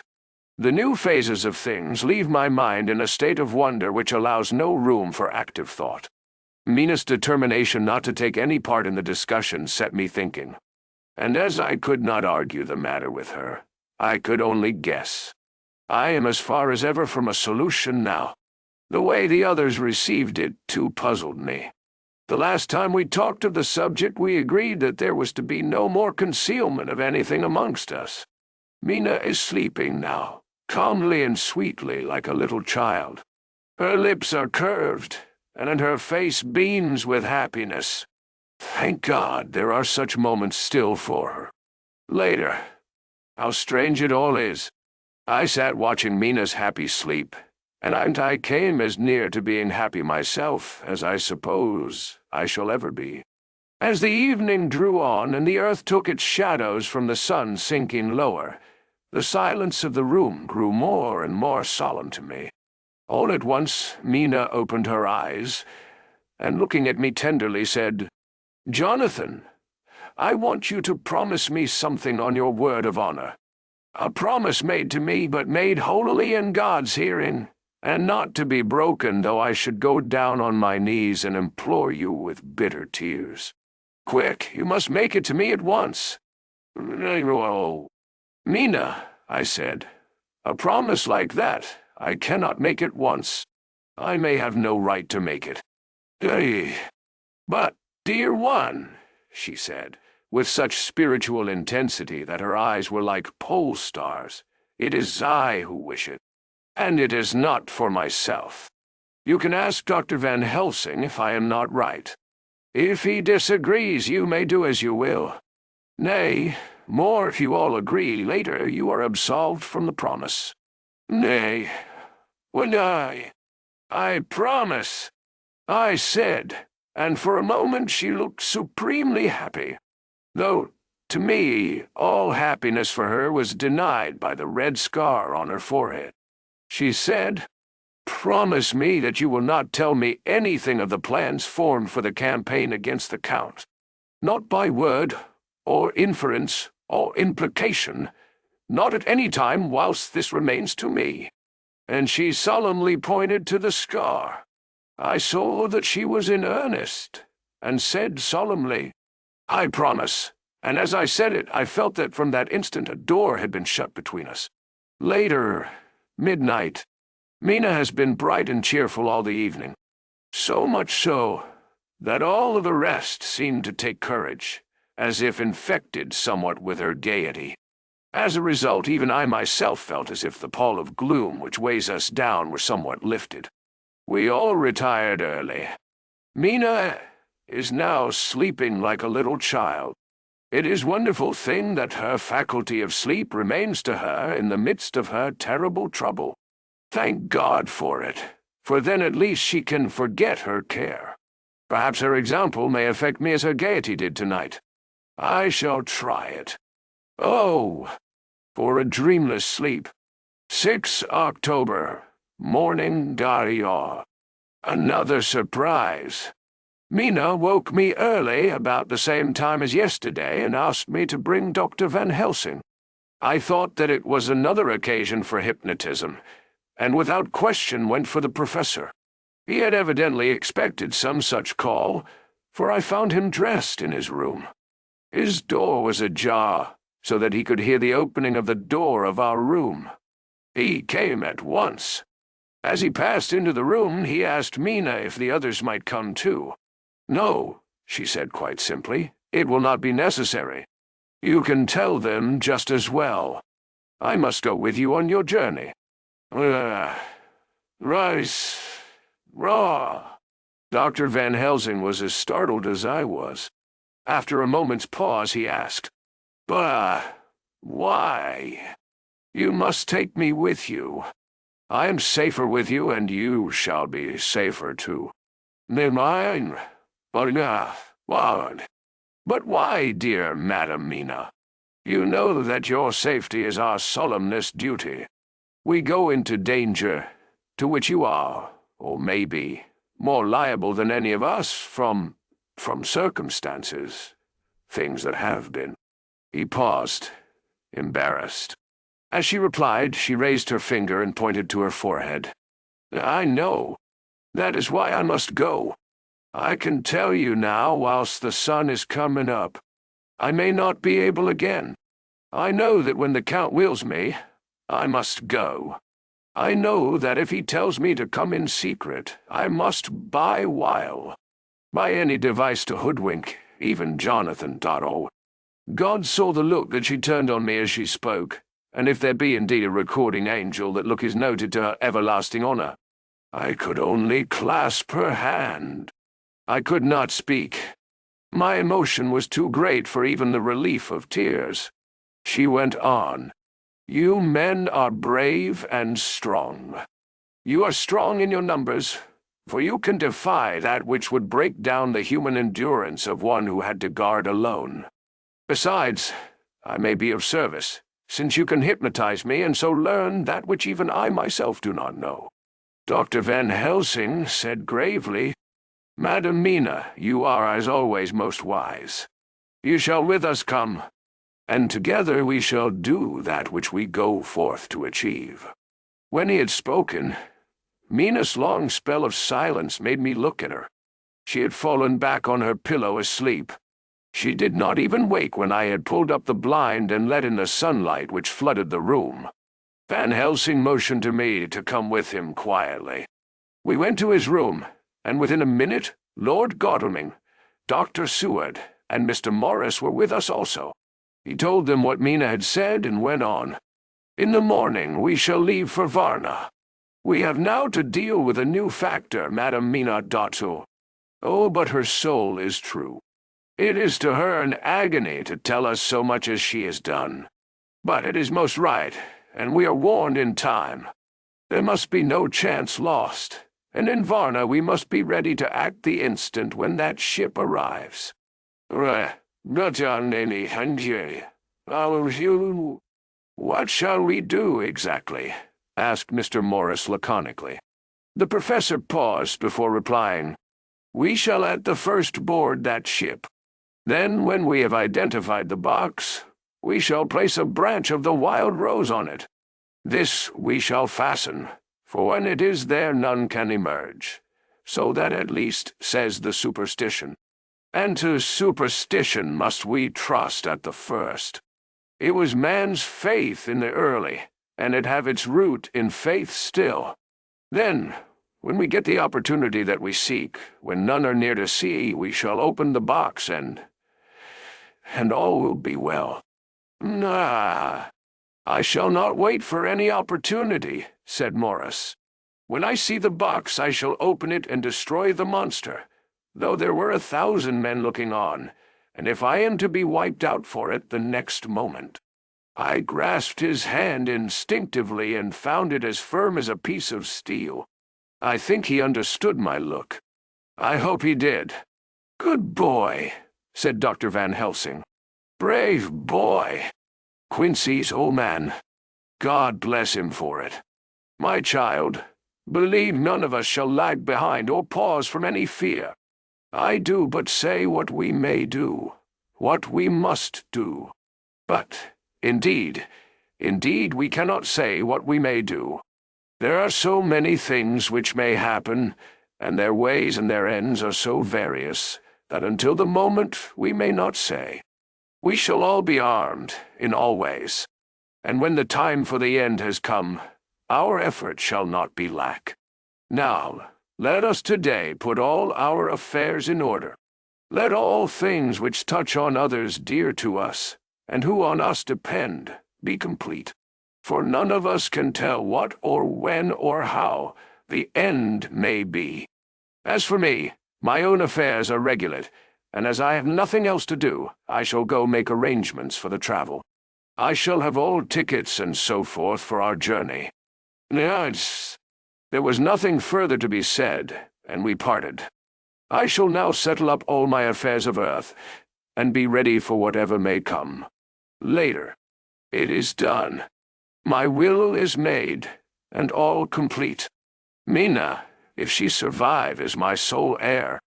If it should not be so, then the others who have been so good to us shall have remainder. It is now drawing towards the sunset. Mina's uneasiness calls my attention to it.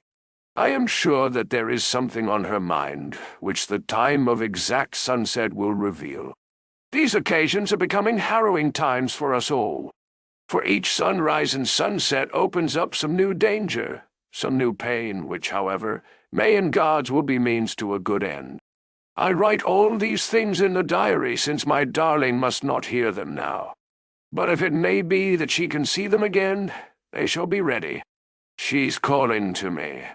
Chapter 25. Dr. Seward's Diary. 11 October, evening, Dotto.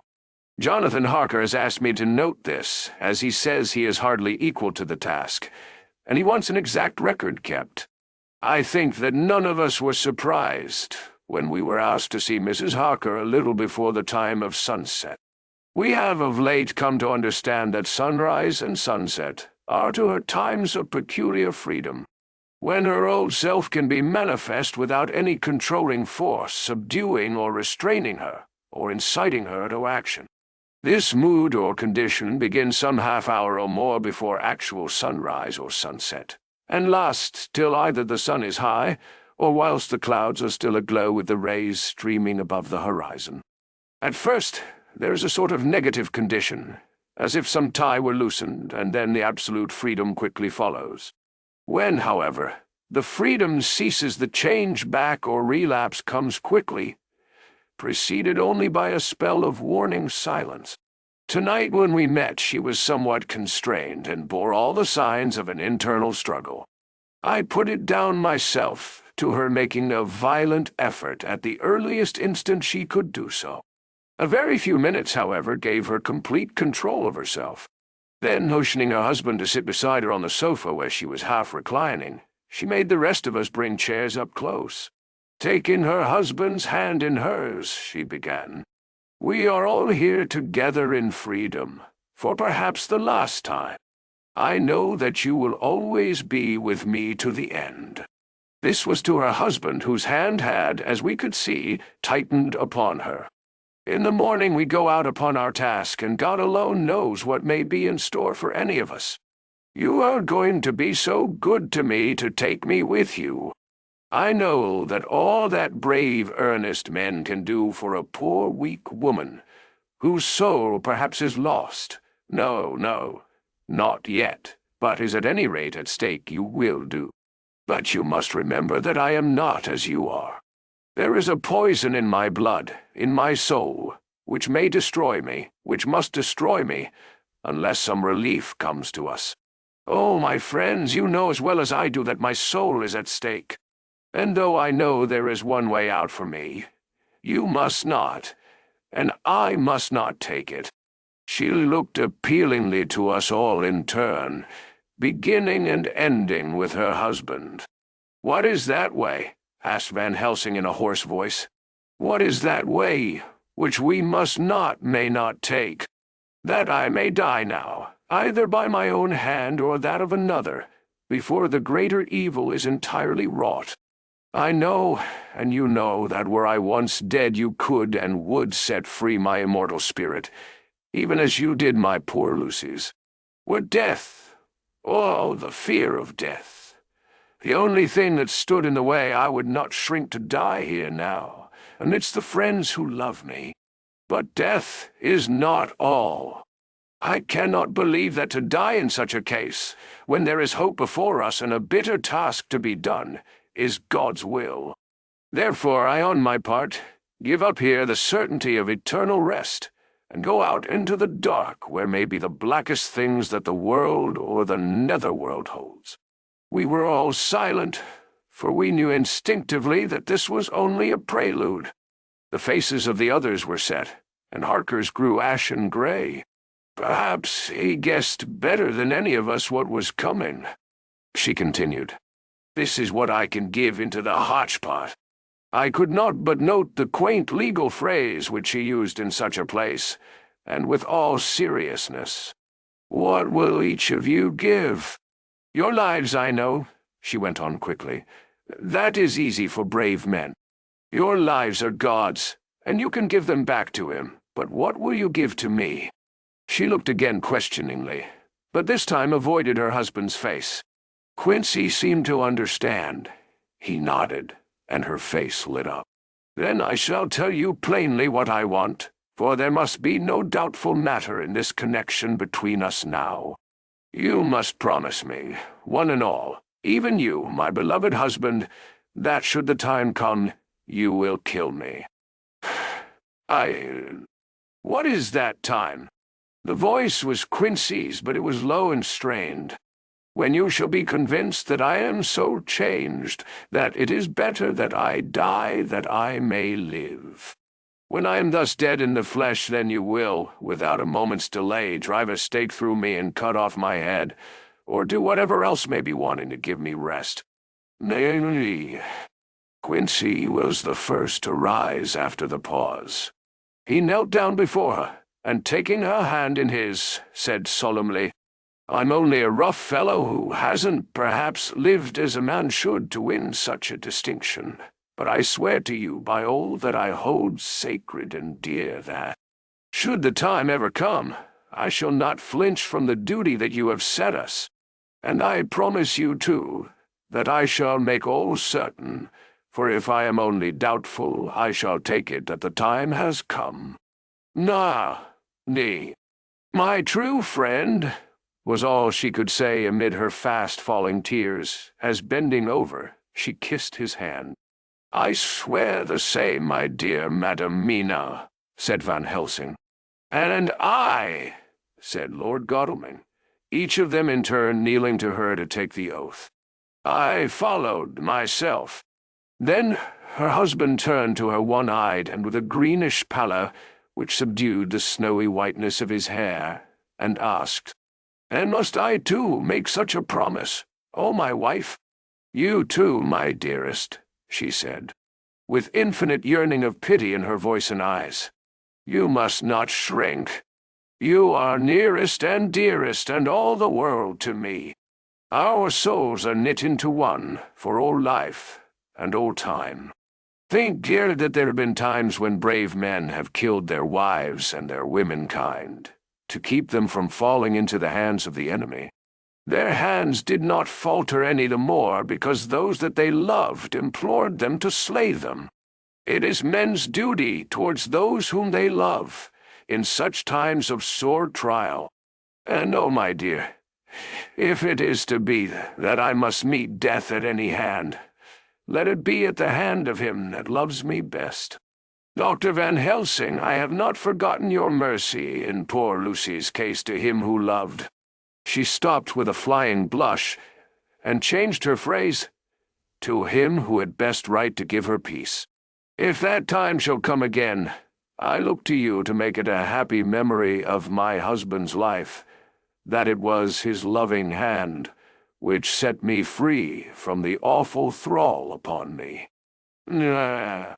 "Again I swear," came the professor's resonant voice.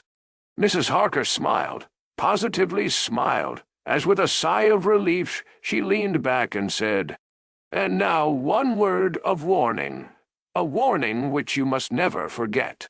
This time, if it ever come, may come quickly and unexpectedly, and in such case you must lose no time in using your opportunity.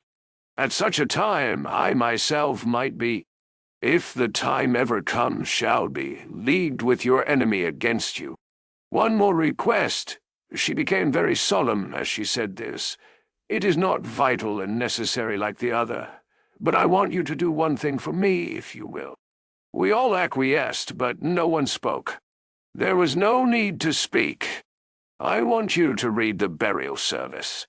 She was interrupted by a deep groan from her husband. Taking his hand in hers, she held it over her heart, and continued, "You must read it over me some day. Whatever may be the issue of all this fearful state of things, it will be a sweet thought to all or some of us. You, my dearest, will I hope read it, for then it will be in your voice in my memory forever, come what may. And but oh, my dear one," he pleaded, "death is afar off from you." "Nay," she said, holding up a warning hand, "I am deeper in death at this moment than if the weight of an earthly grave lay heavy upon me." "Oh, my wife, must I read it?" he said before he began. "It would comfort me, my husband," was all she said, and he began to read when she had got the book ready. How could anyone tell of that strange scene, its solemnity, its gloom, its sadness, its horror, and withal its sweetness? Even a skeptic, who can see nothing but a travesty of bitter truth in anything holy or emotional, would have been melted to the heart had he seen that little group of loving and devoted friends kneeling round that stricken and sorrowing lady, or heard the tender passion of her husband's voice, as in tones so broken and emotional that often he had to pause. He read the simple and beautiful service from the burial of the dead. I cannot go on. Words and voices, F fail and me. She was right in her instinct. Strange as it was, bizarre as it may hereafter seem even to us who felt its potent influence at the time, it comforted us much. And the silence which showed Mrs. Harker's coming relapse from her freedom of soul did not seem so full of despair to any of us as we had dreaded. Jonathan Harker's journal, 15 October, Varna.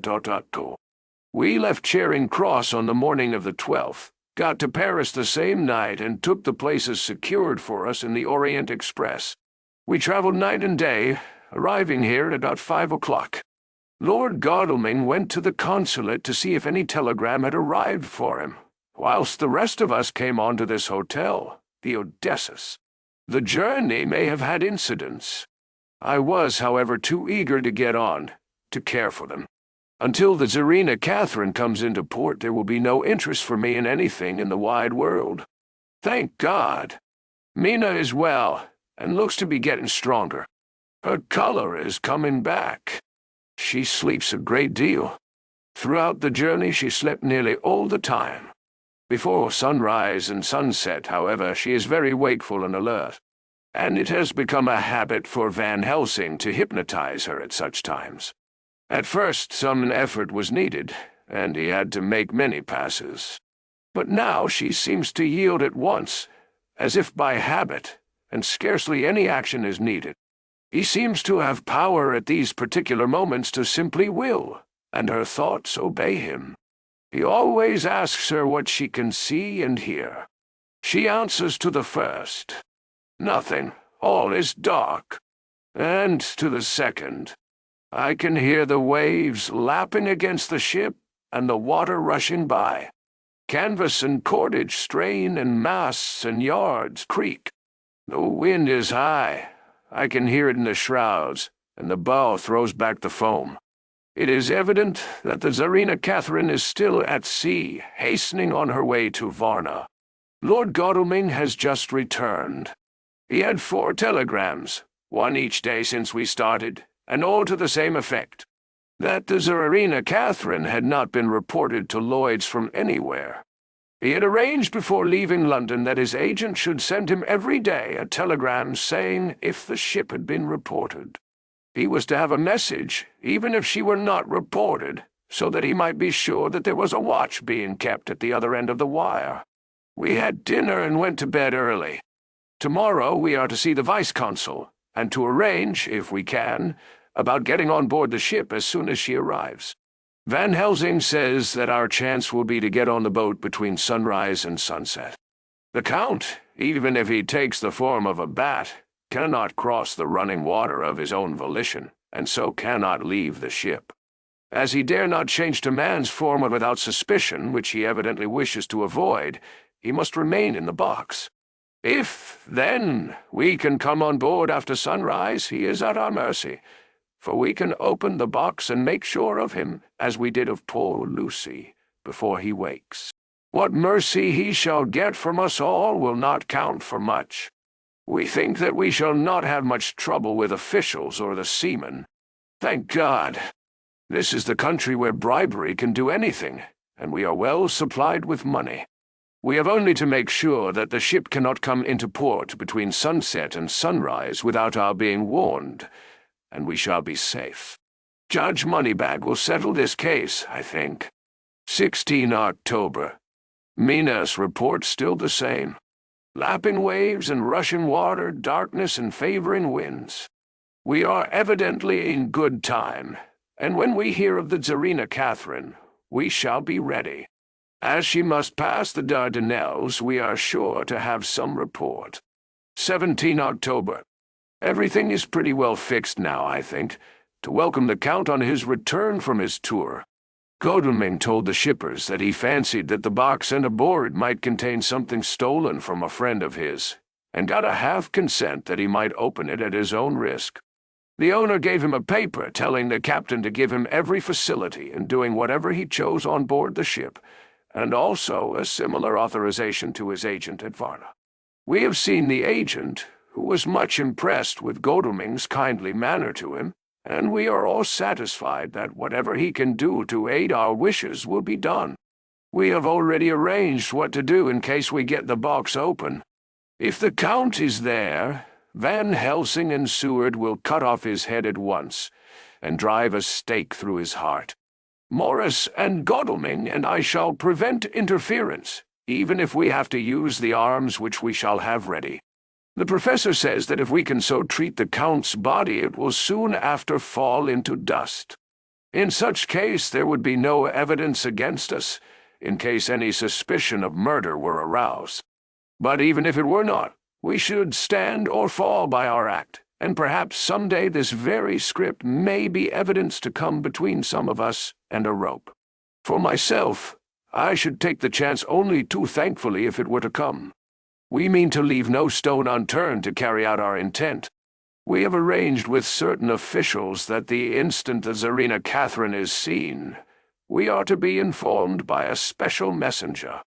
24 October Darani. A whole week of waiting. Daily telegrams to Godalming, but only the same story. Not yet reported. Mina's morning and evening hypnotic answer is unvaried. Lapping waves, rushing water, and creaking masts. Telegram, October 24th, Rufus Smith, Lloyd's, London, to Lord Godalming, care of HBM, Vice-Consul Varna. Tsarina Catherine reported this morning from Dardanelles. Dr. Seward's diary. 25 October. How I miss my phonograph. To write a diary with a pen is irksome to me. But Van Helsing says I must. We were all wild with excitement yesterday when Godalming got his telegram from Lloyd's. I know now what men feel in battle when the call to action is heard. Mrs. Harker, alone of our party, did not show any signs of emotion. After all, it is not strange that she did not, for we took special care not to let her know anything about it, and we all tried not to show any excitement when we were in her presence. In old days she would, I am sure, have noticed, no matter how we might have tried to conceal it. But in this way, she is greatly changed during the past 3 weeks. The lethargy grows upon her, and though she seems strong and well and is getting back some of her color, Van Helsing and I are not satisfied. We talk of her often. We have not, however, said a word to the others. It would break poor Harker's heart, certainly his nerve, if he knew that we had even a suspicion on the subject. Van Helsing examines, he tells me, her teeth very carefully, whilst she is in the hypnotic condition. For he says that so long as they do not begin to sharpen, there is no active danger of a change in her. If this change should come, it would be necessary to take steps. We both know what those steps would have to be, though we do not mention our thoughts to each other. We should neither of us shrink from the task, awful though it be to contemplate. Euthanasia is an excellent and a comforting word. I am grateful to whoever invented it. It is only about 24 hours' sail from the Dardanelles to here, at the rate that Tsarina Catherine has come from London. She should therefore arrive some time in the morning, but as she cannot possibly get in before noon, we are all about to retire early. We shall get up at 1 o'clock so as to be ready.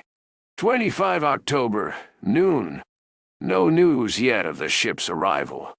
Mrs. Harker's hypnotic report this morning was the same as usual, so it is possible that we may get news at any moment.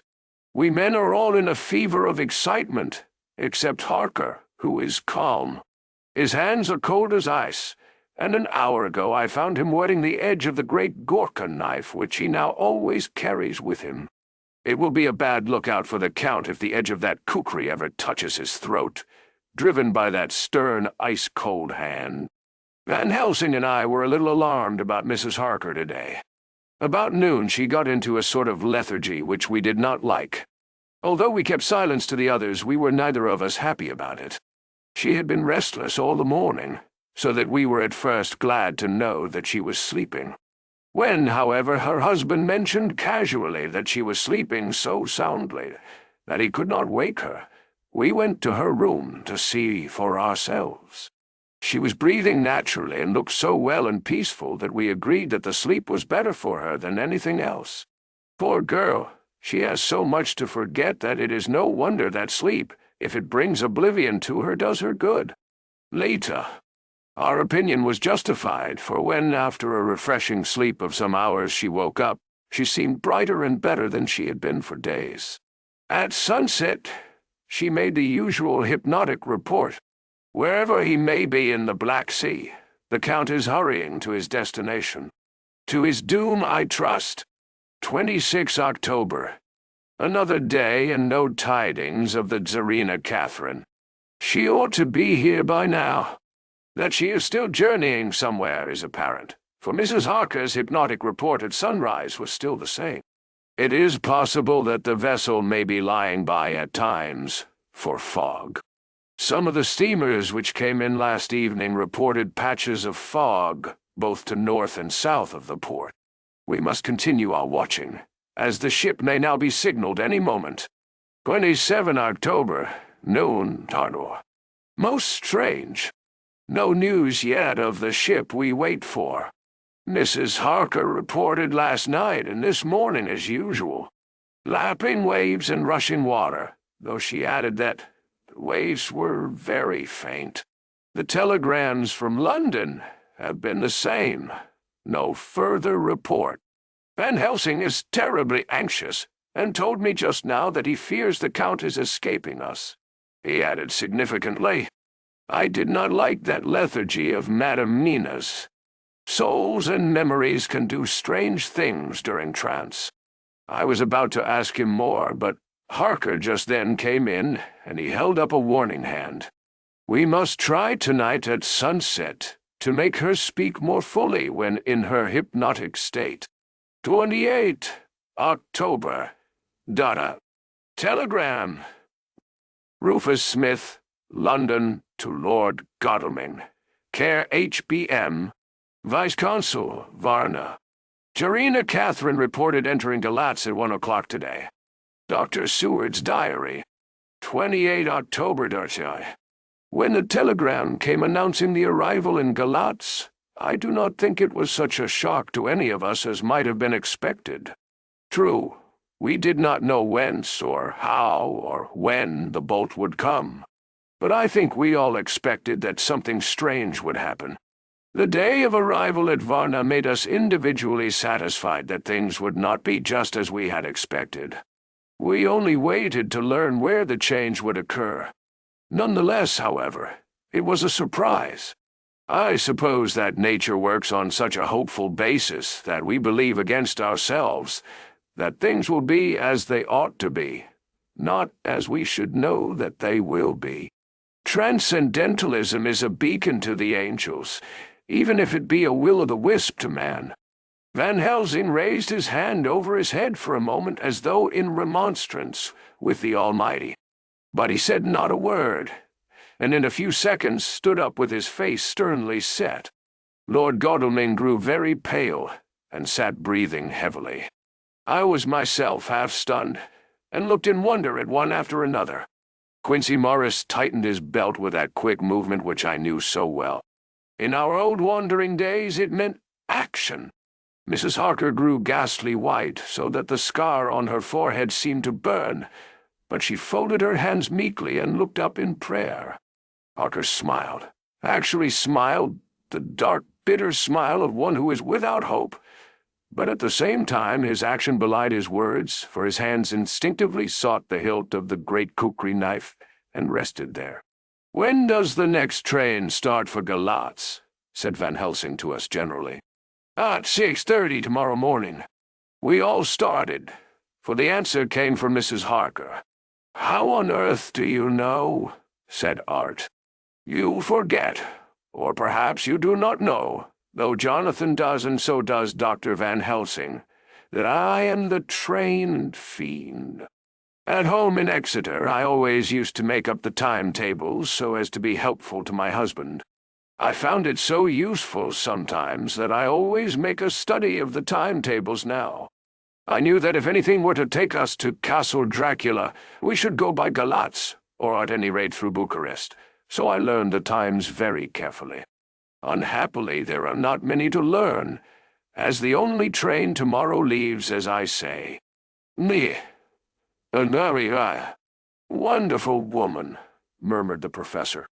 "Can we get a special?" asked Lord Godalming. Van Helsing shook his head. "I fear not. This land is very different from yours or mine. Even if we did have a special, it would probably not arrive as soon as our regular train. Moreover, we have something to prepare. We must think. Now let us organize. You, friend Arthur, go to the train and get the tickets and arrange that all be ready for us to go in the morning. Do you, friend Jonathan, go to the agent of the ship and get from him letters to the agent in Galatz, with authority to make a search of the ship just as it was here. Quincey Morris, you see the vice-consul and get his aid with his fellow in Galatz and all he can do to make our way smooth, so that no times be lost when over the Danube. John will stay with Madam, Mina, and me, and we shall consult. For so, if time be long, you may be delayed. And it will not matter when the sun set, since I am here with Madam to make report. And I, said Mrs. Harker brightly, and more like her old self than she had been for many a long day, shall try to be of use in all ways, and shall think and write for you as I used to do. Something is shifting from me in some strange way, and I feel freer than I have been of late. The three younger men looked happier at the moment as they seemed to realize the significance of her words. But Van Helsing and I, turning to each other, met each a grave and troubled glance. We said nothing at the time, however. When the three men had gone out to their tasks, Van Helsing asked Mrs. Harker to look up the copy of the diaries and find him the part of Harker's journal at the castle. She went away to get it. When the door was shut upon her, he said to me, "We mean the same. Speak out.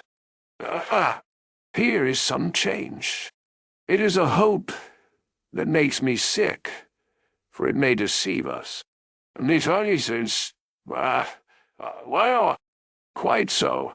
Do you know why I asked her to get the manuscript? No, I'm sure. No, said I, unless it was to get an opportunity of seeing me alone. You are in part right, friend John, but only in part. I want to tell you something.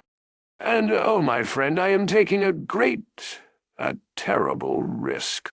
But I believe it is right. In the moment when Madame Mina said those words that arrest both our understanding, an inspiration came to me. In the trance of 3 days ago, the Count sent her his spirit to read her mind. Or more like he took her to see him in his earth box in the ship with water rushing, just as it go free at rise and set of sun. He learned then that we are here, for she had more to tell in her open life with eyes to see, ears to hear than he, shut as he is, in his coffin box. Now he make his most effort to escape us. At present, he want her not. He is sure with his so great knowledge that she will come at his call.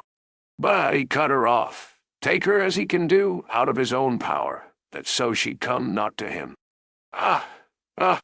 There I have hope that our man-brains that have been of man so long, and that have not lost the grace of God, will come higher than his child-brain that lie in his tomb for centuries, that grow not yet to our stature, and that do only work selfish and therefore small. Here comes Madame Mina Dotua. Not a word to her of her trance.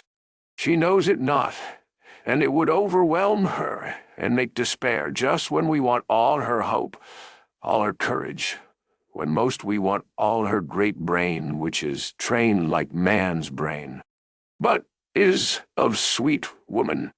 Hush! Let me speak, and you shall learn.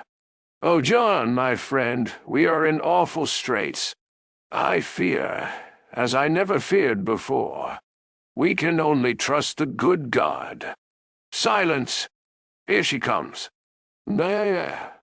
I thought that the professor was going to break down and have hysterics, just as he had when Lucy died, but with a great effort he controlled himself and was at perfect nervous poise when Mrs. Harker tripped into the room, bright and happy-looking and, in the doing of work, seemingly forgetful of her misery. As she came in, she handed a number of sheets of typewriting to Van Helsing.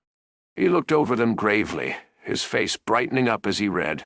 Then, holding the pages between his finger and thumb, he said, "Friend John, to you with so much experience already, and you too, dear Madam Mina, that are young, here is a lesson. Do not fear ever to think. A half-thought has been buzzing often in my brain, but I fear to let him loose his wings. Here now, with more knowledge, I go back to where that half-thought come from, and I find that he be no half-thought at all. That be a whole thought, though so young that he is not yet strong to use his little wings.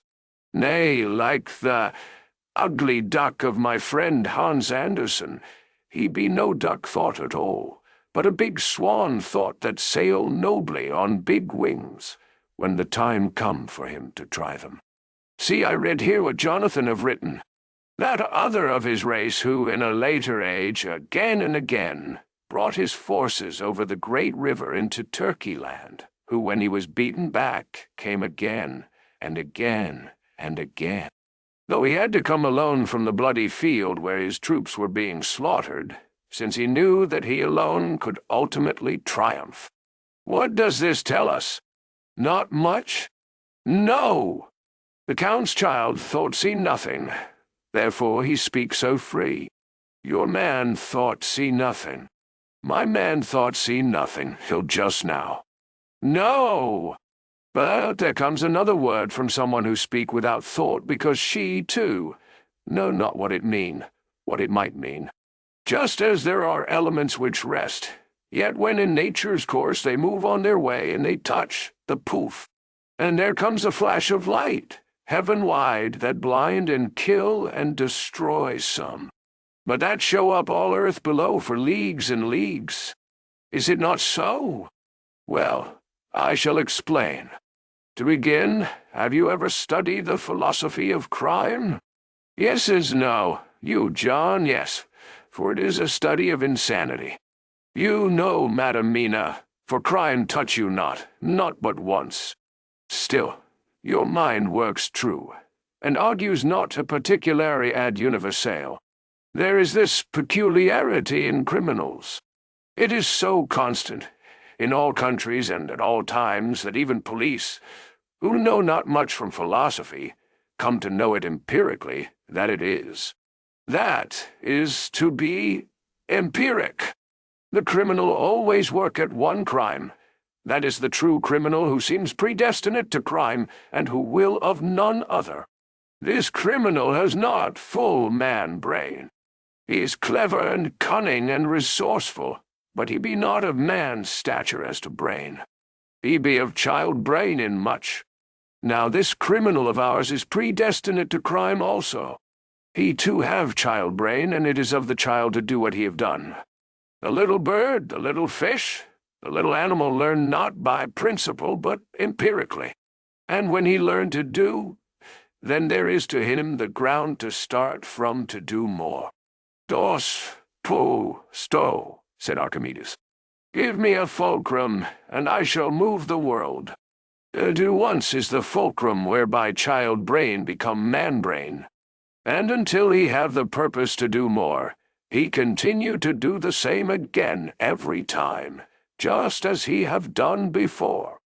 Oh, my dear, I see that your eyes are opened, and that to you the lightning flash show all the leagues, for Mrs. Harker began to clap her hands, and her eyes sparkled. He went on. Now you shall speak. Tell us two dry men of science what you see with those so bright eyes. He took her hand and held it whilst he spoke. His finger and thumb closed on her pulse, as I thought instinctively and unconsciously as she spoke. The Count is a criminal, and of criminal type. Nordau and Lombroso would so classify him, and qua criminal he is of an imperfectly formed mind. Thus, in a difficulty he has to seek resource in habit. His past is a clue, and the one page of it that we know, and that from his own lips tells that once before, when in what Mr. Morris would call a tight place, he went back to his own country from the land he had tried to invade, and thence, without losing purpose, prepared himself for a new effort. He came again better equipped for his work, and won. So he came to London to invade a new land. He was beaten, and when all hope of success was lost, and his existence in danger, he fled back over the sea to his home, just as formerly he had fled back over the Danube from Turkey land. Aye, good. Oh, you so clever, lady, said Van Helsing enthusiastically as he stooped and kissed her hand. A moment later he said to me, as calmly as though we had been having a sick-room consultation, 72 only, and in all this excitement, I have hope. Turning to her again, he said with keen expectation. But go on. There is more to tell if you will. Be not afraid. John and I know. No, I do in any case, and shall tell you if you are right. Speak without fear. I will try to, but you will forgive me if I seem too egotistical. Not kindly. Kindlies. Nay, fear not, you must be egotist, for it is of you that we think. Then, as he is criminal, he is selfish.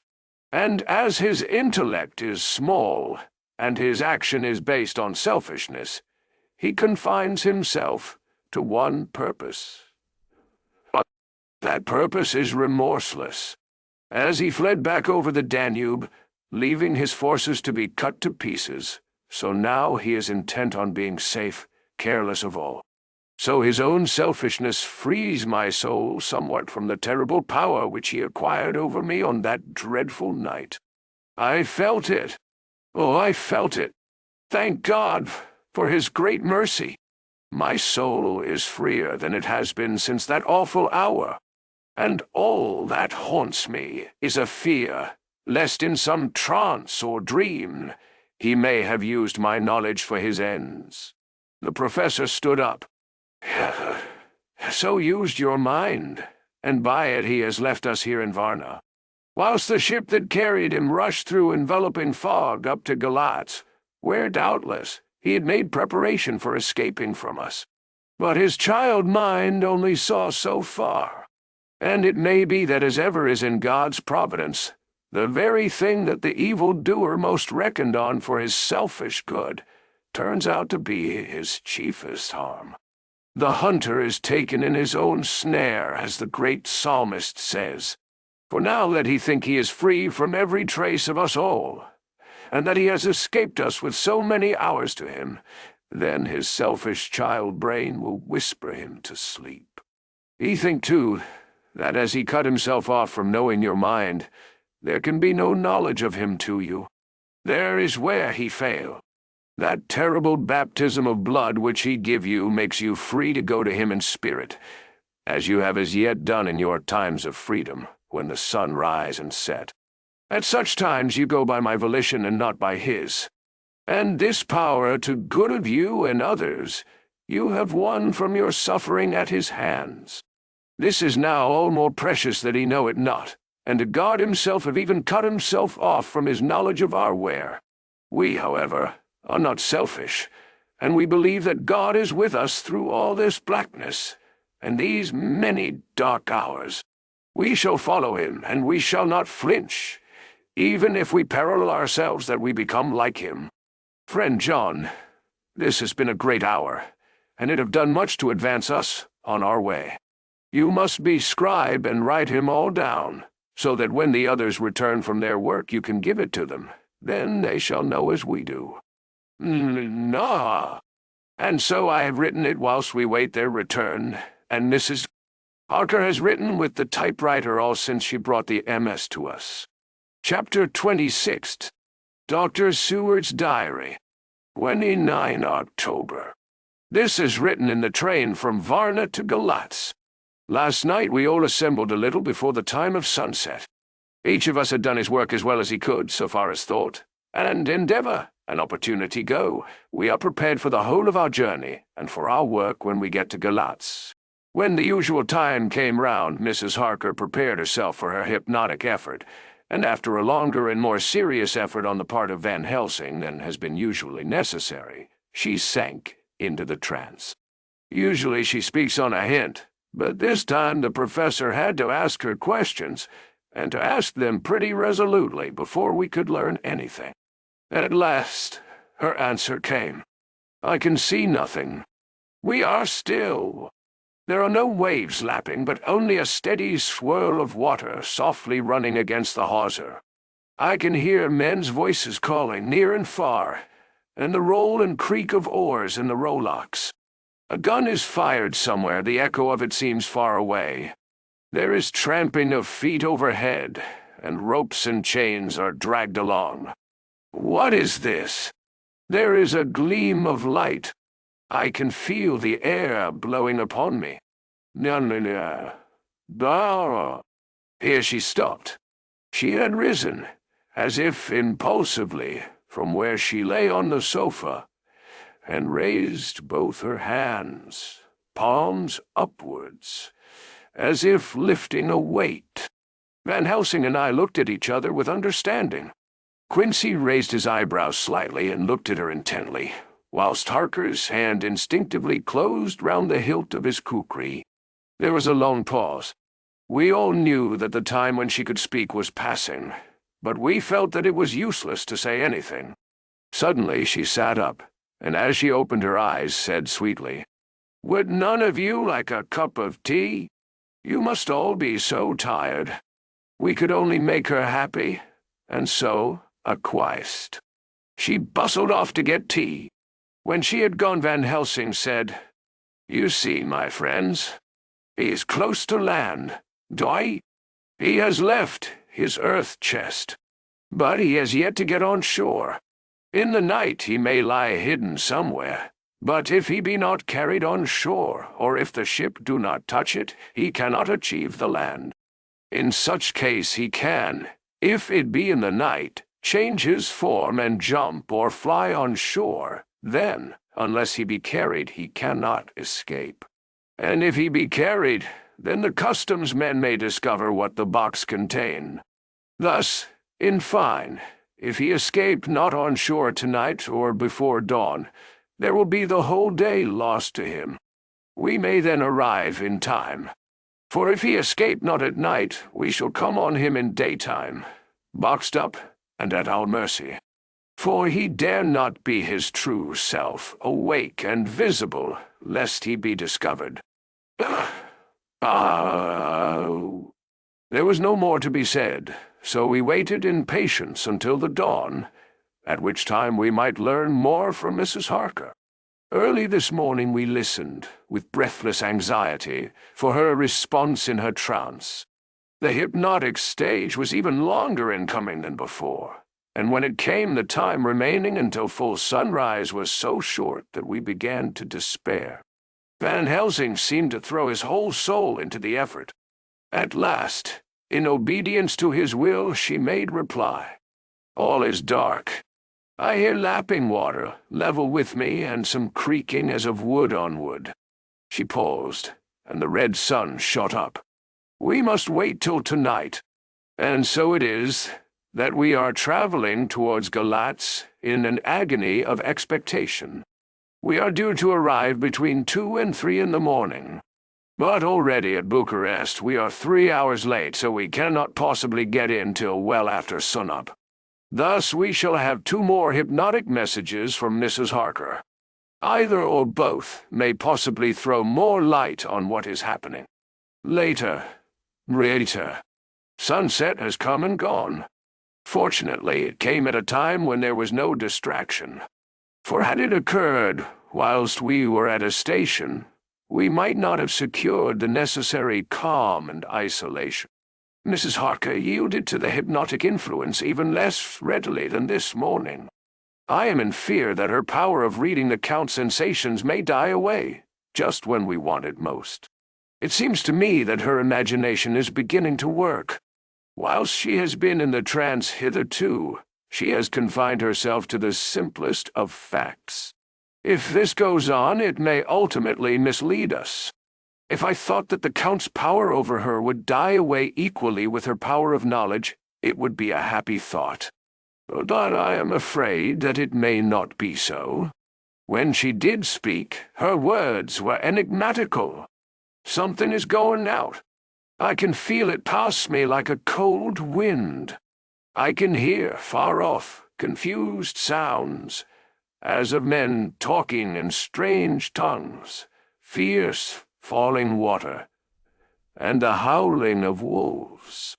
She stopped, and a shudder ran through her, increasing in intensity for a few seconds, till at the end she shook as though in a palsy. She said no more, even in answer to the professor's imperative questioning. When she woke from the trance, she was cold and exhausted and languid, but her mind was all alert. She could not remember anything, but asked what she had said. When she was told, she pondered over it deeply for a long time, and in silence. 30 October, 7 a.m. We are near Galatz now, and I may not have time to write later. Sunrise this morning was anxiously looked for by us all. Knowing of the increasing difficulty of procuring the hypnotic trance, Van Helsing began his passes earlier than usual. They produced no effect, however, until the regular time when she yielded with a still greater difficulty, only a minute before the sun rose. The professor lost no time in his questioning. Her answer came with equal quickness. All is dark. I hear water swirling by, level with my ears, and the creaking of wood on wood. Cattle low far off. There is another sound, a queer one like—" She stopped and grew white, and whiter still. "Go on, go on! Speak, I command you!" said Van Helsing in an agonized voice. At the same time there was despair in his eyes, for the risen sun was reddening even Mrs. Harker's pale face. She opened her eyes, and we all started as she said, sweetly and seemingly with the utmost unconcern, "Oh, Professor, why ask me to do what you know I can't? I don't remember anything." Then, seeing the look of amazement on our faces, she said, turning from one to the other with a troubled look, "What have I said? What have I done? I know nothing, only that I was lying here, half asleep, and heard you say, 'Go on!' Speak, I command you. It seems so funny to hear you order me about, as if I were a bad child. And, Oh, Madam Mina," he said sadly, "it is proof, if proof be needed, of how I love and honor you, when a word for your good, spoken more earnest than ever, can seem so strange, because it is to order her whom I am proud to obey. The whistles are sounding. We are nearing Galatz. We are on fire with anxiety and eagerness. Mina Harker's Journal, 30 October. Mr. Morris took me to the hotel where our rooms had been ordered by telegraph, he being the one who could best be spared, since he does not speak any foreign language. The forces were distributed much as they had been in at Varna, except that Lord Godalming went to the vice-consul, as his rank might serve as an immediate guarantee of some sort to the official, we being in extreme hurry. Jonathan and the two doctors went to the shipping agent to learn particulars of the arrival of the Tsarina Catherine. Later, Lord Godalming has returned.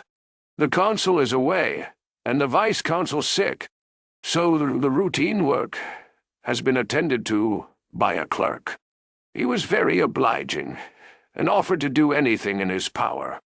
Jonathan Harker's Journal, 30 October. At 9 o'clock, Dr. Van Helsing, Dr. Seward, and I called on Messrs. Mackenzie and Steinkopf, the agents of the London firm of Hapgood. They had received a wire from London, in answer to Lord Godalming's telegraphed request, asking them to show us any civility in their power. They were more than kind and courteous, and took us at once on board the Tsarina Catherine, which lay at anchor out in the river harbor. There we saw the captain, Donaldson by name, who told us of his voyage. He said that in all his life he had never had so favorable a run. "Man," he said, "but it made us afeard, for we expected that we should have to pay for it with some rare piece o' ill luck, so as to keep up the average.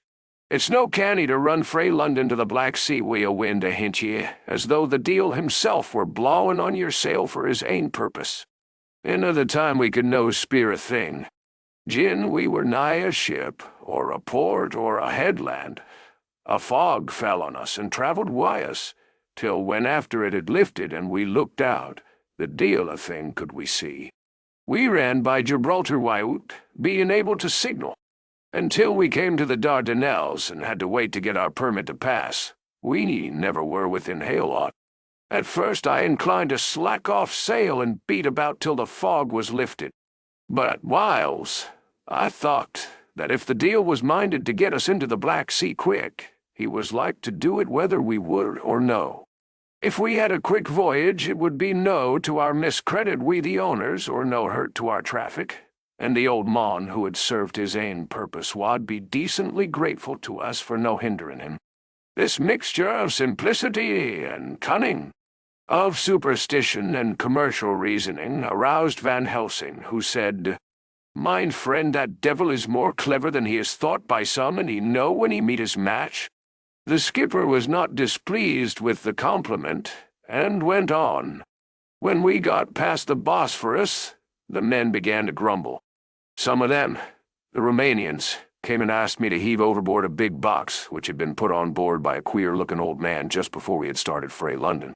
I had seen them spear at the fellow, and put out their tourbière fingers when they saw him to guard them against the evil eye. Man, but the superstition of foreigners is perfectly ridiculous. I sent them about their business pretty quick, but as just after a fog closed in on us, I felt a wee bit as they did anent something, though I wouldn't say it was again the big box. Well, on we went, and as the fog didn't let up for 5 days, I juiced let the wind carry us. For if the deal wanted to get somewheres, well, he would fetch it up a reet. And if he didn't, well, we'd keep a sharp lookout anyhow. Sure enough, we had a fair way in deep water all the time. And 2 days ago, when the morning sun came through the fog, we found ourselves just in the river opposite Galatz. The Romanians were wild, and wanted me right or wrong to take out the box and fling it in the river. I had to argue why them aboot it were a handspike.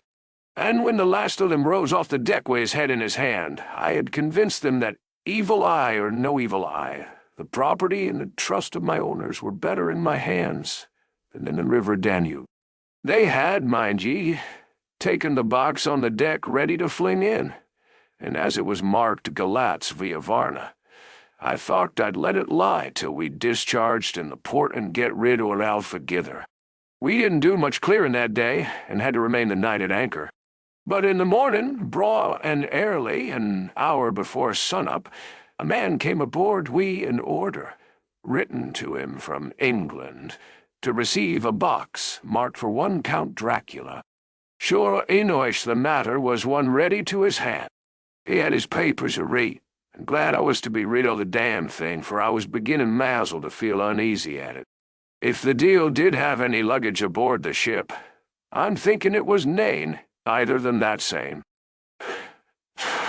What was the name of the man who took it? Asked Dr. Van Helsing with restrained eagerness. I'll be telling ye quick, he answered, and stepping down to his cabin, produced a receipt signed Emanuel Hildesheim. Bergenstrasse 16 was the address. We found out that this was all the captain knew, so with thanks we came away. We found Hildesheim in his office, a Hebrew of rather the Adelphi theatre type, with a nose like a sheep and a fez. His arguments were pointed with specie, we doing the punctuation, and with a little bargaining he told us what he knew. This turned out to be simple but important. He had received a letter from Mr. de Ville of London, telling him to receive, if possible before sunrise, so as to avoid customs, a box which would arrive at Galatz in the Tsarina Catherine. This he was to give in charge to a certain Petrov Skinsky, who dealt with the Slovaks who traded down the river to the port. He had been paid for his work by an English banknote, which had been duly cashed for gold at the Danube International Bank. When Skinsky had come to him, he had taken him to the ship and handed over the box, so as to save porterage. That was all he knew. We then sought for Skinsky, but were unable to find him. One of his neighbors, who did not seem to bear him any affection, said that he had gone away 2 days before, no one knew whither. This was corroborated by his landlord, who had received by messenger the key of the house together with the rent due. This had been between 10 and 11 o'clock last night. We were at a standstill again. Whilst we were talking, one came running and breathlessly gasped out that the body of Skinsky had been found inside the wall of the churchyard of St. Peter, and that the throat had been torn open as if by some wild animal. Those we had been speaking with ran off to see the horror, the women crying out, "This is the work of a Slovak." We hurried away, lest we should have been in some way drawn into the affair, and so detained. As we came home, we could arrive at no definite conclusion. We were all convinced that the box was on its way by water to somewhere, but where that might be we would have to discover. With heavy hearts, we came home to the hotel to Mina. When we met together, the first thing was to consult as to taking Mina again into our confidence. Things are getting desperate, and it is at least a chance, though a hazardous one. As a preliminary step, I was released from my promise to her. Mina Harker's journal. 30 October, evening .2. They were so tired and worn out and dispirited that there was nothing to be done till they had some rest. So I asked them all to lie down for half an hour whilst I should enter everything up to the moment. I feel so grateful to the man who invented the traveller's typewriter, and to Mr. Morris for getting this one for me. I should have felt quite astray doing the work if I had to write with a pen. It is all done. Poor dear, dear Jonathan, what he must have suffered, what he must be suffering now. He lies on the sofa hardly seeming to breathe, and his whole body appears in collapse. His brows are knit. His face is drawn with pain. Poor fellow. Maybe he is thinking, and I can see his face all wrinkled up with the concentration of his thoughts. Oh, if I could only help at all. I shall do what I can. I have asked Dr. Van Helsing, and he has got me all the papers that I have not yet seen. Whilst they are resting, I shall go over all carefully, and perhaps I may arrive at some conclusion. I shall try to follow the professor's example, and think without prejudice on the facts before me. I do believe that under God's providence I have made a discovery. I shall get the maps and look over them. I am more than ever sure that I am right. My new conclusion is ready, so I shall get our party together and read it. They can judge it. It is well to be accurate, and every minute is precious. Mina Harker's memorandum, entered in her journal. Ground of inquiry. Count Dracula's problem is to get back to his own place. A. He must be brought back by someone. This is evident, for had he power to move himself as he wished, he could go either as man, or wolf, or bat, or in some other way. He evidently fears discovery or interference, in the state of helplessness in which he must be, confined as he is between dawn and sunset in his wooden box. B. How is he to be taken? Here a process of exclusions may help us. By road, by rail, by water? Honor 1. By road. There are endless difficulties, especially in leaving the city.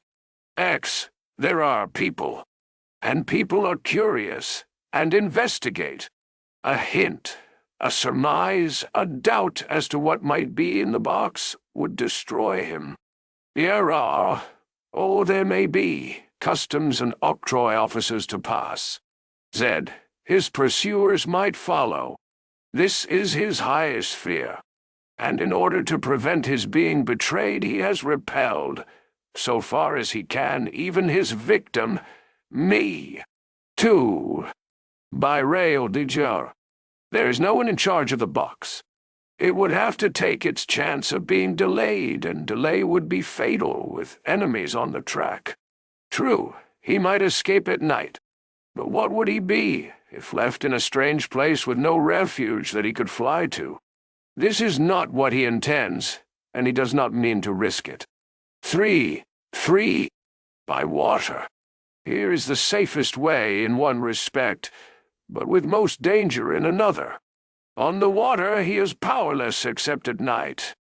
Even then he can only summon fog and storm and snow and his wolves. But were he wrecked, the living water would engulf him, helpless, and he would indeed be lost. He could have the vessel drive to land, but if it were unfriendly land, wherein he was not free to move, his position would still be desperate. We know from the record that he was on the water, so what we have to do is to ascertain what water. The first thing is to realize exactly what he has done as yet. We may then get a light on what his task is to be. Firstly, we must differentiate between what he did in London as part of his general plan of action, when he was pressed for moments, and had to arrange as best he could. Secondly, we must see, as well as we can surmise it from the facts we know of, what he has done here. As to the first, he evidently intended to arrive at Galatz, and sent envoys to Varna to deceive us lest we should ascertain his means of exit from England. His immediate and sole purpose then was to escape. The proof of this is the letter of instructions sent to Emanuel Hildesheim to clear and take away the box before sunrise. There is also the instruction to Petrov Skinsky. These we must only guess at, but there must have been some letter or message, since Skinsky came to Hildesheim. That, so far, his plans were successful, we know. The Tsarina Catherine made a phenomenally quick journey. So much so that Captain Donelson's suspicions were aroused, but his superstition united with his canniness played the Count's game for him, and he ran with his favoring wind through fogs and all till he brought up blindfold at Galatz. That the Count's arrangements were well made has been proved. Hildesheim cleared the box, took it off, and gave it to Skinsky. Skinsky took it, and here we lose the trail. We only know that the box is somewhere on the water, moving along. The customs and the octroi, if there be any, have been avoided. Now we come to what the Count must have done after his arrival on land at Galatz. The box was given to Skinsky before sunrise. At sunrise the Count could appear in his own form. Here we ask why Skinsky was chosen at all to aid in the work. In my husband's diary, Skinsky is mentioned as dealing with the Slovaks who trade down the river to the port, and the man's remark that the murder was the work of a Slovak showed the general feeling against his class. The Count wanted isolation. My surmise is this, that in London the Count decided to get back to his castle by water as the most safe and secret way. He was brought from the castle by Esgani, and probably they delivered their cargo to Slovaks, who took the boxes to Varna, for there they were shipped to London. Thus, the Count had knowledge of the persons who could arrange this service. When the box was on land, before sunrise or after sunset, he came out from his box, met Skinsky and instructed him what to do as to arranging the carriage of the box up some river.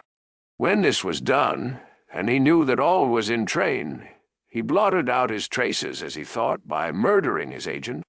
I have examined the map, and find that the river most suitable for the Slovaks to have ascended is either the Pruth or the Sereth.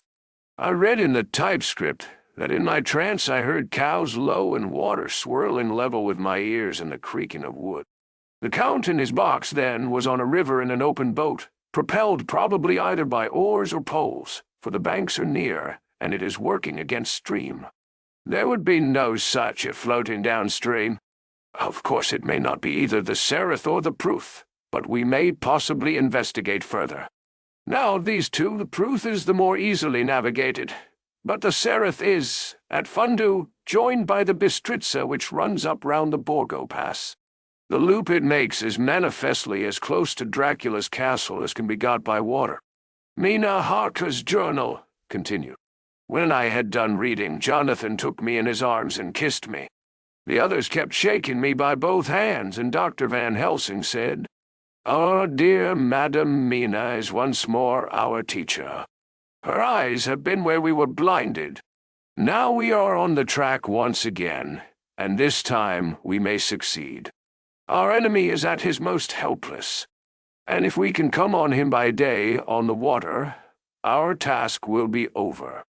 He has a start, but he is powerless to hasten, as he may not leave this box, lest those who carry him may suspect. For them to suspect would be to prompt them to throw him in the stream where he perish. This he knows, and will not. Now, men, to our council of war, for here and now we must plan what each and all shall do. Nay, I shall get a steam launch and follow him," said Lord Godalming. "And I horses to follow on the bank, lest by chance he land," said Mr. Morris. "Good," said the professor. "Both good, but neither must go alone. There must be force to overcome force, if need be. The Slovak is strong and rough, and he carries rude arms." All the men smiled, for amongst them they carried a small arsenal. Said Mr. Morris, "I brought some Winchesters. They are pretty handy in a crowd, and there may be wolves. The Count, if you remember, took some other precautions. He made some requisitions on others that Mrs. Harker could not quite hear or understand. We must be ready at all points. Dr. Seward said, "I think I had better go with Quincey. We have been accustomed to hunt together, and we two, well armed, will be a match for whatever may come along. You must not be alone, Art. It may be necessary to fight the Slovaks, and a chance thrust, for I don't suppose these fellows carry guns, would undo all our plans. There must be no chances this time. We shall not rest until the Count's head and body have been separated, and we are sure that he cannot reincarnate." He looked at Jonathan as he spoke, and Jonathan looked at me. I could see that the poor dear was torn about in his mind. Of course he wanted to be with me. But then the boat service would most likely be the one which would destroy the vampire. Why did I hesitate to write the word? He was silent a while, and during his silence Dr. Van Helsing spoke. "Friend Jonathan, this is to you for twice reasons. First, because you are young and brave, and can fight, and all energies may be needed at the last. And again, that it is your right to destroy him, that which has wrought such woe to you and yours. Be not afraid for Madam Mina. She will be my care, if I may. I am old. My legs are not so quick to run as once, and I am not used to ride so long or to pursue as need be, or to fight with lethal weapons. But I can be of other service. I can fight in other way, and I can die, if need be, as well as younger men. Now let me say that what I would is this. While you, my Lord Godalming, and friend Jonathan go in your so-swift little steamboat up the river, and whilst John and Quincey guard the bank where perchance he might be landed, I will take Madam Mina right into the heart of the enemy's country. Whilst the old fox is tied in his box, floating on the running stream whence he cannot escape to land, where he dares not raise the lid of his coffin-box lest his Slovak carriers should in fear leave him to perish, we shall go in the track where Jonathan went from Bistritz over the Borgo, and find our way to the castle of Dracula. Here Madam Mina's hypnotic power will surely help, and we shall find our way, all dark and unknown otherwise, after the first sunrise when we are near that fateful place. There is much to be done, and other places to be made sanctify, so that that nest of vipers be obliterated." "Here," Jonathan interrupted him hotly. "Do you mean to say, Professor Van Helsing, that you would bring Mina, in her sad case and tainted as she is with that devil's illness, right into the jaws of his death trap?" "Not for the world. Not for heaven or hell." He became almost speechless for a minute, and then went on. "Do you know what the place is? Have you seen that awful den of hellish infamy, with the very moonlight alive with grisly shapes, and every speck of dust that whirls in the wind a devouring monster in embryo? Have you felt the vampire's lips upon your throat?" He turned to me, and as his eyes lit on my forehead, he threw up his arms with a cry, "Oh, my God! What have we done to have this terror upon us?" And he sank down on the sofa in a collapse of misery. The professor's voice, as he spoke in clear, sweet tones, which seemed to vibrate in the air, calmed us all. "Oh, my friend, it is because I would save Madam Mina from that awful place that I would go.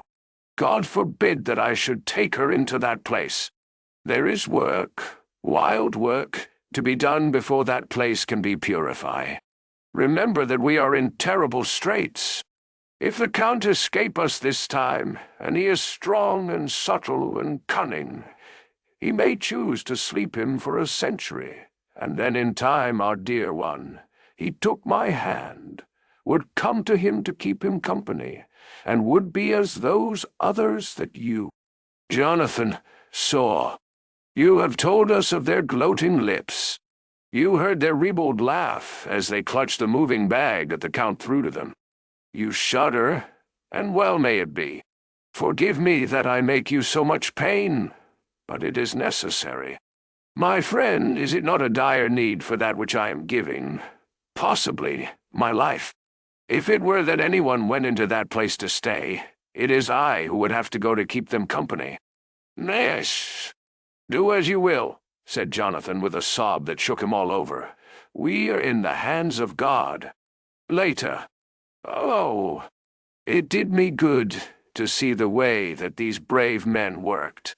How can women help loving men when they are so earnest, and so true, and so brave? And, too, it made me think of the wonderful power of money. What can it not do when basely used? I felt so thankful that Lord Godalming is rich, and both he and Mr. Morris, who also has plenty of money, are willing to spend it so freely. For if they did not, our little expedition could not start, either so promptly or so well equipped, as it will within another hour. It is not 3 hours since it was arranged what part each of us was to do. And now Lord Godalming and Jonathan have a lovely steam launch, with steam up ready to start at a moment's notice. Dr. Seward and Mr. Morris have half a dozen good horses, well appointed. We have all the maps and appliances of various kinds that can be had. Professor Van Helsing and I are to leave by the 11:40 train tonight for Veresti, where we are to get a carriage to drive to the Borgo Pass. We are bringing a good deal of ready money, as we are to buy a carriage and horses. We shall drive ourselves, for we have no one whom we can trust in the matter. The professor knows something of a great many languages, so we shall get on all right. We have all got arms, even for me a large bore revolver. Jonathan would not be happy unless I was armed like the rest. Alas! I cannot carry one arm that the rest do.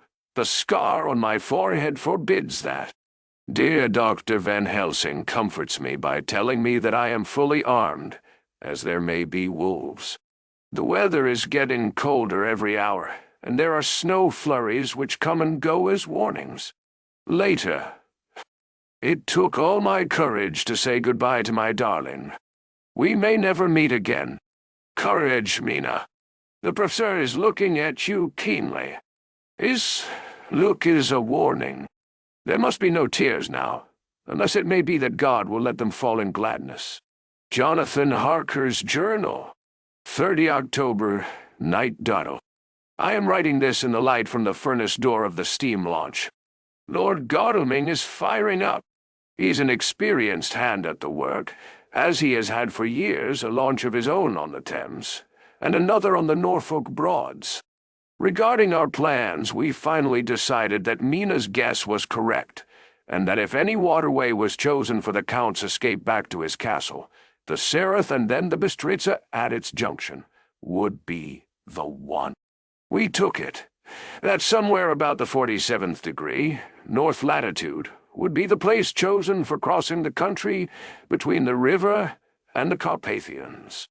We have no fear in running at good speed up the river at night. There is plenty of water, and the banks are wide enough apart to make steaming, even in the dark, easy enough. Lord Godalming tells me to sleep for a while, as it is enough for the present for one to be on watch. But I cannot sleep. How can I, with the terrible danger hanging over my darling, and her going out into that awful place? My only comfort is that we are in the hands of God. Only for that faith it would be easier to die than to live, and so be quit of all the trouble. Mr. Morris and Dr. Seward were off on their long ride before we started. They are to keep up the right bank, far enough off to get on higher lands where they can see a good stretch of river and avoid the following of its curves. They have, for the first stages, 2 men to ride and lead their spare horses, 4 in all, so as not to excite curiosity. When they dismiss the men, which shall be shortly, they shall themselves look after the horses. It may be necessary for us to join forces. If so, they can mount our whole party. One of the saddles has a movable horn, and can be easily adapted for Mina, if required. It is a wild adventure we are on. Here, as we are rushing along through the darkness, with the cold from the river seeming to rise up and strike us with all the mysterious voices of the night around us. It all comes home. We seem to be drifting into unknown places and unknown ways, into a whole world of dark and dreadful things. Godalming is shutting the furnace door. 31 October. One. Still hurrying along. The day has come, and Godalming is sleeping. I'm on watch. The morning is bitterly cold. The furnace heat is grateful, though we have heavy fur coats. As yet, we have passed only a few open boats, but none of them had on board any box or package of anything like the size of the one we seek.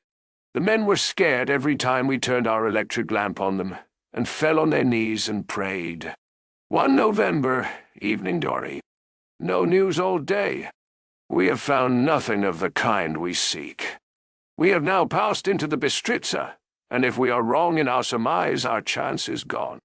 We have overhauled every boat, big and little.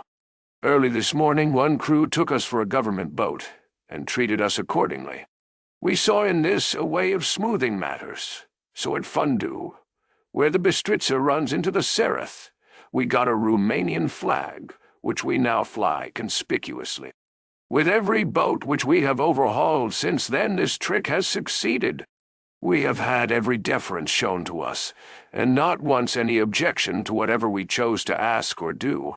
Some of the Slovaks tell us that a big boat passed them, going at more than usual speed, as she had a double crew on board. This was before they came to Fundu, so they could not tell us whether the boat turned into the Bistritza or continued on up the Sereth. At Fundu we could not hear of any such boat, so she must have passed there in the night. I am feeling very sleepy. The cold is perhaps beginning to tell upon me, and nature must have rest some time. Godalming insists that he shall keep the first watch. God bless him for all his goodness to poor dear Mina and me. 2 November morning. It is broad daylight. That good fellow would not wake me. He says it would have been a sin to, for I slept peacefully and was forgetting my trouble. It seems brutally selfish to me to have slept so long, and let him watch all night, but he was quite right. I am a new man this morning, and as I sit here and watch him sleeping, I can do all that is necessary both as to minding the engine, steering, and keeping watch. I can feel that my strength and energy are coming back to me. I wonder where Mina is now, and Van Helsing. They should have got to Veresti about noon on Wednesday.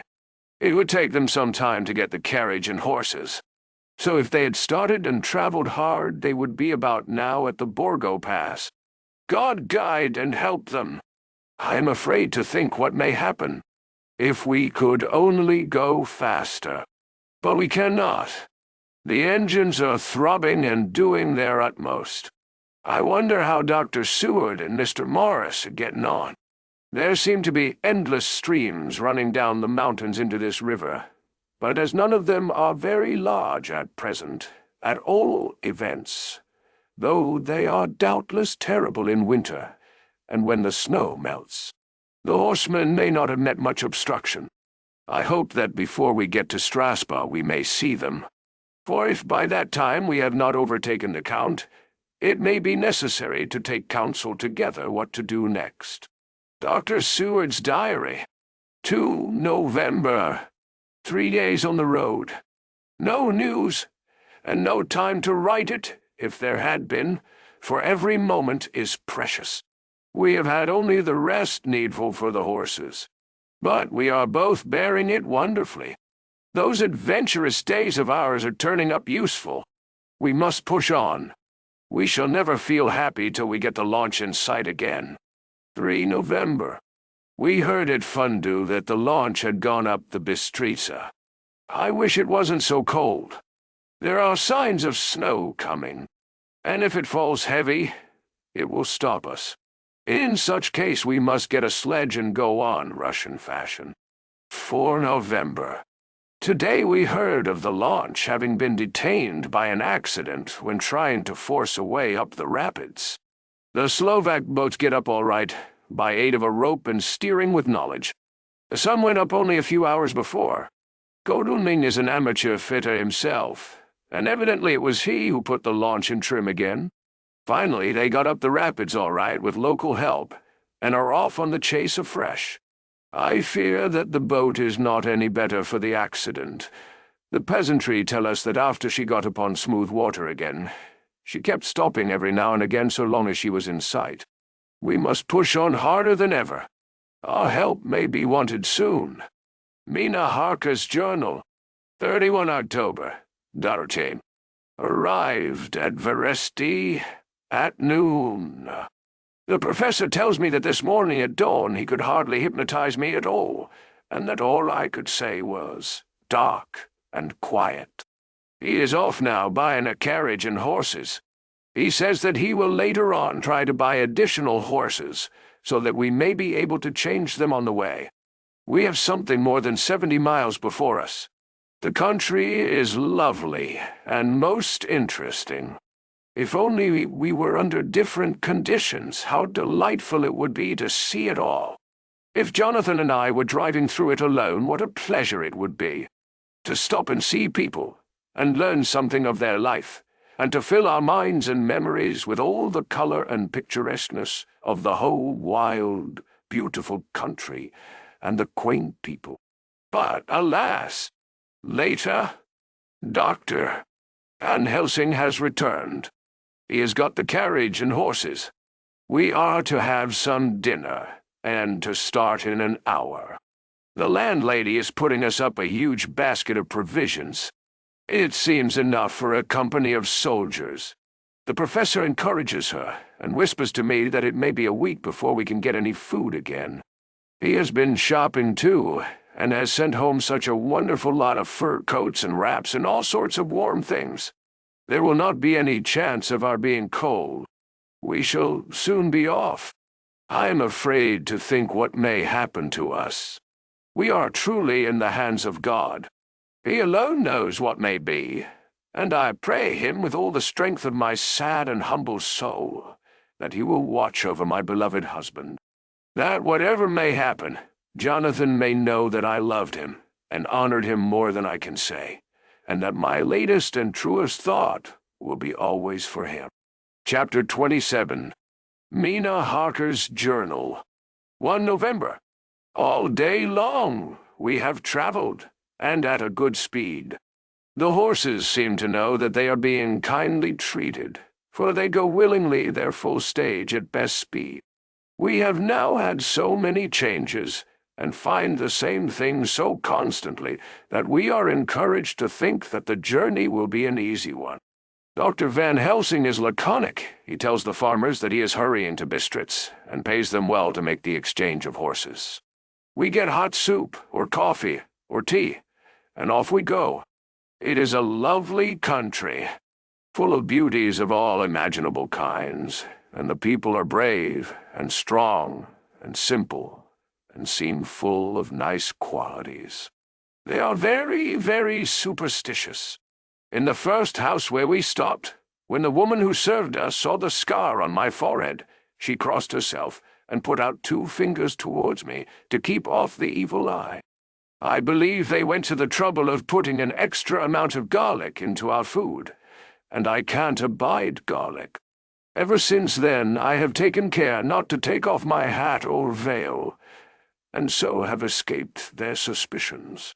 We are traveling fast, and as we have no driver with us to carry tales, we go ahead of scandal. But I dare say that fear of the evil eye will follow hard behind us all the way. The professor seems tireless. All day he would not take any rest, though he made me sleep for a long spell. At sunset time he hypnotized me, and he says I answered as usual. Darkness, lapping water, and creaking wood. So our enemy is still on the river. I am afraid to think of Jonathan, but somehow I have now no fear for him, or for myself. I write this whilst we wait in a farmhouse for the horses to be ready. Dr. Van Helsing is sleeping. Poor dear, he looks very tired and old and gray. but his mouth is set as firmly as a conqueror's. Even in his sleep he is intense with resolution. When we have well started, I must make him rest whilst I drive. I shall tell him that we have days before us, and he must not break down when most of all his strength will be needed. All is ready. We are off shortly. To November, morning.co. I was successful, and we took turns driving all night. Now the day is on us, bright though cold. There is a strange heaviness in the air. I say heaviness for want of a better word. I mean that it oppresses us both. It is very cold, and only our warm furs keep us comfortable. At dawn Van Helsing hypnotized me. He says, I answered darkness, creaking wood and roaring water, so the river is changing as they ascend. I do hope that my darling will not run any chance of danger more than need be, but we are in God's hands. To November, night tour. All day long driving. The country gets wilder as we go, and the great spurs of the Carpathians, which at Veresti seemed so far from us and so low on the horizon, now seem to gather round us and tower in front. We both seem in good spirits. I think we make an effort each to cheer the other. In the doing so, we cheer ourselves.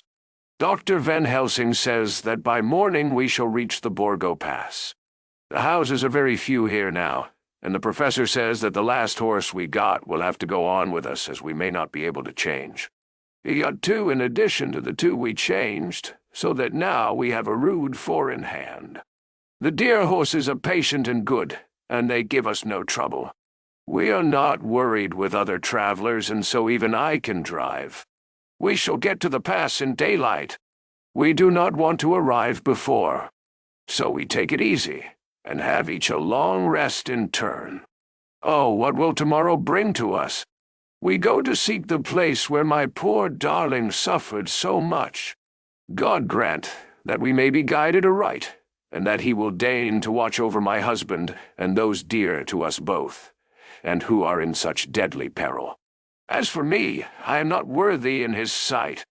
Alas, I am unclean to his eyes, and shall be until he may deign to let me stand forth in his sight as one of those who have not incurred his wrath. Memorandum by Abraham Van Helsing. For November. This to my old and true friend John Seward, M.D., of Purfleet, London, in case I may not see him. It may explain. It is morning, and I write by a fire which all the night I have kept alive, Madam Mina aiding me.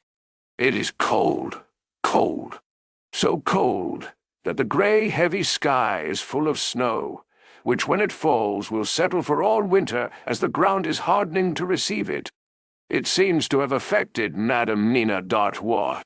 She has been so heavy of head all day that she was not like herself. She sleeps, and sleeps, and sleeps. She who is usual so alert, have done literally nothing all the day. She even have lost her appetite. She make no entry into her little diary, she who writes so faithful at every pause. Something whisper to me that all is not well. However, tonight she is more vif. Her long sleep all day have refresh and restore her, for now she is all sweet and bright as ever. At sunset I try to hypnotize her, but alas, with no effect. The power has grown less and less with each day, and tonight it failed me altogether. Well, God's will be done, whatever it may be, and whithersoever it may lead. Now to the historical, for as Madam Mina write not in her stenography, I must, in my cumbrous old fashion, that so each day of us may not go unrecorded. We got to the Borgo Pass just after sunrise yesterday morning. When I saw the signs of the dawn, I got ready for the hypnotism. We stopped our carriage, and got down so that there might be no disturbance. I made a couch with furs, and Madam Mina, lying down, yielded herself as usual, but more slow and more short time than ever, to the hypnotic sleep. As before, came the answer. "Darkness and the swirling of water." Then she woke, bright and radiant, and we go on our way and soon reach the pass. At this time and place she become all on fire with zeal. Some new guiding power be in her manifested, for she point to a road and say, "This is the way." "How know you it?" I ask. "Of course I know it," she answer, and with a pause add, "Have not my Jonathan travelled it and wrote of his travel? At first I think somewhat strange, but soon I see that there be only one such by-road. It is used but little, and very different from the coach road from the Bukovina to Bistritz, which is more wide and hard and more of use. So we came down this road. When we meet other ways, not always were we sure that they were roads at all, for they be neglect and light snow have fallen. The horses know, and they only. I give rein to them, and they go on so patient. By and by we find all the things which Jonathan have note in that wonderful diary of him. Then we go on for long, long hours and hours. At the first, I tell Madam Mina to sleep. She try, and she succeed. She sleep all the time, till at the last I feel myself to suspicious grow, and attempt to wake her. But she sleep on, and I may not wake her though I try. I do not wish to try too hard, lest I harm her, for I know that she have suffered much, and sleep at times be all in all to her. I think I drowse myself, for all of sudden I feel guilt, as though I have done something. I find myself bolt up, with the reins in my hand, and the good horses go along jog, jog, just as ever. I look down and find Madam Mina still asleep. It is now not far off sunset time, and over the snow the light of the sun flow in big yellow flood, so that we throw great long shadow on where the mountain rise so steep. For we are going up, and always oh so wild and rocky, as though it were the end of the world. Then I arouse Madam Mina. This time she wake with not much trouble, and then I try to put her to hypnotic sleep. But she sleep not, being as though I were not.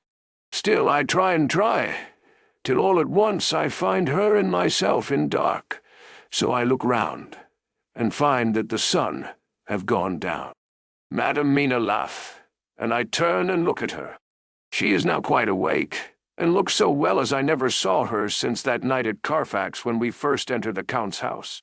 I am amazed, and not at ease then. But she is so bright and tender and thoughtful for me that I forget all fear. I light a fire, for we have brought supply of wood with us, and she prepare food while I undo the horses and set them, tethered in shelter, to feed. Then, when I return to the fire, she have my supper ready. I go to help her, but she smile, and tell me that she have eat already, that she was so hungry that she would not wait. I like it not, and I have grave doubts, but I fear to affright her, and so I am silent of it. She help me, and I eat alone, and then we wrap in fur and lie beside the fire, and I tell her to sleep while I watch. But presently I forget all of watching, and when I sudden remember that I watch, I find her lying quiet, but awake and looking at me with so bright eyes. Once, twice more the same occur, and I get much sleep till before morning. When I wake I try to hypnotize her, but alas! Though she shut her eyes obedient, she may not sleep. The sun rise up, and up, and up, and then sleep come to her too late, but so heavy that she will not wake. I have to lift her up and place her sleeping in the carriage when I have harnessed the horses and made all ready. Madam still sleep, and she look in her sleep more healthy and more redder than before. And I like it not, and I am afraid. Afraid. I'm afraid of all things, even to think, but I must go on my way. The stake we play for is life and death, or more than these, and we must not flinch. 5 November, morning. Let me be accurate in everything, for though you and I have seen some strange things together, you may at the first think that I, Van Helsing, am mad, that the many horrors and the so long strain on nerves has at the last turned my brain. All yesterday we travel, always getting closer to the mountains and moving into a more and more wild and desert land. There are great frowning precipices and much falling water, and nature seemed to have held sometime her carnival. Madam Mina still sleep, and though I did have hunger and appeased it, I could not waken her, even for food. I began to fear that the fatal spell of the place was upon her, tainted as she is with that vampire baptism. Well, said I to myself, if it be that she sleep all the day, it shall also be that I do not sleep at night. As we travel on the rough road, for a road of an ancient and imperfect kind there was, I held down my head and slept. Again I waked with a sense of guilt and of time past, and found Madam Mina still sleeping, and the sun low down. But all was indeed changed. The frowning mountains seemed further away, and we were near the top of a steep rising hill, on summit of which was such a castle as Jonathan tell of in his diary. At once I exulted and feared, for now, for good or ill, the end was near. I woke Madam Mina, and again tried to hypnotize her, but alas, unavailing till too late. Then, ere the great dark came upon us, for even after down sun the heavens reflected the gone sun on the snow, and all was for a time in a great twilight. I took out the horses and fed them in what shelter I could. Then I make a fire, and near it I make Madam Mina, now awake and more charming than ever, sit comfortable amid her rugs. I got ready food, but she would not eat, simply saying that she had not hunger. I did not press her, knowing her unavailingness. But I myself eat, for I must needs now be strong for all. Then, with the fear on me of what might be, I drew a ring so big for her comfort, round where Madam Mina sat. And over the ring I passed some of the wafer, and I broke it fine so that all was well guarded. She sat still all the time, so still as one dead. And she grew whiter and even whiter till the snow was not more pale, and no word she said. But when I drew near she clung to me, and I could know that the poor soul shook her from head to feet with a tremor that was pain to feel. I said to her presently, when she had grown more quiet, "Will you not come over to the fire?" For I wished to make a test of what she could. She rose obedient, but when she had made a step, she stopped, and stood as one stricken. "Why not go on?" I asked.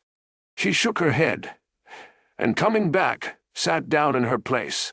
Then, looking at me with open eyes, as of one waked from sleep, she said simply, "I cannot," and remained silent. I rejoiced, for I knew that what she could not, none of those that we dreaded could. Though there might be danger to her body, yet her soul was safe. Presently the horses began to scream, and tore at their tethers till I came to them and quieted them. When they did feel my hands on them, they whinnied low as in joy, and licked at my hands and were quiet for a time. Many times through the night did I come to them, till it arrived to the cold hour when all nature is at lowest, and every time my coming was with quiet of them. In the cold hour the fire began to die, and I was about stepping forth to replenish it, for now the snow came in flying sweeps, and with it a chill mist. Even in the dark there was a light of some kind, as there ever is over snow, and it seemed as though the snow flurries and the wreaths of mist took shape as of women with trailing garments. All was in dead, grim silence, only that the horses whinnied and cowered, as if in terror of the worst. I began to fear, horrible fears, but then came to me the sense of safety in that ring wherein I stood.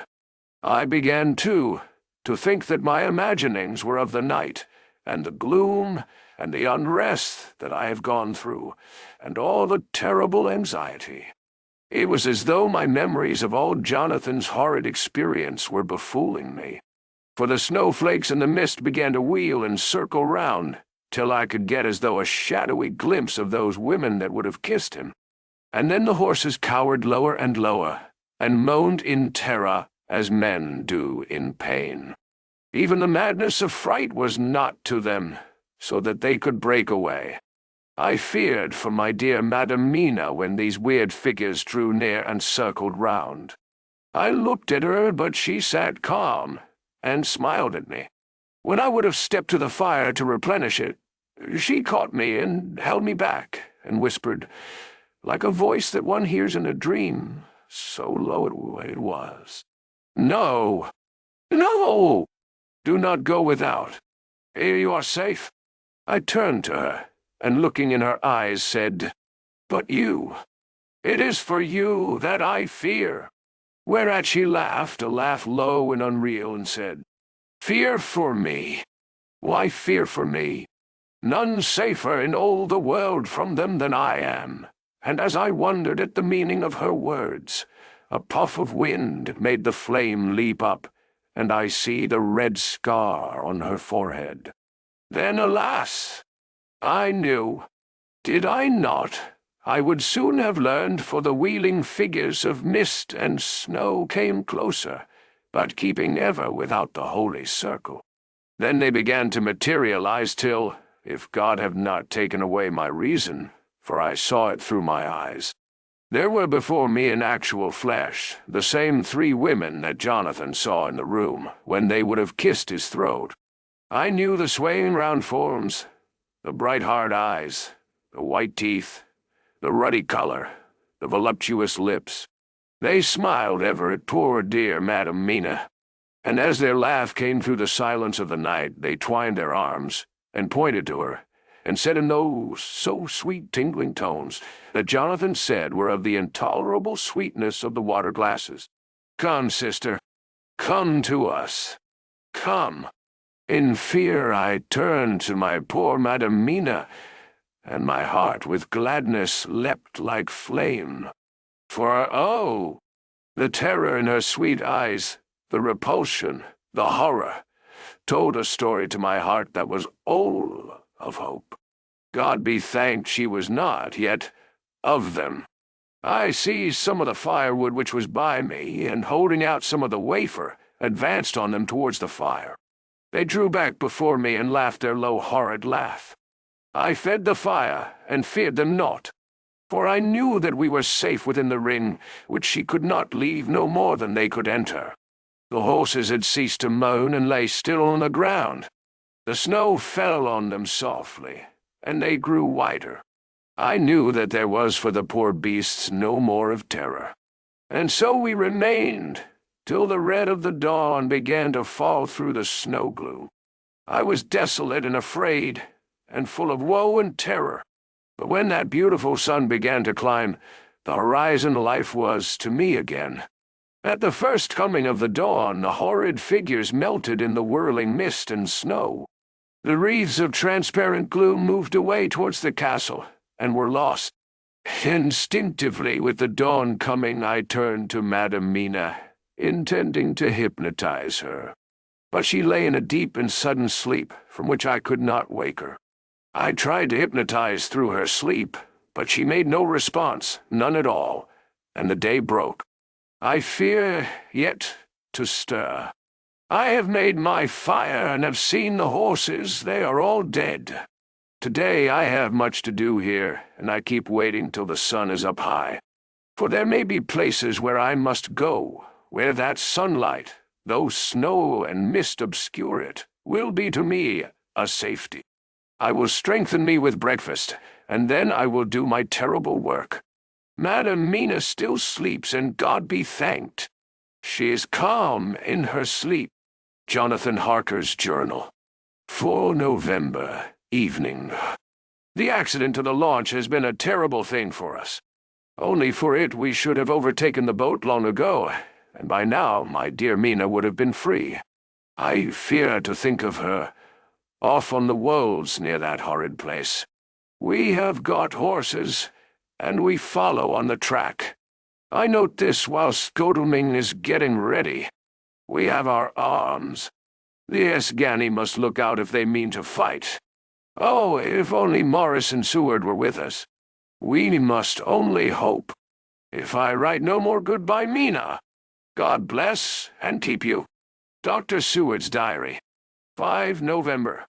With the dawn, we saw the body of Sagani before us dashing away from the river with their Lita wagon. They surrounded it in a cluster and hurried along as though beset. The snow is falling lightly and there is a strange excitement in the air. It may be our own feelings, but the depression is strange. Far off, I hear the howling of wolves. The snow brings them down from the mountains, and there are dangers to all of us, and from all sides. The horses are nearly ready, and we are soon off. We ride to death of someone. God alone knows who, or where, or what, or when, or how it may be. Dr. Van Helsing's memorandum. 5 November, afternoon. I am at least sane. Thank God for that mercy at all events, though the proving it has been dreadful. When I left Madam Mina sleeping within the holy circle, I took my way to the castle.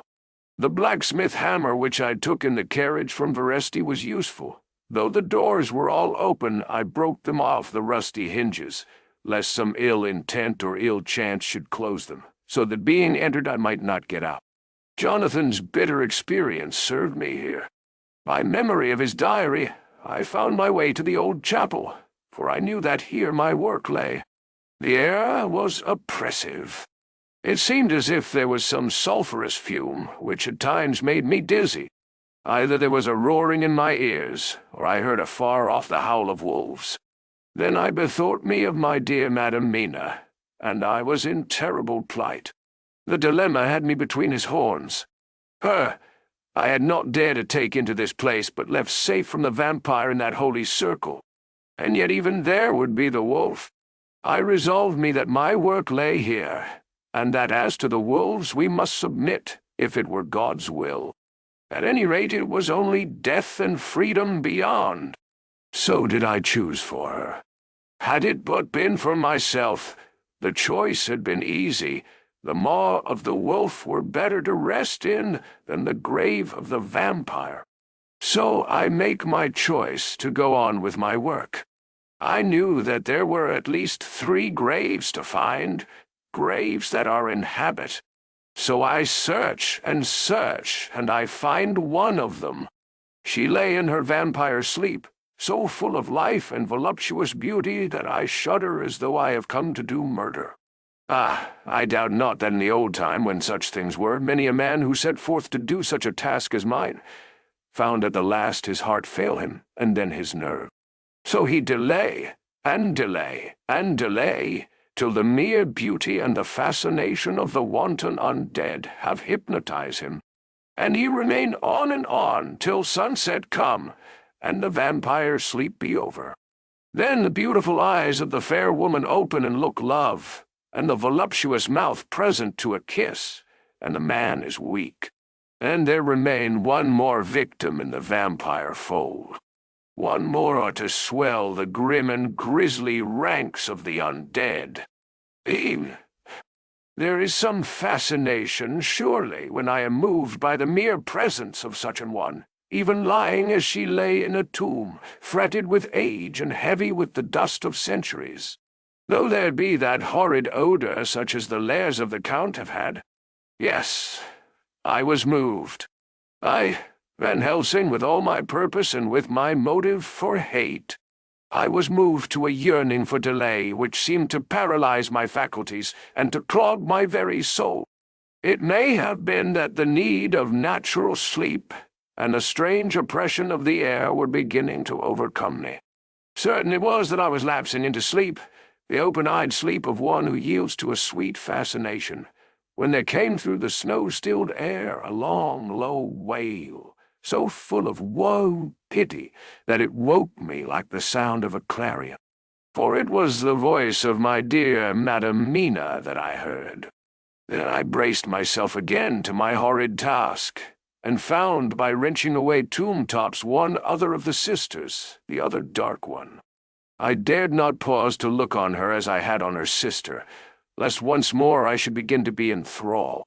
But I go on searching until, presently, I find in a high great tomb, as if made to one much beloved, that other fair sister which, like Jonathan, I had seen to gather herself out of the atoms of the mist. She was so fair to look on, so radiantly beautiful, so exquisitely voluptuous, that the very instinct of man in me, which calls some of my sex to love and to protect one of hers, made my head whirl with new emotion. But God be thanked, that sole wail of my dear Madam Mina had not died out of my ears. And before the spell could be wrought further upon me, I had nerved myself to my wild work. By this time I had searched all the tombs in the chapel, so far as I could tell. And as there had been only 3 of these undead phantoms around us in the night, I took it that there were no more of active undead existent. There was one great tomb more lordly than all the rest. Huge it was, and nobly proportioned. On it was but one word: Dracula. This, then, was the undead home of the king vampire, to whom so many more were due. Its emptiness spoke eloquent to make certain what I knew. Before I began to restore these women to their dead selves through my awful work, I laid in Dracula's tomb some of the wafer, and so banished him from it, undead forever. Then began my terrible task, and I dreaded it. Had it been but one, it had been easy, comparative. But 3, to begin twice more after I had been through a deed of horror. For it was terrible with the sweet Miss Lucy, what would it not be with these strange ones who had survived through centuries, and who had been strengthened by the passing of the years, who would, if they could, have fought for their foul lives. Oh, my friend John, but it was butcher work. I had not been nerved by thoughts of other dead, and of the living over whom hung such a pall of fear, I could not have gone on. I tremble and tremble even yet, though till all was over, God be thanked, my nerve did stand. Had I not seen the repose in the first place, and the gladness that stole over it just ere the final dissolution came, as realization that the soul had been won, I could not have gone further with my butchery.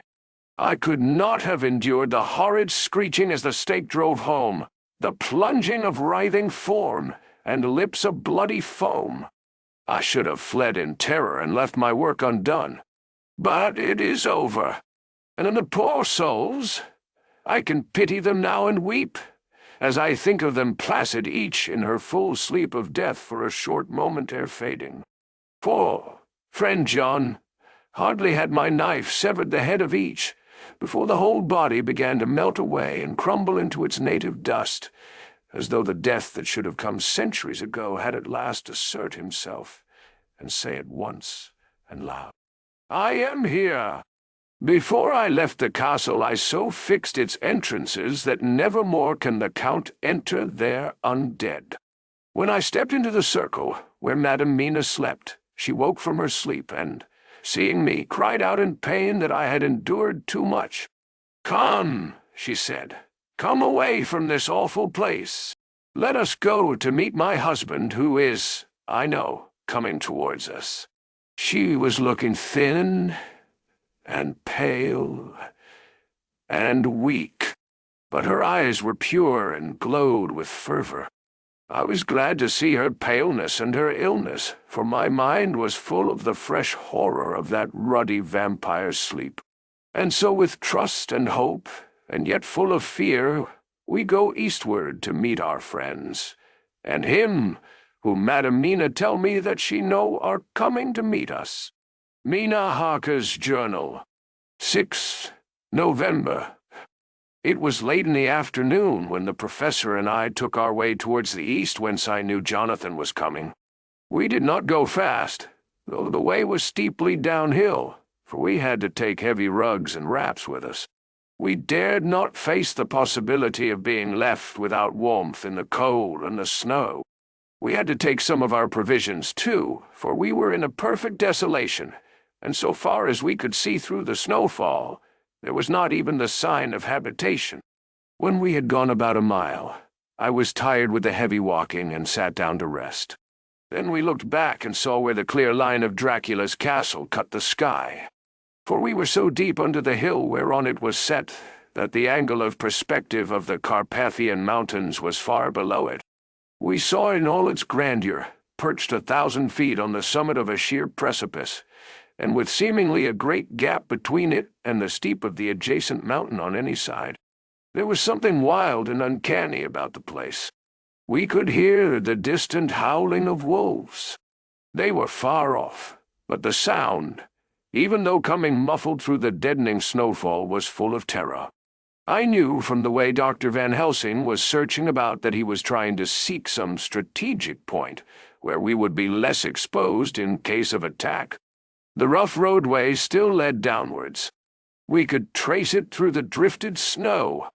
In a little while the professor signaled to me, so I got up and joined him. He had found a wonderful spot, a sort of natural hollow in a rock, with an entrance like a doorway between two boulders. He took me by the hand and drew me in. "See," he said, "here you will be in shelter, and if the wolves do come, I can meet them one by one." He brought in our furs and made a snug nest for me, and got out some provisions and forced them upon me. But I could not eat. To even try to do so was repulsive to me.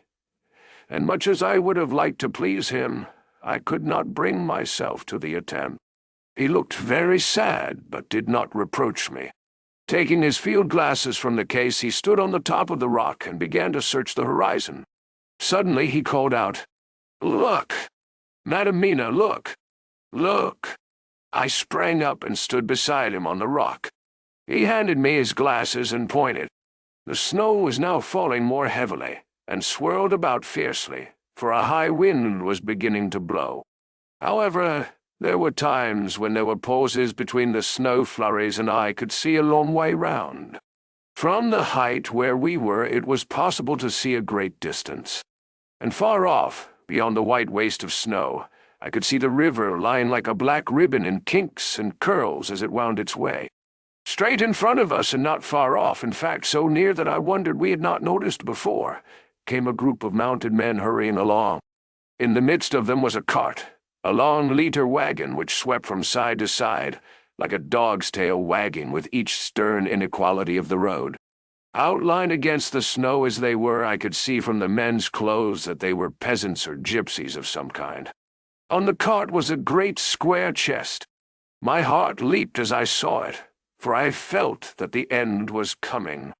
The evening was now drawing close, and well I knew that at sunset the thing, which was till then imprisoned there, would take new freedom, and could in any of many forms elude pursuit. In fear I turned to the professor. To my consternation, however, he was not there. An instant later I saw him below me. Round the rock he had drawn a circle, such as we had found shelter in last night. When he had completed it, he stood beside me again, saying, "At least you shall be safe here from him." He took the glasses from me, and at the next lull of the snow swept the whole space below us. "See," he said, "they come quickly. They are flogging the horses and galloping as hard as they can." He paused, and went on in a hollow voice. "They are racing for the sunset. We may be too late. God's will be done."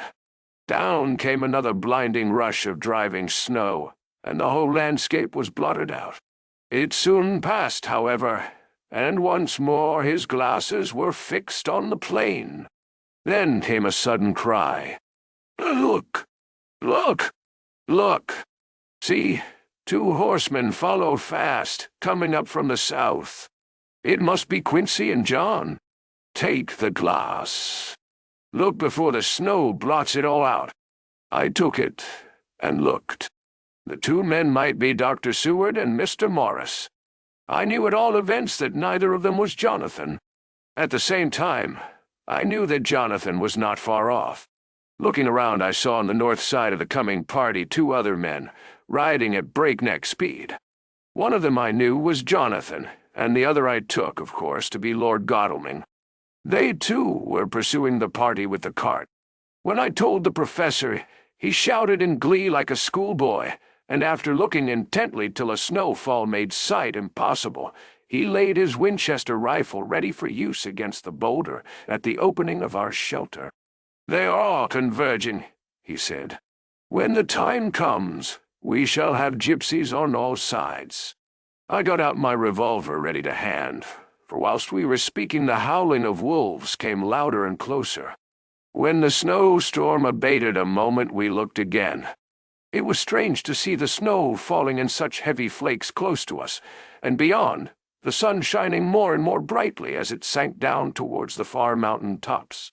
Sweeping the glass all around us, I could see here and there dots moving singly and in twos and threes and larger numbers. The wolves were gathering for their prey. Every instant seemed an age whilst we waited. The wind came now in fierce bursts, and the snow was driven with fury as it swept upon us in circling eddies. At times we could not see an arm's length before us, but at others, as the hollow-sounding wind swept by us, it seemed to clear the airspace around us so that we could see afar off. We had of late been so accustomed to watch for sunrise and sunset that we knew with fair accuracy when it would be, and we knew that before long the sun would set. It was hard to believe that by our watches it was less than an hour that we waited in that rocky shelter before the various bodies began to converge close upon us. The wind came now with fiercer and more bitter sweeps, and more steadily from the north. It seemingly had driven the snow clouds from us, for with only occasional bursts, the snow fell. We could distinguish clearly the individuals of each party, the pursued and the pursuers. Strangely enough, those pursued did not seem to realize, or at least to care, that they were pursued. They seemed, however, to hasten with redoubled speed as the sun dropped lower and lower on the mountain tops. Closer and closer they drew. The professor and I crouched down behind our rock and held our weapons ready. I could see that he was determined that they should not pass. One and all were quite unaware of our presence. All at once, two voices shouted out to "Halt!" One was my Jonathan's, raised in a high key of passion. The other, Mr. Morris, a strong, resolute tone of quiet command. The gypsies may not have known the language, but there was no mistaking the tone, in whatever tongue the words were spoken. Instinctively they reined in, and at the instant Lord Godalming and Jonathan dashed up at one side, and Dr. Seward and Mr. Morris on the other. The leader of the gypsies, a splendid-looking fellow who sat his horse like a centaur, waved them back, and in a fierce voice gave to his companions some word to proceed. They lashed the horses, which sprang forward, but the four men raised their Winchester rifles, and in an unmistakable way commanded them to stop. At the same moment Dr. Van Helsing and I rose behind the rock and pointed our weapons at them. Seeing that they were surrounded, the men tightened their reins and drew up. The leader turned to them and gave a word at which every man of the gypsy party drew what weapon he carried, knife or pistol, and held himself in readiness to attack. Issue was joined in an instant. The leader, with a quick movement of his rein, threw his horse out in front, and pointed first to the sun, now close down on the hilltops, and then to the castle, said something which I did not understand. For answer, all four men of our party threw themselves from their horses and dashed towards the cart. I should have felt terrible fear at seeing Jonathan in such danger, but that the ardor of battle must have been upon me as well as the rest of them. I felt no fear, but only a wild, surging desire to do something. Seeing the quick movement of our parties, the leader of the gypsies gave a command. His men instantly formed round the cart in a sort of undisciplined endeavor, each one shouldering and pushing the other in his eagerness to carry out the order. In the midst of this I could see that Jonathan on one side of the ring of men, and Quincey on the other, were forcing a way to the cart. It was evident that they were bent on finishing their task before the sun should set. Nothing seemed to stop or even to hinder them. Neither the leveled weapons nor the flashing knives of the gypsies in front, nor the howling of the wolves behind, appeared to even attract their attention. Jonathan's impetuosity and the manifest singleness of his purpose seemed to overawe those in front of him. Instinctively they cowered aside and let him pass. In an instant he had jumped upon the cart, and with a strength which seemed incredible, raised the great box and flung it over the wheel to the ground. In the meantime, Mr. Morris had had to use force to pass through his side of the ring of Siscani. All the time I had been breathlessly watching Jonathan, I had, with the tail of my eye, seen him pressing desperately forward, and had seen the knives of the gypsies flash as he won a way through them, and they cut at him. He had parried with his great Bowie knife, and at first I thought that he too had come through in safety. But as he sprang beside Jonathan, who had by now jumped from the cart, I could see that with his left hand he was clutching at his side, and that the blood was spurting through his fingers. He did not delay notwithstanding this, for as Jonathan, with desperate energy, attacked one end of the chest, attempting to prise off the lid with his great kukri knife, he attacked the other frantically with his Bowie. Under the efforts of both men, the lid began to yield. The nails drew with a screeching sound, and the top of the box was thrown back. By this time the gypsies, seeing themselves covered by the Winchesters, and at the mercy of Lord Godalming and Dr. Seward, had given in and made no further resistance. The sun was almost down on the mountain tops, and the shadows of the whole group fell upon the snow. I saw the Count lying within the box upon the earth, some of which the rude falling from the cart had scattered over him. He was deathly pale, just like a waxen image, and the red eyes glared with the horrible vindictive look which I knew so well. As I looked, the eye saw the sinking sun, and the look of hate in them turned to triumph. But on the instant came the sweep and flash of Jonathan's great knife. I shrieked as I saw it shear through the throat, whilst at the same moment Mr. Morris' Bowie knife plunged into the heart. It was like a miracle, but before our very eyes, and almost in the drawing of a breath, the whole body crumbled into dust and passed from our sight. I shall be glad as long as I live that even in that moment of final dissolution, there was in the face a look of peace, such as I never could have imagined might have rested there. The castle of Dracula now stood out against the red sky, and every stone of its broken battlements was articulated against the light of the setting sun. The gypsies, taking us as in some way the cause of the extraordinary disappearance of the dead man, turned without a word, and rode away as if for their lives. Those who were unmounted jumped upon the later wagon and shouted to the horsemen not to desert them. The wolves, which had withdrawn to a safe distance, followed in their wake, leaving us alone. Mr. Morris, who had sunk to the ground, leaned on his elbow, holding his hand pressed to his side. The blood still gushed through his fingers. I flew to him, for the Holy Circle did not now keep me back. So did the two doctors. Jonathan knelt behind him, and the wounded man laid back his head on his shoulder. With a sigh he took, with a feeble effort, my hand in that of his own, which was unstained. He must have seen the anguish of my heart in my face, for he smiled at me and said, "I am only too happy to have been of service." "Oh, God!" he cried suddenly, struggling to a sitting posture and pointing to me. "It was worth for this to die. Look! Look! And now—" The sun was now right down upon the mountain top, and the red gleams fell upon my face, so that it was bathed in rosy light. With one impulse, the men sank on their knees, and a deep and earnest "Amen" broke from all as their eyes followed the pointing of his finger. The dying man spoke. "Now God be thanked that all has not been in vain. See, the snow is not more stainless than her forehead. The curse has passed away. Now," and, to our bitter grief, with a smile and in silence, He died, a gallant gentleman. Note, 7 years ago we all went through the flames, and the happiness of some of us since then is, we think, well worth the pain we endured. It is an added joy to Mina and to me that our boy's birthday is the same day as that on which Quincey Morris died.